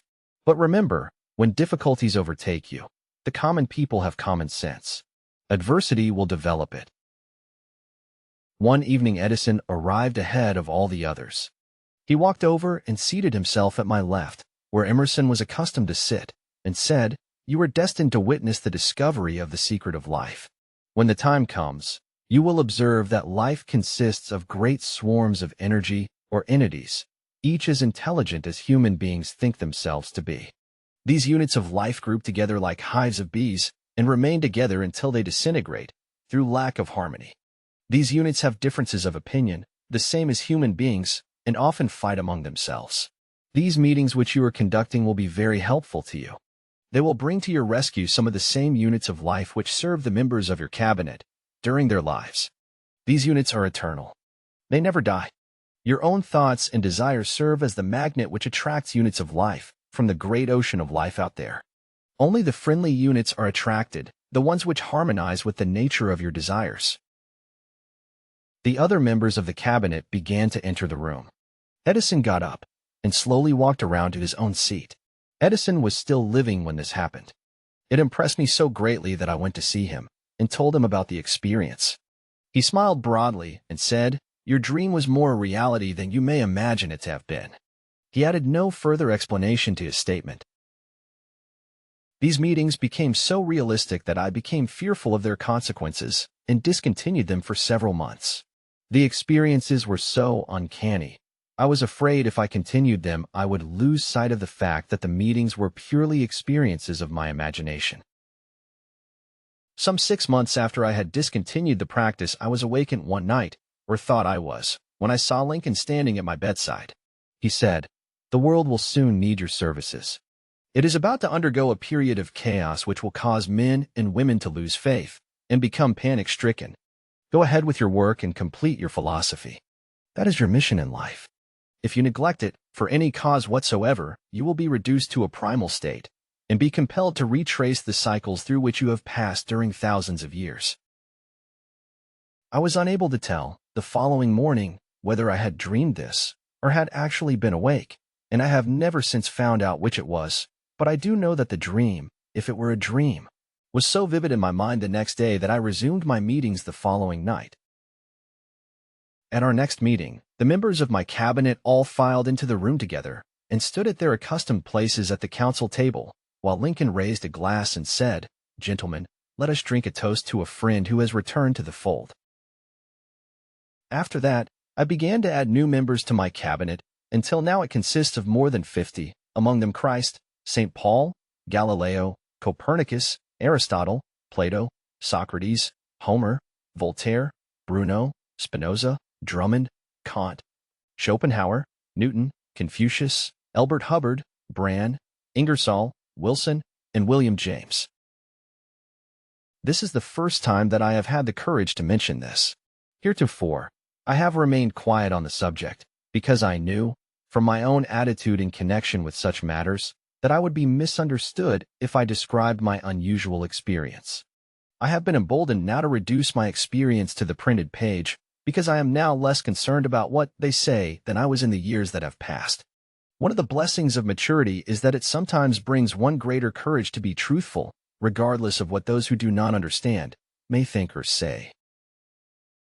Lest I be misunderstood, I wish here to state most emphatically that I still regard my cabinet meetings as being purely imaginary, but I feel entitled to suggest that, while the members of my cabinet may be purely fictional, and the meetings existent only in my own imagination, they have led me into glorious paths of adventure, rekindled an appreciation of true greatness, encouraged creative endeavor, and emboldened the expression of honest thought. Somewhere in the cell structure of the brain is located an organ which receives vibrations of thought ordinarily called hunches. So far, science has not discovered where this organ of the sixth sense is located, but this is not important. The fact remains that human beings do receive accurate knowledge through sources other than the physical senses. Such knowledge, generally, is received when the mind is under the influence of extraordinary stimulation. Any emergency which arouses the emotions and causes the heart to beat more rapidly than normal may, and generally does, bring the sixth sense into action. Anyone who has experienced a near accident while driving knows that on such occasions, the sixth sense often comes to one's rescue and aids, by split seconds, in avoiding the accident. These facts are mentioned preliminary to a statement of fact which I shall now make, namely, that during my meetings with the invisible counselors, I find my mind most receptive to ideas, thoughts, and knowledge which reach me through the sixth sense. I can truthfully say that I owe entirely to my invisible counselors full credit for such ideas, facts, or knowledge as I receive through inspiration. On scores of occasions, when I have faced emergencies, some of them so grave that my life was in jeopardy, I have been miraculously guided past these difficulties through the influence of my invisible counselors. My original purpose in conducting council meetings with imaginary beings was solely that of impressing my own subconscious mind through the principle of auto-suggestion with certain characteristics which I desired to acquire. In more recent years, my experimentation has taken on an entirely different trend. I now go to my imaginary counselors with every difficult problem which confronts me and my clients. The results are often astonishing, although I do not depend entirely on this form of counsel. You, of course, have recognized that this chapter covers a subject with which a majority of people are not familiar. The sixth sense is a subject that will be of great interest and benefit to the person whose aim is to accumulate vast wealth, but it need not claim the attention of those whose desires are more modest. Henry Ford undoubtedly understands and makes practical use of the sixth sense. His vast business and financial operations make it necessary for him to understand and use this principle. The late Thomas A. Edison understood and used the sixth sense in connection with the development of inventions, especially those involving basic patents, in connection with which he had no human experience and no accumulated knowledge to guide him, as was the case while he was working on the talking machine and the moving picture machine. Nearly all great leaders, such as Napoleon, Bismarck, Joan of Arc, Christ, Buddha, Confucius, and Muhammad, understood and probably made use of the sixth sense almost continuously. The major portion of their greatness consisted of their knowledge of this principle. The sixth sense is not something that one can take off and put on at will. Ability to use this great power comes slowly through application of the other principles outlined in this book. Seldom does any individual come into workable knowledge of the sixth sense before the age of 40. More often the knowledge is not available until one is well past 50, and this, for the reason that the spiritual forces with which the sixth sense is so closely related do not mature and become usable except through years of meditation, self-examination, and serious thought. No matter who you are, or what may have been your purpose in reading this book, you can profit by it without understanding the principle described in this chapter. This is especially true if your major purpose is that of accumulation of money or other material things. The chapter on the sixth sense was included because the book is designed for the purpose of presenting a complete philosophy by which individuals may unerringly guide themselves in attaining whatever they ask of life. The starting point of all achievement is desire. The finishing point is that brand of knowledge which leads to understanding. Understanding of self, understanding of others, understanding of the laws of nature, recognition, and understanding of happiness. This sort of understanding comes in its fullness only through familiarity with and use of the principle of the sixth sense, hence that principle had to be included as a part of this philosophy for the benefit of those who demand more than money. Having read the chapter, you must have observed that while reading it, you were lifted to a high level of mental stimulation. Splendid. Come back to this again a month from now, read it once more, and observe that your mind will soar to a still higher level of stimulation. Repeat this experience from time to time, giving no concern as to how much or how little you learn at the time, and eventually you will find yourself in possession of a power that will enable you to throw off discouragement, master fear, overcome procrastination, and draw freely upon your imagination. Then you will have felt the touch of that unknown something, which has been the moving spirit of every truly great thinker, leader, artist, musician, writer, statesman. Then you will be in position to transmute your desires into their physical or financial counterpart as easily as you may lie down and quit at the first sign of opposition. Faith versus fear. Previous chapters have described how to develop faith through auto-suggestion, desire, and the subconscious. The next chapter presents detailed instructions for the mastery of fear. Here will be found a full description of the 6 fears which are the cause of all discouragement, timidity, procrastination, indifference, indecision, and the lack of ambition, self-reliance, initiative, self-control, and enthusiasm. Search yourself carefully as you study these 6 enemies, as they may exist only in your subconscious mind, where their presence will be hard to detect. Remember, too, as you analyze the 6 ghosts of fear, that they are nothing but ghosts because they exist only in one's mind. Remember, also, that ghosts, creations of uncontrolled imagination, have caused most of the damage people have done to their own minds. Therefore, ghosts can be as dangerous as if they lived and walked on the earth in physical bodies. The ghost of the fear of poverty, which seized the minds of millions of people in 1929, was so real that it caused the worst business depression this country has ever known. Moreover, this particular ghost still frightens some of us out of our wits. Chapter 15. Take inventory of yourself as you read this closing chapter and find out how many of the ghosts are standing in your way. Before you can put any portion of this philosophy into successful use, your mind must be prepared to receive it. The preparation is not difficult. It begins with study, analysis, and understanding of 3 enemies which you shall have to clear out. These are indecision, doubt, and fear. The 6th sense will never function while these 3 negatives, or any of them, remain in your mind. The members of this unholy trio are closely related. Where one is found, the other 2 are close at hand. Indecision is the seedling of fear. Remember this as you read. Indecision crystallizes into doubt. The 2 blend and become fear. The blending process often is slow. This is one reason why these 3 enemies are so dangerous. They germinate and grow without their presence being observed. The remainder of this chapter describes an end which must be attained before the philosophy, as a whole, can be put into practical use. It also analyzes a condition which has, but lately, reduced huge numbers of people to poverty, and it states a truth which must be understood by all who accumulate riches, whether measured in terms of money or a state of mind of far greater value than money. The purpose of this chapter is to turn the spotlight of attention upon the cause and the cure of the 6 basic fears.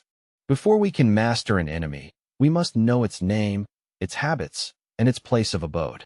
As you read, analyze yourself carefully and determine which, if any, of the 6 common fears have attached themselves to you. Do not be deceived by the habits of these subtle enemies. Sometimes they remain hidden in the subconscious mind, where they are difficult to locate and still more difficult to eliminate. The 6 basic fears. There are 6 basic fears, with some combination of which every human suffers at one time or another. Most people are fortunate if they do not suffer from the entire 6. Named in the order of their most common appearance, they are. All other fears are of minor importance. They can be grouped under these 6 headings. The prevalence of these fears, as a curse to the world, runs in cycles. For almost 6 years, while the Depression was on, we floundered in the cycle of fear of poverty. During the World War, we were in the cycle of fear of death. Just following the war, we were in the cycle of fear of ill health, as evidenced by the epidemic of disease which spread itself all over the world. Fears are nothing more than states of mind. One state of mind is subject to control and direction.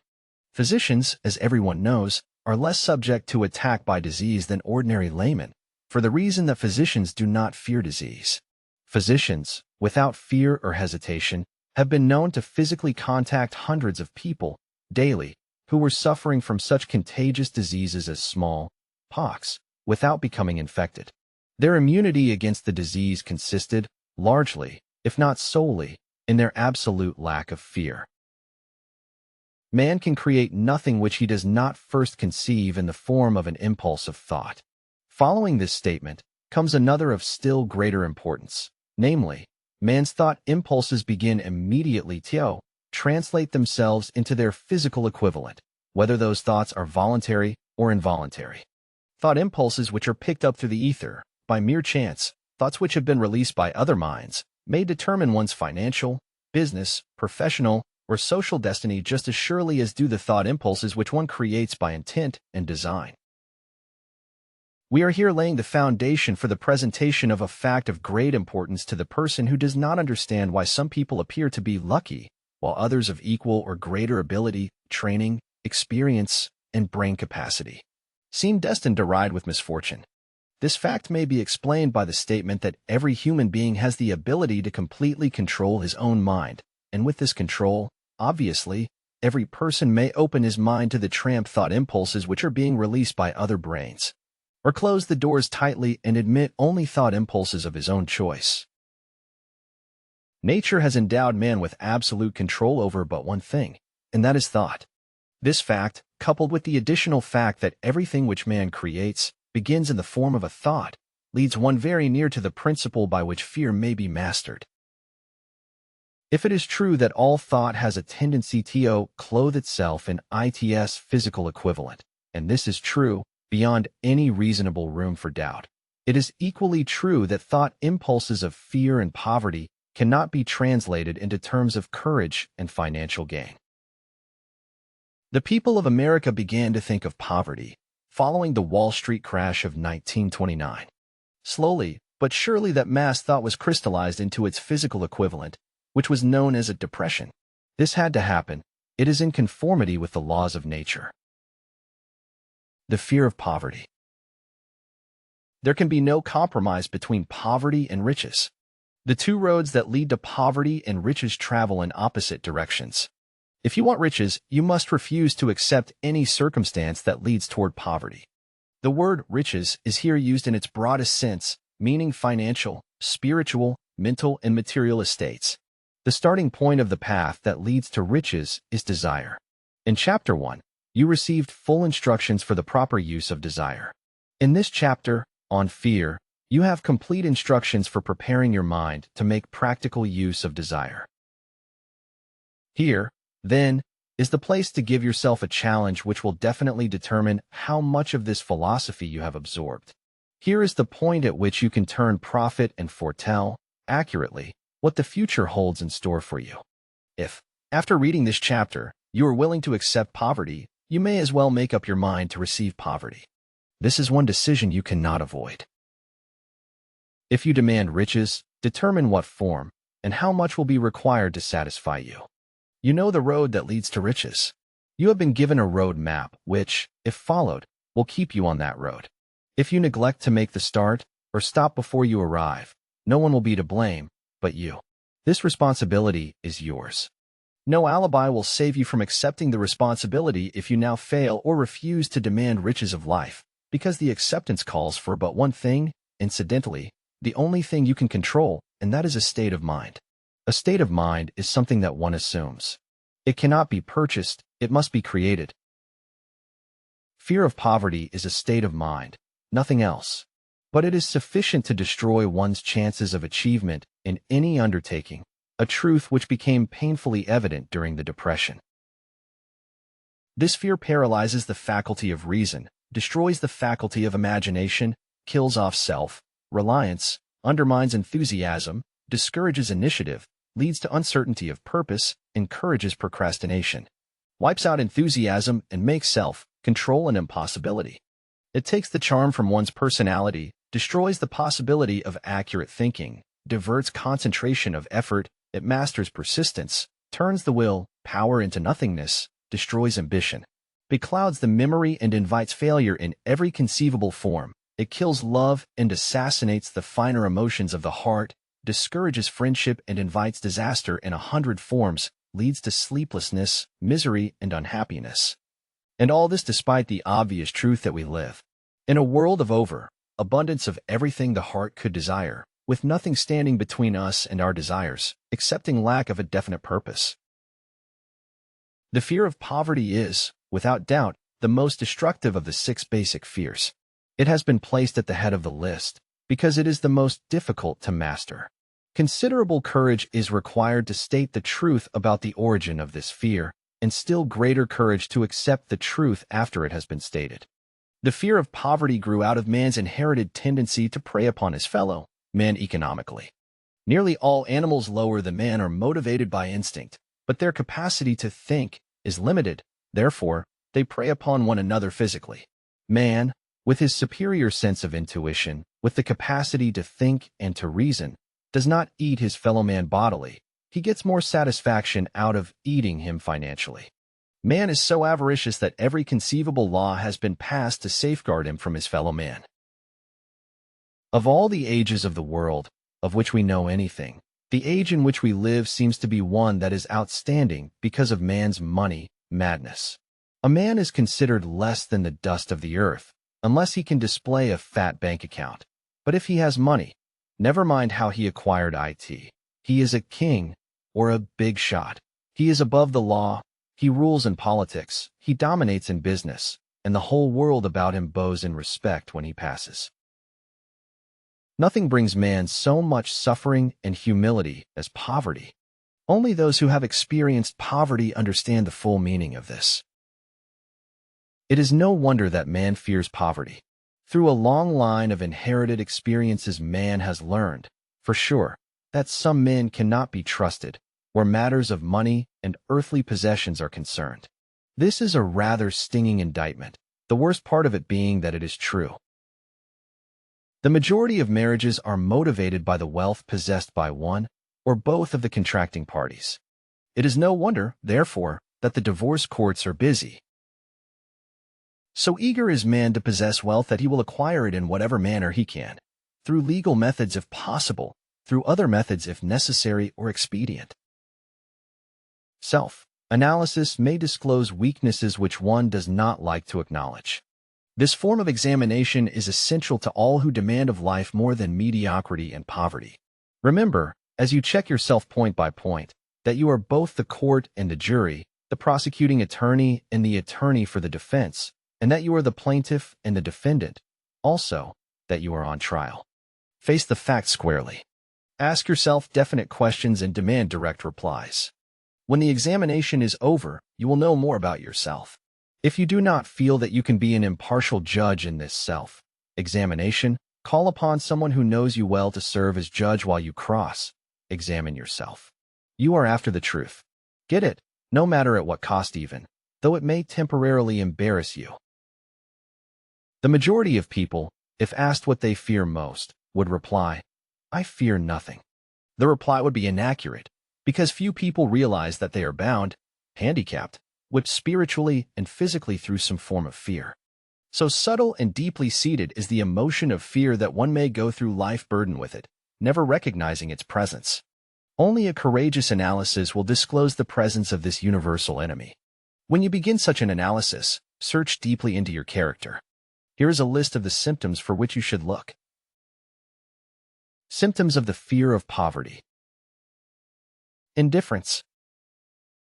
Commonly expressed through lack of ambition, willingness to tolerate poverty, acceptance of whatever compensation life may offer without protest, mental and physical laziness, lack of initiative, imagination, enthusiasm, and self-control.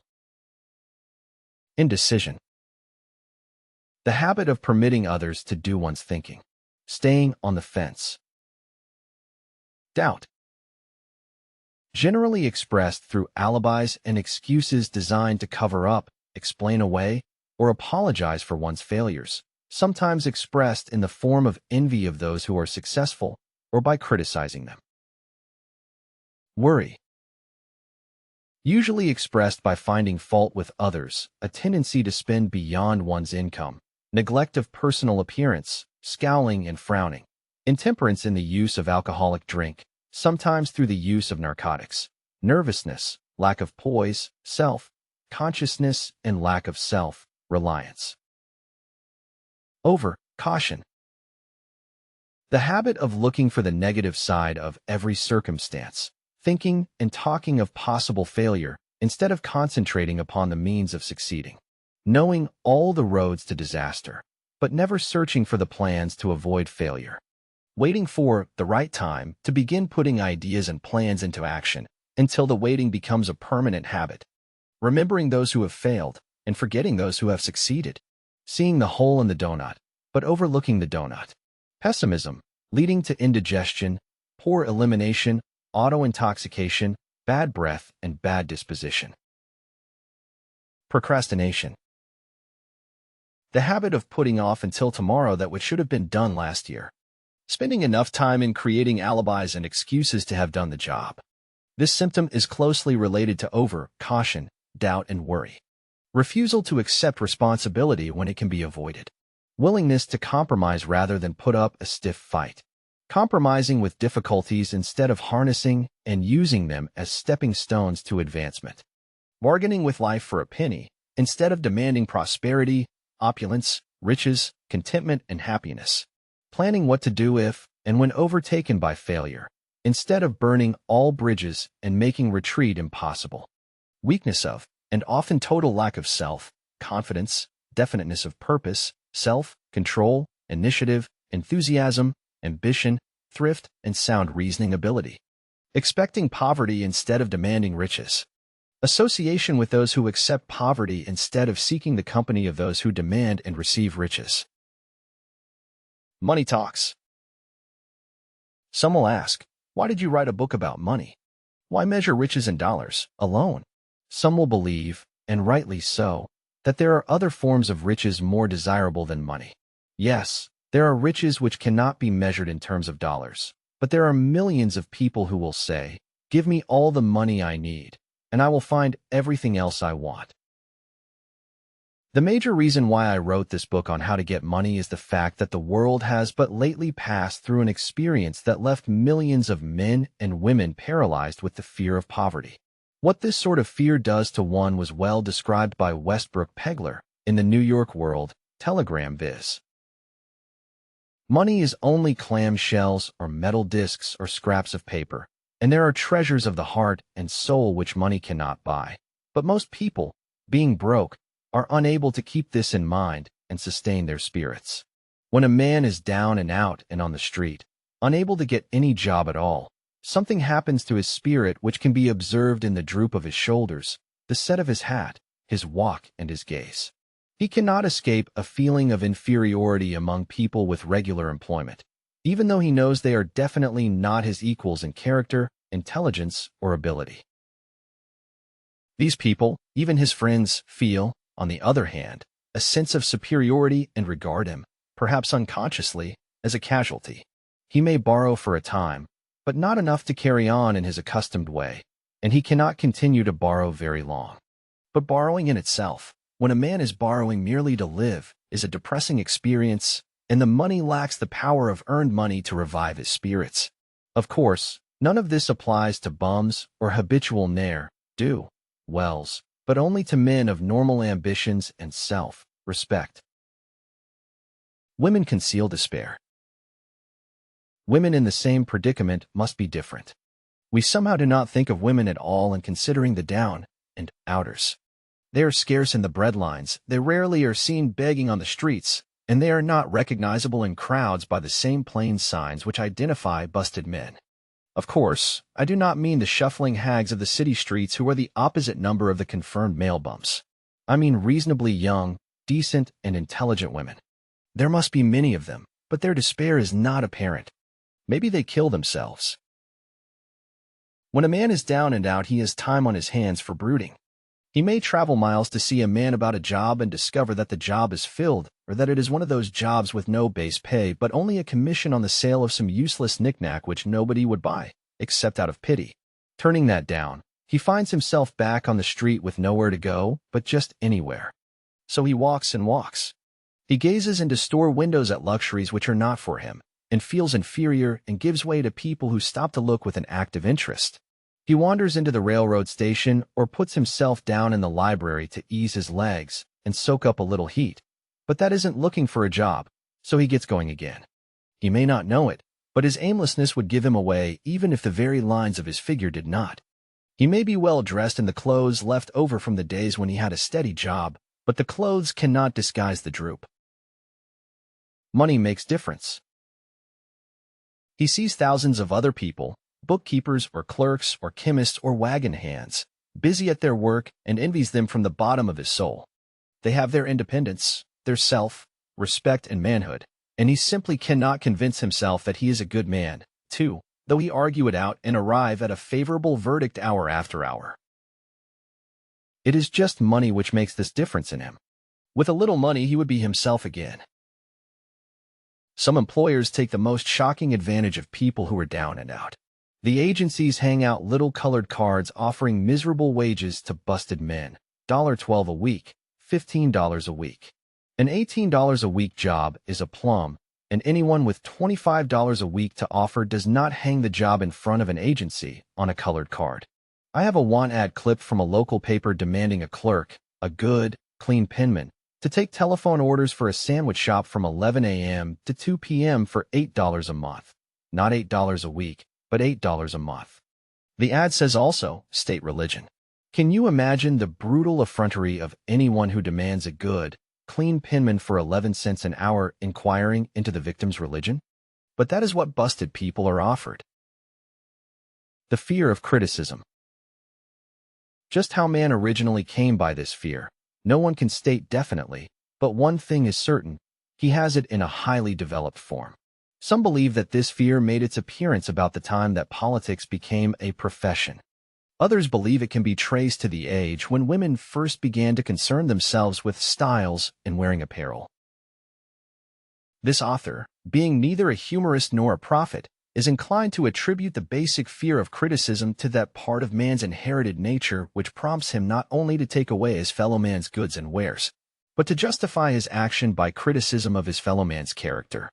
It is a well-known fact that a thief will criticize the man from whom he steals, that politicians seek office, not by displaying their own virtues and qualifications, but by attempting to besmirch their opponents. The fear of criticism takes on many forms, the majority of which are petty and trivial. Bald-headed men, for example, are bald for no other reason than their fear of criticism. Heads become bald because of the tight-fitting bands of hats, which cut off the circulation from the roots of the hair. Men wear hats, not because they actually need them, but mainly because everyone is doing it. The individual falls into line and does likewise, lest some other individual criticize him. Women seldom have bald heads, or even thin hair, because they wear hats which fit their heads loosely, the only purpose of the hats being adornment. But it must not be supposed that women are free from the fear of criticism. If any woman claims to be superior to man with reference to this fear, ask her to walk down the street wearing a hat of the vintage of 1890. The astute manufacturers of clothing have not been slow to capitalize this basic fear of criticism, with which all mankind has been cursed. Every season the styles and many articles of wearing apparel change. Who establishes the styles? Certainly not the purchaser of clothing, but the manufacturer. Why does he change the styles so often? The answer is obvious. He changes the styles so he can sell more clothes. For the same reason the manufacturers of automobiles, with a few rare and very sensible exceptions, change styles of models every season. No man wants to drive an automobile which is not of the latest style, although the older model may actually be the better car. We have been describing the manner in which people behave under the influence of fear of criticism as applied to the small and petty things of life. Let us now examine human behavior when this fear affects people in connection with the more important events of human relationship. Take, for example, practically any person who has reached the age of mental maturity from 35 to 40 years of age as a general average, and if you could read the secret thoughts of his mind, you would find a very decided disbelief in most of the fables taught by the majority of the dogmatists and theologians a few decades back. Not often, however, will you find a person who has the courage to openly state his belief on this subject. Most people will, if pressed far enough, tell a lie rather than admit that they do not believe the stories associated with that form of religion which held people in bondage prior to the age of scientific discovery and education. Why does the average person, even in this day of enlightenment, shy away from denying his belief in the fables which were the basis of most of the religions a few decades ago? The answer is, because of the fear of criticism. Men and women have been burned at the stake for daring to express disbelief in ghosts. It is no wonder we have inherited a consciousness which makes us fear criticism. The time was, and not so far in the past, when criticism carried severe punishments. It still does in some countries. The fear of criticism robs man of his initiative, destroys his power of imagination, limits his individuality, takes away his self-reliance, and does him damage in 100 other ways. Parents often do their children irreparable injury by criticizing them.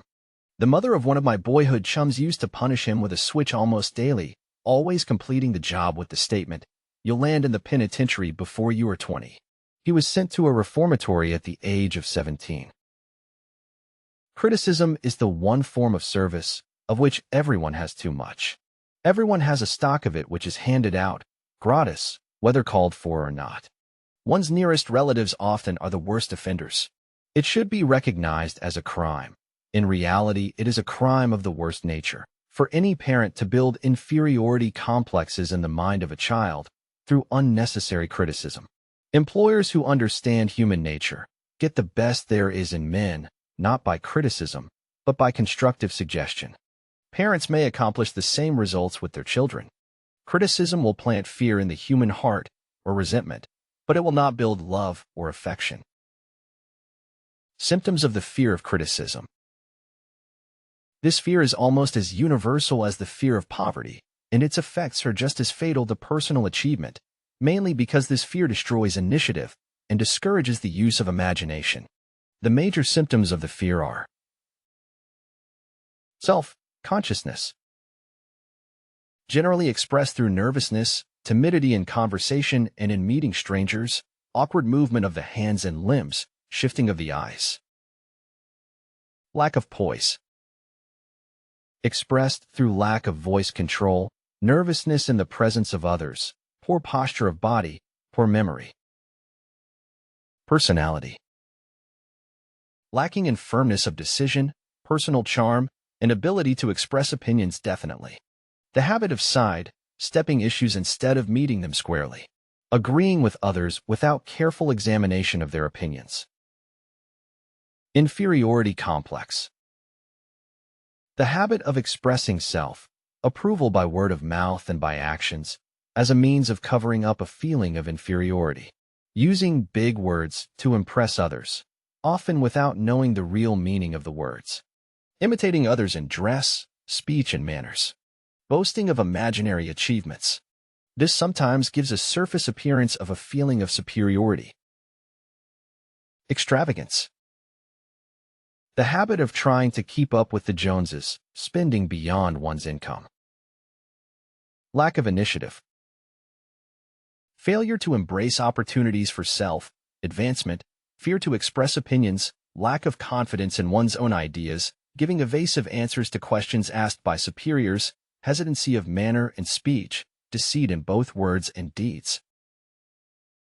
Lack of ambition, mental and physical laziness, lack of self-assertion, slowness in reaching decisions, easily influenced by others, the habit of criticizing others behind their backs and flattering them to their faces, the habit of accepting defeat without protest, quitting an undertaking when opposed by others, suspicious of other people without cause, lacking in tactfulness of manner and speech, unwillingness to accept the blame for mistakes. The fear of ill health. This fear may be traced to both physical and social heredity. It is closely associated, as to its origin, with the causes of fear of old age and the fear of death, because it leads one closely to the border of terrible worlds of which man knows not, but concerning which he has been taught some discomforting stories. The opinion is somewhat general, also, that certain unethical people engaged in the business of selling health have had not a little to do with keeping alive the fear of ill health. In the main, man fears ill health because of the terrible pictures which have been planted in his mind of what may happen if death should overtake him. He also fears it because of the economic toll which it may claim. A reputable physician estimated that 75% of all people who visit physicians for professional service are suffering with hypochondria, imaginary illness. It has been shown most convincingly that the fear of disease, even where there is not the slightest cause for fear, often produces the physical symptoms of the disease feared. Powerful and mighty is the human mind. It builds or it destroys. Playing upon this common weakness of fear of ill health, dispensers of patent medicines have reaped fortunes. This form of imposition upon credulous humanity became so prevalent some 20 years ago that Collier's Weekly magazine conducted a bitter campaign against some of the worst offenders in the patent medicine business. During the flu epidemic which broke out during the World War, the mayor of New York City took drastic steps to check the damage which people were doing themselves through their inherent fear of ill health. He called in the newspaper men and said to them, "Gentlemen, I feel it necessary to ask you not to publish any scare headlines concerning the flu epidemic. Unless you cooperate with me, we will have a situation which we cannot control." The newspapers quit publishing stories about the flu, and within 1 month the epidemic had been successfully checked. Through a series of experiments conducted some years ago, it was proved that people may be made ill by suggestion. We conducted this experiment by causing 3 acquaintances to visit the victims, each of whom asked the question, "What ails you?" "You look terribly ill." The first questioner usually provoked a grin and a nonchalant, "Oh, nothing, I'm all right," from the victim. The second questioner usually was answered with the statement, "I don't know exactly, but I do feel badly." The third questioner was usually met with the frank admission that the victim was actually feeling ill. Try this on an acquaintance if you doubt that it will make him uncomfortable, but do not carry the experiment too far. There is a certain religious sect whose members take vengeance upon their enemies by the hexing method. They call it placing a spell on the victim. There is overwhelming evidence that disease sometimes begins in the form of negative thought impulse. Such an impulse may be passed from one mind to another by suggestion or created by an individual in his own mind. A man who is blessed with more wisdom than this incident might indicate once said, "When anyone asks me how I feel, I always want to answer by knocking him down." Doctors send patients into new climates for their health because a change of mental attitude is necessary. The seed of fear of ill health lives in every human mind. Worry, fear, discouragement, disappointment in love and business affairs cause this seed to germinate and grow. The recent business depression kept the doctors on the run because every form of negative thinking may cause ill health. Disappointments in business and in love stand at the head of the list of causes of fear of ill health. A young man suffered a disappointment in love which sent him to a hospital. For months he hovered between life and death. A specialist in suggestive therapeutics was called in. The specialist changed nurses, placing him in charge of a very charming young woman who began, by pre-arrangement with the doctor, to make love to him the first day of her arrival on the job. Within 3 weeks the patient was discharged from the hospital, still suffering, but with an entirely different malady. He was in love again. The remedy was a hoax, but the patient and the nurse were later married. Both are in good health at the time of this writing. Symptoms of the fear of ill health. The symptoms of this almost universal fear are autosuggestion, the habit of negative use of self-suggestion by looking for and expecting to find the symptoms of all kinds of disease, enjoying imaginary illness and speaking of it as being real, the habit of trying all fads and isms recommended by others as having therapeutic value, talking to others of operations, accidents, and other forms of illness, experimenting with diets, physical exercises, reducing systems, without professional guidance, trying home remedies, patent medicines, and quack remedies. Hypochondria. The habit of talking of illness, concentrating the mind upon disease, and expecting its appearance until a nervous break occurs. Nothing that comes in bottles can cure this condition. It is brought on by negative thinking, and nothing but positive thought can effect a cure. Hypochondria, a medical term for imaginary disease, is said to do as much damage on occasion as the disease one fears might do. Most so-called cases of nerves come from imaginary illness. Exercise. Fear of ill health often interferes with proper physical exercise and results in overweight by causing one to avoid outdoor life. Susceptibility. Fear of ill health breaks down nature's body resistance and creates a favorable condition for any form of disease one may contact. The fear of ill health often is related to the fear of poverty, especially in the case of the hypochondriac, who constantly worries about the possibility of having to pay doctor's bills, hospital bills, etc. This type of person spends much time preparing for sickness, talking about death, saving money for cemetery lots and burial expenses, etc. Self-coddling. The habit of making a bid for sympathy, using imaginary illness as the lure. People often resort to this trick to avoid work. The habit of feigning illness to cover plain laziness, or to serve as an alibi for lack of ambition. Intemperance. The habit of using alcohol or narcotics to destroy pains such as headaches, neuralgia, etc., instead of eliminating the cause. The habit of reading about illness and worrying over the possibility of being stricken by it. The habit of reading patent medicine advertisements. The fear of loss of love. The original source of this inherent fear needs but little description, because it obviously grew out of man's polygamous habit of stealing his fellow man's mate, and his habit of taking liberties with her whenever he could. Jealousy and other similar forms of dementia precox grow out of man's inherited fear of the loss of love of someone. This fear is the most painful of all the 6 basic fears. It probably plays more havoc with the body and mind than any of the other basic fears, as it often leads to permanent insanity. The fear of the loss of love probably dates back to the Stone Age, when men stole women by brute force. They continue to steal females, but their technique has changed. Instead of force, they now use persuasion, the promise of pretty clothes, motor ears, and other bait much more effective than physical force. Man's habits are the same as they were at the dawn of civilization, but he expresses them differently. Careful analysis has shown that women are more susceptible to this fear than men. This fact is easily explained. Women have learned, from experience, that men are polygamous by nature, that they are not to be trusted in the hands of rivals. Symptoms of the fear of loss of love. The distinguishing symptoms of this fear are jealousy. The habit of being suspicious of friends and loved ones without any reasonable evidence of sufficient grounds. Jealousy is a form of dementia precox which sometimes becomes violent without the slightest cause. The habit of accusing wife or husband of infidelity without grounds. General suspicion of everyone. Absolute faith in no one. Fault-finding. The habit of finding fault with friends, relatives, business associates, and loved ones upon the slightest provocation, or without any cause whatsoever. Gambling.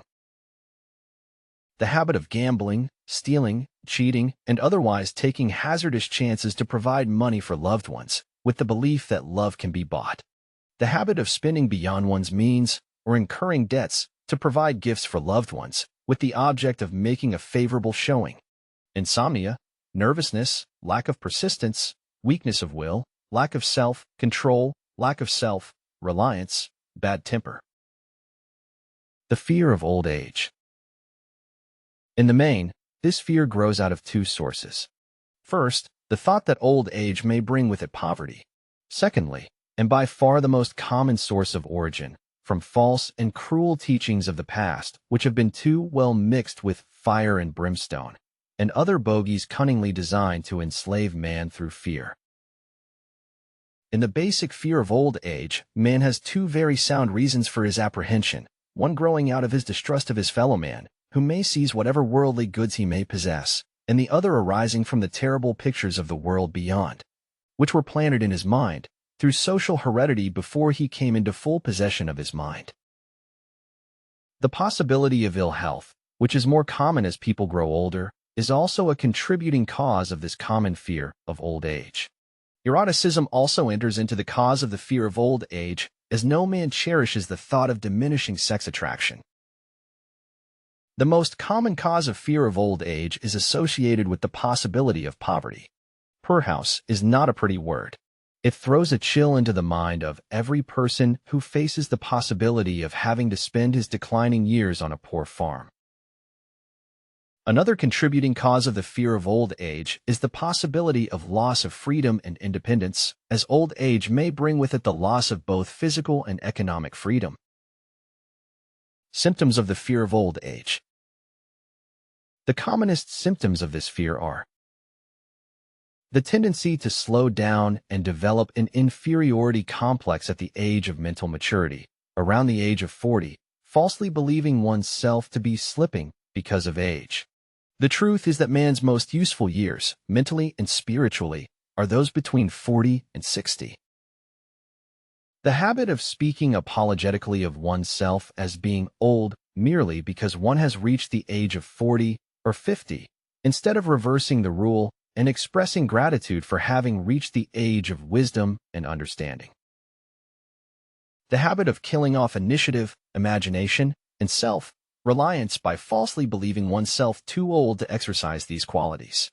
The habit of the man or woman of 40 dressing with the aim of trying to appear much younger and affecting mannerisms of youth, thereby inspiring ridicule by both friends and strangers. The fear of death. To some, this is the cruelest of all the basic fears. The reason is obvious. The terrible pangs of fear associated with the thought of death, in the majority of cases, may be charged directly to religious fanaticism. So-called heathen are less afraid of death than the more civilized. For hundreds of millions of years, man has been asking the still unanswered questions, whence and whither? Where did I come from, and where am I going? During the darker ages of the past, the more cunning and crafty were not slow to offer the answer to these questions, for a price. Witness, now, the major source of origin of the fear of death. Come into my tent, embrace my faith, accept my dogmas, and I will give you a ticket that will admit you straightaway into heaven when you die, cries a leader of sectarianism. Remain out of my tent, says the same leader, and may the devil take you and burn you throughout eternity. Eternity is a long time. Fire is a terrible thing. The thought of eternal punishment with fire not only causes man to fear death, it often causes him to lose his reason. It destroys interest in life and makes happiness impossible. During my research, I reviewed a book entitled A Catalogue of the Gods, in which were listed the 30,000 gods which man has worshipped. Think of it, 30,000 of them, represented by everything from a crawfish to a man. It is little wonder that men have become frightened at the approach of death. While the religious leader may not be able to provide safe conduct into heaven, nor, by lack of such provision, allow the unfortunate to descend into hell, the possibility of the latter seems so terrible that the very thought of it lays hold of the imagination in such a realistic way that it paralyzes reason and sets up the fear of death. In truth, no man knows, and no man has ever known, what heaven or hell is like, nor does any man know if either place actually exists. This very lack of positive knowledge opens the door of the human mind to the charlatan, so he may enter and control that mind with his stock of legerdemain and various brands of pious fraud and trickery. The fear of death is not as common now as it was during the age when there were no great colleges and universities. Men of science have turned the spotlight of truth upon the world, and this truth is rapidly freeing men and women from this terrible fear of death. The young men and young women who attend the colleges and universities are not easily impressed by fire and brimstone. Through the aid of biology, astronomy, geology, and other related sciences, the fears of the dark ages which gripped the minds of men and destroyed their reason have been dispelled. Insane asylums are filled with men and women who have gone mad because of the fear of death. This fear is useless. Death will come, no matter what anyone may think about it. Accept it as a necessity and pass the thought out of your mind. It must be a necessity, or it would not come to all. Perhaps it is not as bad as it has been pictured. The entire world is made up of only two things, energy and matter. In elementary physics, we learned that neither matter nor energy, the only two realities known to man, can be created nor destroyed. Both matter and energy can be transformed, but neither can be destroyed. Life is energy, if it is anything. If neither energy nor matter can be destroyed, of course life cannot be destroyed. Life, like other forms of energy, may be passed through various processes of transition or change, but it cannot be destroyed. Death is mere transition. If death is not mere change or transition, then nothing comes after death except a long, eternal, peaceful sleep, and sleep is nothing to be feared. Thus you may wipe out forever the fear of death. Symptoms of the fear of death. The general symptoms of this fear are the habit of thinking about dying instead of making the most of life, due, generally, to lack of purpose or lack of a suitable occupation. This fear is more prevalent among the aged, but sometimes the more youthful are victims of it. The greatest of all remedies for the fear of death is a burning desire for achievement, backed by useful service to others. A busy person seldom has time to think about dying. He finds life too thrilling to worry about death. Sometimes the fear of death is closely associated with the fear of poverty, where one's death would leave loved ones poverty-stricken. In other cases, the fear of death is caused by illness and the consequent breaking down of physical body resistance. The commonest causes of the fear of death are ill health, poverty, lack of appropriate occupation, disappointment over love, insanity, religious fanaticism. Old man worry. Worry is a state of mind based upon fear. It works slowly, but persistently. It is insidious and subtle. Step by step it digs itself in until it paralyzes one's reasoning faculty, destroys self-confidence and initiative. Worry is a form of sustained fear caused by indecision, therefore it is a state of mind which can be controlled. An unsettled mind is helpless. Indecision makes an unsettled mind. Most individuals lack the willpower to reach decisions promptly and to stand by them after they have been made, even during normal business conditions. During periods of economic unrest, such as the world recently experienced, the individual is handicapped, not alone by his inherent nature to be slow at reaching decisions, but he is influenced by the indecision of others around him who have created a state of mass indecision. During the Depression, the whole atmosphere, all over the world, was filled with fearenza and worryitis, the two mental disease germs which began to spread themselves after the Wall Street frenzy in 1929. There is only one known antidote for these germs. It is the habit of prompt and firm decision. Moreover, it is an antidote which every individual must apply for himself. We do not worry over conditions, once we have reached a decision to follow a definite line of action. I once interviewed a man who was to be electrocuted 2 hours later. The condemned man was the calmest of some 8 men who were in the death cell with him. His calmness prompted me to ask him how it felt to know that he was going into eternity in a short while. With a smile of confidence on his face, he said, "It feels fine. Just think, brother, my troubles will soon be over. I have had nothing but trouble all my life. It has been a hardship to get food and clothing. Soon I will not need these things. I have felt fine ever since I learned for certain that I must die. I made up my mind then to accept my fate in good spirit."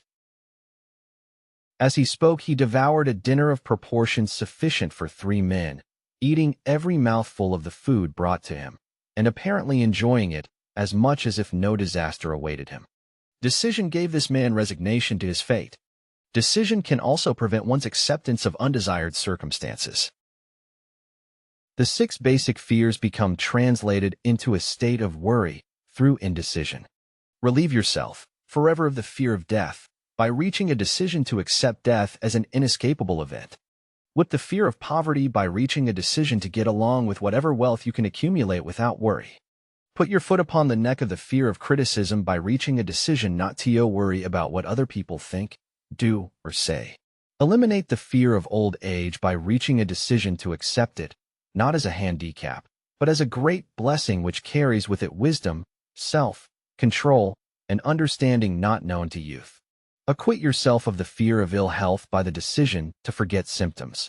Master the fear of loss of love by reaching a decision to get along without love, if that is necessary.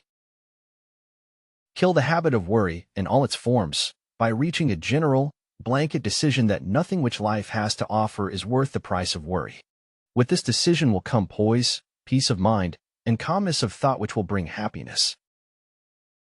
A man whose mind is filled with fear not only destroys his own chances of intelligent action, but he transmits these destructive vibrations to the minds of all who come into contact with him, and destroys also their chances.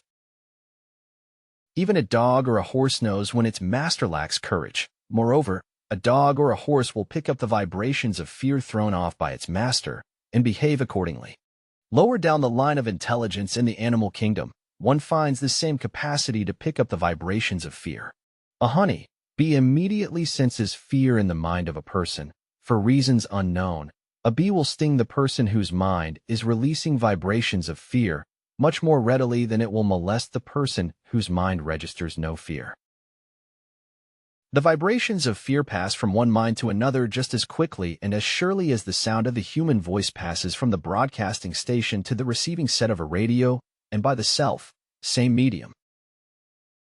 Mental telepathy is a reality. Thoughts pass from one mind to another, voluntarily, whether or not this fact is recognized by either the person releasing the thoughts or the persons who pick up those thoughts. The person who gives expression, by word of mouth, to negative or destructive thoughts is practically certain to experience the results of those words in the form of a destructive kick back. The release of destructive thought impulses, alone, without the aid of words, produces also a kickback in more ways than one. First of all, and perhaps most important to be remembered, the person who releases thoughts of a destructive nature must suffer damage through the breaking down of the faculty of creative imagination. Secondly, the presence in the mind of any destructive emotion develops a negative personality which repels people and often converts them into antagonists. The third source of damage to the person who entertains or releases negative thoughts lies in this significant fact. These thought impulses are not only damaging to others, but they embed themselves in the subconscious mind of the person releasing them, and they become a part of his character. One is never through with a thought merely by releasing it. When a thought is released, it spreads in every direction through the medium of the ether, but it also plants itself permanently in the subconscious mind of the person releasing it. Your business in life is presumably to achieve success. To be successful, you must find peace of mind, acquire the material needs of life, and above all, attain happiness. All of these evidences of success begin in the form of thought impulses. You may control your own mind. You have the power to feed it whatever thought impulses you choose. With this privilege goes also the responsibility of using it constructively. You are the master of your own earthly destiny just as surely as you have the power to control your own thoughts. You may influence, direct, and eventually control your own environment, making your life what you want it to be. Or, you may neglect to exercise the privilege which is yours, to make your life to order, thus casting yourself upon the broad sea of circumstance, where you will be tossed hither and yon, like a chip on the waves of the ocean. In addition to the 6 basic fears, there is another evil by which people suffer. It constitutes a rich soil in which the seeds of failure grow abundantly. It is so subtle that its presence often is not detected. This affliction cannot properly be classed as a fear. It is more deeply seated and more often fatal than all of the 6 fears. For want of a better name, let us call this evil susceptibility to negative influences. Men who accumulate great riches always protect themselves against this evil. The poverty-stricken never do. Those who succeed in any calling must prepare their minds to resist the evil. If you are reading this philosophy for the purpose of accumulating riches, you should examine yourself very carefully to determine whether you are susceptible to negative influences. If you neglect this self-analysis, you will forfeit your right to attain the object of your desires. Make the analysis searching. After you read the questions prepared for this self-analysis, hold yourself to a strict accounting in your answers. Go at the task as carefully as you would search for any other enemy you knew to be awaiting you in ambush, and deal with your own faults as you would with a more tangible enemy. You can easily protect yourself against highway robbers because the law provides organized cooperation for your benefit, but the 7th basic evil is more difficult to master because it strikes when you are not aware of its presence, when you are asleep, and while you are awake. Moreover, its weapon is intangible, because it consists of merely a state of mind. This evil is also dangerous because it strikes in as many different forms as there are human experiences. Sometimes it enters the mind through the well-meant words of one's own relatives. At other times, it bores from within, through one's own mental attitude. Always it is as deadly as poison, even though it may not kill as quickly. How to protect yourself against negative influences. To protect yourself against negative influences, whether of your own making or the result of the activities of negative people around you, recognize that you have a will, power, and put it into constant use until it builds a wall of immunity against negative influences in your own mind. Recognize the fact that you and every other human being are, by nature, lazy, indifferent, and susceptible to all suggestions which harmonize with your weaknesses. Recognize that you are, by nature, susceptible to all the 6 basic fears and set up habits for the purpose of counteracting all these fears. Recognize that negative influences often work on you through your subconscious mind. Therefore, they are difficult to detect, and keep your mind closed against all people who depress or discourage you in any way. Clean out your medicine chest, throw away all pill bottles, and stop pandering to colds, aches, pains, and imaginary illness. Deliberately seek the company of people who influence you to think and act for yourself. Do not expect troubles, as they have a tendency not to disappoint. Without doubt, the most common weakness of all human beings is the habit of leaving their minds open to the negative influence of other people. This weakness is all the more damaging because most people do not recognize that they are cursed by it, and many who acknowledge it neglect or refuse to correct the evil until it becomes an uncontrollable part of their daily habits. To aid those who wish to see themselves as they really are, the following list of questions has been prepared. Read the questions and state your answers aloud so you can hear your own voice. This will make it easier for you to be truthful with yourself. Self-analysis test questions. Do you complain often of feeling bad? And if so, what is the cause? Do you find fault with other people at the slightest provocation? Do you frequently make mistakes in your work? And if so, why? Are you sarcastic and offensive in your conversation? Do you deliberately avoid the association of anyone? And if so, why? Do you suffer frequently with indigestion? If so, what is the cause? Does life seem futile and the future hopeless to you? If so, why? Do you like your occupation? If not, why? Do you often feel self-pity? And if so, why? Are you envious of those who excel you? To which do you devote most time, thinking of success or of failure? Are you gaining or losing self-confidence as you grow older? Do you learn something of value from all mistakes? Are you permitting some relative or acquaintance to worry you? If so, why? Are you sometimes in the clouds and at other times in the depths of despondency? Who has the most inspiring influence upon you? What is the cause? Do you tolerate negative or discouraging influences which you can avoid? Are you careless of your personal appearance? If so, when and why? Have you learned how to drown your troubles by being too busy to be annoyed by them?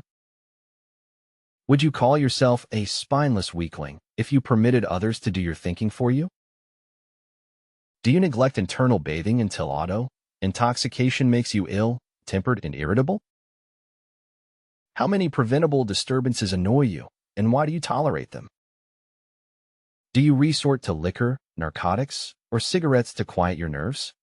If so, why do you not try willpower instead? Does anyone nag you? And if so, for what reason? Do you have a definite major purpose? And if so, what is it? And what plan have you for achieving it? Do you suffer from any of the 6 basic fears? If so, which ones? Have you a method by which you can shield yourself against the negative influence of others? Do you make deliberate use of auto-suggestion to make your mind positive? Which do you value most, your material possessions or your privilege of controlling your own thoughts? Are you easily influenced by others against your own judgment? Has today added anything of value to your stock of knowledge or state of mind? Do you face squarely the circumstances which make you unhappy or sidestep the responsibility? Do you analyze all mistakes and failures and try to profit by them? Or do you take the attitude that this is not your duty? Can you name 3 of your most damaging weaknesses? What are you doing to correct them? Do you encourage other people to bring their worries to you for sympathy? Do you choose from your daily experiences, lessons, or influences which aid in your personal advancement? Does your presence have a negative influence on other people as a rule? What habits of other people annoy you most? Do you form your own opinions or permit yourself to be influenced by other people? Have you learned how to create a mental state of mind with which you can shield yourself against all discouraging influences? Does your occupation inspire you with faith and hope? Are you conscious of possessing spiritual forces of sufficient power to enable you to keep your mind free from all forms of fear? Does your religion help you to keep your own mind positive? Do you feel it your duty to share other people's worries? If so, why? If you believe that birds of a feather flock together, what have you learned about yourself by studying the friends whom you attract? What connection, if any, do you see between the people with whom you associate most closely and any unhappiness you may experience? Could it be possible that some person whom you consider to be a friend is, in reality, your worst enemy because of his negative influence on your mind? By what rules do you judge who is helpful and who is damaging to you? Are your intimate associates mentally superior or inferior to you? How much time out of every 24 hours do you devote to A. Your occupation, B. Sleep, C. Play and relaxation, D. Acquiring useful knowledge, E. Plain waste? Who among your acquaintances A. Encourages you most, B. Cautions you most, C. Discourages you most, D. Helps you most in other ways? What is your greatest worry? Why do you tolerate it? When others offer you free, unsolicited advice, do you accept it without question or analyze their motive? What, above all else, do you most desire? Do you intend to acquire it? Are you willing to subordinate all other desires for this one? How much time daily do you devote to acquiring it? Do you change your mind often? If so, why? Do you usually finish everything you begin? Are you easily impressed by other people's business or professional titles, college degrees, or wealth? Are you easily influenced by what other people think or say of you? Do you cater to people because of their social or financial status? Whom do you believe to be the greatest person living? In what respect is this person superior to yourself? How much time have you devoted to studying and answering these questions? At least one day is necessary for the analysis and the answering of the entire list. If you have answered all these questions truthfully, you know more about yourself than the majority of people. Study the questions carefully, come back to them once each week for several months, and be astounded at the amount of additional knowledge of great value to yourself you will have gained by the simple method of answering the questions truthfully. If you are not certain concerning the answers to some of the questions, seek the counsel of those who know you well, especially those who have no motive in flattering you, and see yourself through their eyes. The experience will be astonishing. You have absolute control over but one thing, and that is your thoughts. This is the most significant and inspiring of all facts known to man. It reflects man's divine nature. This divine prerogative is the sole means by which you may control your own destiny. If you fail to control your own mind, you may be sure you will control nothing else. If you must be careless with your possessions, let it be in connection with material things. Your mind is your spiritual estate. Protect and use it with the care to which divine royalty is entitled. You were given a will, power for this purpose. Unfortunately, there is no legal protection against those who, either by design or ignorance, poison the minds of others by negative suggestion. This form of destruction should be punishable by heavy legal penalties, because it may and often does destroy one's chances of acquiring material things which are protected by law. Men with negative minds tried to convince Thomas A. Edison that he could not build a machine that would record and reproduce the human voice, because they said no one else had ever produced such a machine. Edison did not believe them. He knew that the mind could produce anything the mind could conceive and believe, and that knowledge was the thing that lifted the great Edison above the common herd. Men with negative minds told F. W. Woolworth he would go broke trying to run a store on 5 and 10-cent sales. He did not believe them. He knew that he could do anything, within reason, if he backed his plans with faith.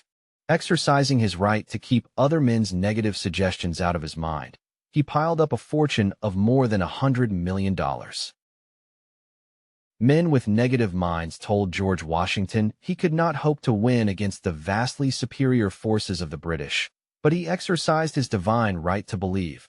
Therefore, this book was published under the protection of the Stars and Stripes, while the name of Lord Cornwallis has been all but forgotten. Doubting Thomases scoffed scornfully when Henry Ford tried out his first crudely built automobile on the streets of Detroit. Some said the thing never would become practical. Others said no one would pay money for such a contraption. Ford said, "I'll belt the earth with dependable motor cars," and he did. His decision to trust his own judgment has already piled up a fortune far greater than the next 5 generations of his descendants can squander. For the benefit of those seeking vast riches, let it be remembered that practically the sole difference between Henry Ford and a majority of the more than 100,000 men who work for him is this: Ford has a mind and controls it. The others have minds which they do not try to control.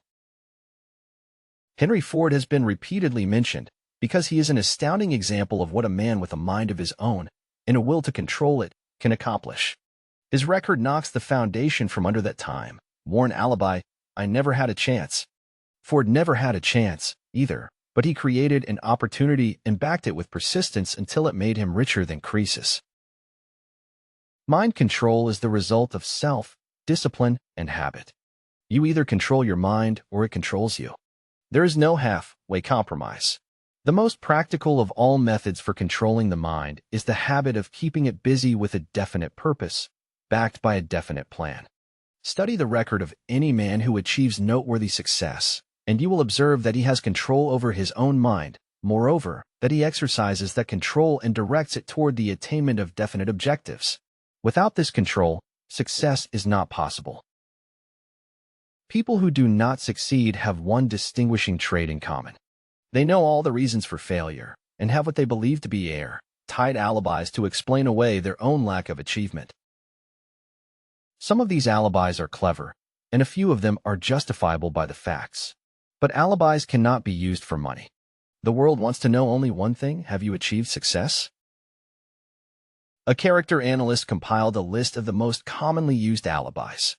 As you read the list, examine yourself carefully and determine how many of these alibis, if any, are your own property. Remember, too, the philosophy presented in this book makes every one of these alibis obsolete. I had the courage to see myself as I really am. I would find out what is wrong with me and correct it. Then I might have a chance to profit by my mistakes and learn something from the experience of others, for I know that there is something wrong with me, or I would now be where I would have been if I had spent more time analyzing my weaknesses and less time building alibis to cover them. Building alibis with which to explain away failure is a national pastime. The habit is as old as the human race and is fatal to success. Why do people cling to their pet alibis? The answer is obvious. They defend their alibis because they create them. A man's alibi is the child of his own imagination. It is human nature to defend one's own brain. Child. Building alibis is a deeply rooted habit. Habits are difficult to break, especially when they provide justification for something we do. Plato had this truth in mind when he said, "The first and best victory is to conquer self." To be conquered by self is, of all things, the most shameful and vile. Another philosopher had the same thought in mind when he said, "It was a great surprise to me when I discovered that most of the ugliness I saw in others was but a reflection of my own nature." It has always been a mystery to me, said Elbert Hubbard, why people spend so much time deliberately fooling themselves by creating alibis to cover their weaknesses. If used differently, this same time would be sufficient to cure the weakness, then no alibis would be needed. In parting, I would remind you that life is a checkerboard, and the player opposite you is time. If you hesitate before moving or neglect to move promptly, your men will be wiped off the board by time. You are playing against a partner who will not tolerate indecision. Previously, you may have had a logical excuse for not having forced life to come through with whatever you asked, but that alibi is now obsolete, because you are in possession of the master key that unlocks the door to life's bountiful riches. The master key is intangible, but it is powerful. It is the privilege of creating, in your own mind, a burning desire for a definite form of riches. There is no penalty for the use of the key, but there is a price you must pay if you do not use it. The price is failure.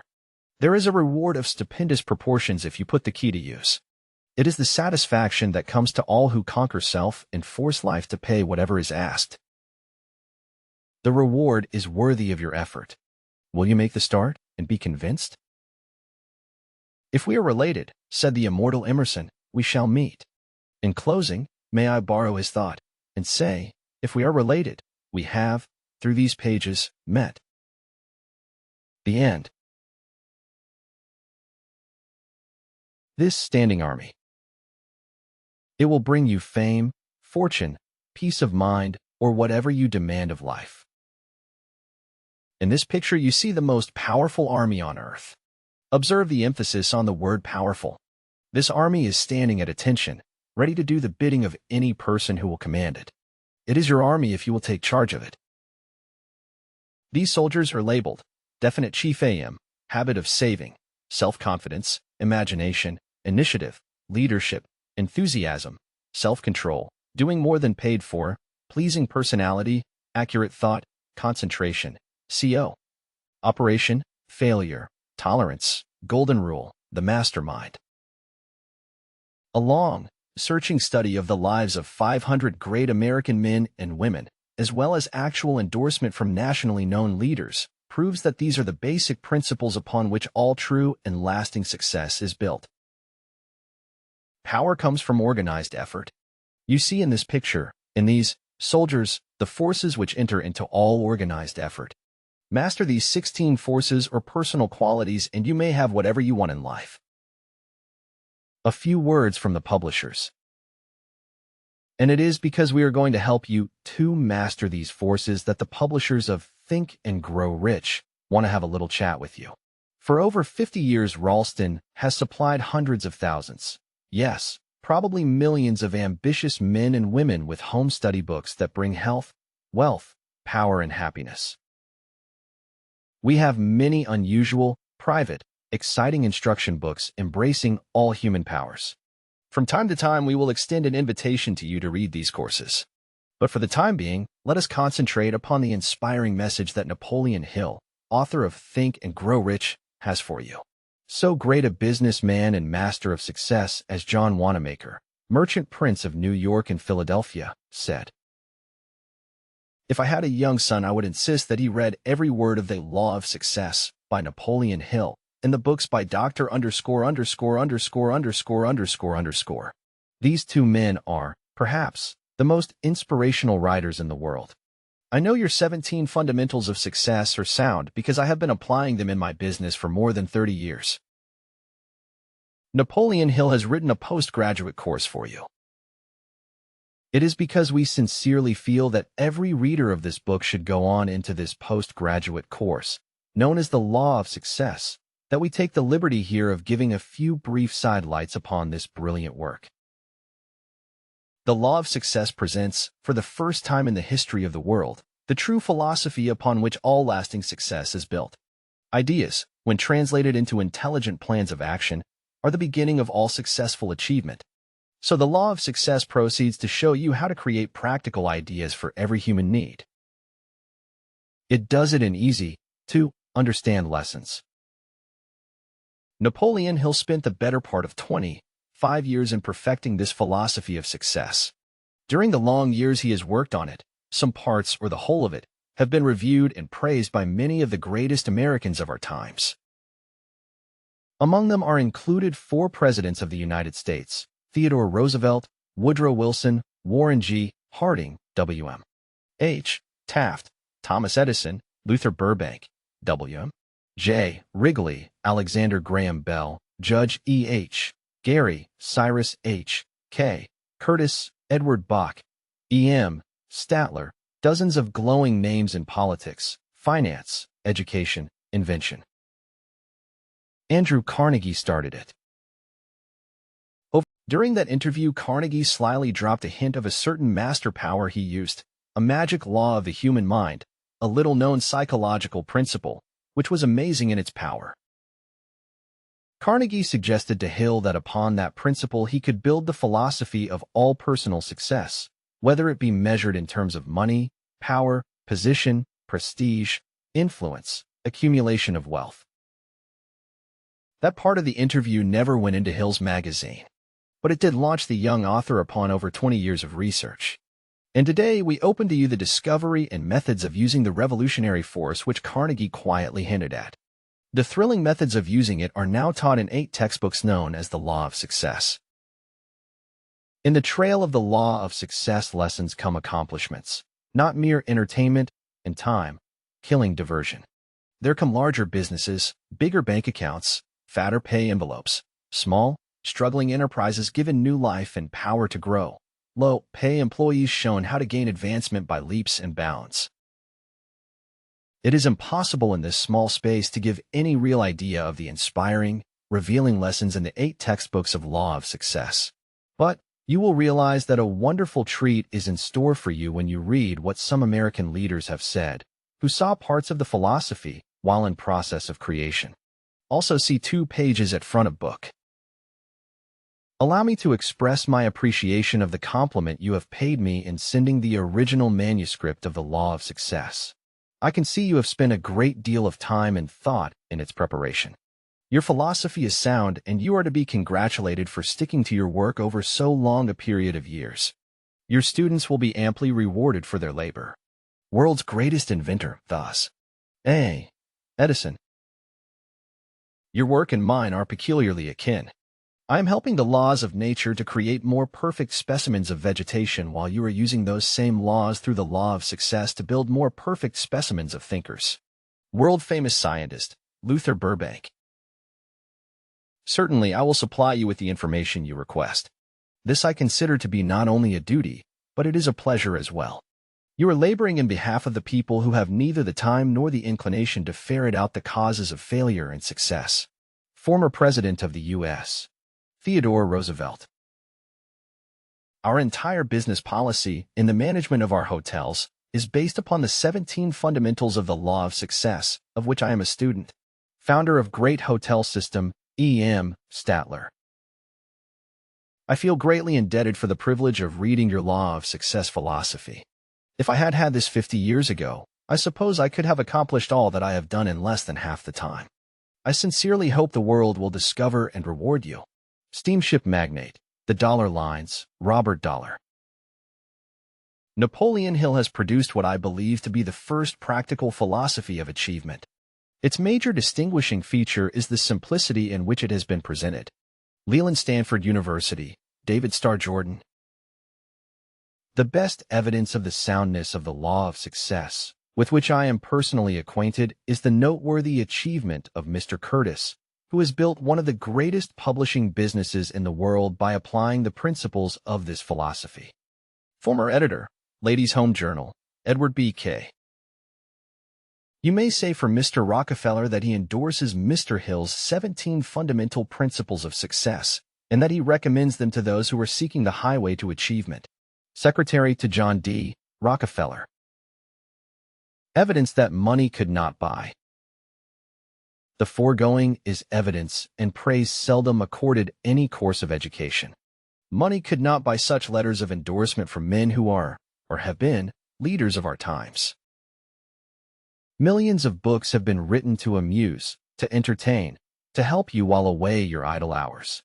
But here in the Law of Success are 8 vibrating, power, radiating books that shape your destiny, enrich your future, and turn your hopes and dreams into solid success, realities. Don't waste your own precious years blindly searching for the hidden road to the heights.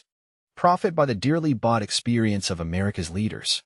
Over 500 great and prominent men of America were minutely analyzed, their methods, motives, strategy, to find out the secrets that put them on top.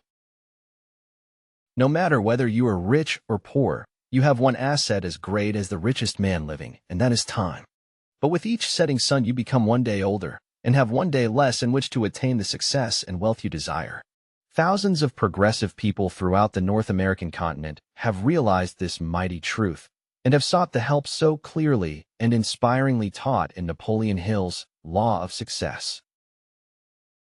You cannot afford to let day after day slip into eternity without getting possession of this course. You will profit greatly from the lessons and think and grow rich.